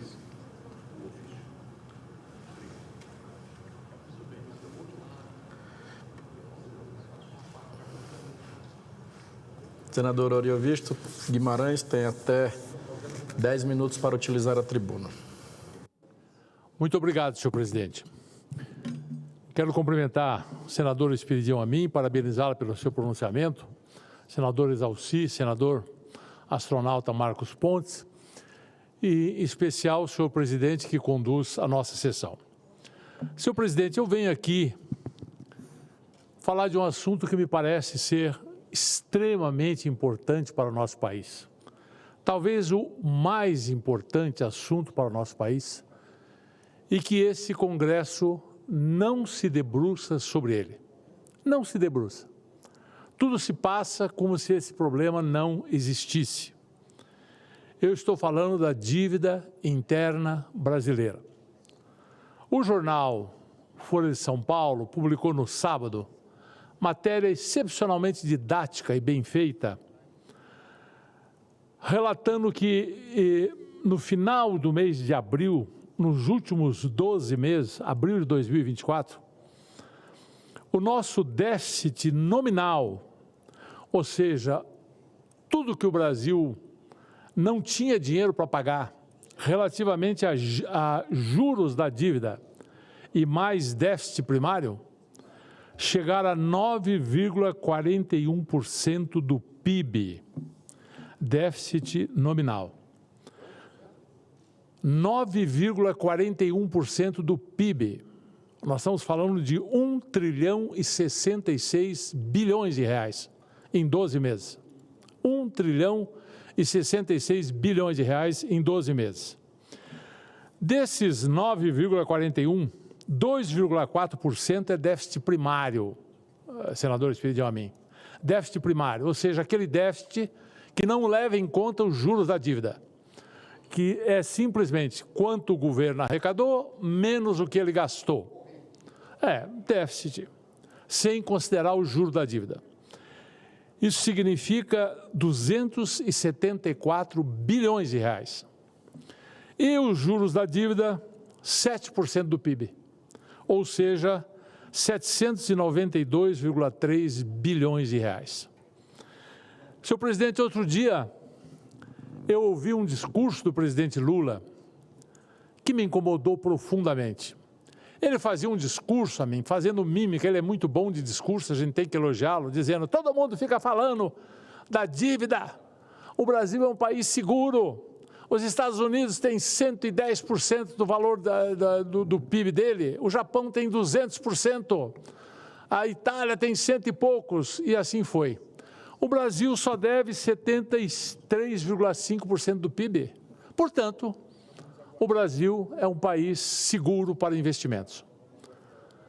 Que tolice, que lógica falsa, que visão metafísica de economia, que não entende a dialética do fluxo de caixa. O perfil da dívida é extremamente importante. A mim, vamos fazer uma comparação. Eu devo 10 milhões. Não, para você não, eu devo 10 milhões aí para os bancos. E você, a mim, só deve 5. Aí você diz, não, eu só devo 5. Não importa que o Eurovisto ganhe 20 vezes mais que você, ou 10 vezes mais que você. Não importa que a dívida do Eurovisto esteja planejada para ser paga em 10 anos, com juros de 2%. E a tua dívida vai vencer toda ela em 4 anos, com juros de 10% ao ano. Quer dizer, o perfil da dívida, a forma como ela está estruturada, é a coisa mais importante. O Brasil não tem como ter uma solução de pagar essa dívida que ele tem, de 7 trilhões de dívida interna, 7 trilhões, não tem como pagar isso. Aí o que ele tem que fazer? Tem que estruturar essa dívida. Agora aí é que está o pulo do gato. Como é que estrutura uma dívida, meu Deus? Será que o PT não vai aprender isso nunca? Precisa ter credibilidade, precisa alongar o prazo. A dívida brasileira vence toda ela em 4 anos, ou seja, a cada 4 anos o governo tem que emitir papel para renovar 100% da sua dívida. E como ele faz déficit primário, ele não inspira confiança no mercado. Essa história de déficit primário, para quem nos ouve entender bem, é o seguinte, eu estou devendo, e chego para o banco e digo assim, banco, me alonga, eu tenho que pagar a dívida em 4 anos, eu não consigo, eu quero 10 anos para pagar. Me abaixa um pouco o juro, está me cobrando 10% ao ano, me cobre só 4%. O banco diz, mas você vai ter condições de me pagar? Como é que eu provo para o banco que eu vou ter condições de pagar? Eu tenho que mostrar que no final do ano eu estou tendo superávit, que o que eu estou ganhando durante o ano é maior do que aquilo que eu gasto. Eu tenho superávit primário. Se eu tenho superávit primário, o banco pode confiar em mim. O Eurovisto vai pagar, porque todo ano está sobrando para ele 200 mil, 500 mil, e com isso ele vai amortizando. O governo não faz superávit primário. O governo não paga 1 centavo da dívida. O governo não paga 1 centavo do juro da dívida e ainda assim faz déficit primário. Quem é que vai confiar nesse governo? Como é que se pode confiar em alguém que deve tudo e mais um pouco e continua gastando mais do que arrecada? Isso tem fim. Essa crença do PT de que gastando a gente desenvolve a economia, que o gasto é o motor da economia, isso é de uma bobagem sem tamanho. Isso precisa ser feito dentro de determinadas condições, com estrutura, com perfil de dívida, por gente que entende de economia. Do jeito que estão fazendo, o governo Lula vai terminar pior do que o último governo Dilma. Está indo no mesmo caminho, a mim. Está indo no mesmo caminho. Olha, tudo que se fala nesse governo é em criar impostos. Só criar impostos, só pensa em aumentar a receita. É como se aquele devedor contumaz só pensasse em aumentar o seu salário, mas ia pedir sempre para o patrão, aumenta meu salário, mas ele não para de gastar. Esse governo já criou em 1 ano e meio de governo, primeira tacada que ele deu, Conselho de Contribuintes, que era indúbia pró-réu, virou indúbia pró-governo. Tudo que empatar no Conselho de Contribuintes agora será decidido em favor do governo. Só aí o ministro Haddad dizia que ia arrecadar mais de 20 bilhões. A tabela do imposto de renda só corrigiu a primeira linha. Só a primeira linha, não corrigiu nenhuma das outras linhas. Isso significa aumento de imposto de renda para a maioria da população brasileira. Disse que ia isentar todo mundo até R$5 mil. Conversa fiada, não isentou e não vai isentar. Pega lá um salário mínimo, coisa que o vale. Imposto sobre fundos exclusivos e offshore. Criamos mais um imposto. Agora criou o imposto das blusinhas. Foi o líder do governo, o senador Jacques Wagner, quem propôs o imposto das blusinhas aqui nesse Senado. Esse imposto tinha sido retirado pelo relator, que era o nosso senador Rodrigo Cunha, que tinha retirado. O governo colocou. A maior prova que o Lula quer o imposto das blusinhas é que ele pode vetar agora, está na mão dele vetar. Vamos ver se ele vai vetar? Não vai. Ele quer o imposto das blusinhas. Você que compra blusinha, que está me ouvindo, que compra produtos importados até $50, que agora vai pagar mais 20% de imposto, saiba que quem colocou esse imposto se chama Luiz Inácio Lula da Silva. O comando é dele. E agora, a obra-prima. Medida provisória 1227. Essa é campeã. Essa não tem igual. Era uma coisa muito simples. O imposto brasileiro, o setor que exporta no Brasil, o agronegócio, o petróleo, as indústrias que exportam, elas pagam PIS/COFINS e adquirem um crédito. Óbvio que quando ela vai exportar, você não consegue exportar imposto. Não tem como. Então, ela tem esse crédito, ela podia, com esse crédito, pagar outros impostos. Na calada da noite, sem falar com esse Congresso, sem falar com industriais, sem falar com ninguém, por iluminação de algum burocrata, fizeram essa MP 1227. Dizendo que agora não, que agora esses créditos não podem mais ser usados para pagar os outros impostos, só se for para pagar PIS/COFINS. Só que o setor de exportação não paga isso. É isento na hora que vai exportar, porque não dá para exportar imposto. Conclusão, isso desestruturou todo a balança, o setor responsável pelo superávit da balança comercial brasileira. Desestruturou. Brasília hoje está tomada por presidente de CNI, por agronegócio fazendo reuniões, por firmas ligadas ao petróleo preocupadas. A imprensa, a Globo, que gosta tanto do Lula, chegou até a dizer que ele conseguiu uma obra-prima de unir todos contra o governo. É de uma insensibilidade política, de uma falta de tato sem tamanho. O desespero por dinheiro é uma coisa que eu nunca vi igual. E a visão de economia é uma visão primária.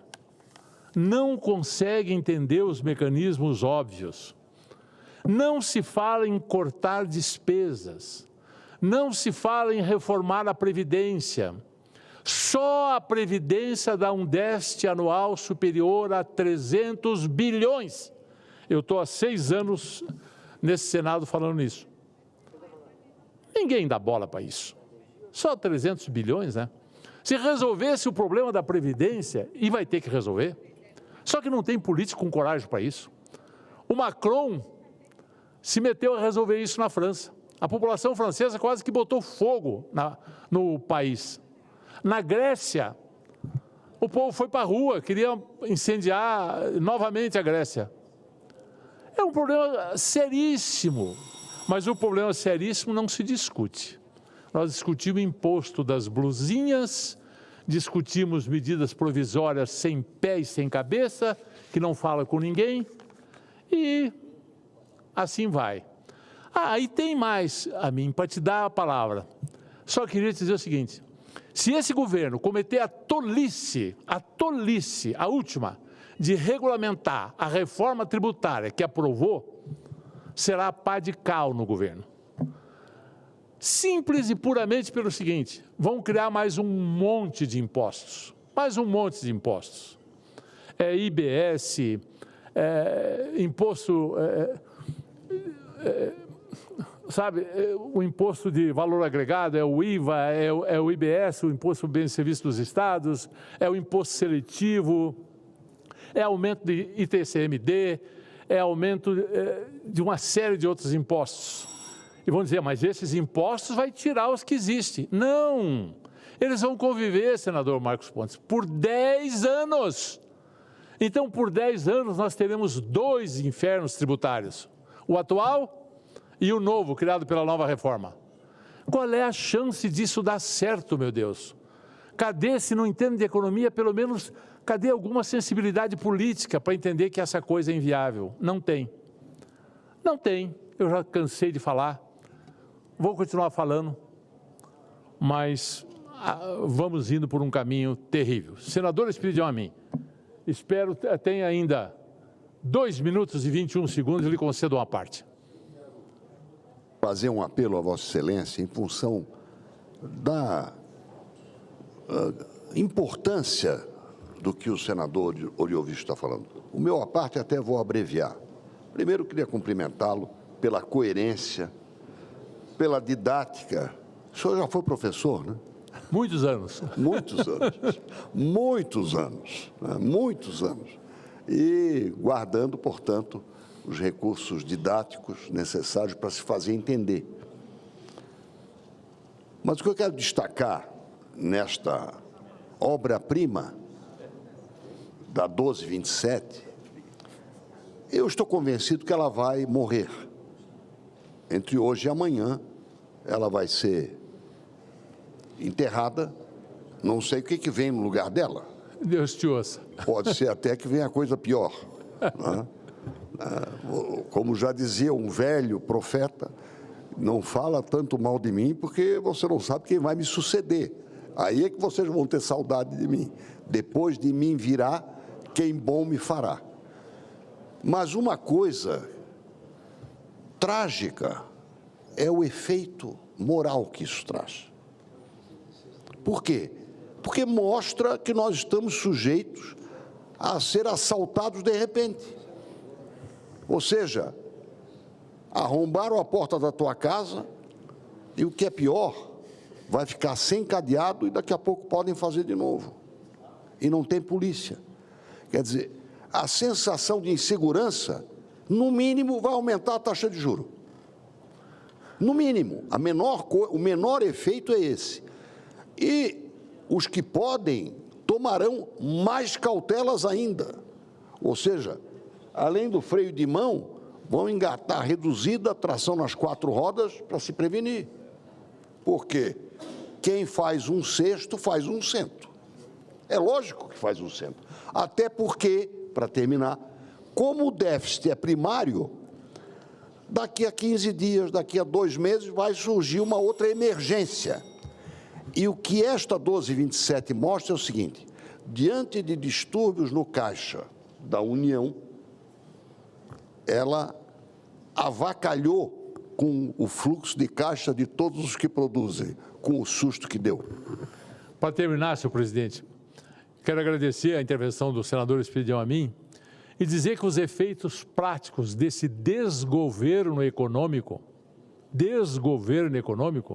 é que o dólar está mais alto a cada dia. 2,38 a última cotação que vi. É que a Bolsa só tem feito cair. E a inflação vai bater na porta. Ninguém passa impune por um aumento de dólar. É claro que isso vai refletir na inflação. Então, o caminho não é bom. Espero que o país tenha dias melhores e que o governo acorde enquanto é tempo. Obrigado, senhor presidente. Obrigado, senador Oriovisto. Nós estamos na galeria com a comitiva de parlamentares do Bahrein, que visitam o Congresso Nacional a convite do nosso presidente Rodrigo Pacheco. Sejam bem-vindos. O presidente do Congresso Nacional do Reino de Bahrein, Hamad Salman, Jabor Al-Musallam, deputada Zanaib também, e todos que estão na comitiva sejam muito bem-vindos à casa, ao plenário do Senado Federal da República Federativa do Brasil. Nós não estamos com inscritos, eu vou suspender a sessão e logo ela será reaberta para nós fazermos a apreciação das matérias que estão constantes na ordem do dia. Está suspensa a sessão.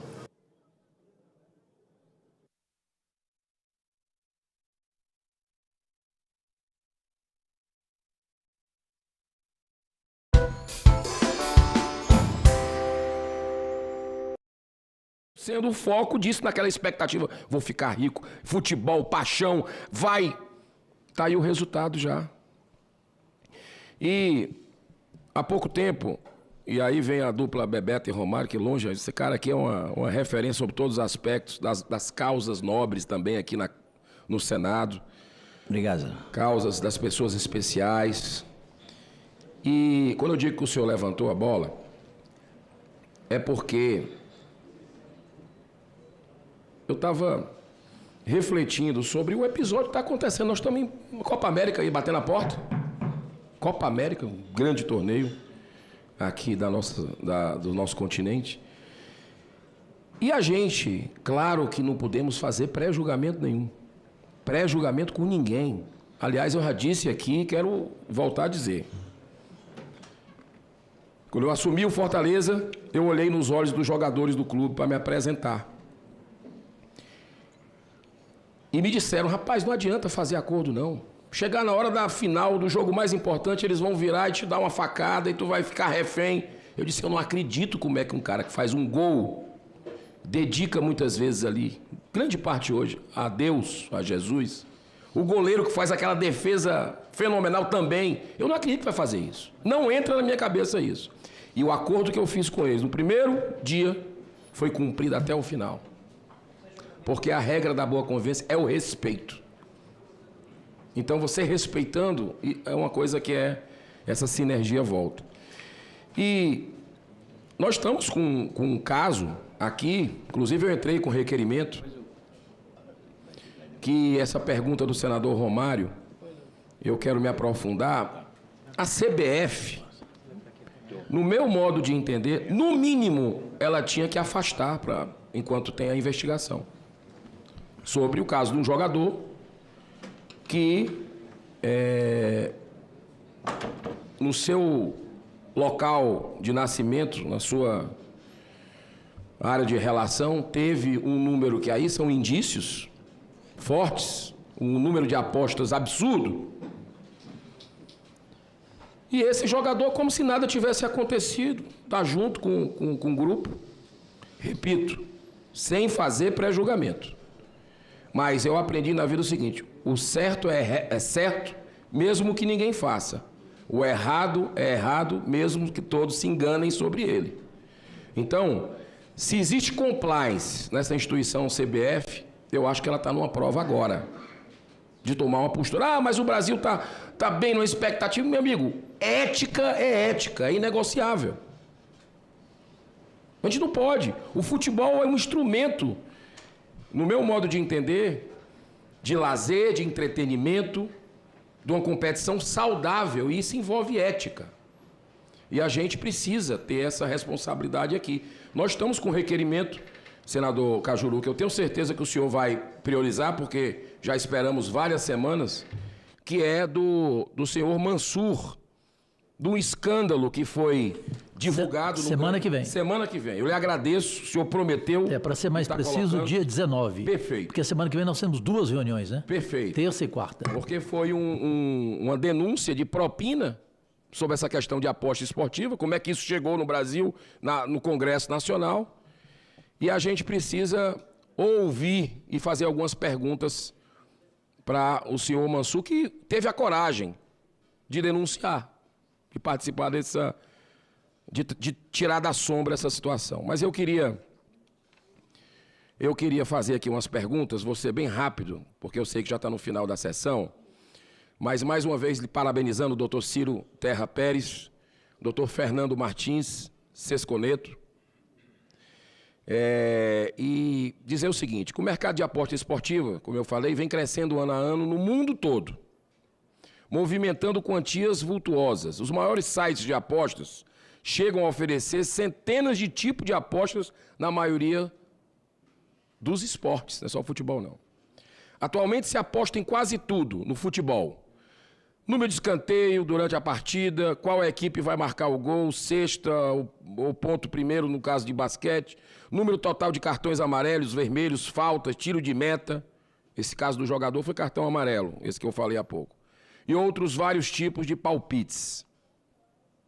Com efeito, na esteira da propagação do mercado bet, como são conhecidas as casas de apostas digitais, crescem também os casos de fraudes e manipulação de resultados, além de sinais da presença de organizações criminosas no negócio. A manipulação de resultados é um dos efeitos colaterais dessa expansão do mercado. Empresas referências em monitoramento de fraudes esportivas apontaram que cada vez mais é preciso de segurança no universo das apostas esportivas. Nesse sentido, o GAECO, que é o Grupo Especializado de Combate ao Crime Organizado do Ministério Público do Estado de Goiás, ao qual os senhores fazem parte, tem feito um belíssimo trabalho ao desenvolver investigações que se iniciaram em 2022 e teriam acontecido na Série B do Campeonato Brasileiro de Futebol daquele ano. Série B, não é isso? B e A. B e A. O esquema teria o envolvimento de jogadores e há indícios de atuação do grupo em pelo menos 3 jogos no fim de 2022. A estimativa é que cada suspeito recebia 150 mil por aposta. Pergunta 1 que eu faço ao doutor Fernando Martins. Pelas investigações desenvolvidas pelos senhores, qual a relação das organizações criminosas, milícias e facções, com a prática da manipulação de resultados? Como ela se apresenta? Pergunta 2. Até onde as centenas, se não milhares de bets têm participação nesses esquemas criminosos? Eu vou fazer em bloco, se puder tomar nota eu agradeço, porque aí eu vou alternar aqui também agora para o doutor Ciro Terra Pérez. Muitos estudos mostram que jogos interativos online, apostas esportivas, jogos de cassino e máquinas de jogos eletrônicos, jogo do tigrinho, jogo do aviãozinho, etc., estão entre as modalidades mais associadas ao jogo problemático, que causa, inclusive, prejuízos psicológicos, além de fomentar a lavagem de dinheiro, sonegação fiscal, evasão de receita e outros crimes financeiros. Eu pergunto para o doutor Ciro, nesse contexto, como se dá a dinâmica do processo dos crimes financeiros na realidade das manipulações dos resultados e no mercado das bets? Agora, já me caminhando para o final, para o doutor Fernando. As investigações advindas da Operação Penalidade Máxima revelaram que o grupo criminoso oferecia dinheiro para jogadores de futebol receberem punições por parte da FIFA. As penas vão desde o afastamento por 360 dias das atividades do esporte até o banimento definitivo. Mais de uma dezena de jogadores profissionais de futebol receberam penas pela Federação Internacional de Futebol, sendo que alguns deles já haviam sido punidos, também pelo STJD, Superior Tribunal de Justiça Desportiva. Eu pergunto para o doutor Fernando, como o senhor chegou até essa turma de criminosos de chuteiras? 4, penúltima pergunta, também para o doutor Fernando. Para mitigar os impactos das fraudes em resultados no futebol, é fundamental destacar que é muito importante que haja um esforço conjunto entre entidades esportivas, autoridades governamentais e a sociedade civil para promover a integridade no esporte, através de campanhas de conscientização e da implementação de políticas de integridade e compliance nos clubes e federações. Como se dá a interação do Ministério Público de Goiás, por exemplo, com a Confederação Brasileira de Futebol ou com a Federação de Goiás, Federação Goiana de Futebol? Como chegam as demandas dessa entidade máxima do futebol brasileiro ao Ministério Público, se chegam? Qual o fluxo de tratamento dessas denúncias? A CBF, como entidade, e as federações estaduais e os times de futebol, eles têm contribuído com as diversas investigações no âmbito da Operação Penalidade Máxima? Por último, doutor Ciro, as investigações, processamentos, julgamentos e as eventuais punições de atos de manipulação de resultados demandam um procedimento cuidadoso e detalhado, como o senhor falou, com muita responsabilidade, envolvendo a coleta de evidências, o depoimento de testemunhas e a análise técnica de partidas suspeitas. A complexidade desses casos requer uma abordagem transversal de várias áreas de atuação na espera da fiscalização e controle. Eu pergunto para o senhor, doutor Ciro, nesse contexto, como o Ministério Público tem visto o uso da análise de partidas de futebol por empresas como a Sport Radar e Good Game? Até que ponto essas avaliações têm servido como prova nas investigações, ou isso seria uma outra etapa, porque eu acho que esse assunto está longe de a gente, vamos dizer, de a gente não concluir, que eu acho que tem muita água para rolar embaixo dessa ponte. E dizendo, mais uma vez fazendo um alerta, presidente, não podemos matar a galinha dos ovos de ouro. É um patrimônio do futebol brasileiro, né? Esse esporte. O patrimônio do povo brasileiro, o futebol. Então, que a gente não possa deixar a ganância tomar conta disso e a gente ter prejuízos, porque os desportistas que gostam de futebol, que é saudável, é muito bom, né? O colega estava falando há pouco, questão de rivalidade, isso é saudável, pode ser saudável. Nós podemos ser adversários dentro do campo, é como na política. Mas fora dele, nós somos irmãos, filhos do mesmo Deus, jamais inimigos, né? Então, até nessa cultura da tolerância, é importante o futebol. Eu não sei se os senhores sabem do caso do estado do Ceará, mas a gente tinha 5 a 6 mortes por jogo. O Ministério Público foi muito parceiro nosso lá, no Ceará. 5 é o núcleo de defesa o Nudo For, né, Roberto? O núcleo de defesa lá do Ceará que nos ajudou. Do torcedor, exatamente. E a gente tinha 5 a 6 mortes por jogo. É verdade. Porque um estava com a camisa do Ceará, o do Fortaleza passava nos terminais de ônibus ao redor do Castelão. É uma coisa grave isso, o momento que a gente estava vivendo. E nós começamos a fazer ações juntas, o presidente do Fortaleza e eu, o presidente do Ceará, juntos, assistindo o jogo juntos, no estádio, um do lado do outro, um com a camisa do seu time. Os nossos jogadores entrando alternados em campo, isso jamais foi visto. O mascote do Fortaleza com a bandeira da paz, com as cores alvinegras, que é do Ceará. O mascote do Ceará, alvinegro, com as cores da paz, com a bandeira do Fortaleza, com as cores do Fortaleza. Isso começou, a torcida naquele momento criou um zum, começou a julgar, mas o tempo foi passando, a gente com resiliência. Resultado, lá no estado do Ceará, as mortes triplicaram em todas as áreas, menos no esporte. Porque o exemplo tem que vir de cima. Menos no esporte, o esporte não tem. Raramente acontece alguma tragédia dessa. E era recorrente. Então, eu sei lá do estado de vocês, Goiás e Vila Nova, a rivalidade que existe, mas isso é plenamente, é ali um microcosmos que pode servir de um exemplo para a sociedade em geral, de tolerância, de respeito, de solidariedade com o próximo. As campanhas que os clubes fazem são lindas, campanhas de conscientização, de vários temas. Então, eu queria fazer esses questionamentos e, ao mesmo tempo, mais uma vez, parabenizar o trabalho dos senhores. Questionamentos feitos pelo vice-presidente desta CPI, o senador Eduardo Girão, que no final de suas colocações, ele também precisa dizer que ele é um exemplo. Afinal, Girão se casou com uma torcedora do Ceará e eles vivem maravilhosamente bem. Nossa querida Márcia. Obrigado, senador. Bem, aqui vamos repartir aqui para ser bem objetivos. Em relação à participação de facções criminosas, não é?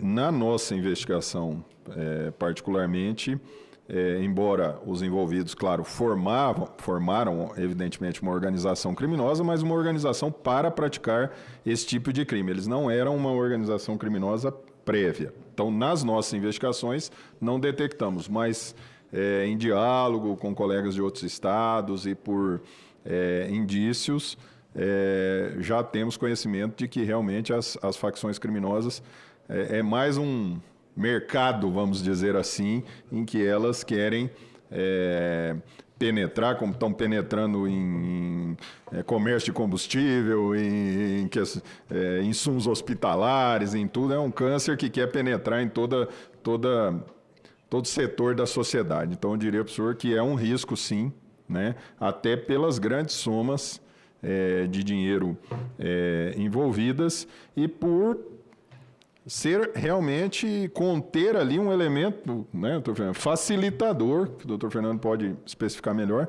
de lavagem de dinheiro pelas grandes somas envolvidas, pelo grande número de apostadores, não é, que torna assim difícil identificar, né, se são apostadores reais, se são laranjas, se são, enfim, é um território, né, complexo de fiscalização. Quanto à segunda questão que o senhor colocou, da participação das bets, né, como já dito aqui, nós não identificamos participação delas, ou de funcionários, ou de que elas tenham induzido. São, em princípio, foram vítimas das fraudes, embora não tenham, a partir desses fatos, feito colaborações voluntárias conosco a respeito desses prejuízos, né, que elas realmente sofreram. Só completando aqui, que o senhor disse, se iniciaram as investigações justamente em 4 jogos da Série B. Na segunda fase já foram 8 da Série A, 1 da B e 4 estaduais. Na terceira fase foram 13 jogos da Série A, todos de 2022. E na quarta fase, que está em andamento, que tem 1 da Série A, 2 da B e 3 estaduais. Então, essa é o universo que essa organização criminosa atuou. Doutor Ciro, só para conhecimento do senador Girão, que não estava aqui no momento, ele vai ficar contente em saber, depois de uma implacável pergunta do relator Romário, e o doutor Ciro, que é procurador do Ministério Público, ele fez uma colocação irretocável, brilhante, de que as casas de apostas são vítimas desinteressadas em investigar. Eu achei essa frase fantástica. Exato. Pode, Fernando.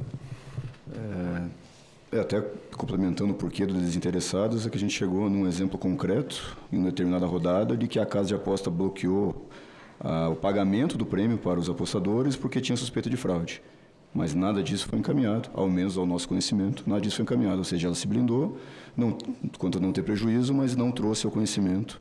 E se não fossem as medidas investigatórias que nós estávamos naquele momento, nós também não saberíamos. Nós não saberíamos disso.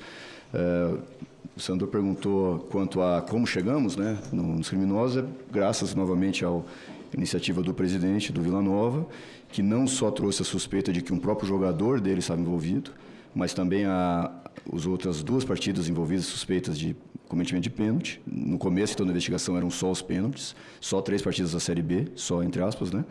E a partir daí a gente iniciou a investigação, fazendo inúmeras diligências, oitivas, quebra de sigilo bancário, fiscal, telefônico, interceptação, buscas, apreensão, interrogatórios. Tivemos confissões, inclusive de atletas que reconheceram seu erro e fizeram acordo de persecução penal porque reconheceram o erro e é um benefício que um instituto que a lei coloca, que não interessa se você concorda ou não, preencher o requisito, está ali, é para ser aplicado, e esses jogadores de fato se arrependeram do que fizeram. Lançamos mão de inúmeros instrumentos investigatórios para esquadrinhar a atuação dessa organização, que até o momento tem 9 pessoas denunciadas como integrantes da organização criminosa. Entre outros, ao todo hoje, são 32 pessoas denunciadas, 9 como integrantes da organização criminosa e o restante por ter participado de corrupção desportiva. Com relação ao papel, né, das confederações e federações, o Ministério Público recebeu já da Federação Goiana algumas representações e nós encaminhamos aí para a promotoria ou em seguida para a Polícia Civil para apurar, algumas embasadas em relatórios da Esportes Radar, por exemplo. Temos diálogo com a Federação Goiana, temos também diálogo com a CBF, embora a CBF não tenha nos encaminhado antes um relatório da Esportes Radar, porque talvez não fosse da nossa atribuição investigar. Tivemos depois diálogo, sabemos que lá tem dados que podem ser fornecidos e devem ser atuados, então assim, a gente tem esse fluxo de conversa após a investigação. Colocou quanto ao uso da inteligência artificial, né, os relatórios, por vezes, mas aí nenhuma prova sozinha vai valer como base para condenação. A palavra de ninguém vale ouro, né? Nem mesmo um colaborador, uma colaboração tem que ser, até mesmo uma colaboração premiada tem que ser corroborada com outras provas. Então, o uso de inteligência artificial vale, né, como um indício, vale talvez como um início para chamar a atenção de que algo está havendo. Inclusive, a gente falou aqui antes já sobre a Convenção de Maculan, tem um estudo do Conselho Europeu de que relatórios da Sports Radar, da Genius, da Good Game, enfim, de outras, valem como um chamado, um alerta, um indício para que possa talvez se iniciar uma investigação. Mas sozinho ela não basta para condenar, para dizer que houve ou não. Por exemplo, pode haver da Sports Radar que houve sim uma explosão de apostas em determinado evento que não deveria. Mas às vezes a informação é falsa, porque venderam um jogador sem o jogador saber. Aconteceu isso conosco.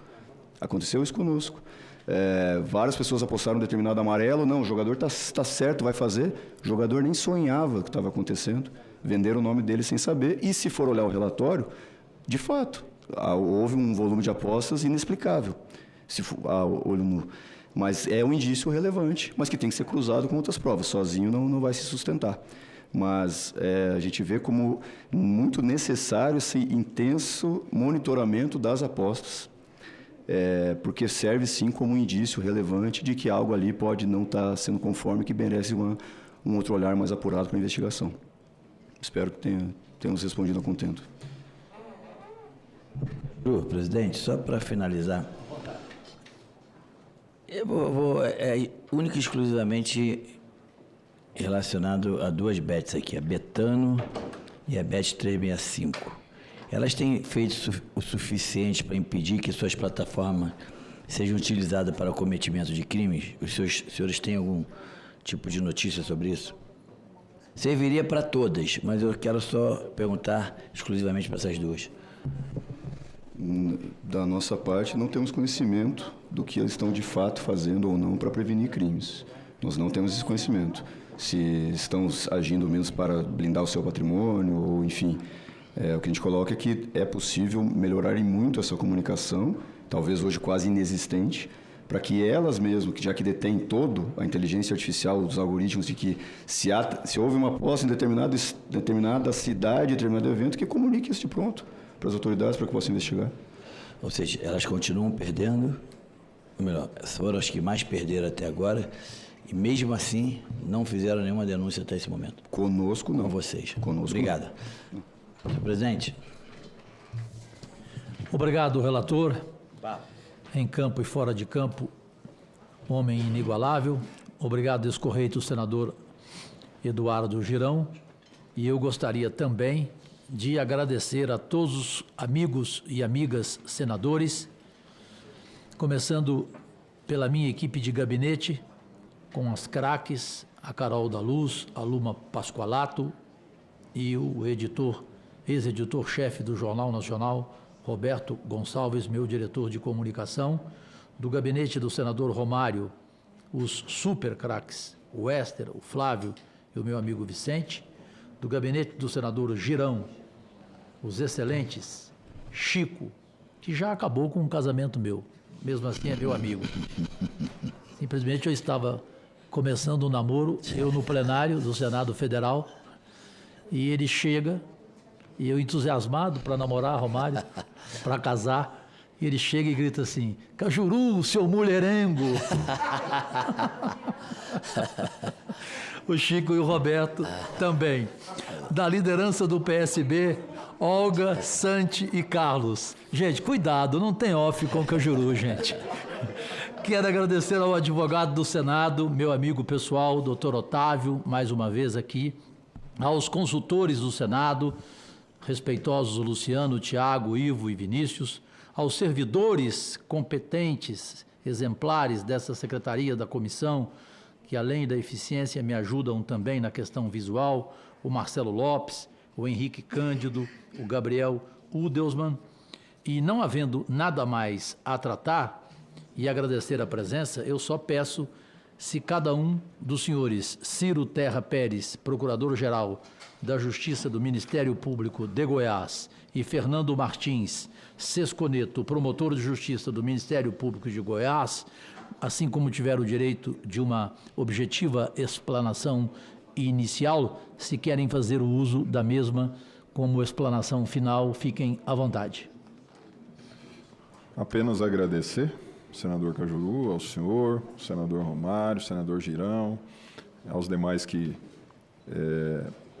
nos deram a honra e o prazer de estar aqui nessa tarde e colocar o Ministério Público do Estado de Goiás à disposição dessa comissão e dizer a toda a sociedade goiana e brasileira que podem contar com a independência moral do Ministério Público, que podem confiar no nosso trabalho, porque a nossa missão é essa, defender a população, e tudo que interessa para a sociedade interessa para o Ministério Público. E o futebol interessa muito para a sociedade, senador. É um dos grandes patrimônios da nossa nação, então é do nosso interesse priorizar o combate a essas organizações criminosas e podem sempre contar conosco em todas as ocasiões, e muito obrigado pelo apoio. Que isso. E com o maior troféu dos meus 50 anos de carreira nacional, na televisão, no rádio, no jornal, foi o Romário dizer para o Brasil inteiro que a maior entrevista da vida dele foi a mim. Eu aprendi com ele, sabe o quê? Que no final da entrevista você faz a seguinte pergunta: faltou alguma pergunta para a gente fazer a vocês que nós não fizemos? Não? Então foi uma boa entrevista. A presença de todos, agradecemos, convidando-os para a próxima reunião a realizar-se no dia 18 próximo, às 14 horas, para as oitivas de representantes das empresas Sport Radar e Gênios Esportes. Declaro encerrada a reunião. Deus e saúde a todos e todas. Agradecidíssimo.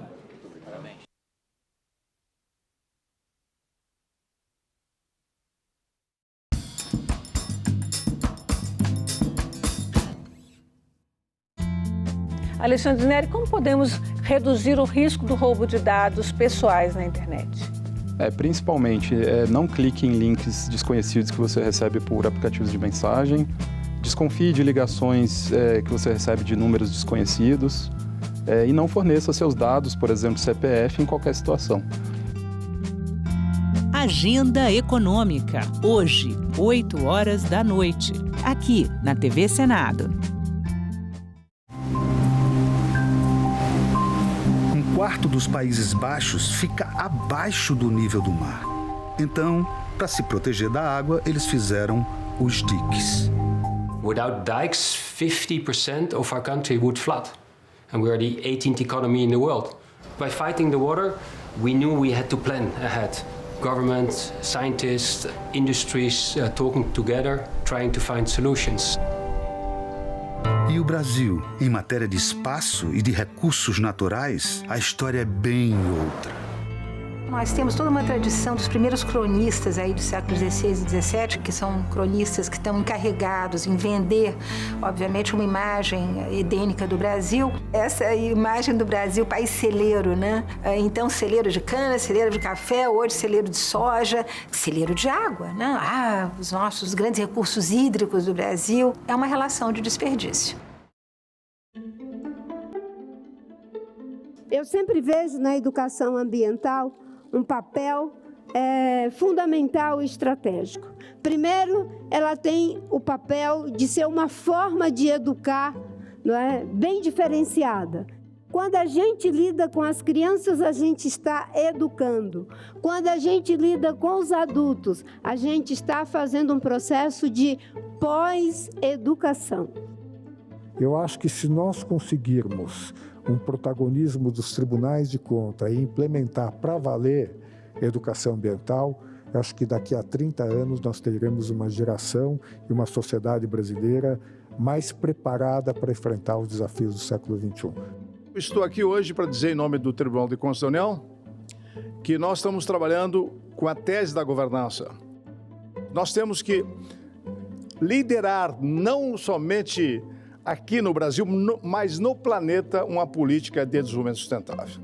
Nós temos que avançar em relação à responsabilização, a políticas integradas e a responsabilização. Boas leis, bem construídas, que vão para uma gaveta, cumprir o rito de passagem da elaboração da lei e ela vai para a gaveta, ela não muda dentro da gaveta, ela não muda realidade nenhuma. E eu acredito que as unidades de conservação, elas são um dos melhores lugares para promover essa educação ambiental. Na verdade, as UCs, né, as áreas protegidas, elas têm um papel muito grande de aproximar a sociedade daquilo que estabelece, né, aquilo que são os objetivos da política de educação ambiental, que é chamar a atenção para a importância do meio ambiente, para chamar a atenção da importância dos recursos naturais.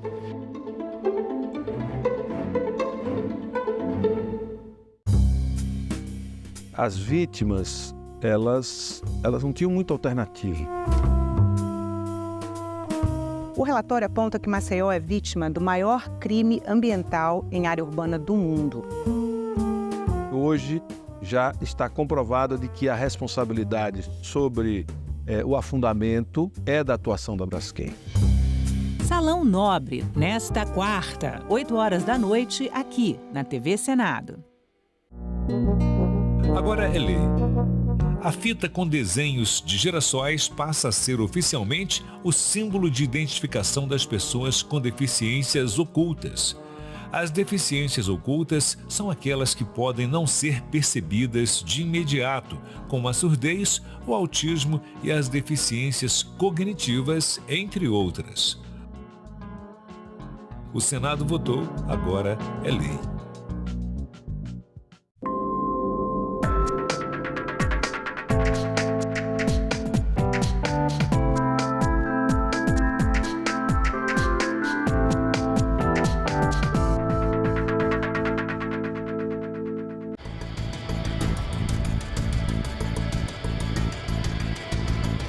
É muito comum você falar de economia circular e o público entender reciclagem. A reciclagem ela foi uma estratégia linear para lidar com o problema da economia linear. E a reciclagem depende da geração de resíduo. A economia circular não gera resíduo, porque ela já é pensada desde o início do desenvolvimento do produto a não ter aquele material que não tem valor. A economia circular não vem para solucionar um problema. Ela muda o sistema e evita o problema. Tem que ser mais eficiente, tem que ter um equilíbrio com o ecossistema natural, porque se faltar matéria-prima, não vai ter o meu negócio. Se o ecossistema estiver destruído, se a sociedade não tiver como consumir, não adianta ter o produto. É uma questão de sobrevivência.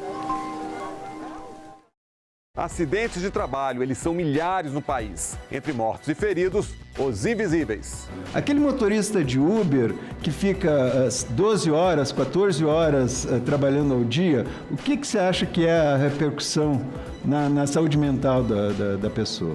Esse acidente vai ser notificado? Ele não vai ser notificado, porque ele não tem registro formal. Em discussão, nesta quinta, 20h, aqui na TV Senado.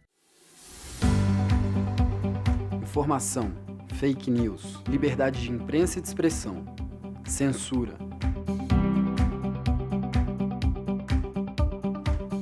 Esse debate é fundamental em 2023, mas essa discussão é muito mais antiga. Vem comigo.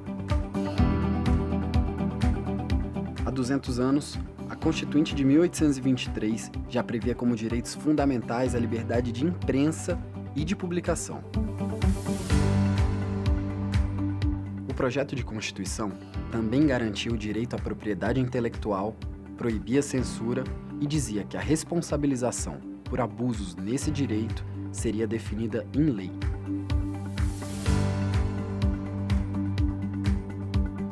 Mesmo não tendo sido aprovada, a primeira Constituinte iniciou debates como esse, que continuam super atuais.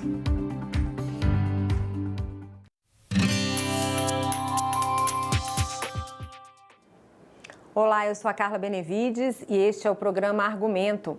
A castração química foi aprovada pela Comissão de Constituição e Justiça para reincidentes por crimes sexuais. A gente conversa a partir de agora com o senador Stevenson Valentim, do Podemos do Rio Grande do Norte, que foi o autor dessa proposta. Senador, explica pra gente em que casos vai ser permitida essa castração química, como que ela vai ser feita, explica pra gente, por favor. Naquele caso em que o reincidente ou aquele criminoso que já praticou uma vez e teve uma pena prevista dentro do Código Penal ali de 6 a 10 anos, que não foi corrigido, que volta para a sociedade e comete o mesmo crime outra vez. Então, o primeiro ponto que tem que ser observado é a reincidência. E o Ângelo Coronel ainda foi feliz que aumentou essa pena mínima de 6 para 7 anos. Então, ele já começa ali com 7 anos de reclusão até 10, se não houver lesão corporal, se não houver homicídio, se não houver dentro do crime sexual contra as mulheres, contra a criança, principalmente, que é ali o abuso sexual com a pedofilia, tudo isso. Se não houver tudo isso aí, nesse caso, ele é aplicado. Ele é aplicado também como uma opção ao criminoso. O criminoso, ele foi reincidente, ele começa na segunda prática criminosa que ele cometeu contra as pessoas, contra a sociedade, ele vai ser preso outra vez, ele paga um terço da pena, 30%, isso foi a emenda do senador Sérgio Moro, e depois de 30% dessa pena paga, ele tem a opção de escolher se ele vai para o tratamento hormonal ou se ele permanece preso. Preste bem atenção. O voluntariado é para tornar isso acessível, ou se não mais possível da constitucionalidade de ter tramitado. Então, o fato dele escolher ter uma opção não quer dizer que ele vai ser liberado.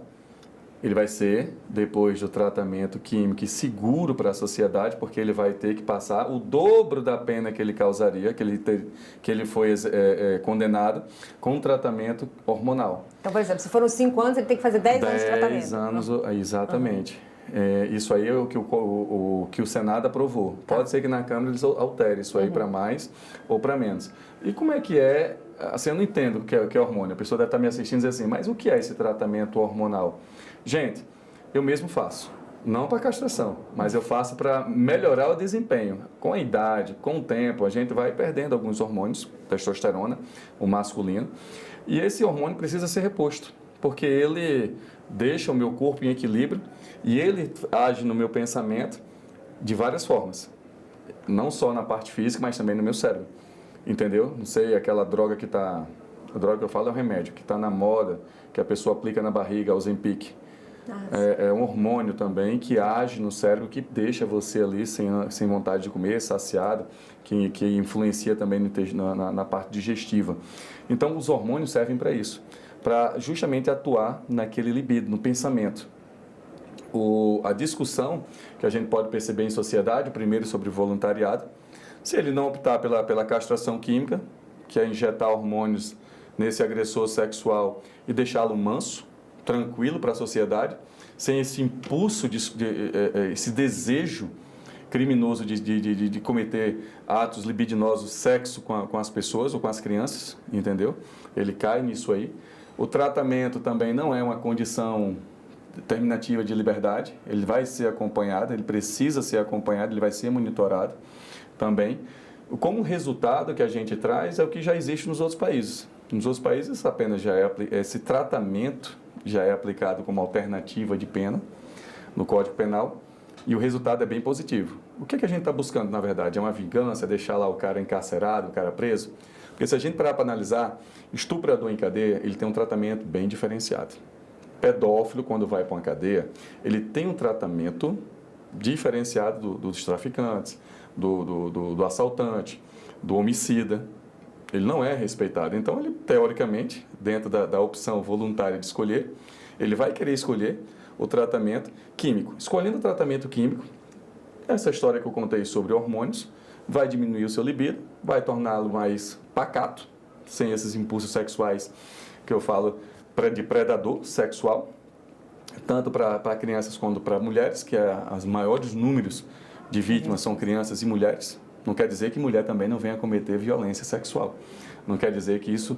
Mas os números já mostram que o maior caso de reincidência e os casos de práticas sexuais, de crimes sexuais, são causados por homens. Tá bom? Então, isso aí é para ver se a gente reduz. Se a gente chega ao patamar que Estados Unidos chegou, em redução de 75% para 3%. O nosso vizinho, a Argentina, que já faz desde 2010 que eles utilizam a castração química também, a reincidência caiu. Países como Noruega também conseguiu um bom desempenho. A Alemanha tem um caso bem notório. Não sei se vocês lembram, aí, acho que uns 40, 30 anos atrás, uma violência sexual de uma criança de 7 anos. Não estou me lembrando o nome, mas Durante o julgamento desse criminoso, a mãe foi ao tribunal e deu um disparo no violentador, naquele abusador de criança, assassinou dentro do tribunal. A mãe foi um julgamento interessante, porque a mãe foi homicídio culposo. Isso é interessante também analisar. Mas o mais interessante foi que ele, esse estuprador, esse violentador, esse pedófilo, que assassinou uma criança de 7 anos, que cometeu a violência sexual e depois matou com a meia calça ali, sufocando a criança, ele já havia sido condenado ao tratamento hormonal na Alemanha. E ele entrou na justiça, isso há 40, 30 anos atrás. Ele entrou na justiça e a justiça autorizou que ele voltasse a fazer o tratamento hormonal para reverter. Então, é um processo reversivo. Entendi. É um processo reversivo, a castração química. A justiça autorizou ele fazer o retorno, preste bem o cuidado que a gente tem que ter nesse projeto, pelo dobro da pena de tratamento. Talvez isso possa se estender. Entendeu? Porque seria, no nosso país não existe pena perpétua, mas pode ser um tratamento perpétuo. Por isso que não é pena, não é punição. É tratamento para aquela pessoa que tem aquele impulso sexual. Aí o que aconteceu nesse caso? A justiça autorizou, ele voltou a tomar hormônio masculino, cometeu o crime contra essa criança de 7 anos. E a população, naquele momento na Alemanha, acusou o judiciário alemão pelo assassinato. Agora, senador, como garantir que essa pessoa vai tomar esse hormônio? Ele vai ser aplicado em alguma unidade prisional? Como é que vai ser isso? Ele tem que ser aplicado, ele tem que ser ministrado por uma equipe médica. Ele tem que ser acompanhado também por uma equipe psicológica. Isso a gente já tem disponível nos municípios, tem disponível no estado. É um hormônio como qualquer outro que você pega como hormônio do crescimento para crianças que não têm estatura, que precisa crescer, como qualquer outro hormônio que pessoas tomam para poder se reequilibrar. E vai ser mais um hormônio que ele vai ter, esse tipo de tratamento, aí vai ter acompanhamento médico. E ele vai ser acompanhado. Se ele não tomar, se ele não fizer esse tratamento e não tiver esse acompanhamento, ele volta para a cadeia. Não existe a condição de liberar e deixar por ali, não. Ele precisa ficar retornando. E se ele não tomar e retornar, ele não tem mais a opção de... Pelo menos o projeto não prevê a segunda opção dele voltar a fazer o tratamento de novo. Entendeu? Senador, durante a discussão na comissão, um dos senadores argumentou que pessoas que cometem esse tipo de crime são doentes. E se você pode dar o hormônio, mas talvez esse crime que ele tem uma tendência a cometer pode ser canalizado para um outro tipo de crime. Vai começar a bater na mulher, por exemplo, que ele citou outros tipos de crimes que poderiam acontecer. Você acha que isso pode ser possível? Bom, olha que eu pesquisei, eu pedi para fazer uma pesquisa ampla nos países que, desde a década de 40, a década de 30, que utiliza a castração química como uma possibilidade de reverter os crimes sexuais que só cresciam em alguns países como Estados Unidos, como já foi dito aqui, Argentina, Alemanha, tudo isso. Eu mostrei o caso específico da Alemanha, nesse caso específico. Olha, a gente não tem estatística, eu não tenho estatística disso aí. Eu não tenho estatística que o tratamento hormonal em outros países deixou da reincidência da prática de crimes sexuais e passou para crime de violência. Eu não tenho como isso é esse achismo aí. Eu não tenho como ser aqui uma cartomante que está dizendo que pode acontecer sem números. Eu não posso trabalhar com a ideia de não ter, dentro de uma pesquisa, dentro de um universo que a gente possa explorar, a coisa certa. Uma coisa eu posso dizer. Uma coisa eu posso falar, os nossos impulsos, raiva, nossos impulsos sexuais, nosso impulso por fome, o nosso impulso por tudo isso vem de um órgão só, que é o nosso cérebro. Então, se a gente consegue controlar isso aí, eu não sou médico, eu não sou da área bioquímica, eu não sou, mas eu pelo menos eu li e tive o cuidado de entender tudo isso. E diz que sou uma pessoa que faz esse tratamento de reposição hormonal. Que senão meu desempenho cai, meu raciocínio cai, meu libido cai mesmo. Se eu não ficar fazendo periodicamente reposição hormonais, todo meu desempenho vai caindo. Não é só a massa muscular que cai, não é só os meus ossos que vão sentir as minhas articulações, não, é meu corpo todo. Então estou dando aí uma coisa muito real, até mesmo me citando como exemplo, vocês mulheres, chega um período que precisa fazer reposição hormonal. Então, parece que essa teoria da violência causada pela castração química, que eu não achei em nenhum país, nenhuma estatística, nenhum trabalho científico sobre isso, me deixa na dúvida. Quer dizer que eu não vou aplicar uma legislação que já é atuante em todo lugar do mundo, com democracias muito mais consolidadas que a nossa, porque isso é democrático, em todos os países. Seul foi mais radical.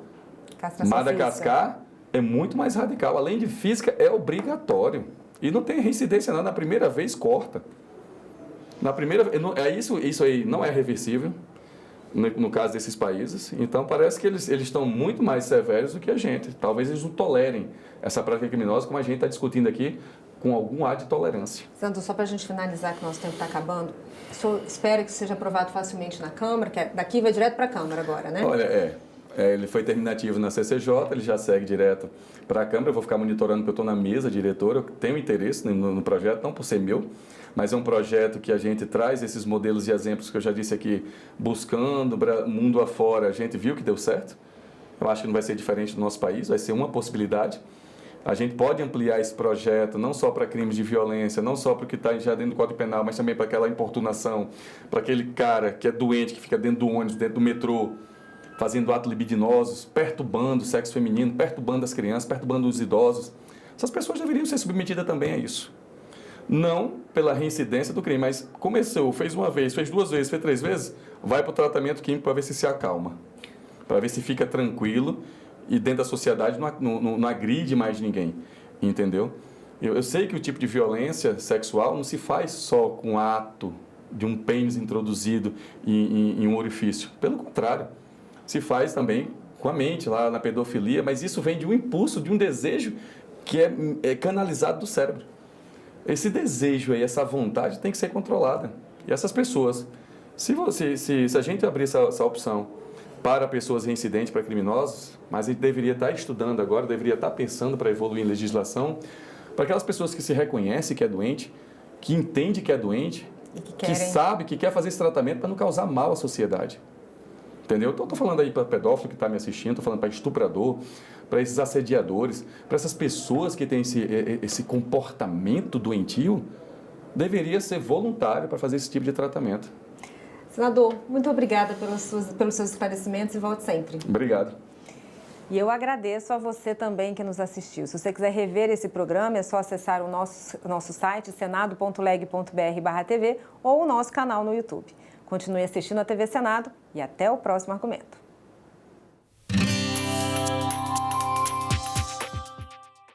Getúlio certa vez confessou preferir a rodovia à ferrovia, porque o maior partido do Brasil era o Partido Rodoviário. Juscelino submeteu seus ímpetos modernizadores a esse mesmo Brasil. Seu entusiasmo desbravador pelas autoestradas e pela indústria automobilística passou à posteridade nas imagens da Caravana da Integração Nacional. Senadoc, neste sábado, 21h, aqui na TV Senado. Então existe um programa meio que faz com que a gente não... Quando eu falo a gente, eu estou falando agora do lugar de onde eu venho, né? Que a gente não se sinta pertencidos a esse lugar. Que é o mesmo lugar que vem da filosofia, por exemplo, né? De você ter tempo para poder pensar sobre a sua existência. Só que quando tu vem do lugar onde existe uma urgência das coisas, onde você precisa garantir a tua sobrevivência, quando tu vai estar mais preocupado com o que é imediato. Eu acho que eu sou o único formado da minha família mesmo. Antes de você falar em ser artista, o estudo também não é um valor, tá ligado? Eu tava estudando numa das faculdades mais renomadas e respeitadas e isso nunca foi um valor. Só que pra minha mãe era muito mais, sei lá, menos problema se eu estivesse chegando com a cesta básica em casa.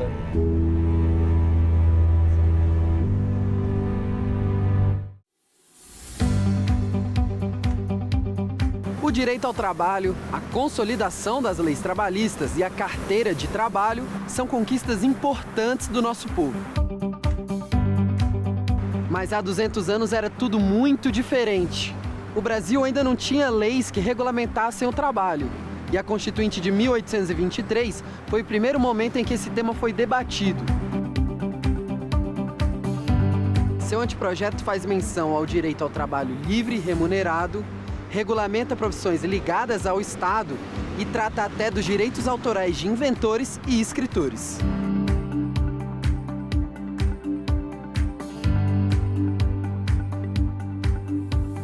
Comparado com o que temos hoje de direitos trabalhistas, o que foi discutido ainda era muito tímido, mas esse foi o primeiro passo na jornada que nos trouxe até aqui. Acidentes de trabalho, eles são milhares no país. Entre mortos e feridos, os invisíveis. Aquele motorista de Uber que fica 12 horas, 14 horas trabalhando ao dia, o que você acha que é a repercussão na saúde mental da pessoa? Esse acidente vai ser notificado? Ele não vai ser notificado, porque ele não tem registro formal. Em discussão, nesta quinta, 8 horas da noite, aqui na TV Senado.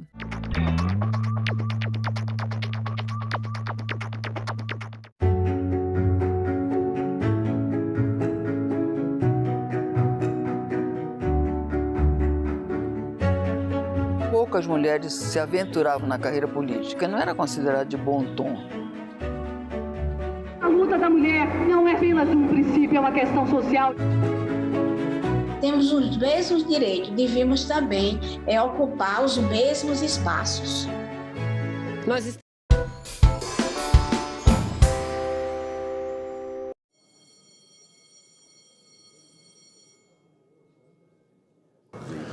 Declaro reaberta a sessão, desde já encerrado o período do expediente e aberta a ordem do dia. Peço aos senhores senadores, senhoras senadoras, que venham ao plenário para apreciação dos itens da pauta. O PL 5395 de 2023, o PL 5009 de 2019, o PL 268 de 2021 e eventuais outros itens extra-pauta. Eu reinicio essa sessão do Senado Federal, pedindo a atenção do líder do governo, senador Jacques Wagner, do líder da oposição, senador Rogério Marinho, cumprimentando a todos os senadores e senadoras, para dizer que, nos últimos dias, em função da edição da medida provisória 1127 de 2024, pelo senhor presidente da República, houve uma considerável reação do setor produtivo nacional e igualmente das bancadas no âmbito do Congresso Nacional relativamente a essa medida provisória. No exercício e na função da presidência do Congresso Nacional, nos cabe, a partir do momento da edição da medida provisória, fazer o juízo, chamado juízo de prelibação inicial em relação ao cumprimento rigoroso da Constituição, especialmente dos requisitos que devem nortear medidas provisórias de relevância, urgência e todos os aspectos de constitucionalidade da matéria trazida na medida provisória. Essa medida provisória traz no seu bojo, o presidente Jader Barbalho, por parte do Poder Executivo, condições para a fruição de benefícios fiscais, delegação de competência para julgamento de processo administrativo fiscal, limitação da compensação de créditos relativos a tributos administrados pela Secretaria da Receita Federal do Ministério da Fazenda e revoga hipóteses de ressarcimento e de compensação de créditos presumidos da contribuição para o PIS/PASEP e da COFINS. É sabido por todos que o Congresso Nacional se dedica já há algum tempo à reforma tributária, com a promulgação da emenda constitucional no final do ano passado, e agora o desafio dos projetos de lei complementar que complementam e vão regulamentar a reforma tributária. É sabido também que em matéria tributária vigora alguns princípios que são muito caros para se conferir segurança jurídica, previsibilidade, ordenação de despesas, manutenção de setores produtivos. E um desses princípios é o princípio de anterioridade e de anualidade em matéria tributária. E no caso de contribuições, na forma do artigo 195, parágrafo 6º da Constituição Federal, a exigência de que contribuições devam cumprir essa noventena, não se aplicando à regra do artigo 150, inciso 3, a linha B, referente à anualidade.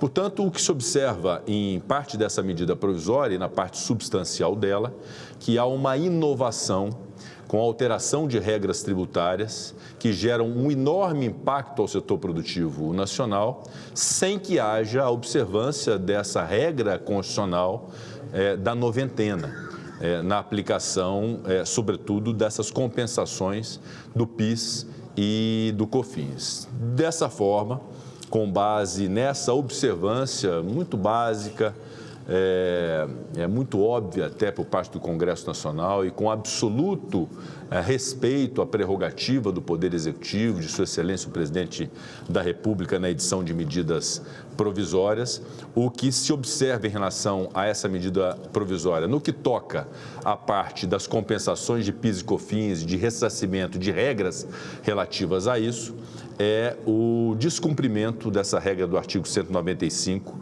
parágrafo 6º da Constituição Federal, o que impõe a esta presidência do Congresso Nacional impugnar esta matéria com a devolução desses dispositivos à presidência da República.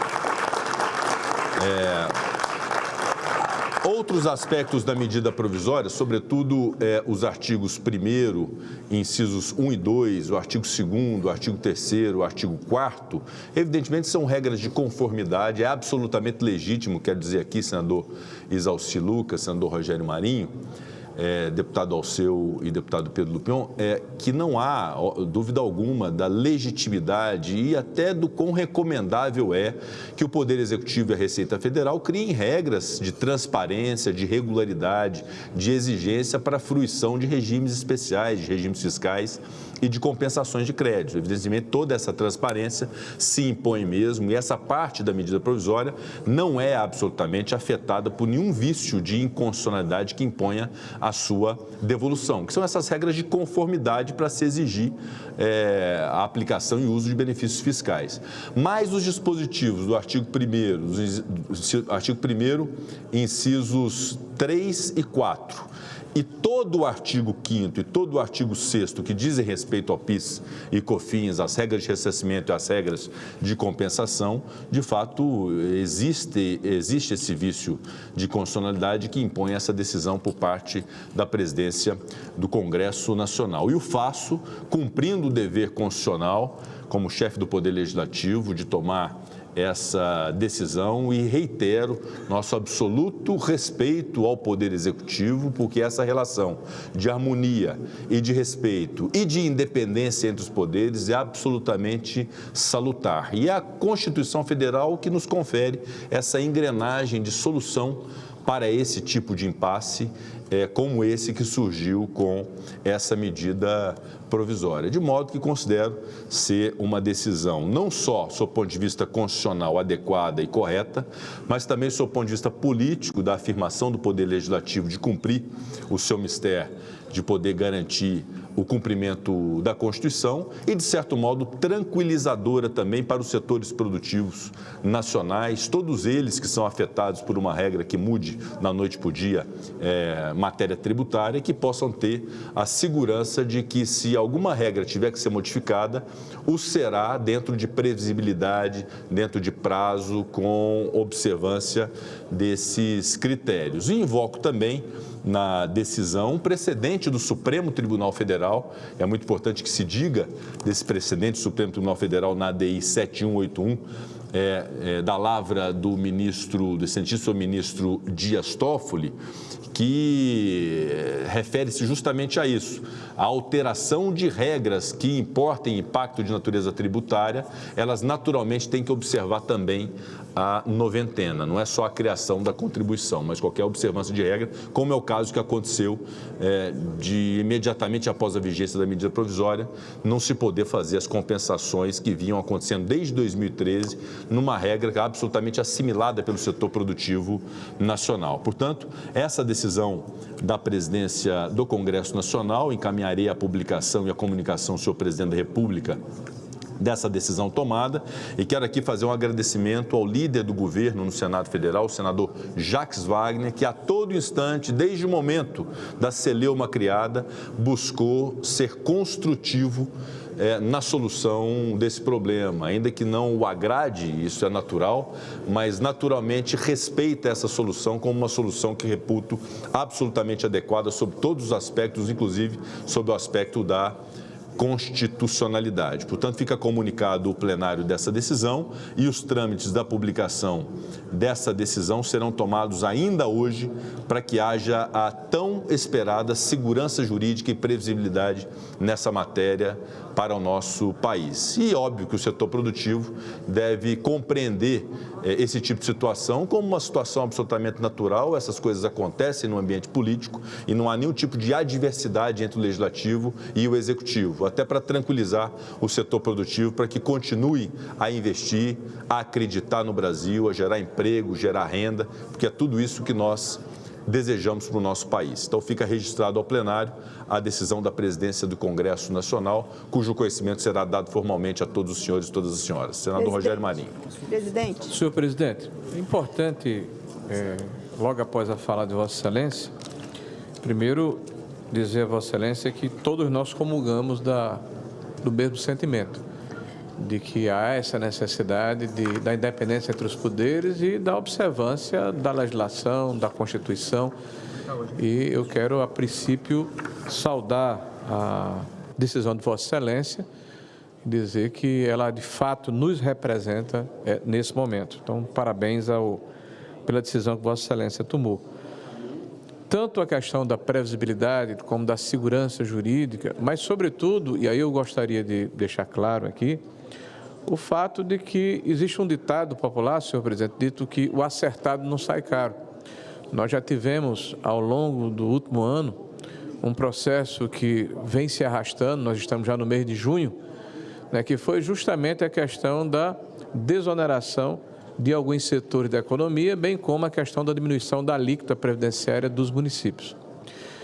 Eu não vou aqui me alongar sobre o processo, mas a última conversa que tivemos aqui em plenário, pública, eu dizia a Vossa Excelência da dificuldade de acreditar que o governo não iria tomar uma decisão diferente daquela que havia acordado, que era no sentido de que o líder Jacques Wagner relataria um projeto de lei onde se buscaria um consenso ou se buscaria alternativas para que, de alguma forma, o governo buscasse alcançar soluções no sentido de buscar esses recursos necessários para suprir, né, a desoneração que, segundo o próprio governo, né, atinge a sua condição orçamentária. Então, foi esse o acordo, foi essa a situação que nós esperávamos. Então, nós fomos surpreendidos com essa decisão. E a decisão que Vossa Excelência toma, eu acho que tranquiliza todo o setor produtivo. Não é possível que no mês de junho, na metade do ano, né, depois de todo o plano de negócio das empresas, nós tenhamos que revê-los e, inclusive, voltar a um processo que o próprio governo alardeava que havia acabado com a reforma tributária, que era a cumulatividade de impostos, né? O diferimento ao longo do tempo, né, dos créditos ligados ao PIS e ao COFINS, a dificuldade de se fazer a compensação do ponto de vista financeiro. As empresas, de uma maneira geral, estavam todas elas sendo abaladas, as trades foram fechadas, as negociações de produtos importantes do Brasil inteiro estão aguardando a palavra de Vossa Excelência. E eu acredito que a partir de agora se restabelece a normalidade. E eu quero saudar também aqui o líder Jacques Wagner, que não tem dúvida que foi uma peça importante nessa articulação, junto com o ministro da Fazenda, com os ministros do governo. Saudar aqui a senadora Tereza Cristina, que recepcionou, junto com Vossa Excelência, os setores produtivos aqui, que devem sempre buscar essa casa na hora de buscarmos, de alcançarmos finalmente os consensos necessários para que haja tranquilidade no país. Então, saúdo Vossa Excelência pela decisão que Vossa Excelência tomou, que nos representa tudo e representa o Congresso Nacional. Obrigado, senador Rogério Marinho. Conceda a palavra à senadora Tereza Cristina, a quem também agradeço nos últimos dias a dedicação a esse tema e a contribuição com a presidência do Congresso Nacional para um bom encaminhamento de solução. Com a palavra. Muito obrigado, presidente. Eu fico feliz de ver o bom senso vencendo, né, e dizer para o senhor que eu queria fazer só uma indagação. Se cessam os efeitos jurídicos do início dessa medida até agora? Senadora Tereza Cristina, com essa decisão publicada da Presidência do Congresso Nacional, cessam todos os efeitos desde a edição da medida provisória na parte, obviamente, impugnada, que é a parte principal dos artigos já referidos. Ok, presidente. Obrigado também pela sua paciência comigo esses dias, para que a gente pudesse chegar nesse dia, nessa devolução, atendendo os setores produtivos, aqueles que trabalham, geram empregos, pagam impostos e que fazem a nossa economia. E, enfim, eu acho que ganham todos. Muito obrigado. Senador Ireneu Hort. Caro presidente, caros parlamentares, nosso senador Jacques Wagner, eu quero lhe cumprimentar e ao senador Wagner também. Quarta-feira eu fui muito incisivo quando eu solicitei a devolução da medida provisória. Eu ainda não tinha um conhecimento exato de quanto isso prejudicaria, mas tinha uma ideia. E o senador Jacques Wagner veio conversar comigo aqui, também ficou na dúvida. Então eu quero agradecer o bom senso, tanto da parte do governo, mas especialmente do presidente Rodrigo Pacheco, por essa atitude. Ganham todos. O Brasil, de fato, não merecia esta medida nessas condições. E da maneira como foi feita, todos saem vencendo, saem ganhando, como diz a senadora Tereza Cristina. E eu quero deixar registrado meu cumprimento pela atitude. Muito obrigado. Muito obrigado, senador Ireneu Hort. Com a palavra, senador Marcos Rogério. Senhor presidente, senador Rodrigo Pacheco, eu queria cumprimentar a Vossa Excelência pelo gesto de defesa das prerrogativas parlamentares no ato de Vossa Excelência, que devolve essa medida provisória. Essa medida provisória é um desrespeito à função parlamentar, é um desrespeito ao devido processo legislativo, é um desrespeito a quem trabalha e produz no Brasil. Ofende vários princípios constitucionais, da anualidade, da anterioridade, da previsibilidade, da probidade da administração. E Vossa Excelência, ao tomar essa atitude de devolver essa medida provisória, Vossa Excelência está justamente fazendo aquilo que o Brasil reclama neste momento. O Brasil reclama por estabilidade, por previsibilidade, por menos impostos e não por mais impostos. Então, parabenizo Vossa Excelência, parabenizo o conjunto dos senadores e das senadoras. Eu tenho certeza que se esse tema fosse submetido ao plenário do Senado Federal, a exemplo do que aconteceu recentemente com vetos presidenciais que nós deliberamos nas duas casas do Congresso Nacional, essa MP seria sepultada com amplíssima maioria do plenário do Senado Federal e da Câmara dos Deputados. Mas Vossa Excelência agiu em defesa do Parlamento, em defesa do interesse nacional. Parabéns a Vossa Excelência. Presidente.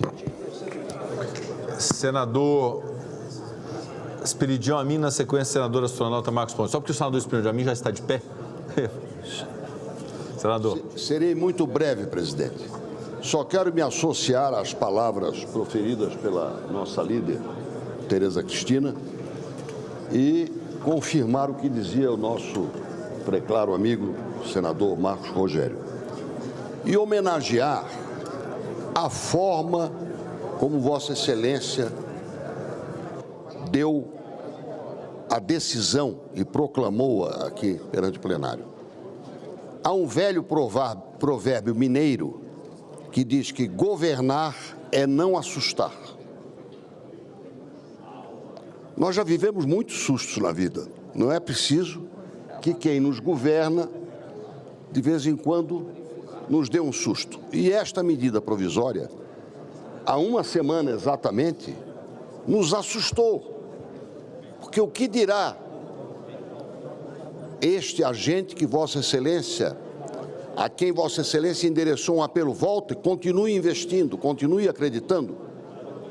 Ele precisa de segurança, previsibilidade, como foi dito. Então, se o susto foi dado, em bom tempo, Vossa Excelência reduziu os seus efeitos imediatos e certamente lecionou a arte de não assustar.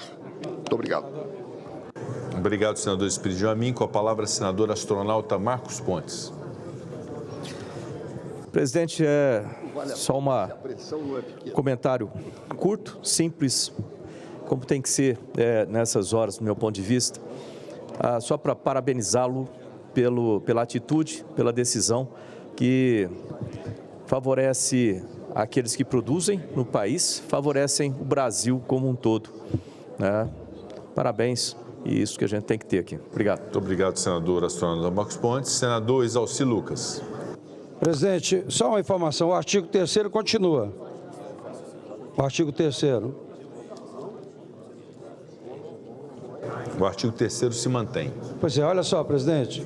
A pessoa jurídica que deixar de entregar ou entregar em atraso a declaração está sujeito, aí vem as multas, 0,5% sobre o valor da receita, até R$1 milhão, depois de 1 a 10 milhões.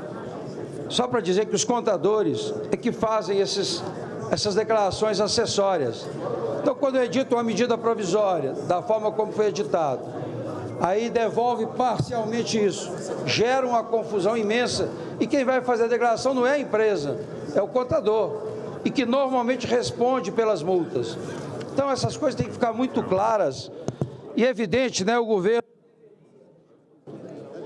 deveria editar isso aqui, um projeto de lei, para ser discutido, para dar tempo. Agora, impor uma medida provisória. Eu estou assustado agora, porque isso aqui já está vigorando, não é? Aí vai devolver parte, e aí gera uma confusão imensa, e as multas são elevadíssimas. Então, presidente, é só para apelar para esse governo, primeiro, que eu trabalho também na frente parlamentar de investimento estrangeiro no Brasil.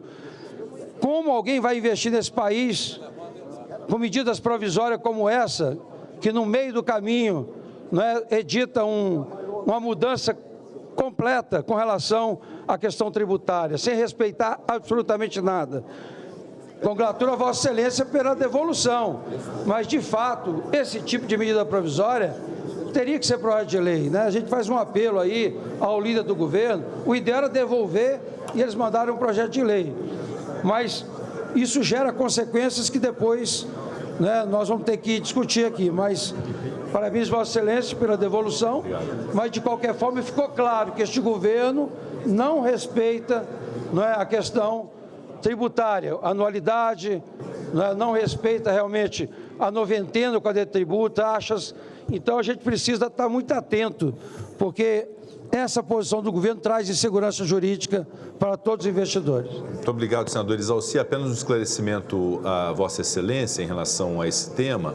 A devolução de medida provisória por inconstitucionalidade é algo muito excepcional. Poucas vezes aconteceu na história da República e só se dá em razão de flagrante inconstitucionalidade, como aconteceu nesse caso da compensação do PIS/COFINS, já decidido por esta presidência.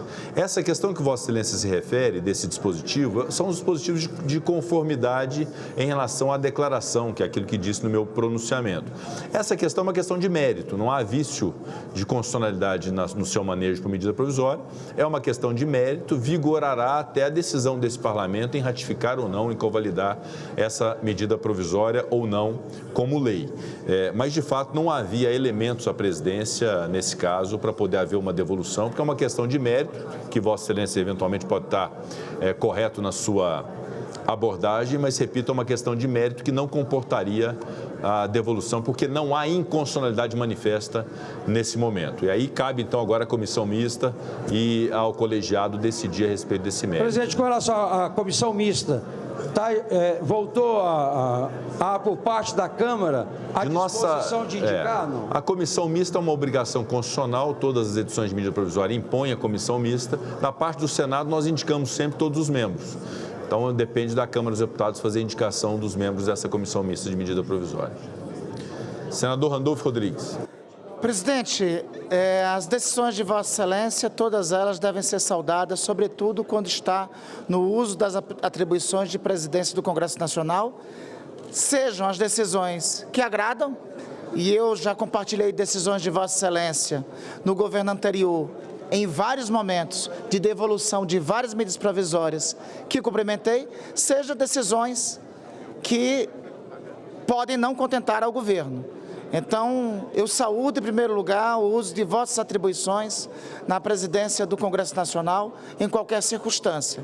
A Constituição e a lei, ela não serve para conveniência, elas existem para serem cumpridas. Dito isso, senhor presidente, só que eu também lhe cumprimento pela resposta ao meu antecessor, que Vossa Excelência deu, porque me causa espécie uma contradição em si aqui que eu vejo expressar. Alguns reclamam, este tema tem que ser apresentado por projeto de lei. Ora, presidente, o que este plenário do Senado mais reclama, o que Vossa Excelência tem sido mais vítima, é da não instalação das comissões mistas de medidas provisórias, por conta de uma decisão exarada lá da Câmara dos Deputados. Então, veja como é contraditório. Logo em seguida a essa resposta ser dito o seguinte: quando essa comissão mista vai ser instalada? É necessário ter uma definição, se nós queremos as comissões mistas de medida provisória também para nossa conveniência, ou se queremos apresentar projetos de lei que o presidente da República abdique de sua atribuição de editar medidas provisórias com força de lei, conforme prevê o artigo 62 da Constituição, com relevância e urgência, somente de acordo com a circunstância e a conveniência que alguns no plenário do Congresso Nacional querem. Dito isso, senhor presidente, pela contradição que se destaca aqui no plenário, eu quero falar o sentido do mérito da medida provisória. Essa medida provisória, presidente, não é sanha arrecadatória. Essa medida provisória em decorrência de... Essa medida provisória em decorrência de uma decisão do Congresso Nacional. Ora, presidente, no final do ano passado, este Congresso Nacional deliberou por ampla maioria e decidiu derrubar, inclusive, um veto do presidente da República em função da desoneração de 17 setores da economia brasileira. Tema que Vossa Excelência tem acompanhado de perto, junto conosco. O Supremo Tribunal Federal, em decisão do ministro Zanin, e, sobretudo, cumprindo a Constituição, presidente, e cumprindo a Lei Complementar 101, a Lei da Responsabilidade Fiscal, que é um marco civilizatório da democracia brasileira, decidiu o óbvio: nenhum dos poderes da União pode aprovar ou apresentar uma despesa sem a referida fonte de receita. Ora, para a fonte da desoneração, segundo dados do Ministério da Fazenda, custará 25 bilhões de reais. A esta fonte da desoneração tem que ser buscada uma devida fonte de compensação, que resulte nesse valor, 25 bilhões de reais. Isto, presidente, tem que ser encontrado até o dia 10 de agosto, sob pena de que, se não for encontrado até o dia 10 de agosto, a desoneração cairá e os 17 setores serão reonerados. Então é importante se destacar: o governo não foi à toa que editou essa medida provisória. Foi na busca que o senhor tem acompanhado junto comigo, acompanhado com o líder Wagner, acompanhado com o ministro Padilha, acompanhado com o ministro Haddad, foi na busca de encontrar uma resposta à seguinte pergunta: qual a fonte de compensação para a desoneração? Qual a fonte que nos trará 25 bilhões de reais? E isso, sem entrar no mérito de vossa decisão, saúdo as atribuições para nós, desta base de apoio ao governo, não existe Constituição de ocasião, não existe lei de ocasião, tem Constituição e lei para ser respeitada. Então, eu sei que nós continuaremos a conversar e a encontrar, tem uma resposta a ser encontrada, que tem que ser encontrada até o dia 10 de agosto. Qual é a resposta? Qual a fonte de compensação para a desoneração dos 17 setores? E eu sei que juntos, Vossa Excelência e o governo, nós procuraremos encontrar uma fonte, uma alternativa de compensação a isso. Quanto à decisão de Vossa Excelência, respeito total a vossa decisão, mas é importante também que, sobretudo no plenário, a gente não tenha contradições sobre quando queremos medida provisória ou quando queremos projeto de lei. Entre projeto de lei e medida provisória, presidente, eu acho que a escolha de todos nós, de Vossa Excelência e nós do Congresso, tem que ser a Constituição. E a Constituição dá ao presidente da República a prerrogativa de editar medida provisória com relevância e com urgência. Muito obrigado, líder Randolfo Rodrigues. Senadora Margarete Busetti. Presidente, somente agradecer ao senhor pelo bom senso de devolver essa questão do PIS/COFINS, que iria onerar esses 17 setores que já eram desonerados. O grande problema desse projeto de lei foi inserir os municípios, mas os 17 setores não trariam impacto financeiro nenhum para o governo, porque eles já eram desonerados. Aí as empresas agora teriam que recorrer, não podendo usar o seu crédito, recorrer a banco para pagar os seus impostos. Quer dizer, você tem o crédito, o governo fica devendo, não remunera, porque é de direito esse crédito, e você não pode usar. E o governo não... Quando é que esse governo vai ressarcir? Então, parabéns pelo bom senso, pela luta, porque desde que veio essa medida provisória, todo o setor produtivo está em polvorosa, está inquieto. Tá bom, presidente? Muito obrigada. Senador Jaime Campos. Obrigado, senadora Margarete Busetti. Senhor presidente, caro, estimado amigo, presidente Rodrigo Pacheco, senhoras e senhores senadores. Eu dizia poucos minutos antes de Vossa Excelência ter feito aqui a sua fala aqui, em relação à sua decisão. Não sou nenhum profeta, mas eu disse, pelo pouco que conheço Vossa Excelência, mais que o suficiente, disse a ele que sabia perfeitamente de que Vossa Excelência ia tomar essa decisão. Não tinha outro caminho sem tomar, com certeza, essa decisão que Vossa Excelência tomou. Não é possível nós concordássemos aqui com o aumento do PIS, do COFINS, sobretudo para o setor produtivo. Vossa Excelência, com certeza, demonstra uma vez mais a sua altivez e, sobretudo, o seu compromisso de buscar efetivamente políticas públicas decentes, seja para o trabalhador, seja para o profissional liberal, ou seja para o setor empresarial. Na medida que essa medida provisória, lamentavelmente, era inócua. Nós acabamos de votar há pouco tempo atrás aqui a reforma tributária, que é a sensação que se passa, ou seja, para a população, é de que nós vamos reduzir aqui a reforma tributária, vai diminuir a carga tributária desse país. Entretanto, foi a forma mais acertada. Sobretudo, eu tenho a certeza absoluta que nós retomamos aqui as prerrogativas da independência do Congresso Nacional. Não tenho dúvida alguma. Até porque essa medida provisória não preenche os requisitos de urgência e não atende à obrigatoriedade do prazo para instituir mais regra tributária. De forma que apenas cumprimentar a Vossa Excelência, cumprimentar aqui todos os membros da FPA, cumprimentar a ministra Tereza, estava até preocupada, até com dor de cabeça, quando há poucos dias atrás eu conversava com ela, estava até com dor de cabeça, o Rogério Marinho, Pedro Lupião, enfim, todos aqueles que estavam engajados no sentido de podermos reverter a situação. E eu comentava lá, Irineu, com o ministro e outros, que bastou a entidade provisória, hoje já o petróleo em Mato Grosso já aumentou. A gasolina, o diesel, o álcool, até porque vai ter que se pagar o PIS e COFINS no dia 20. E hoje aumentou o preço dos combustíveis em Mato Grosso. E, sobretudo, já prejudicou sobremaneira a questão da pecuária e da própria agricultura. Todos os frigoríficos da presidente Pacheco do Mato Grosso saiu fora da compra. Da mesma forma as trades, todos saíram da compra. Então virou um verdadeiro vespeiro, na medida em que os pecuaristas têm que vender com certeza o seu bovino, já está gordo, está no pronto de abate. Entretanto, não tínhamos comprador, até por causa dessa incerteza. E aqueles que estavam comprando, já estavam comprando com 11 a 12 reais a menos o preço da arroba de boi.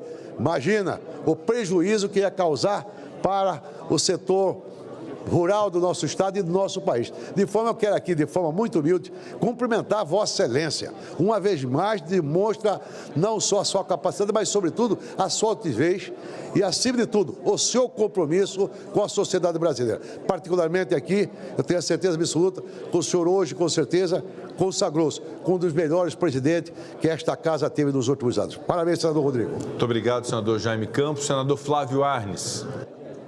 Senhor presidente, em primeiro lugar, como todos que me antecederam fizeram, também quero enaltecer a posição de Vossa Excelência na devolução da medida provisória pela questão de inconstitucionalidade. A gente lamenta esse fato também, porque a edição de uma medida provisória da maneira que ocorreu causa um clima de insegurança, de intranquilidade, né, da sociedade não saber o que fazer, de ficar, num certo sentido, atônita com a iniciativa. Então, esse é o grande problema de uma medida, e não é a primeira vez que isso acontece. Foi relatado aqui o episódio da desoneração da folha, quando nós aprovamos, derrubamos o veto, e no dia seguinte, a promulgação, a edição, né, promulgação da lei, aconteceu a vinda de uma medida provisória. Então, eu diria que o problema principal não é, né, a questão, inclusive, da instalação das comissões para apreciação, o que é importante, eu acho.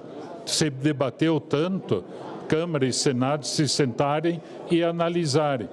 Mas a facilidade com que o Executivo utiliza um instrumento que é importante, necessário, para situações emergenciais, situações urgentes, que passaram a constituir o cotidiano.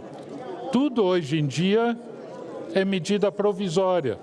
Não é? Quando nós temos que ter esse diálogo, esse entendimento com a sociedade e com o Congresso Nacional.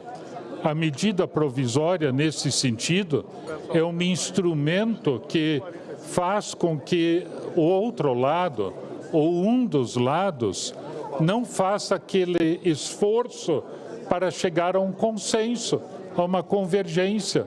Chamar os setores da sociedade, chamar os parlamentares, os partidos políticos, e isso desembocar numa lei que exista ou numa lei que venha a ser, né, editada, né, ou pelo Congresso ou pelo próprio Executivo. Então, eu diria, senhor presidente, que um dos males que o Brasil tem que enfrentar é essa facilidade com que o Executivo se utiliza de um instrumento que é muito importante, necessário em situações urgentes e emergenciais. O que havia de emergencial ontem? Não havia nada de emergencial ou de urgente. Na questão da desoneração da folha, foi discutido durante meses aqui e não se convergiu, não se escutou, não se teve a conversa necessária, quando tem que haver isto para que haja convergência. Então, a gente lamenta muito. É que nem acontece na educação. Você, por exemplo, tem os professores contratados precariamente, quando alguém fica doente, a professora está grávida, tem a necessidade de uma substituição, é o processo seletivo simplificado. O que aconteceu? Os estados utilizam mais de 50% disso para, na verdade, terem professores precários. E a gente pensa que a educação com isso vai melhorar. Aqui é a mesma coisa, temos um instrumento importante, mal utilizado, não só por esse governo, mas uma prática que vem se repetindo, infelizmente. Então, é inconstitucionalidade, mas também a não observância da urgência da matéria. Obrigado, senhor presidente. Obrigado, senador. Obrigado, senador Flávio Arnes. Líder Efraim Filho. Senhor presidente Rodrigo Pacheco, inicialmente lhe parabenizar pela condução desse processo desde o início da edição da medida provisória. Vossa Excelência se mostrou aberta ao diálogo, buscou serenidade na tomada de decisões, equilíbrio e sempre na busca por uma solução. O problema já era conhecido, já era dado. A solução era que se tentou buscar e Vossa Excelência entrega hoje uma solução que traz segurança jurídica, tranquilidade, principalmente para quem produz no Brasil. Porque esse é o olhar que o plenário do Senado transmite hoje. Cuidado com quem produz no Brasil. É a geração de emprego, de renda, de oportunidades, tema que dialoga com a desoneração da folha de pagamento e a desoneração dos municípios, que também foi decisão aqui do plenário. Veja só, presidente, que já foi dito também que tem um PL de minha autoria com a relatoria do senador Jacques Wagner, que foi originariamente escolhido para ser o instrumento dessa solução. E um PL, foi isso que havia sido pedido ao Ministério da Fazenda, meu caro relator Jacques Wagner, que está aqui do nosso lado, teria se pedido sugestões do Ministério da Fazenda para que num PL, com o debate da casa, com aprofundamento nos temas, pudesse dali sair uma solução consensuada. O caminho da medida provisória, pegando a muitos de surpresa, foi um caminho que acabou gerando um ruído muito e muito maior para que se chegasse a essa solução. Daqui por diante, qual é o problema que está posto? Continua havendo a necessidade de compensações para a desoneração, conforme o encaminhamento do STF. Mas essas soluções estão sendo produzidas. Elas têm que vir para o PL, que tem a relatoria do senador Jacques Wagner e que é de nossa autoria. O Congresso não se furtou a continuar produzindo receita. Está para ser aprovado na Câmara dos Deputados a taxação das remessas internacionais. Elas já vão dar um ganho de cerca de 2 bilhões de reais ao ano para o governo. Também já na égide da decisão do Supremo Tribunal Federal, nós aprovamos aqui a medida provisória da limitação das compensações tributárias, já recurso novo para o governo. Também, presidente, na própria MP, que vai permanecer conforme os critérios estabelecidos pela mesa, as regras de conformidade que estão sendo postas já se reverterão igualmente em um aumento de arrecadação e de caixa para o governo, sem sacrificar o setor produtivo, porque essa é a questão que está posta. Não adianta dar com uma mão e tirar com outra, não adianta entregar a desoneração, reduzindo a carga tributária na folha de pagamento, para depois sacrificar o setor produtivo, especialmente aqueles com perfil exportador do agro e de outros setores, senadora Tereza. Então, eu acredito que é esse pensamento que nós estamos à disposição para construir a viabilização de receitas. Vossa Excelência falava sobre a atualização dos ativos financeiros no imposto de renda, no patrimônio das pessoas. É uma arrecadação nova sem sacrificar quem produz. Se falava na questão dos ativos do judiciário que estão lá esquecidos em contas há mais de décadas e que podem se reverter como um aumento de arrecadação. O projeto da repatriação, que esse plenário também se colocou, trouxe apenas alguns exemplos que estão em tramitação, que podem gerar as medidas de compensação, a qual não nos furtaremos a avançar, mas sem sacrificar quem produz. O Brasil tem que olhar para o seu empreendedor, tem que olhar para quem produz, tem que olhar para quem gera emprego. Foi esse convencimento que fez a desoneração ser aprovada. Não pode ser uma mera equação matemática, como se ela não tivesse influência na vida real das pessoas, desemprego, inflação, pais e mães de família que perdem o seu emprego e deixam de colocar o pão na mesa da sua casa. Então, parabéns pela decisão. Proteger quem produz no Brasil é sempre o melhor caminho. Líder Jacques Wagner, com a palavra. Presidente, a minha primeira palavra é em relação a Vossa Excelência. Eu quero lhe dizer da minha admiração pela serenidade e o compromisso com a Constituição, e Vossa Excelência tem o tamanho de ser o que é, o presidente do Congresso Nacional. Vossa Excelência, com a sua tranquilidade, com o seu jeito negocial, em vez de acolher qualquer tipo de arrobo, acabou encontrando uma solução que eu posso lhe garantir. Tem um aplauso do senhor presidente da República, tem o meu aplauso, independente se eu achei que é a melhor coisa ou não. Eu gosto de dizer, já disse a Vossa Excelência, que o importante é achar um caminho. Se ele é o melhor ou não é o melhor, o problema grande é ficar sem caminho. Eu digo de uma outra forma mais dura que é melhor um final trágico do que uma tragédia sem fim. Nós estamos vivendo uma tragédia que pareceria sem fim. Então eu quero parabenizar Vossa Excelência, agradecer em nome do governo a sua postura. O que eu pude eu contribuir, quero registrar aqui o papel do próprio presidente da República, que ontem lhe chamou para um primeiro diálogo, junto do ministro da Fazenda, externou que não estava confortável, claramente, e Vossa Excelência teve a capacidade de encontrar um caminho que, na minha opinião, nada mais é do que o caminho legal e constitucional para interromper o que seria uma tragédia sem fim. Quero só comungar do que falou aqui o senador Efraim, que continua conosco. Não, continua conosco, com os setores empresariais, com a Presidência da República, com o Ministério da Fazenda, encontrarmos juntos, já que todos nós somos devotos da Lei de Responsabilidade Fiscal, encontrarmos juntos as compensações necessárias. Eu não vou falar nem só em relação à decisão do Supremo, porque a decisão do Supremo é a consequência do cumprimento da LRF. E eu tenho certeza, da minha parte, estarei totalmente aberto para que a gente possa encontrar. Então, fica aqui meu registro, meu agradecimento e o aumento do seu tamanho, não físico, mas do seu tamanho como senador e presidente dessa Casa e do Congresso Nacional.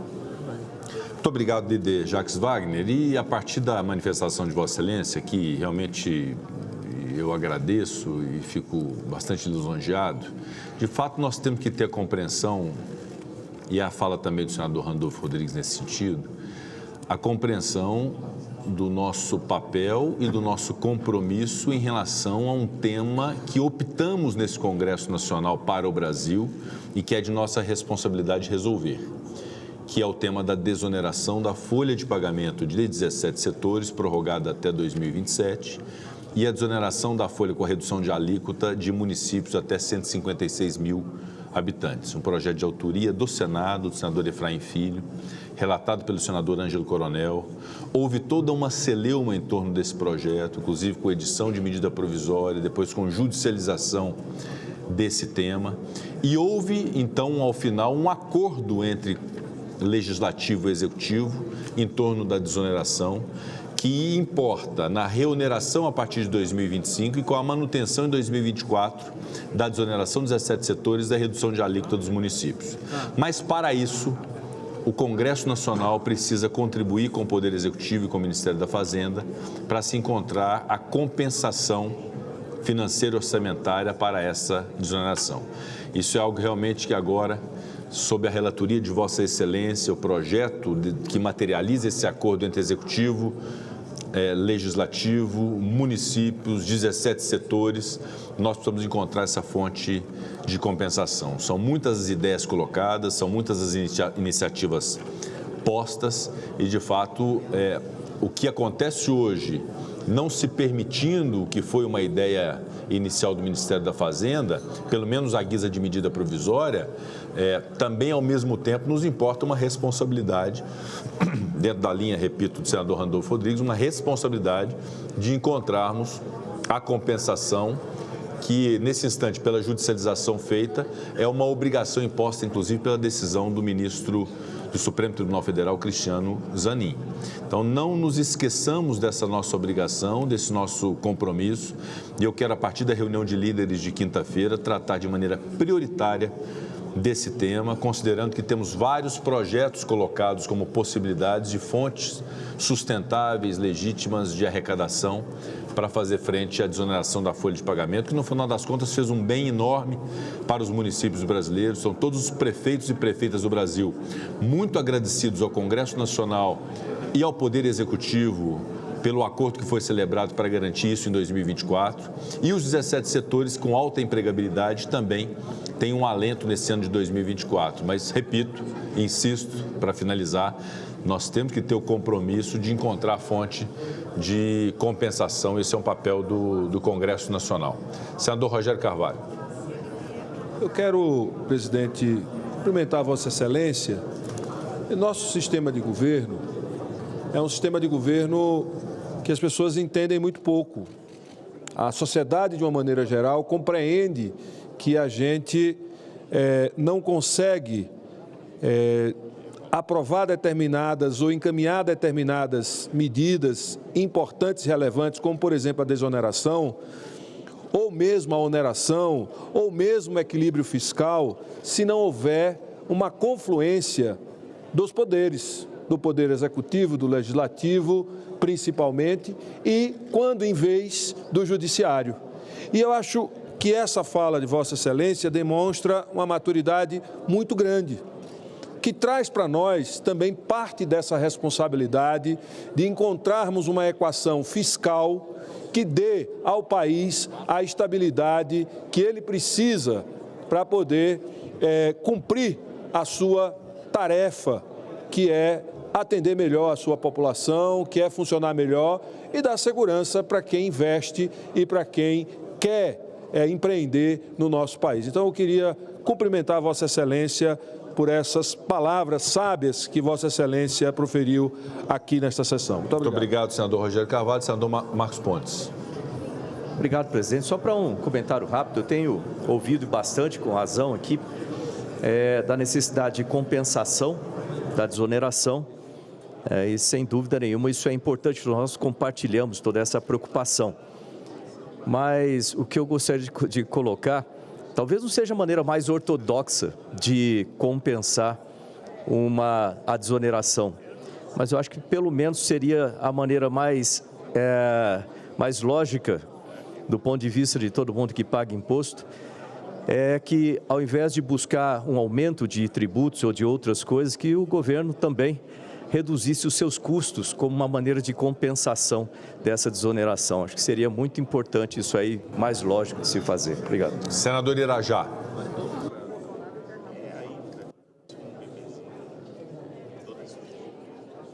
Presidente, eu também gostaria de registrar a sua iniciativa, a coragem e a determinação por essa decisão.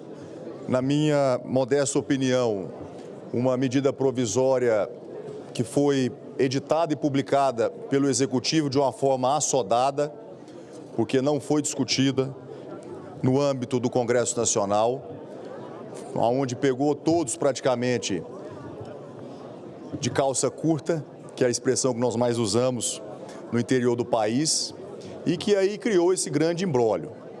Por isso, eu queria reconhecer a sua atitude, pela decisão, pela coragem, pela firmeza e principalmente pela coerência nessa decisão, que eu acho que expressa o sentimento da grande maioria, da vontade majoritária do plenário do Senado Federal, porque você aumentar imposto no Brasil é algo realmente indefensável.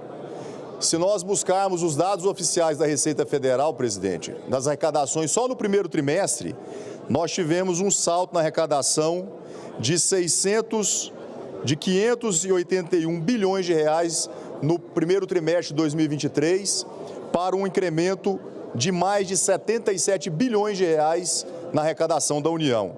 Nós tivemos uma arrecadação histórica de 657 bilhões.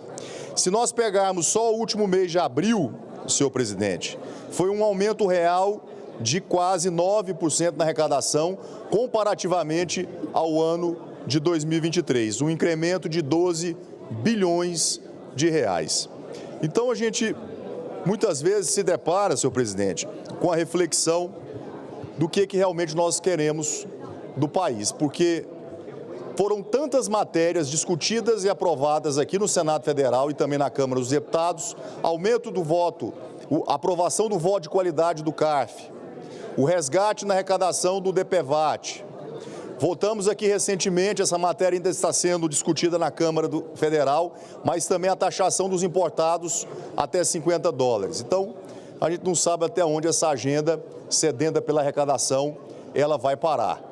Eu tenho conversado com os colegas senadores e senadoras e, às vezes, a sensação é que nós estamos aqui tendo uma inversão de valores. Nós estamos nos tornando aqui, talvez, auditores da Receita Federal, tentando buscar caminhos para poder aumentar a arrecadação do governo, sem que haja minimamente a contrapartida, como foi dito aqui pelo colega senador astronauta, sem que haja o bom exemplo do governo em relação também à redução da máquina do Executivo. Muito obrigado, presidente. Obrigado, senador. Já anuncio o item 1 da pauta, projeto de lei 5.395 de 2023, número 1.434 de 2011, na Casa de Origem, da deputada professora Dorinha Seabra, da então deputada, hoje senadora, professora Dorinha Seabra, que institui a Política Nacional de Assistência Estudantil, PENAES. Pareceres, número 31 de 2024, da Comissão de Assuntos Econômicos, relator senador Alan Rick, favorável ao projeto. E número 52 de 2024, da Comissão de Educação e Cultura, relator senador Flávio Arnes, favorável ao projeto e pela rejeição da emenda número 1. A emenda número 1 é considerada inexistente nos termos do artigo 124, inciso 1 do Regimento Interno. Não foram apresentadas emendas perante a mesa. Passa-se a discussão na matéria. Para discutir, senador Alan Rick. Senhor presidente, senhoras e senhores senadores, é com grande honra que me dirijo a esta casa para que a gente possa debater um dos temas fundamentais ao coração dos estudantes brasileiros. Aqui temos representantes da União Nacional dos Estudantes, que recebemos durante o processo de debate da formulação do nosso parecer. E hoje também parabenizo a nossa senadora Dorinha, que elaborou esse projeto que muito nos honrou relatar aqui no Senado.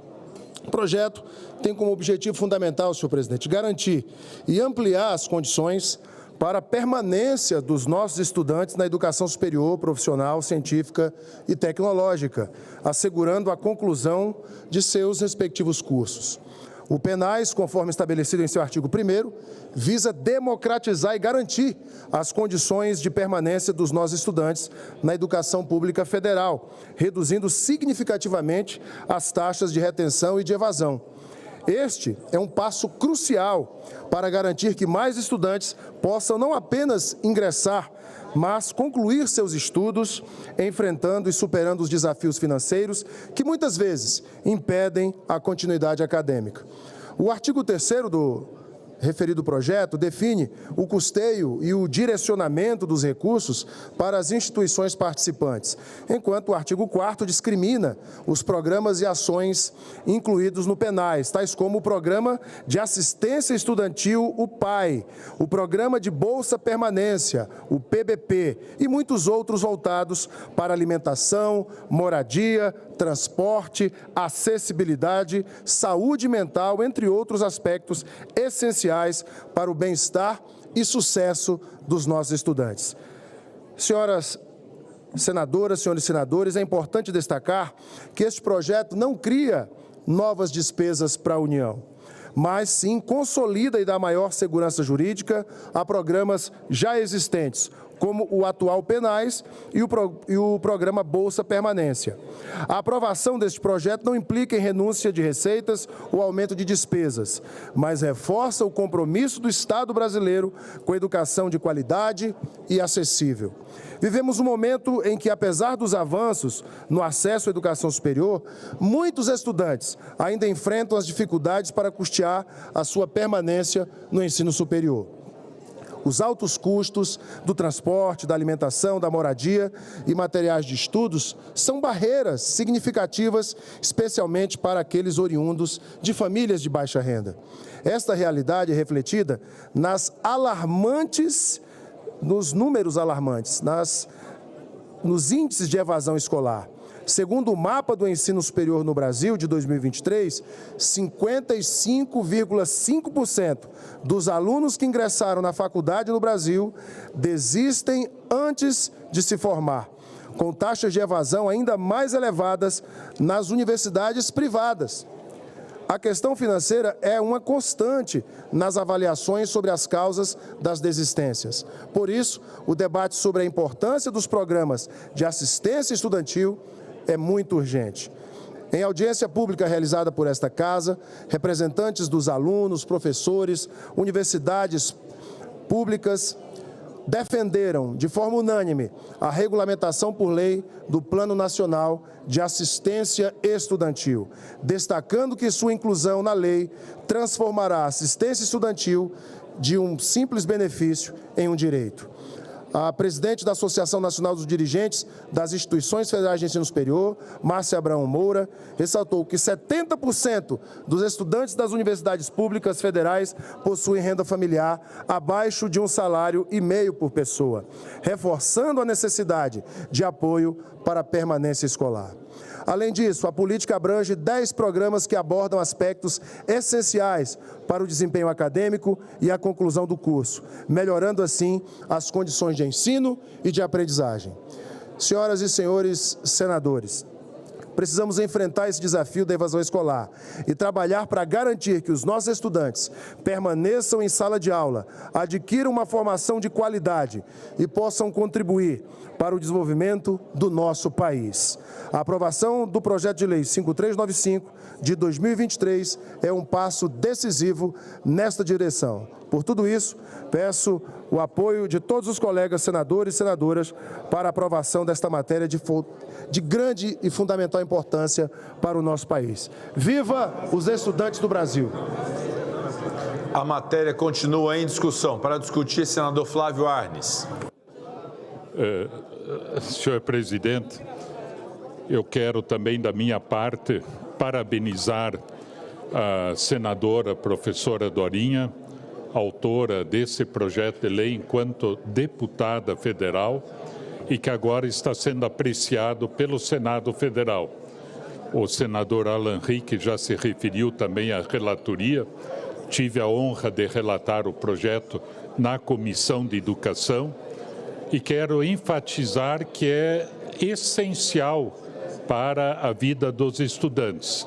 Muitos estudantes desistem, se evadem, param de frequentar as nossas instituições de ensino superior ou profissionais, técnicas, tecnológicas, nos institutos federais, por falta de condições de se manterem na instituição. Então, é um programa, né, nacional de assistência estudantil, como já foi dito, num conjunto de áreas importantes. Basta lembrar, por exemplo, uma família que esteja no CAD único e que o estudante, o filho, tenha entrado numa instituição de ensino federal e não tenha condições de se manter lá.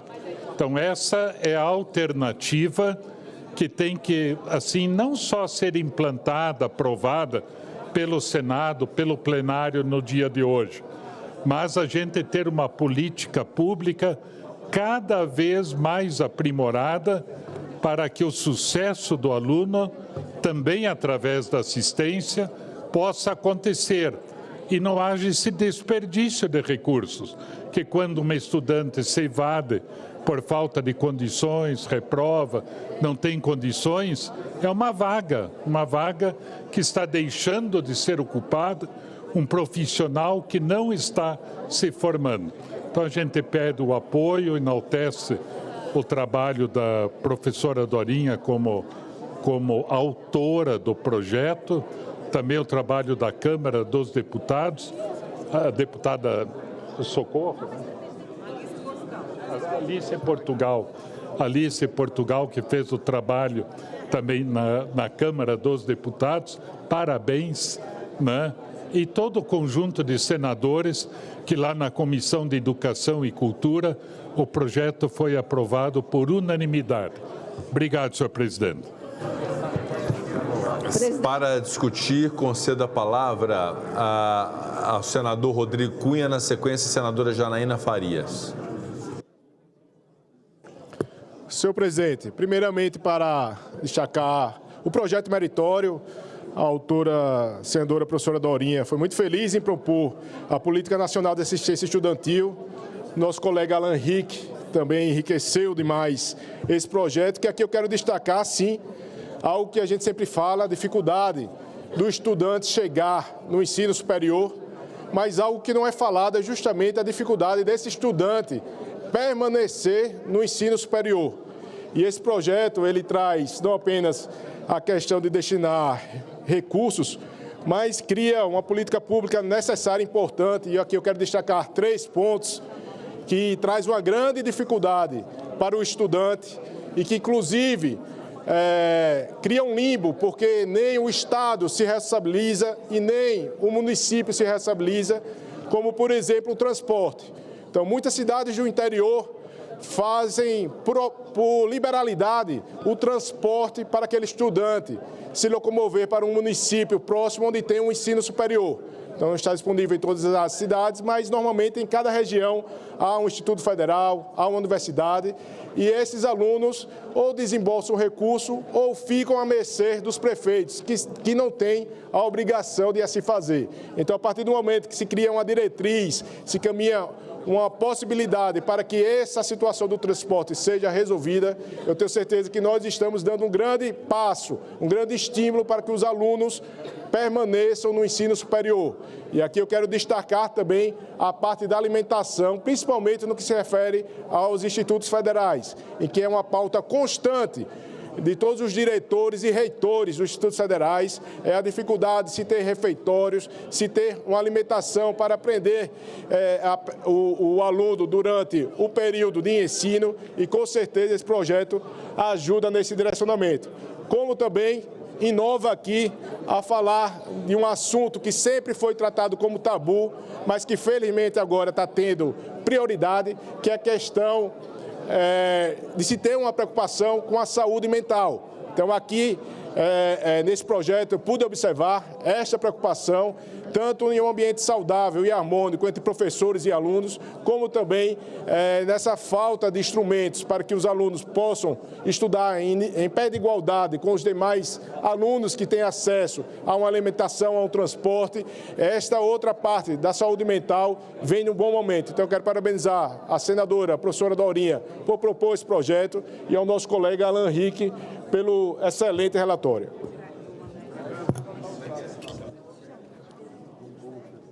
Senadora Janaína Farias tem a palavra para discutir. Boa tarde, presidente. Boa tarde a todos os colegas senadores.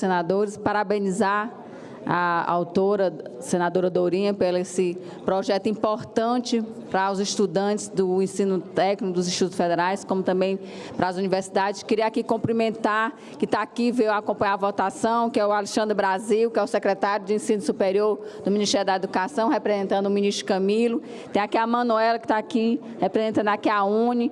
O pessoal, a Jade da UBS, tem o Vinícius da NPJ também está aqui. Então, parabenizar a senadora, parabenizar a todos os senadores, a todas as senadoras, pelo importante projeto aqui aprovado. É importante ter projetos que a gente possa estar garantindo a permanência desses estudantes nas universidades ou nos institutos federais, de ter realmente projetos para a questão da alimentação, com os restaurantes universitários, que, inclusive, ontem, o nosso presidente Lula, junto com o ministro Camilo Santana, anunciou mais recursos para o PAC Universidades e PAC Institutos Federais, onde de 5,5 bi, 3 bilhões e 900 mil reais vão ser para consolidar as universidades, para justamente que a gente possa ter restaurantes universitários, laboratórios. Então, assim, são projetos importantes para que a gente possa estar fortalecendo o ensino superior no Brasil.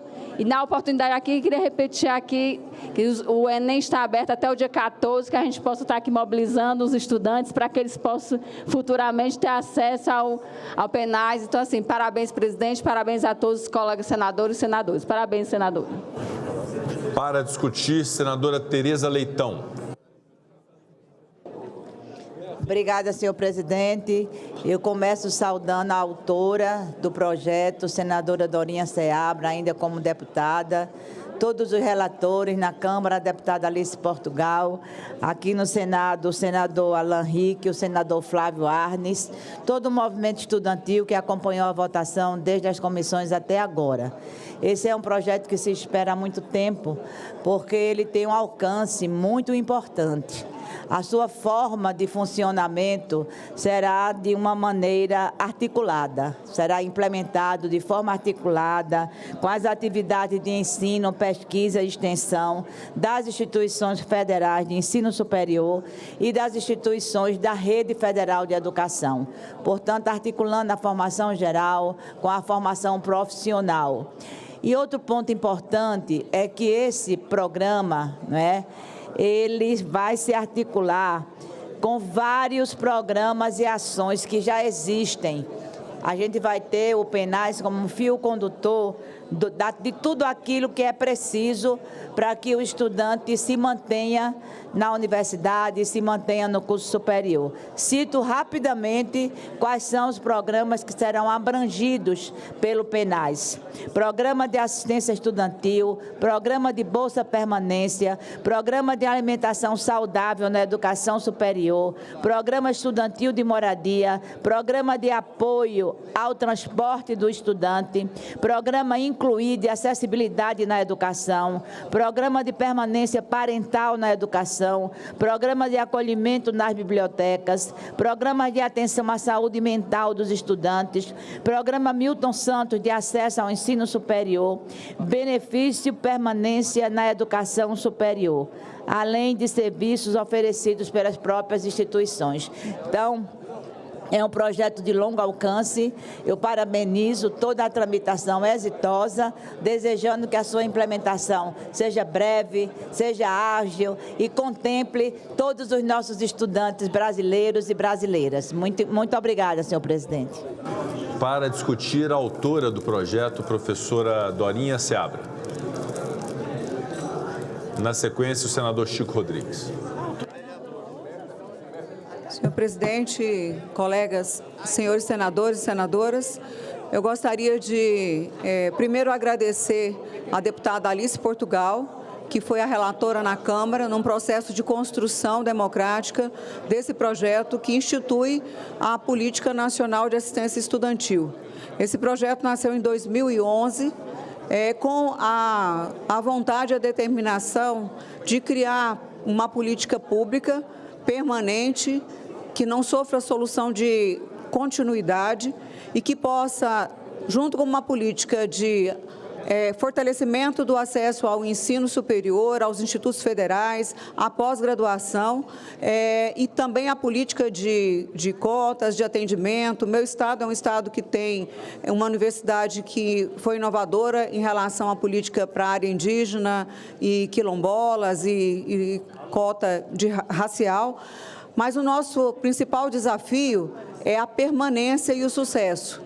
E com esse texto que foi construído na Câmara e no Senado, que eu gostaria de agradecer ao senador Alan Hick, que foi relator na CAI, o senador Flávio Arnes, relator na Comissão de Educação e em plenário, o apoio dos colegas senadores e senadoras na Comissão de Educação, que com essa criação da Política Nacional de Assistência Estudantil, vai permitir que os institutos federais, as universidades, possam fortalecer todo o atendimento ao nosso estudante. Eu não posso deixar aqui de cumprimentar a presidente da UBS, a Jade, que está aqui conosco, presidente da UNE, a Manuela, o presidente da ANPG, o Vinícius, que representam aqui os estudantes secundaristas, estudantes do ensino superior dentro das instituições federais de ensino e também dos estudantes de pós-graduação. O programa, ao instituir políticas da moradia estudantil, da alimentação, da assistência em diferentes panoramas, ele garante que o Estado brasileiro assuma um compromisso com a permanência, com o sucesso, com o acesso e, sobretudo, no atendimento às pessoas que mais precisam desse atendimento. Aqui eu estou falando do público mais vulnerável, que tem no acesso ao ensino superior, no ensino tecnológico, a sua oportunidade de formação, de entrada no mundo do trabalho, na contribuição com o desenvolvimento regional, nas políticas diferenciadas na área da segurança pública, da saúde, da educação, de tantas outras áreas. Em nome da Manuela, da Jade e do Vinícius, eu queria saudar todos os estudantes brasileiros que acreditam no papel da educação, que acreditam e sabem, em cá, Manu, aqui pertinho, o quanto o acesso e a permanência fará a diferença. Nós precisamos garantir esse acesso. É na educação, quer seja na educação básica, quer seja no ensino superior, na pós-graduação, que nós vamos ter garantia de que o país reescreve uma nova história de permanência, de sucesso, de desenvolvimento, mas, acima de tudo, de respeito e de democracia. Então, eu agradeço a todos os colegas, agradeço de maneira especial ao presidente que tornou isso uma realidade, e a nossa expectativa de que seja homologado o PNAES e, logicamente, a nossa construção orçamentária, cada edição de orçamento, para que seja uma realidade. Quero também cumprimentar, embora não esteja aqui mais conosco, mas esteve aqui trazendo um abraço, a presidente da Andifes, que reúne as instituições de ensino superior federais, a reitora da UNBAM, Márcia Abraão. Em nome dela, eu quero saudar todos os reitores e reitoras desse país e dizer, Manu, que a sua luta é a luta desse Senado, é a luta da educação, da democratização e do acesso a uma universidade que seja cada dia mais democrática e que respeite as nossas diferenças e, ao mesmo tempo, fortaleça essa oportunidade que nós devemos garantir a todos os jovens desse país. Muito obrigada, senhor presidente. Muito obrigado, senadora professora Dorinha, autora dessa matéria enquanto deputada, e hoje tem a oportunidade como senadora de defendê-la no plenário do Senado. Senador Chico Rodrigues. Senhor presidente, o partido encaminha o voto sim, entendendo, inclusive, que a proposição pretende instituir a PNAES, a Política Nacional de Assistência Estudantil, no âmbito do Ministério da Educação, com a finalidade de ampliar e garantir as condições de permanência dos estudantes na educação superior e na educação profissional, científica e tecnológica, pública, federal e de conclusão dos respectivos cursos. Sua implementação será feita de forma articulada com as atividades de ensino, pesquisa e extensão das instituições federais de ensino superior e das instituições da Rede Federal de Educação Profissional, Científica e Tecnológica, com vistas ao atendimento de estudantes regularmente matriculados em cursos superiores presenciais de graduação e em cursos presenciais de educação profissional técnica de nível médio. Dentre os objetivos da PNAES estão, além de outros, democratizar e garantir as condições de permanência de estudantes na educação pública federal, minimizar os efeitos das desigualdades sociais e regionais na permanência de estudantes nos cursos de educação pública federal e na conclusão desses cursos, reduzir as taxas de retenção e da evasão de educação pública federal, bem como contribuir para a promoção da melhoria de desempenho acadêmico, de inclusão social pela educação de diplomação dos estudantes. É interessante, senhor presidente, no texto proposto, que está bem estruturado, uma vez que já é fruto do substitutivo apresentado na Comissão de Educação da Câmara dos Deputados, sobre a relatoria da deputada Alice Portugal, após amplo debate de diversas proposições que tramitavam em conjunto, encabeçada pelo PL, de iniciativa da então deputada professora Dorinha, hoje nossa colega senadora. Além disso, o PL contempla uma vasta gama de programas que, juntos, formam um conjunto robusto de medidas de apoio à permanência dos estudantes nos cursos superiores do ensino técnico médio. Uma das inovações positivas da proposição é incluir também o público do ensino médio técnico das instituições federais. Além disso, a possibilidade de inclusão da PNAES de alunos de pós-graduação estrito sensu, caso haja disponibilidade de recurso orçamentário, é extremamente relevante e meritória. E no meu estado, especificamente, senhor presidente, só para se ter ideia, a evasão do ensino superior em Roraima, ela é enorme. Para ter uma ideia, 35% dos alunos que frequentam os cursos presenciais, há uma evasão natural por ano. E na EAD, o ensino à distância, quase 40%. Portanto, essa bolsa de permanência de R$ 700, ela é meritória, oportuna e dá a esses jovens carentes uma oportunidade de frequentar, continuar e concluir seu curso universitário. Eu quero aqui dar um abraço na presidente da Uni, Manuela Mirella, no Jade e no Vinícius, pela obstinação e, acima de tudo, pelo exemplo aos demais jovens brasileiros lutando por essa causa. Era isso, senhor presidente. Para discutir, senadora Zenaide Maia. Senhor presidente, colegas senadores, esse projeto de assistência estudantil é de uma importância fundamental. Todos já falaram aqui, eu quero cumprimentar a professora Dorinha, o pessoal da Uni e UBS. Gente, um caso assim que a gente vê vários casos. As pessoas que saem do orfanato, eles, quando são aprovados no Enem, eles não podem ficar lá, presidente e senadores e senadoras. E essa assistência estudantil, além de tudo que foi dito aqui, é isso aí. Isso é defender educação, é aquela história que eu digo, educação é a única maneira de diminuir as desigualdades sociais. Educação é a única maneira de reduzir a violência. Parabéns, professora Dorinha, parabéns essa turma da Uni, do UBS, que lutaram por isso. E parabéns, presidente, porque deu essa prioridade. Muito obrigado, senadora Zenaide Maia. Gostaria, em nome da presidência do Senado, de cumprimentar todas as entidades estudantis que estão presentes no plenário do Senado Federal. São todos muito bem-vindos e bem-vindas ao plenário para acompanharem a votação desse projeto. Para discutir, líder Efraim Filho. Senhor presidente, como líder do União Brasil, parabenizar a autor e o relator. A União Brasil tem a alegria de protagonizar esse momento, tem a relatoria do senador Alan Rick, tem a autoria da senadora professora Dorinha, e isso nos dá a segurança de que o projeto está, como sempre, muito bem encaminhado.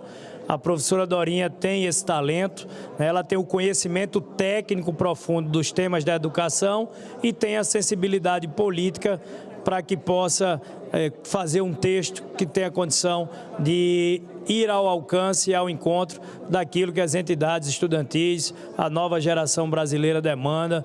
Eu que fui aluno de universidade pública, lá nos bancos da Universidade Federal da Paraíba, tenho a alegria de ver esse projeto da professora Dorinha e o senador Alan Rick indo adiante. Então, União Brasil, logicamente, ao lado da senadora Dorinha e do senador Alan Rick, encaminha desde já o voto sim ao projeto, presidente. União Brasil, que tem autoria e relatoria e tem um grande líder no Senado Federal, senador Efraim Filho. A convivência com Vossa Excelência tem me ajudado bastante, presidente. Obrigado, senador. Não havendo mais quem queira discutir, está encerrada a discussão. A presidência submeterá a matéria à votação simbólica. Votação do projeto em turno único nos termos dos pareceres. Votação do projeto em turno único nos termos dos pareceres. As senadoras e os senadores que os aprovam permaneçam como se encontram. Aprovado o projeto, a matéria vai à sanção, será feita a devida comunicação à Câmara dos Deputados.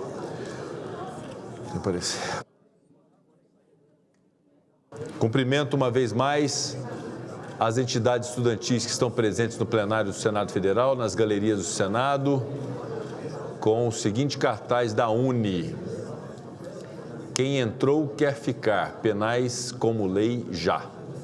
Parabéns, parabéns pela conquista, parabéns à professora Dorinha, ao senador Efraim Filho, ao senador Flávio Arnes, pela aprovação desse projeto. Anuncio o item 2, projeto de lei 6.294 de 2019, do deputado Carlos Henrique Gaguin, que altera a lei 11.788 de 2008, que dispõe sobre o estágio de estudantes para disciplinar o intercâmbio internacional. Pareceres, número 9 de 2024, da Comissão de Relações Exteriores e Defesa Nacional, relatora senadora professora Dorinha Seabra, favorável ao projeto. E número 60 de 2024, da Comissão de Educação e Cultura, relatora senadora professora Dorinha Seabra, favorável ao projeto, com a emenda número 1 de redação. Não foram apresentadas emendas perante a mesa. Passa a discussão na matéria. Não havendo quem queira discutir, declaro encerrada a discussão. Passamos à apreciação. A presidência submeterá a matéria à votação simbólica. Votação do projeto e da emenda em turno único nos termos dos pareceres. As senadoras e os senadores que os aprovam permaneçam como se encontram. Aprovado o projeto com a emenda número 1 de redação. O parecer da comissão diretora oferecendo a redação final será publicado na forma regimental. Discussão da redação final. Encerrada a discussão em votação. As senadoras e os senadores que a aprovam permaneçam como se encontram. Aprovada a redação final, a matéria vai à sanção. Será feita devida comunicação à Câmara dos Deputados. Item 3 da pauta, projeto de lei 268 de 2021, do deputado federal Roberto Lucena, que altera a lei 9.615 de 1998 para coibir a prática de intimidação sistemática no esporte. Bullying no esporte. Parecer número 10 de 2024 da Comissão de Esportes. Relator, senador Rodrigo Cunha, favorável ao projeto com as emendas números 1 e 2 de redação. Passa-se a discussão na matéria. Para discutir, conceda a palavra ao eminente relator, senador Rodrigo Cunha. Senhor presidente, no primeiro momento aqui eu quero destacar como o Senado Federal está de acordo com o momento que o Brasil e o mundo vivem. Esse projeto, que é o item 3, que trata de coibir a prática de intimidação sistemática, ou seja, o bullying no esporte, acredito que nos últimos anos o ápice está sendo nesse momento, onde nós temos no esporte mais popular do Brasil e no mundo, que é o futebol, novamente um jogador brasileiro que tem tudo para ser o melhor jogador do mundo eleito esse ano e sendo símbolo da luta contra o bullying no esporte, contra o racismo, que aqui se envolve uma situação com a outra a partir do momento em que há uma intimidação sistemática que faz com que aquele atleta seja discriminado, seja colocado numa situação vexatória ou que se sinta incomodado. Então, essa lei poderia muito bem ter sido batizada com o nome de Vinícius Júnior, Vini Júnior, como é conhecido, pela coragem, pela firmeza que ele teve e tem de encarar um assunto que para muitos deveria ser ignorado, que ele só deveria se preocupar em jogar futebol dentro das quatro linhas, mas que ele demonstrou uma grande maturidade em dizer não. Aqui não é só contra um atleta, e mesmo que fosse, é contra todas aquelas pessoas que se sentem intimidadas, que sofrem diariamente pela cor da sua pele. Então, a atitude do Vinícius Júnior em ter ido contra até orientações, e olha que ele é muito bem orientado por marqueteiros, por coach, por auxiliares, para que não entrasse em uma luta contra o racismo. Ele assim o fez, conseguiu inclusive pela primeira vez ter uma condenação por racismo na Espanha, inclusive é uma das exceções em todo o mundo, e esse assunto se torna um assunto do momento, infelizmente, porque a gente tem que evoluir. Não é razoável chegar no ano de 2024 e ainda buscar legislações para proteger. Então, esse projeto, que tem origem na Câmara dos Deputados, ele trata justamente de estímulos para combater a prática de intimidação sistemática, modificando assim a Lei Pelé. Então, já passou da hora de exigir a cultura do respeito, dentro, fora de campo, para os jovens. E olha aqui o que eu mencionei. Eu mencionei o principal atleta do momento no principal esporte que tem no planeta.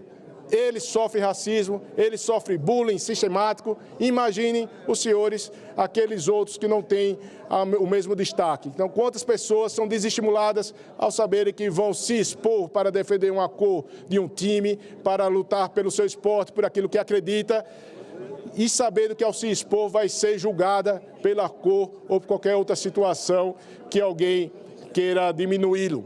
Então isso é inaceitável, por isso aqui eu quero render aplausos para o atleta Vinícius Júnior e acredito que essa casa reconhece também através dessa lei, que é a Lei 9.615, que é uma alteração na Lei Pelé, para coibir a prática de intimidação sistemática, o bullying no esporte. Para discutir, senador Flávio Arnes. Senhor presidente, eu só quero reforçar isso que o nobre amigo Rodrigo Cunha colocou. Em primeiro lugar, a questão também da penalização das pessoas que cometeram atos de racismo na Espanha. Isso é muito importante para o esporte mundial, né? Penalização, vai para a cadeia, vai ser condenado, porque isso é algo intolerável. Porém, eu quero destacar uma frase do Vinícius Júnior, do Vini Júnior, que me chamou muito a atenção e que, na verdade, eu acho que deveria orientar o trabalho de todos nós, que ele foi muito feliz na declaração, no meu ponto de vista. Ele disse: eu não sou vítima do racismo, eu sou algoz do racismo. Não sou vítima do racismo, eu sou algoz do racismo. É uma atitude assim que tem que ser elogiada, na minha opinião, não só pelo Brasil, mas pelo mundo. Uma pessoa com a expressão pública de Vini Júnior dizer: olha, eu sou algoz do racismo, dessa coisa que não deveria estar acontecendo. Então, que essa atitude seja a nossa atitude. Vamos todos nós sermos algozes desse crime hediondo, que é o racismo. Então, eu quero parabenizar a Justiça da Espanha, por um lado, né, pela condenação, finalmente, né, de pessoas que cometeram esse ato de racismo, e enaltecer e chamar a sociedade brasileira, em particular, para seguirmos a orientação do Vini Júnior. Vamos ser algozes do racismo onde quer que estejamos. Obrigado, senhor presidente. A matéria continua em discussão. Não havendo mais quem queira discutir, declaro encerrada a discussão. Passamos à apreciação. A presidência submeterá a matéria à votação simbólica. Votação do projeto e das emendas em turno único nos termos do parecer. As senadoras e os senadores que os aprovam permaneçam como se encontram. Aprovado o projeto com as emendas números 1 e 2 de redação. O parecer da comissão diretora, oferecendo a redação final, será publicado na forma regimental. Discussão da redação final. Encerrada a discussão em votação. As senadoras e os senadores que a aprovam permaneçam como se encontram.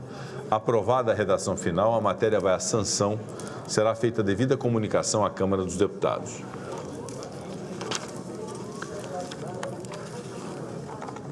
Oradores inscritos: senador Paulo Paim, senador Veneziano Vital do Rego, senador Zequinha Marinho, senadora Janaína Farias. Deseja fazer uso da palavra? Como oradora, a senadora Janaína Farias tem a palavra.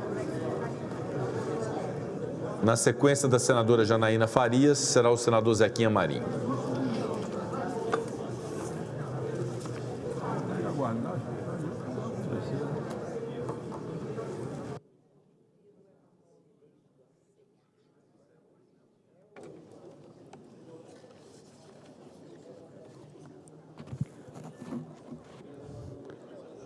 Boa noite, presidente. Boa noite a todos os senadoras, senadores e a todos que nos escutam nesse momento.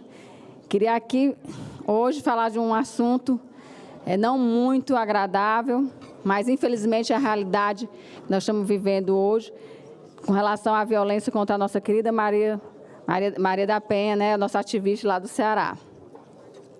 É triste constatar que, prestes a completar 80 anos, a ativista Maria da Penha Fernandes, minha estimada conterrânea, precisa encarar mais uma batalha para conseguir viver em paz. Essa mulher, a quem deveria ser dirigida todas as homenagens pelo grande serviço prestado à nação, a senadora Zenaide, em especial às suas meninas e mulheres, vem enfrentando ameaças contra sua integridade física. Ameaças estimuladas por mentiras que, infelizmente, são espalhadas, por exemplo, por aqueles que buscam lucrar os likes obtidos por meio de fake news, divulgadas incessantemente pela terra sem lei, que é o ambiente das redes sociais. Infelizmente, senadora Zenaide, o que a gente sofre hoje com relação às redes sociais sem um controle, com pseudonotícias sensacionalistas, pessoas sem caráter, que não teriam vez numa discussão qualificada, ganham inesperados holofotes por meio de mentiras e, com isso, incitam um comportamento criminoso, espalham a discórdia e acirram práticas violentas. Não é necessário, senhoras e senhores, repetir os números da violência que atinge as mulheres. Vossas Excelências todas estão cientes do enorme desafio que a segurança de meninas e mulheres representa para todas as pessoas comprometidas com as políticas deste país.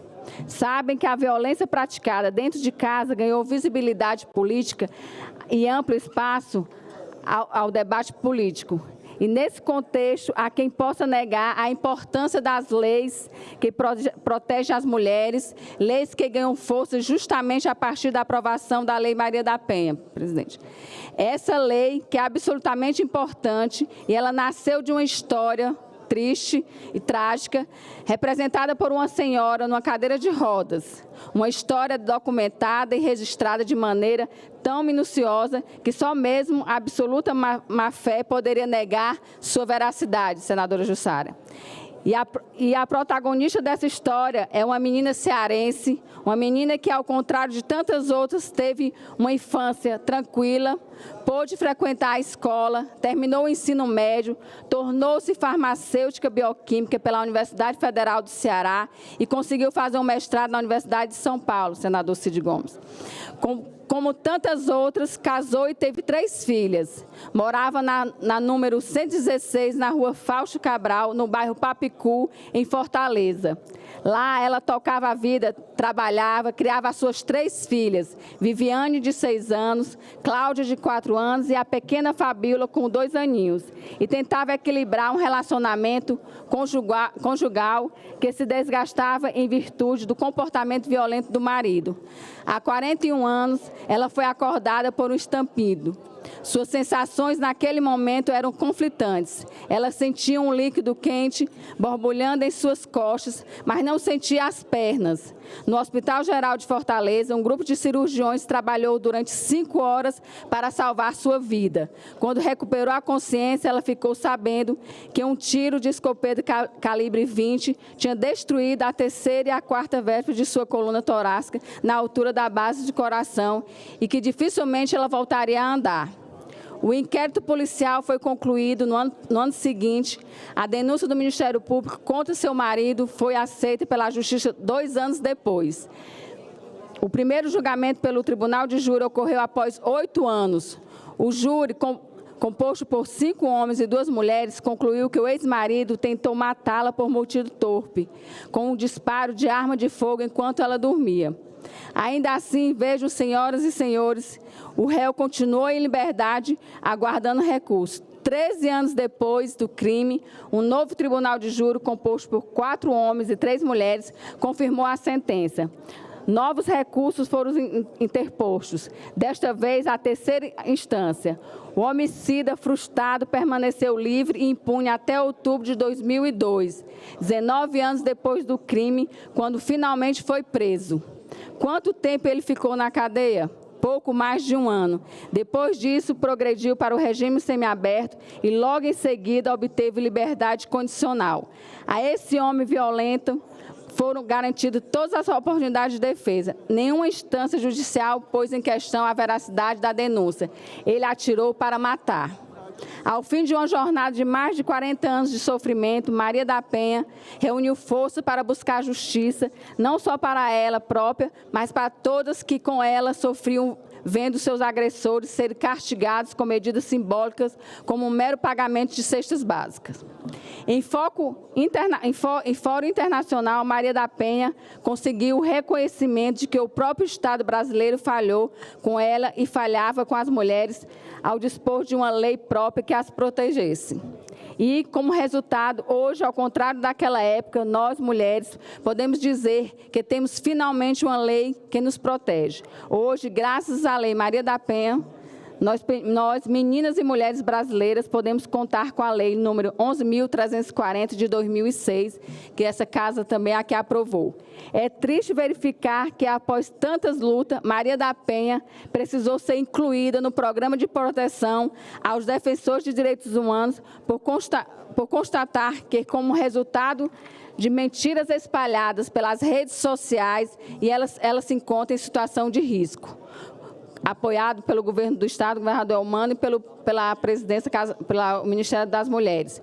Como nós, da bancada feminina, afirmamos em nota divulgada nessa semana passada, é inadmissível que uma pessoa cuja história de vida simboliza o combate à violência contra a mulher em nosso país, dando em seu nome a lei mais importante que temos em defesa das brasileiras, continue sendo vítima de agressões por parte de covardes delinquentes que se escondem no anonimato digital. A nossa líder, Leila, propôs de imediato essa carta.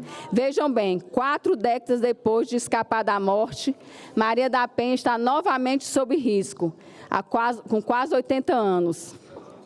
Ela foi escolhida como alvo de milícias digitais, presidente, que movimentam contra ela uma campanha desprezível de injúria, calúnia, difamação e ameaças. A coisa, para mim, é tão inconcebível que fico me perguntando até quando vamos tolerar que gente dessa laia e haja dessa forma permaneça impune. Senadora Soraya, de minha parte, tenho a dizer que, desta vez, Maria da Penha não está sozinha. Estamos todas nessa luta junto com ela. Seremos o seu exército. O governador do Ceará, Eumano de Freitas, já anunciou que a Casa da Rua Fausto Cabral, onde ocorreu o crime em 1983, será transformado em um memorial. O memorial vai consolidar informações e garantir que as futuras gerações tenham ciência dos fatos que culminavam com a aprovação da Lei Maria da Penha. A mentira e o ódio não prevaleceram, nem hoje, nem no futuro.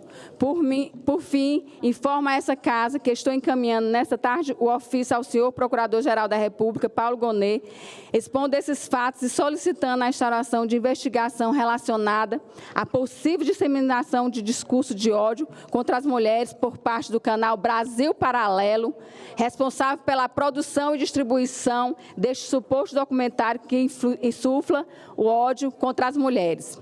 Solicito à mesa, senhor presidente, que cópia desse ofício enviado ao Procurador-Geral da República seja incluído nos anais dessa sessão.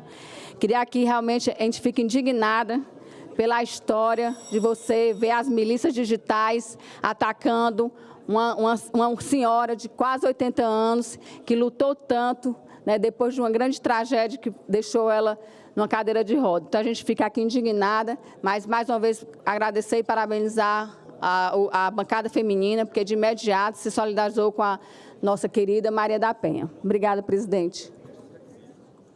Presidente, obrigado, senadora só uma parte aqui. Janaína. A nossa senadora Zenaide Maia tem a palavra.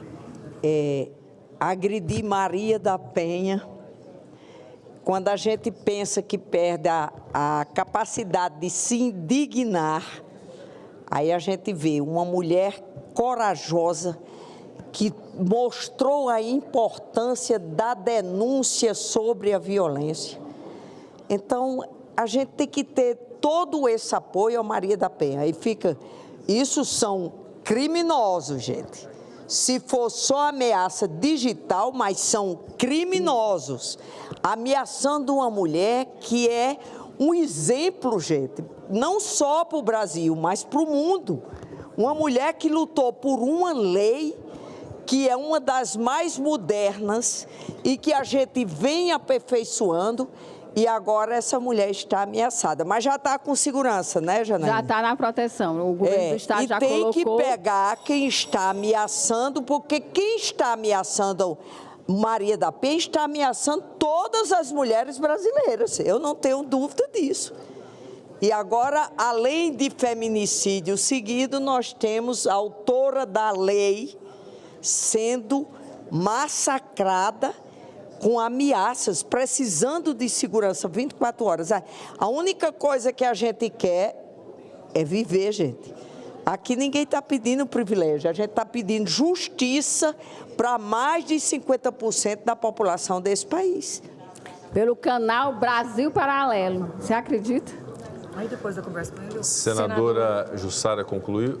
Perdão, senadora Janaína concluiu? Senadora Soraya deseja fazer uma parte também, senadora? Concede meu parte? Perfeitamente, senadora Soraya Tronic. Eu gostaria de parabenizá-la pelo discurso, parabenizar também a bancada feminina e gostaria de chamar todos os senadores homens para tratarem desse assunto conosco, para se indignarem conosco. Esse não é um assunto de mulher, presidente. Esse é um assunto nosso. Esse é um assunto de todos nós. Não é assunto de mulherzinha. Com todo respeito. Tinha que ter um homem. Eu quero ver um senador agora nessa tribuna falando sobre isso e chamando a atenção dessa covardia. E pedir a prioridade de tramitação em projetos que tratam disso. Eu vou colocar dois meus aqui. E, Zenaide, eu estou indignada. Nós temos uma pré-candidata a vereadora em Porto Alegre. Ela é um dos grandes símbolos, é Bárbara Pena, ela é um dos grandes símbolos dessa luta contra o feminicídio.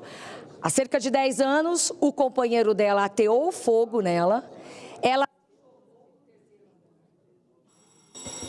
Não satisfeito, ele matou as 2 crianças do casal e o senhor vizinho que foi ajudá-la também foi morto. Pois bem, ele foi condenado e, cumprindo pena em Porto Alegre, lá no Rio Grande do Sul, sempre ameaçou ela da cadeia. E por isso... com a ajuda do então era ministro Sérgio Moro, eu entrei com um projeto de lei para que o cumprimento da pena desse tipo de crime seja feito em outro estado. O agressor deve ficar longe dessa vítima. Bom, a lei até agora não caminhou aqui no nosso Senado Federal, infelizmente, porque ela é de 2022, não andou. Está parada em alguma gaveta, ou algum escaninho, ou alguma nuvem aqui, presidente. E por isso, e agora ele entra ele já cumpriu um percentual da pena, e agora ele entra em regime semiaberto ou regime aberto. E na frente do juiz, ele já disse que quando ele saísse, ele ia atrás dela. Ela está desesperada e morrendo de medo. Então nós temos projetos para tratar disso, temos projetos, o cão protetor, que eu quero lhe pedir, presidente, o cão que nós estamos treinando, o Atos, para ser o cão protetor, porque um cão não tem medo. Um cão não descansa. Uma mulher que tem um cão do seu lado, quero ver agressor que chegue perto. Este projeto precisa andar e eu vou aproveitar. Eu poderia construir essa baia, eu quero só a autorização de Vossa Excelência, falta uma baia aqui no Senado, para que o Atos venha morar aqui e que ele tenha estrutura para ser o cão guia, que nós copiamos de um projeto de lei que já entrou em vigor em Israel. E, então, é possível, de uma forma muito barata, de uma forma muito digna, ter um cão protetor. Então, pedir, presidente, chega disso, nós não podemos, nós temos tudo para que esses projetos caminhem. E, então, obrigada e parabéns, Janaína, e parabéns à bancada feminina. E agora vamos aguardar os homens falando sobre isso. O presidente vai nos ajudar a votar a lei. Obrigada, presidente. Presidente. Obrigado, senadora Janaína Farias. Com a palavra, o senador Zequinha Marinho, como orador. Presidente, antes do senador Zequinha falar, eu queria fazer só uma questão de ordem. Presidente, na quinta-feira retrasada entrou na pauta o projeto 3466 do deputado Celso Russumano, que cria o dia só, é uma coisa simples, criar no dia do hematologista e do hemoterapeuta. Eu sei que está na pauta de quinta agora, mas a preocupação é quinta não ter quórum novamente. Se pudesse depois, hoje ou amanhã, botar na pauta, é um projeto muito simples, não tem objeção nenhuma. Senador Exauci, eu peço a compreensão de Vossa Excelência. A nossa dificuldade de quórum na quinta-feira se agravará se nós esvaziarmos a pauta de quinta-feira. Aí seria melhor, então, cancelar a sessão. O que eu peço é a manutenção da pauta prevista para quinta-feira e a presença dos senadores e senadoras no plenário do Senado Federal. Mas me comprometo com Vossa Excelência, se eventualmente não houver quórum na quinta-feira, pautarei como primeiro item de terça-feira esse projeto. Mas a matéria está pautada previamente para quinta-feira, eu peço a presença dos senadores e senadoras no plenário. Presidente, ainda a questão de ordem, agora no mês de junho é o Dia Nacional, a senadora Zenaide sabe, Dia Nacional dos Quadrilheiros Juninos. Nós temos tradição de todo ano de fazer a sessão solene.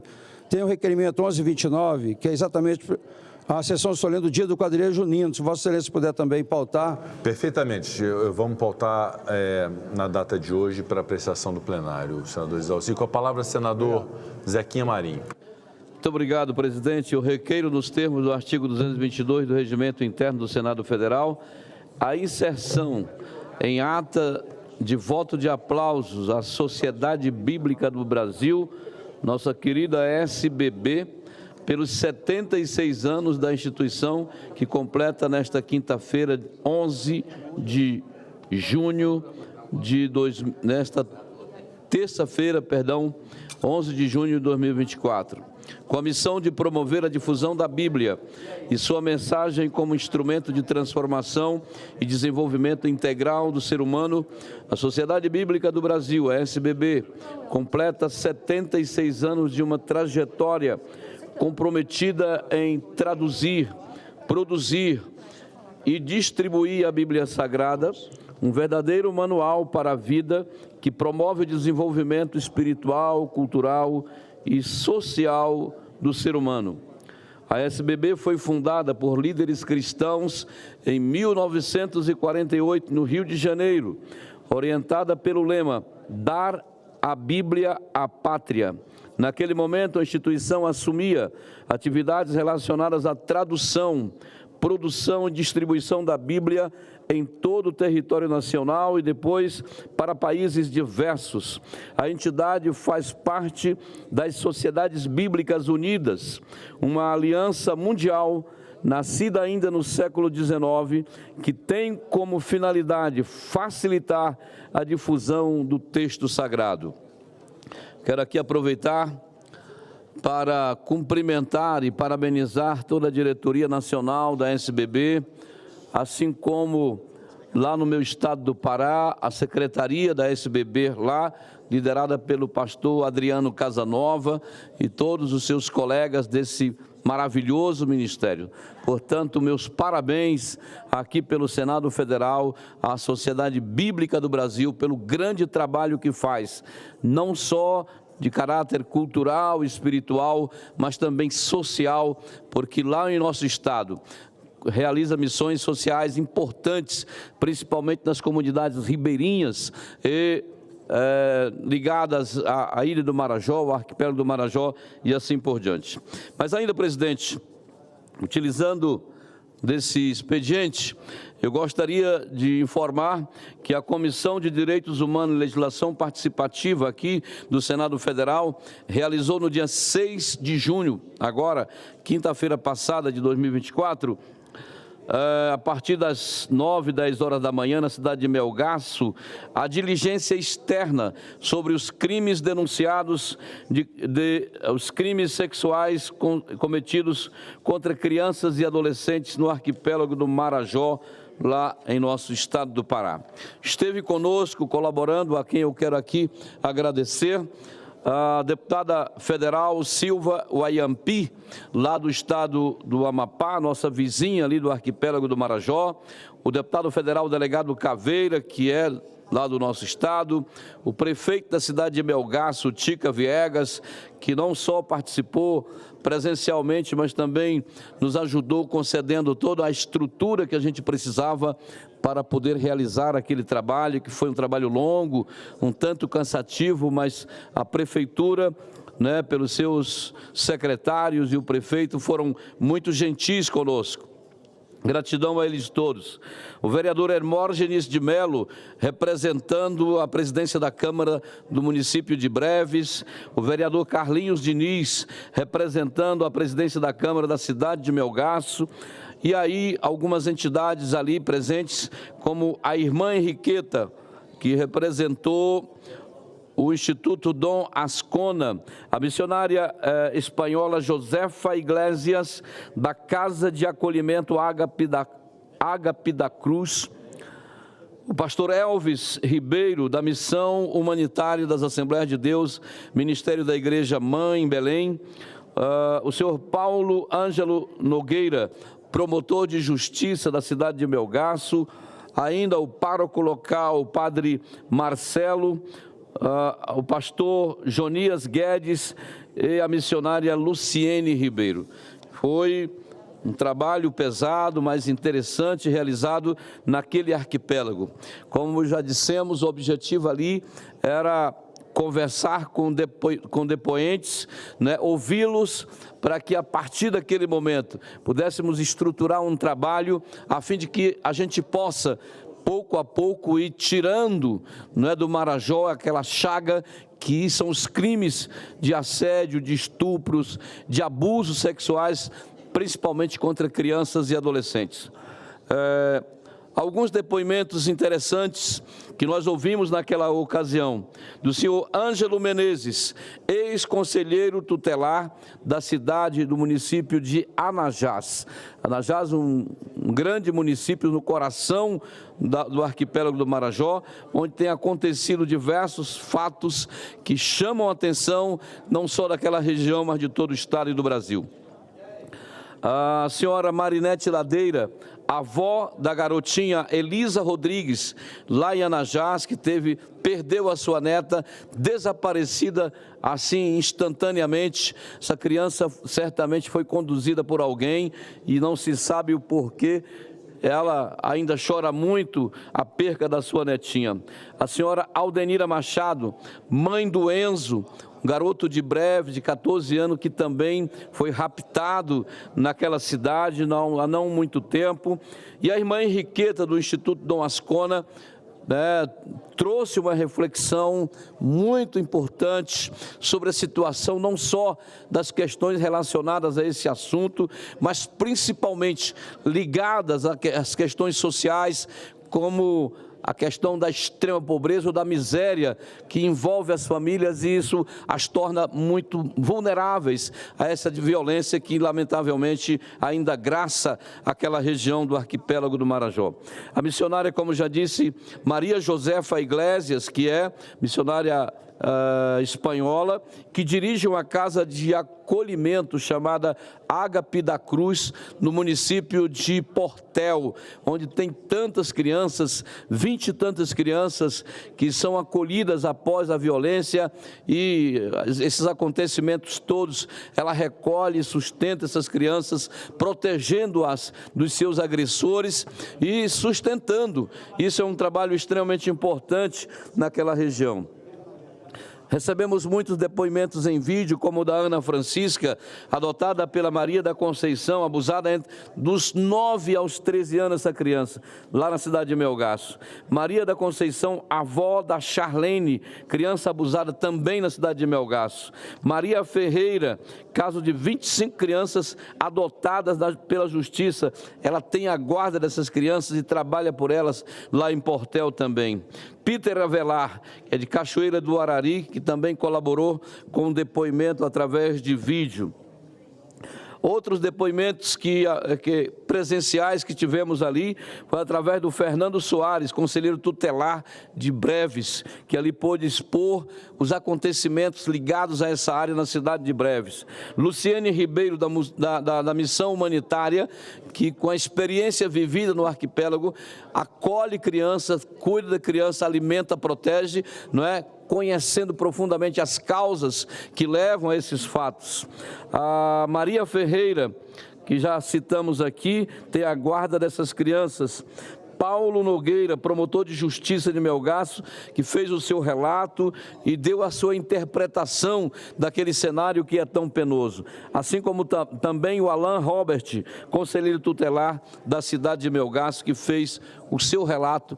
E são coisas tristes, minha senadora, porque a gente ainda tem essa mancha. Vamos começar um trabalho naquela região, para a gente tentar fortalecer a família marajoara, para evitar esses tipos, né, de acontecimento, porque, lamentavelmente, quando a família não presta atenção, isso acaba acontecendo e manchando a história de um povo tão bom, de uma região tão linda.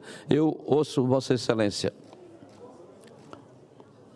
Senhor presidente, aqui eu pedi pela ordem, nós temos uma notícia boa no meio de muitas coisas que a gente ouve aqui, agressão a Maria da Penha, violência contra as crianças marajoaras, mas aqui eu quero dizer que nossa querida senadora Mara Gabrilli foi reeleita para o Comitê das Pessoas com Deficiência da ONU.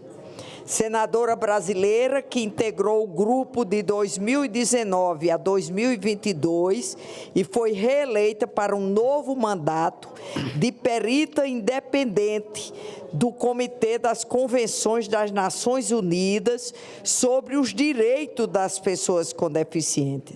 Parlamentar está em Nova York para a 17ª Conferência dos Estados-Partes da Convenção da Organização das Nações Unidas sobre os Direitos das Pessoas com Deficiência. Em seu primeiro mandato, a senadora integrou o grupo de trabalho sobre meninas e mulheres com deficiência, atuou para a inclusão da dimensão de gênero nos trabalhos do comitê e na pauta transversal e estrutural nos órgãos colegiados da ONU. Além disso, Gabrilli defendeu o debate sobre situações de riscos em emergências humanitárias, levando o comitê a discutir as consequências dos conflitos armados e das mudanças climáticas para a proteção e a segurança das pessoas com deficiência. Quero aqui parabenizar nossa colega e dizer que a bancada feminina e todos os senadores sentem muito orgulho dessa brasileira, uma mulher que defende as pessoas com deficiência. E Brasil, a gente tem quase 25% da população brasileira tem algum tipo de deficiência. Parabéns, querida Mara. Muito obrigado, presidente. Parabéns a Mara Gabrilli pelo trabalho que tem feito, que ainda vai fazer, principalmente numa função tão importante quanto essa na ONU. Obrigado. Eu quero primeiro cumprimentar a senadora Mara Gabrilli pela manifestação que foi apresentada aqui hoje pela senadora Zenaide, inclusive um elogio, mas acima de tudo é muito importante para o Senado e ela merece exatamente essa reeleição, né, porque é uma função de visibilidade internacional. A dedicação dela, apesar da situação dela, mas de uma certa forma representa de uma forma muito qualificada este Senado, as mulheres do Senado e as mulheres brasileiras. Eu quero dizer também para o senador Zequia Marinho que esse voto de aplauso à Sociedade Bíblica do Brasil, pelos 76 anos da instituição, ele é deferido e vai à publicação. Requerimento 1129 de 2023, o senador Exalci Lucas e outros senadores que solicita a realização da sessão especial destinada a celebrar o Dia do Quadrilheiro Junino. A presidência submeterá a matéria à votação simbólica. Votação do requerimento. As senadoras e senadores que o aprovam permaneçam como se encontram. Aprovado o requerimento, a sessão requerida será agendada pela Secretaria-Geral da Mesa. Requerimento de licença, requerimentos número 396 de 397 de 2024 do senador Chico Rodrigues e do senador Nelsinho Trade, respectivamente, que solicitam com fundamento no artigo 40 do Regimento Interno, licença dos trabalhos da Casa para participar de missão oficial nos termos da autorização da Presidência do Senado Federal. As senhoras e os senhores senadores que aprovam permaneçam como se encontram. Requerimentos aprovados, será cumprida a deliberação do plenário. Encerramento com convocação. A presidência informa às senadoras e aos senadores que está convocada a sessão deliberativa ordinária para amanhã, quarta-feira, às 14 horas, com pauta divulgada pela Secretaria-Geral da Mesa. Cumprida a finalidade dessa sessão, a presidência declara o seu encerramento.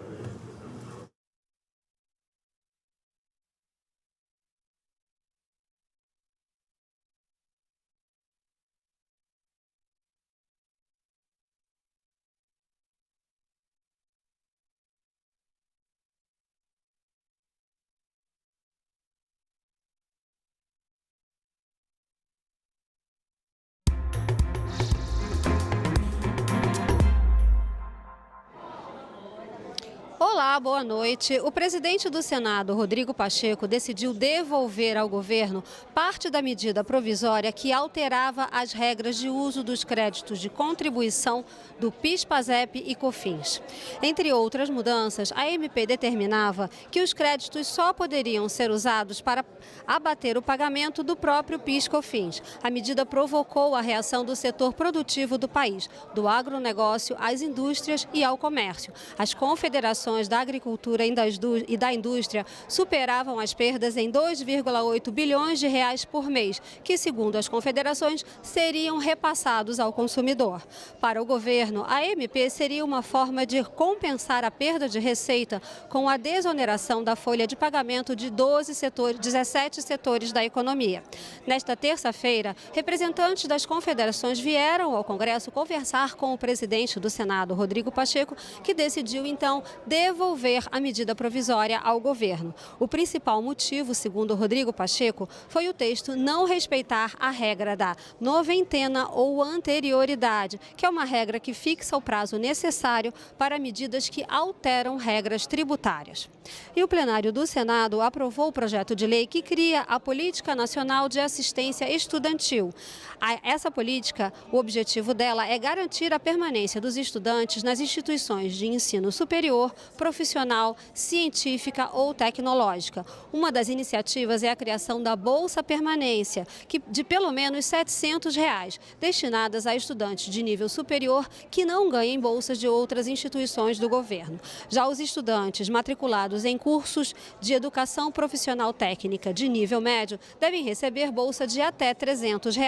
Estudantes indígenas e quilombolas receberão o dobro. Os senadores também aprovaram alterações na lei do estágio. Fica regulamentado o estágio de intercambistas para permitir que o intercâmbio no exterior também seja usado como estágio.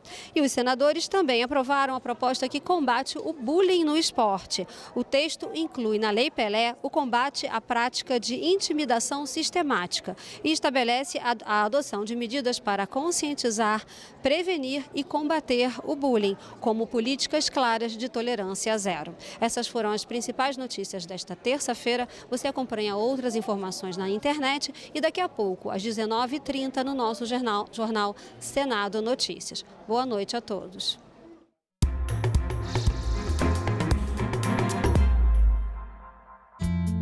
Alexandre Neri, como podemos reduzir o risco do roubo de dados pessoais na internet? Principalmente, não clique em links desconhecidos que você recebe por aplicativos de mensagem, desconfie de ligações que você recebe de números desconhecidos e não forneça seus dados, por exemplo, CPF, em qualquer situação. Agenda Econômica, hoje, 20h, aqui na TV Senado. A gente junta as espécies. E esse juntar das espécies não é algo aleatório, né? A gente respeita a estratificação, respeito à sucessão, como a sucessão aqui que a gente está vendo. A gente vê a mandioca, está criando uma proteção para o café, mas ela vai ser colhida e depois fica o café, né? E aí também plantas que ficam em altura diferente, o abacate que fica em altura diferente do café. Então isso faz dar um conforto maior para as plantas, elas se sentem melhor, ficam mais saudáveis, não precisa estar controlando praga, doenças, porque elas estão com saúde no sistema. Isso também vai fazer dar uma produtividade maior, porque na agrofloresta a gente tem uma produtividade por metro cúbico e não só por metro quadrado. No mesmo hectare que a gente tem cajá, tem abacate, tem laranja, tem café, então com isso a gente consegue ter uma produtividade maior. Então a gente está falando aqui de processos ambientais que vão acontecer, mas isso atrelado à geração de renda, à produção de alimento, né, a fixação das pessoas no campo. No Brasil, não temos nenhum comparativo de uma reconstrução da magnitude que será necessária para o Rio Grande do Sul. Em razão disso, precisamos traçar estratégias inteligentes. Precisamos unir as forças da nossa federação, União, Estados federados, Distrito Federal, municípios. Precisamos dialogar, sobretudo, no âmbito dos poderes constitucionais. Quais são os instrumentos que tem que ter o município para poder evitar desastres? Está aqui os dados, todos. Porque nós estamos vivendo uma tragédia lá no Rio Grande do Sul. Por exemplo, a Carta Geotécnica de Aptidão da Urbanização em Porto Alegre não foi feito isso. Plano Municipal de Redução de Riscos, não tem. Boa parte dos municípios não tem. Lei de Ocupação do Solo que contempla a prevenção e escorregamentos e deslizamentos em encostas, não temos. A tragédia climática no Rio Grande do Sul é um alerta de que precisamos agir com urgência e determinação. Nossa responsabilidade é tomar medidas concretas para proteger nossas comunidades e garantir um futuro sustentável para as próximas gerações. Em nível internacional, senhor presidente, precisamos seguir cobrando os principais culpados por esse cenário em nível global. É urgente que o financiamento climático seja coerente com o tamanho dos estragos que esses eventos vêm causando. Este é o novo normal. E se as nossas cidades não estiverem preparadas, se não estiverem adaptadas, se a resiliência às nossas cidades não for uma prioridade para este país, nas obras de prevenção a desastres, nós iremos ver tragédias como essas cada vez mais frequentes, onde sairá muito mais caro.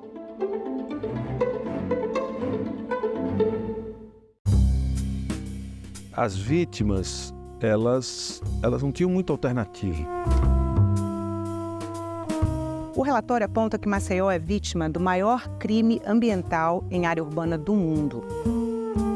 Hoje já está comprovado de que a responsabilidade sobre o afundamento é da atuação da Braskem. Salão Nobre, nesta quarta, 8 horas da noite, aqui na TV Senado.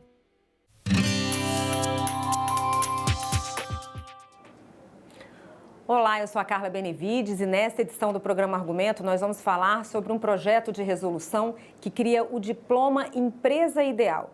Essa proposta é de autoria da senadora Soraya Tronic, do Podemos, do Mato Grosso do Sul, e foi elaborada após a realização de uma pesquisa do Data Senado sobre jornada de trabalho e qualidade de vida. E é com a senadora que a gente conversa a partir de agora. Senadora, obrigada pela sua presença aqui no programa. Obrigada, Carla, pelo convite para poder colaborar, né, com essas informações acerca da produtividade no trabalho e da qualidade de vida, questões absolutamente atreladas, né?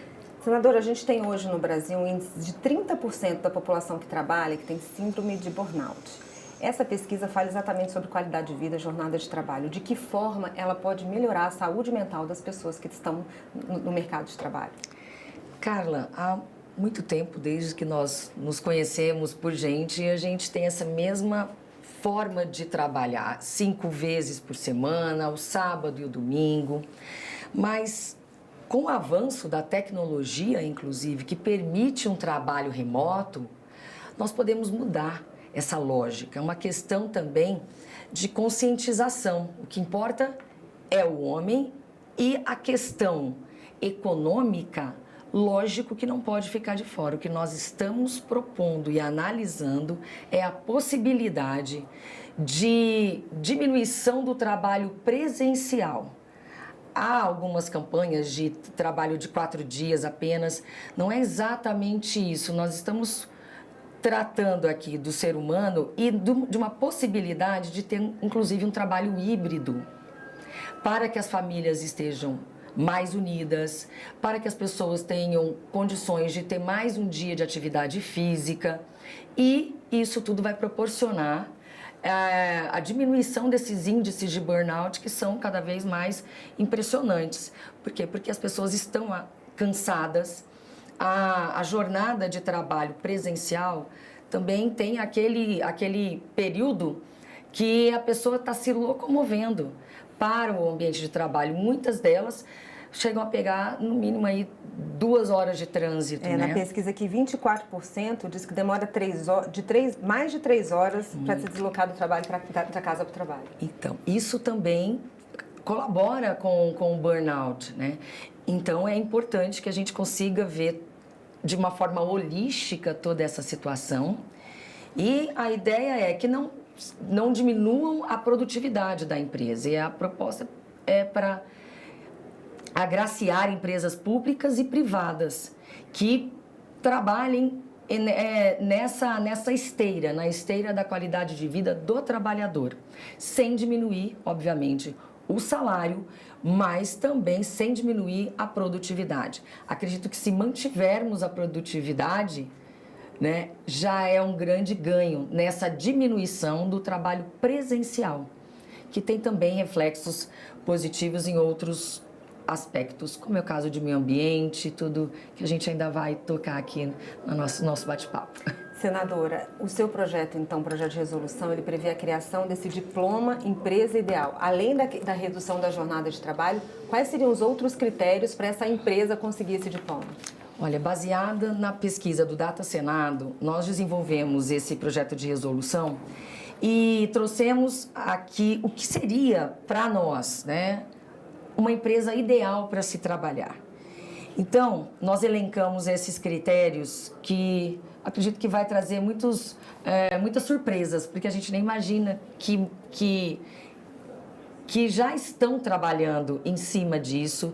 Tem empresas participando de projetos piloto. Eu acredito que a gente vai se surpreender quando começarmos a pesquisar quem está tendo resultados. Bom, um deles, o respeito às normas de proteção do mercado de trabalho da mulher e da maternidade. Esse trabalho híbrido também pode ajudar no retorno, na retomada, né, da mulher após um período de licença maternidade. Outro critério, promoção de igualdade de gênero no ambiente laboral, o combate à discriminação no ambiente laboral, a implementação de medidas que reduzam a ocorrência de acidentes de trabalho, você está menos exposto, né? O estímulo ao teletrabalho, a redução da jornada semanal de trabalho com a manutenção dos salários, o estímulo à capacitação e à atualização quanto aos recursos tecnológicos para que a pessoa tenha condições de melhorar o desempenho profissional. Ela pode, nesse dia, fazer um curso, né? A implementação de programas que reduzem o nível de estresse e melhorem a saúde física e mental dos trabalhadores e implementação de uma política de remuneração justa, baseada na produção da pessoa. Por que não? Hoje nós temos muita gente ali está ocupada e não produzindo nada, batendo ponto, né? E o que não está sendo avaliado, ela bate o ponto. Mas o que não se avalia é a produtividade dessa pessoa. E os estudos mostraram que sim, é possível aumentar a produtividade nessa harmonia do capital com o trabalho e sem perder absolutamente nada. Senadora, a gente tem aqui um número que aponta o seguinte: 73%, o número da pesquisa do Data Senado, 73% dos entrevistados acredita que o governo deveria oferecer incentivos às empresas que adotassem a semana de trabalho de 4 dias. A senhora acha que esse é um caminho?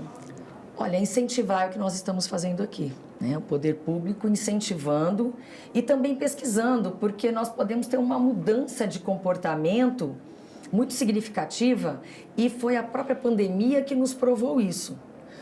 quando nós imaginaríamos que pudéssemos trabalhar de forma híbrida aqui mesmo no Senado, e mesmo depois da pandemia, nós continuamos com essa forma de trabalhar e produzindo da mesma forma. Na pandemia, o Senado Federal produziu muito, Carla, muito. E agora nós continuamos, pelo menos uma vez por mês, nós temos a possibilidade semana híbrida, né? Da semana híbrida. E o que contribui também para que a gente economize com passagens aéreas, por exemplo. Nós precisamos estar nos nossos estados. Isso facilita, aí nós trabalhamos até dobrado, porque você fica, ao mesmo tempo que você está acompanhando uma votação, ao mesmo tempo que você está ciente de que tal hora vai ser aberta uma discussão, a gente ainda está trabalhando no próprio estado. Então, é uma economia, inclusive, para a mobilidade urbana, por exemplo. Então, é nosso dever estimular isso, não exatamente como está aqui, muita gente só pensa em trabalhar um dia a menos. Não, é o trabalho híbrido, encontrarmos as diversas formas que possam existir de acordo com o ramo, né, da empresa, no que é possível e qual é o trabalhador que pode ficar de forma remota. E a questão da carga horária, senadora? A senhora acha que talvez, às vezes, pode até não diminuir os 4 dias, ou que se diminua, mas também essa jornada, essa carga horária poderia ser maior ou menor? A carga horária diária do trabalhador, isso também é foco de estudo, de projetos? É foco de estudo.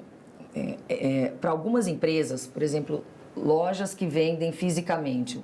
O vendedor, muitas vezes, precisa estar ali. Eu não sei se a gente vai conseguir ainda. Dá para você fazer um autoatendimento, né? Hoje já existem esses mercados em condomínios com autoatendimento. Mas outros ramos não têm essa condição.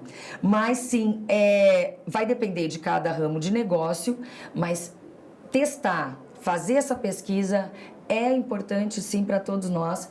E eu acredito até que num dia de trabalho híbrido, por exemplo, você consiga trabalhar cuidando dos seus filhos ao mesmo tempo e você está produzindo da mesma forma. O que não podemos perder é a produtividade, porque a economia exige de nós, né? Que nós estejamos aí produzindo e contribuindo. A empresa tem uma função social, né, muito grande. Então, e outra, o mercado exige, mas é encontrar uma forma da gente conseguir atrelar tudo isso ao bem-estar do ser humano. Mas a senhora acha que o mercado está aberto para essas mudanças? Já existe essa conscientização que a pessoa que está naquela empresa, ela também precisa ter qualidade de vida, ela precisa ter saúde mental? A senhora acha que isso está aberto, as pessoas estão abertas a isso? Olha, isso já tem estudos em outros países, a União Europeia está estudando. Aqui no Brasil, geralmente, nós estamos um pouco atrasados sempre. Mas tudo que é bom, a gente deve copiar. Qual é o problema? Né? Copiar, melhorar e adaptar para a nossa realidade aqui. E eu até me surpreendi lendo sobre o assunto, porque eu confesso que eu não estava familiarizada com isso. Ouvi dizer, né, que fora do país muita gente já está testando, mas depois que eu fui ler sobre o Brasil, muitas empresas já estão trabalhando conjuntamente em projetos pilotos para a gente conseguir chegar nesse ponto. É uma mudança de consciência. Por quê? Porque se a produtividade vai ser mantida, qual o problema? O que importa é a produtividade atrelada a um colaborador mais feliz, mais saudável, mais calmo. Ele consegue ser mais criativo, ele consegue focar mais naqueles dias que ele está presencial, então ele se distrai menos. Então, assim, eu acredito que começar a conversar sobre o tema ajuda. E as surpresas foram, assim, não imaginava que tantas empresas brasileiras já estavam envolvidas. Empresas de TI, por exemplo, né?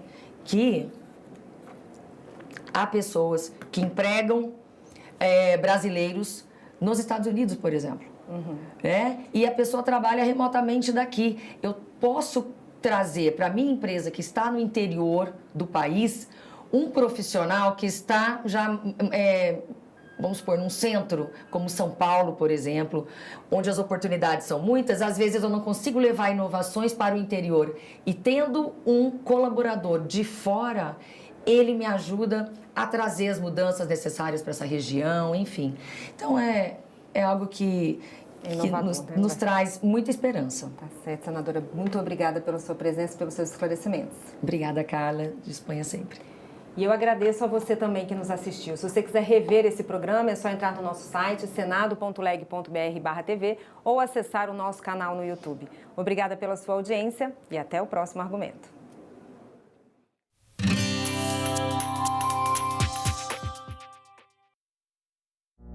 Agora é lei. Foi aprovada a escola em tempo integral. Com isso, é permitido à União financiar as matrículas nas escolas de educação básica por meio de transferência de recursos para estados e municípios. Para isso, o aluno terá que ficar na escola ou em atividades curriculares por tempo igual ou superior a 7 horas diárias ou a 35 horas semanais. O Senado votou, agora é lei.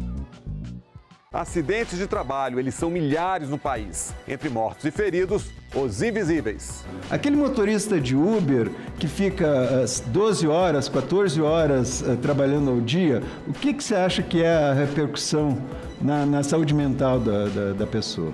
Esse acidente vai ser notificado? Ele não vai ser notificado, porque ele não tem registro formal. Em discussão, nesta quinta, 8 horas da noite, aqui na TV Senado. Em 2 séculos de história do Senado, a Lei Áurea é um capítulo muito especial. Tem a participação de uma princesa, filha do imperador, que também era senadora. Princesa Isabel, também conhecida como Dona Isabel, era senadora. Sim. Por ser filha de Dom Pedro II, ela acabou tendo esse cargo, apesar de não ter sido oficialmente nomeada senadora, mas sim, ela tinha um cargo, tanto que ela foi a pessoa que assinou a Lei Áurea. Oi, eu sou a Débora Aladim, professora de História e youtuber, e hoje a gente vai falar um pouco sobre a abolição da escravidão no Brasil. Existia também um movimento forte contrário à Lei Áurea. O que acontece é que durante o segundo reinado, que foi o governo do Dom Pedro II, tinha um grande desequilíbrio, porque a elite brasileira dependia economicamente e queria a escravidão mantida, enquanto grandes setores da sociedade, principalmente os militares, os republicanos, os abolicionistas e principalmente os próprios escravizados, lutavam pelo fim da escravidão. A partir de 1830, começaram a ser promulgadas algumas leis que reduziam, mas não acabavam, com a escravidão no Brasil. Nessa última regência da princesa Isabel, ela consegue aprovar a Lei Áurea num tempo recorde. De 5 dias. Realmente, as discussões estavam tão acaloradas que a partir do momento que o projeto foi sugerido, 5 dias depois, num domingo, que nem um dia útil, foi assinada a Lei Áurea e foi oficializado o fim da escravidão. Inclusive, o documento está até hoje sob posse do Senado. A Lei Áurea é extremamente curta, ela só tem 2 parágrafos e ela teve que ser assinada não só pela princesa, mas também pelo ministro da Agricultura, já que as pessoas escravizadas eram consideradas propriedades dos senhores de terra. Pouco mais de 1 ano depois da Lei Áurea, a família real vai embora do Brasil. É a proclamação da República. Isso também passou pelo Senado, mas é assunto para um outro capítulo. Senado, 200 anos.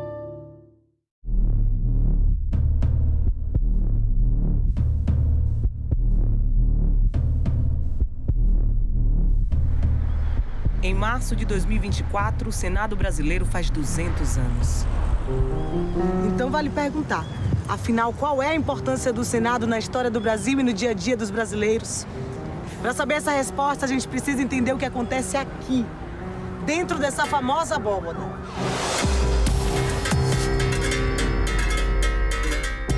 O trabalho do Senado Federal é um trabalho, antes de mais nada, de representação popular sobre a vontade do povo em relação àquilo que devem ser as leis de um país, como a sociedade se organiza. Aqui você precisa aprender economia, aqui você precisa entender de saúde, entender de educação, entender de meio ambiente. O projeto de lei que aqui é discutido, votado e aprovado na Câmara, no Senado, muitas vezes vai e volta, né? Ele muda a vida do cidadão. Ele pode mudar significativamente. Aqui se decide tudo. O pão que você recebe, a educação que chega para os seus filhos, o transporte, a roupa, a tua casa. Nessas mesas e cadeiras foi analisado e debatido o projeto da Lei Áurea, a pedido da princesa Isabel pelos senadores, entre os dias 8 e 13 de maio de 1888. O clima era tenso, os debates eram quentes, inclusive tinha uma bancada que era a favor da escravidão. Quando a gente fala muito de escravidão, de exploração, do massacre que eles passaram, a gente também tem que pontuar que houve resistência. A decisão do Senado naquele dia mudou o meu destino, o destino de muitos de nós e o futuro do Brasil. No último censo do IBGE, 112.700.000 brasileiros se autodeclararam pardos ou pretos, ou seja, descendentes de escravizados. 55% da população brasileira. Por aí você já pode imaginar a importância e o impacto que uma lei votada no Senado tem no cotidiano de cada um de nós. Esse trailer é apenas um aperitivo da série Senado, a história que transformou o Brasil. Você vai ver que o destino do país passa por aqui. Coisas fundamentais do seu dia a dia foram debatidas e decididas no Senado. Além do fim da escravidão e inclusão racial, o voto feminino e questões sobre igualdade de direitos entre homens e mulheres, educação obrigatória e acessível a todos. Aposentadoria, por exemplo. Você acha importante? Pois é. O Código de Defesa do Consumidor. A saúde gratuita para todos os brasileiros, que atende hoje mais de 150 milhões de pessoas. A Lei Maria da Penha, que protege mulheres da violência. O Estatuto da Criança e do Adolescente. E o Bolsa Família. Aguardem. Vem aí a série Senado. A história que transformou o Brasil.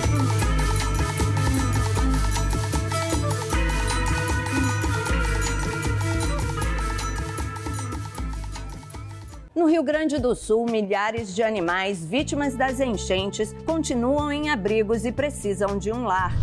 Aumentam os casos de febre Europost no Brasil, doença também transmitida por mosquitos. No Distrito Federal, torcidas organizadas rivais se unem pelo Rio Grande do Sul. Tudo isso você vê no Parlamento Brasil. Parlamento Brasil, toda sexta, 8 horas da noite, aqui na TV Senado. Informação, fake news, liberdade de imprensa e de expressão, censura.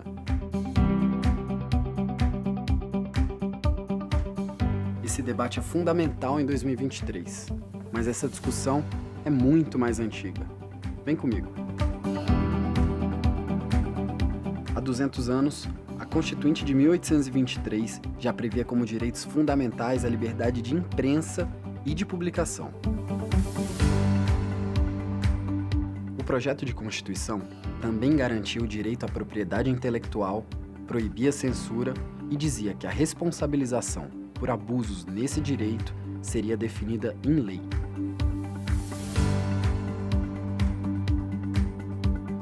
Mesmo não tendo sido aprovada, a primeira Constituinte iniciou debates como esse, que continuam super atuais.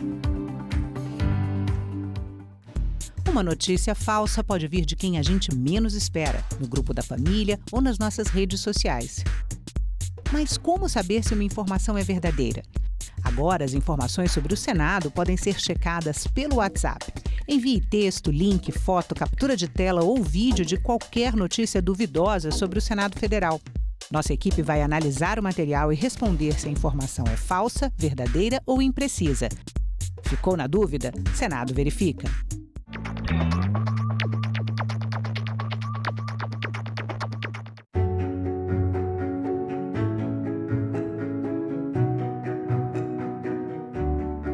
Tem condições fundamentais para a sua existência e para a manifestação da sua tradição, da sua vida, da sua cultura, que não colocam em risco e nunca colocaram a existência sequer dos animais que vivem ao redor das áreas indígenas, quanto mais de outros seres humanos. Mas que nós vamos lutar sempre para que nossos direitos e as nossas vozes sejam ouvidos. Marchamos ao som dos guerreiros para pedir paz e para pedir respeito aos povos indígenas. E a luta pela terra é a mãe de todas as lutas. E por isso nós afirmamos e reafirmamos que nunca mais um Brasil sem nós. Eu acho que a gente tem que entender que aquilo que afeta, né, os povos indígenas afetará todo mundo. TV Senado. Democracia todo dia.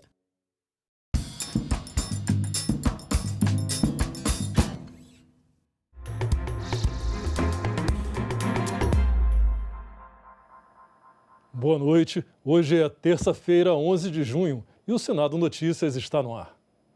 O senador Rodrigo Pacheco, presidente do Congresso Nacional, decidiu devolver trechos da medida provisória editada pelo Executivo que alterava as regras de uso dos créditos de contribuição para PIS, PASEP e COFINS. O governo defende que a MP seria uma forma de compensar a perda da receita com a desoneração da folha de pagamento de 17 setores da economia. O presidente do Senado, Rodrigo Pacheco, decidiu devolver ao governo parte da medida provisória que alterava o uso dos créditos de contribuição de PIS, PASEP e COFINS. Entre outras mudanças, a MP determinava que os créditos só poderiam ser usados para abater o pagamento do PIS/COFINS. A medida provocou a reação do setor produtivo do país, do agronegócio ao comércio e à indústria. As estimativas de impacto, segundo as confederações da indústria e da agricultura, superavam os 2,8 bilhões por mês, que, segundo elas, seriam repassados ao consumidor. Para o governo, a MP seria uma forma de compensar a perda de receita com a desoneração de 17 setores da economia. Nesta terça-feira, representantes das confederações vieram ao Congresso Nacional conversar com o presidente do Senado sobre esse assunto, que decidiu, então, devolver a MP ao governo. O principal motivo, segundo Rodrigo Pacheco, foi o texto não respeitar a regra da anterioridade ou noventena, prazo necessário para medidas que alteram regras tributárias. Com base nessa observância muito básica, muito óbvia até por parte do Congresso Nacional e com absoluto respeito à prerrogativa do Poder Executivo, de Sua Excelência o Presidente da República na edição de medidas provisórias, o que se observa em relação a essa medida provisória, no que toca a parte das compensações de PIS e COFINS, de ressarcimento de regras relativas a isso, é o descumprimento dessa regra do artigo 195, parágrafo 6º da Constituição Federal, o que impõe a esta presidência do Congresso Nacional impugnar esta matéria com a devolução desses dispositivos à presidência da República. As regras de aplicação e uso de benefícios fiscais foram mantidas e devem ser discutidas pelo Congresso. Essa parte da medida provisória não é absolutamente afetada por nenhum vício de inconstitucionalidade que imponha a sua devolução, que são essas regras de conformidade para se exigir a aplicação e uso de benefícios fiscais. Senadores repercutiram a decisão. Não é possível que no mês de junho, na metade do ano, depois de todo o plano de negócio das empresas, nós tenhamos que revê-los e, inclusive, voltar a um processo que o próprio governo alardeava que havia acabado com a reforma tributária, que era a cumulatividade de impostos. Eu sei que nós continuaremos a conversar e a encontrar. Tem uma resposta a ser encontrada, que tem que ser encontrada até o dia 10 de agosto. Qual é a resposta? Qual a fonte de compensação para a desoneração dos 17 setores? Pela manhã, a Comissão de Assuntos Econômicos aprovou a realização de uma audiência pública para debater essa medida provisória que limita a compensação de créditos de PIS e COFINS. O ministro da Fazenda, Fernando Haddad, foi convidado. O requerimento apresentado pelo senador Rogério Marinho foi aprovado na reunião da Comissão de Assuntos Econômicos desta terça-feira. Seria uma audiência pública com o ministro Haddad, com os representantes das principais federações que representam a economia do país, para tratarmos justamente dessa medida provisória 1227. Não tenho dúvida que o líder do governo será favorável, todos aqui nessa casa, dado a pertinência, a tempestividade e a importância do tema. A disposição do ministro Haddad é total para fazer isso. Então, eu não posso só dar o horário porque eu preciso consultá-lo. Mas eu acredito que ele viria de bom grado a essa comissão hoje, amanhã, porque o que ele está mais fazendo é tentando explicar o que eventualmente não foi bem compreendido. A medida provisória foi editada pelo governo na semana passada como uma forma de compensar perdas fiscais da União com a desoneração da folha de pagamento de 17 setores da economia e de parte dos municípios até 2027. Para compensar essas perdas, a MP limita a compensação de créditos do PIS/COFINS, tributos federais que financiam a Seguridade Social. Ela estabelece que empresas só podem usar o saldo de créditos relativos a PIS/COFINS para abater esses mesmos tributos. Regras em vigor desde 2002 permitiam que as empresas pudessem usar esses créditos para quitar outros tributos federais. A medida tem provocado protestos de frentes parlamentares e do setor produtivo, em especial do agronegócio e indústria. É um assunto que está movimentando o setor produtivo brasileiro. Existe aí uma revolta, né, pela maneira com que a medida provisória chegou a essa casa e o que ela traz no seu bojo, que é, né, um confisco, na verdade, de um direito do setor produtivo brasileiro, quando você não pode compensar o PIS/COFINS. O presidente da Comissão de Assuntos Econômicos defendeu a devolução da MP. A medida pega em cheio o início da carreira produtiva, o que faz com que todo o restante da cadeia pague esse ônus e o leve diretamente ao preço final. Além disso, algumas distribuidoras de combustível já têm noticiado o aumento de até 7% em seus preços na bomba, o que também contribui para a elevação do preço de todos os produtos ao brasileiro mais simples. E o projeto de lei que cria a Política Nacional de Assistência Estudantil foi aprovado hoje pelo plenário do Senado. O texto segue para sanção. Senadores ainda analisaram a proposta que regulamenta o estágio de intercambista e o projeto que busca inibir o bullying no esporte. A Política Nacional de Assistência Estudantil tem como objetivo ampliar e garantir a permanência dos estudantes nas instituições de ensino superior, profissional, científica ou tecnológica. Uma das iniciativas é a criação da Bolsa Permanência, de pelo menos R$ 700, destinada a estudantes do ensino superior que não recebam outra bolsa de órgãos públicos. Alunos matriculados em cursos de educação profissional técnica de nível médio devem receber até R$ 300. Estudantes indígenas e quilombolas receberão o dobro. A aprovação deste projeto não implica em renúncia de receitas ou aumento de despesas, mas reforça o compromisso do Estado brasileiro com a educação de qualidade e acessível. Muitos estudantes desistem, se evadem, param de frequentar as nossas instituições de ensino superior ou profissionais, técnicas, tecnológicas, nos institutos federais, por falta de condições de se manterem na instituição. Então, é um programa, né, nacional de assistência estudantil, como já foi dito, num conjunto de áreas importantes. Com essa criação da política, né, nacional de assistência estudantil, vai permitir que os institutos federais, as universidades, possam fortalecer todo o atendimento ao nosso estudante. Os senadores também aprovaram alterações na lei do estágio. Fica regulamentado o estágio de intercambistas, para permitir que o intercâmbio no exterior seja equiparado ao estágio. O plenário também aprovou proposta que combate o bullying no esporte. O texto inclui na Lei Pelé o combate à prática de intimidação sistemática. Estabelece a adoção de medidas para conscientizar, prevenir e combater o bullying, como políticas claras de tolerância zero, além da promoção de uma cultura de respeito mútuo e de inclusão dentro das equipes. A determinação é ainda de oferecer treinamento regular para técnicos, atletas e funcionários sobre como reconhecer, prevenir e lidar com o bullying. Já passou da hora de exigir a cultura do respeito, dentro, fora de campo, para os jovens. E olha aqui o que eu mencionei. Eu mencionei o principal atleta do momento no principal esporte que tem no planeta.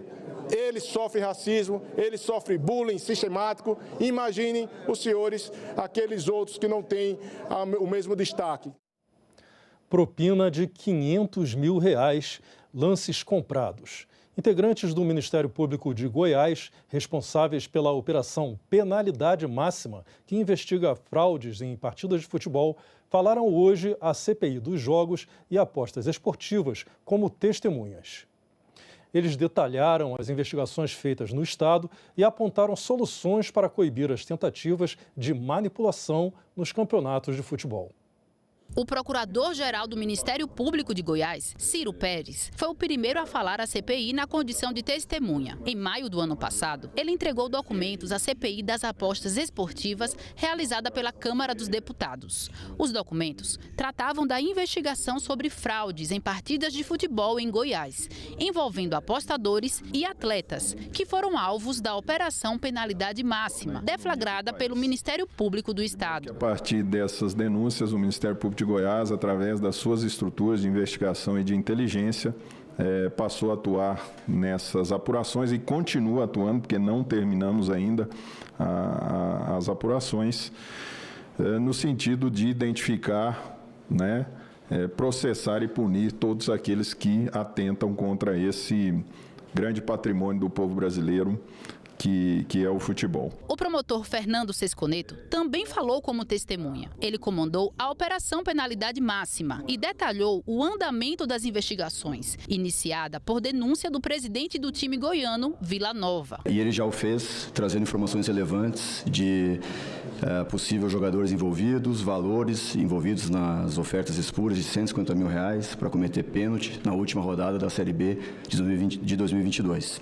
A partir daí, nós tivemos um pontapé inicial das investigações, realizamos inúmeras diligências, oitivas, quebra de sigilo bancário, telefônico, interceptação. Iniciou a investigação em novembro e 14 de fevereiro deflagramos a primeira fase para cumprir 9 mandados de busca e apreensão, 1 mandado de prisão temporária em 6 estados da federação. No mês seguinte, já oferecemos a primeira denúncia, imputando a 6 pessoas o crime de integrar a organização criminosa e 8 pessoas a corrupção em âmbito desportivo. A investigação já está em sua 4ª fase. Nas 3 primeiras, foram oferecidas denúncias contra 44 pessoas por organização criminosa ou corrupção no âmbito esportivo. Nessa última fase, iniciada em novembro de 2023, já foram cumpridos 10 mandados de busca e apreensão por esquemas ilegais que envolvem campeonatos das séries A e B, além dos estaduais. Novas denúncias podem ser oferecidas a qualquer momento. Os jogadores eram aliciados para receber cartões amarelos ou vermelhos de propósito em determinada etapa do jogo, para cometer pênalti, também para assegurar a derrota parcial de seus times em determinado tempo, e tudo em troca de contraprestação financeira elevada, com um sinal, às vezes 10 mil, 5 mil de entrada, e o restante 30, 40, 50, 100, 150, até 500 mil reais foi oferecido para atletas profissionais em troca de manipulação esportiva. Os representantes do Ministério Público responderam perguntas dos senadores e apontaram possíveis soluções para coibir a fraude nos campeonatos de futebol. Eu diria, senador, que muito importante é que nós tenhamos justamente uma rede, digamos assim, estruturada, e não pontual, e não casual, de interface entre os poderes públicos, entre o Ministério Público, entre a polícia, entre os clubes, as federações, a justiça desportiva, para que nós tenhamos mecanismos claros que façam chegar de maneira rápida e preventiva até as autoridades as suspeitas desse tipo de atividade. Estimular um canal interno de denúncia, um sistema interno de denúncia dos próprios clubes e federações que possam proteger o denunciante, que seja uma linha segura, confiável. A Comissão Temporária Externa do Senado, que acompanha o enfrentamento à calamidade no Rio Grande do Sul, aprovou hoje a realização de uma audiência pública para debater o deslocamento interno no Estado. A comissão aprovou também uma diligência externa à cidade de Lajeado, uma das mais atingidas pelas enchentes. A diligência externa à cidade de Lajeado, aprovada pela comissão, é para que os senadores conheçam de perto os efeitos das enchentes que atingiram o Vale do Taquari, no Rio Grande do Sul. Aquela região do Vale do Taquari foi uma das mais duramente atingidas e ela já vinha de 2 acidentes climáticos que ocorreram no ano passado, um em setembro e o outro em novembro, né, e, consequentemente, uma região que está muito agredida por essa situação, traumatizada. Com isso, eu acho que a nossa comissão teria se desdobrado para atender as áreas mais atingidas esse acidente climático. A comissão também aprovou a realização de audiência pública para debater o deslocamento interno no Rio Grande do Sul após a tragédia climática. As cidades no Rio Grande do Sul que vão ser deslocadas toda ela. E esses convidados que nós estamos trazendo aqui, eles têm experiência nesse sentido, como a Acnur e a própria ONU. O embaixador do Japão no Brasil, Teiji Hayashi, visitou a comissão e anunciou que o país vai continuar cooperando com os gaúchos. Há 2 semanas entregamos, como explicou o senador, entregamos 75 purificadores de água à Força Aérea para levá-los ao Rio Grande do Sul. Mas a nossa ajuda, nossa solidariedade não termina com essa assistência emergencial, mas também estamos pensando em maior cooperações com o Rio Grande do Sul. A colaboração ela é importante, então, em nome de parte do povo gaúcho que eu represento junto com meus colegas, queremos agradecer. Muito obrigado. Esperidião Amin foi eleito presidente do Grupo Parlamentar Brasil-Japão, instalado hoje pelo Senado. Damares Alves é a vice-presidente. Visitas, congressos, debates, trocas de publicações e de experiências. Com essas atividades, o Grupo Parlamentar Brasil-Japão pretende estimular a cooperação entre os poderes legislativos dos 2 países. O grupo foi instalado nesta terça-feira pelo Senado com 14 senadores e elegeu Esperidião Amin presidente e Damares Alves vice-presidente. Nós estamos numa ascensão de diversificação de conhecimento, de diversificação de trocas, tanto comerciais, tecnologia, robótica, onde o Japão é imbatível. Uma das atividades em que ele é imbatível é a robótica. Então nós temos um horizonte cada vez mais largo, uma sofisticação nessa relação, cada vez mais exigindo também o apoio político. Eu queria chamar a atenção do senhor para aquele quadro de composição deste grupo. São senadores de todas as regiões do Brasil. Quando a gente vê essa composição de senadores do Brasil inteiro, a gente mostra que em todas as regiões do país, a comunidade japonesa é muito respeitada. A criação do grupo parlamentar foi aprovada pelo plenário do Senado no dia 14 de abril. As relações diplomáticas entre Brasil e Japão foram iniciadas em 1895.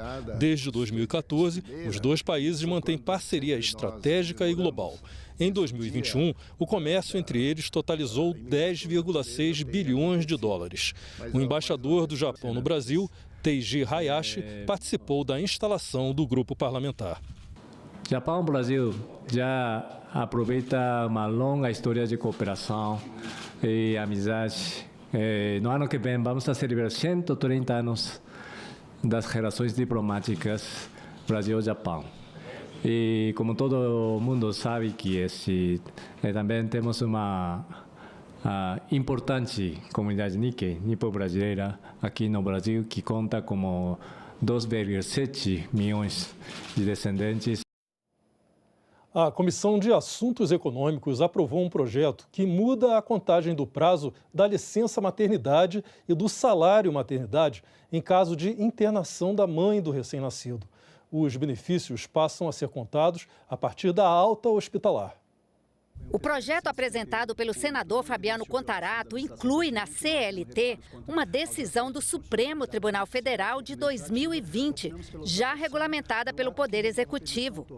O texto estabelece que, em caso de parto antecipado, o prazo da licença maternidade de 120 dias e do salário maternidade somente será contado após a alta da mãe ou do filho, o que ocorrer por último, desde que a internação ultrapasse 15 dias. A proposta original previa a prorrogação apenas em caso de parto antecipado. O relator estendeu o benefício para qualquer caso de internação da mãe ou do recém-nascido causada por complicações no parto. O texto será analisado agora pela Comissão de Assuntos Sociais. Segundo dados do Ministério, nascem aproximadamente 340 mil bebês prematuros por ano, o que equivale a pelo menos 930 por dia. Ignorar essa realidade seria tratar desigualmente as mães e seus bebês que usufruem da totalidade dos 120 dias daqueles com partos prematuros e que necessitam de internação hospitalar, o que afronta a proteção constitucional à maternidade e à infância. A relatora da proposta da nova reforma do ensino médio apresentou à Comissão de Educação um projeto substitutivo, mas a votação ficou para a semana que vem. Foi concedida vista coletiva para que os senadores analisem o novo texto. A relatora apresentou um novo texto que substitui o projeto que veio da Câmara. Para ela, o ensino médio é o maior desafio da educação brasileira. Quando nós olhamos o ensino fundamental, o Brasil vem melhorando em relação do 1º ao 5º ano. Do 6º ao 9º, de igual forma, o ensino médio continua sendo o maior desafio nosso, por diferentes razões. A falta de identidade do jovem com o ensino médio com uma grande coleção de disciplinas, que é o que nós tínhamos na época, às vezes 19 disciplinas diferentes. A falta de identidade, os jovens que nós chamávamos de NEM, né? E não era a nova reforma do ensino médio, era o que não estuda e não trabalha e não tem interesse na escola. E não é porque ele se desinteressou pela educação, é a questão da identidade ou entender que o ensino médio possa contribuir, né, com o seu desenvolvimento. A proposta amplia a carga horária anual mínima para a formação geral básica e também para a formação técnica e profissional. Ambas ficarão com a carga equiparada de 2.200 horas. Mais de 60% dos cursos de educação profissional que são de acordo com o catálogo são de 1.000 e 1.200 horas. Então, nós temos que fazer elas caberem aqui nesse desenho de formação.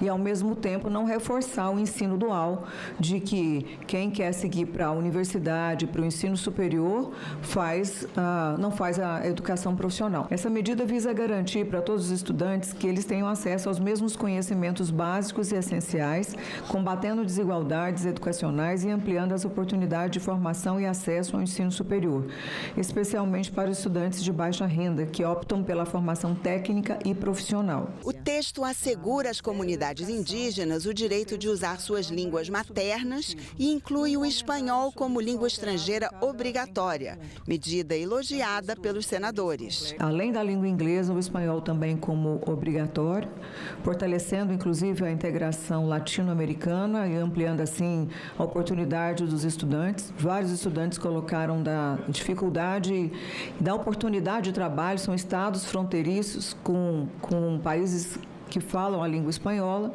e a língua espanhola como instrumento de trabalho. Saber português, saber espanhol por causa do Mercosul, e o inglês, que digamos assim, é o oceano pelo qual se navega pelo mundo. O relatório de 38 páginas trata ainda dos itinerários formativos, da educação mediada por tecnologia, que ficará restrita a situações temporárias, e dos processos seletivos, como o Enem. O projeto altera a Lei de Diretrizes e Bases da Educação Nacional, a LDB, o programa PED-6, a Lei de cotas e o programa Universidade para Todos, o ProUni. Os senadores terão até a semana que vem para analisar a proposta. Dada a complexidade da matéria, vistas coletivas vão ser concedidas. A gente tem que aproveitar esse dia, esses dias, não é? Para que na próxima terça-feira a gente possa chegar aqui com um grande consenso. Eu acho que é isso que a comunidade educacional espera de nós. A Comissão de Educação ainda aprovou a criação do programa Agente Jovem Ambiental, que deverá criar oportunidade de geração de renda e de desenvolvimento de habilidades relacionadas à educação ambiental para jovens selecionados. Se não houver pedido para votação no plenário do Senado, esse projeto segue direto para a Câmara dos Deputados. Uma rodovia para levar produtos brasileiros aos mercados consumidores da Bolívia, Chile e Peru e aos portos no Oceano Pacífico. E de lá aos cobiçados mercados da Ásia. Uma audiência pública das Comissões de Infraestrutura e de Relações Exteriores discutiu o assunto hoje. Há um potencial de mercado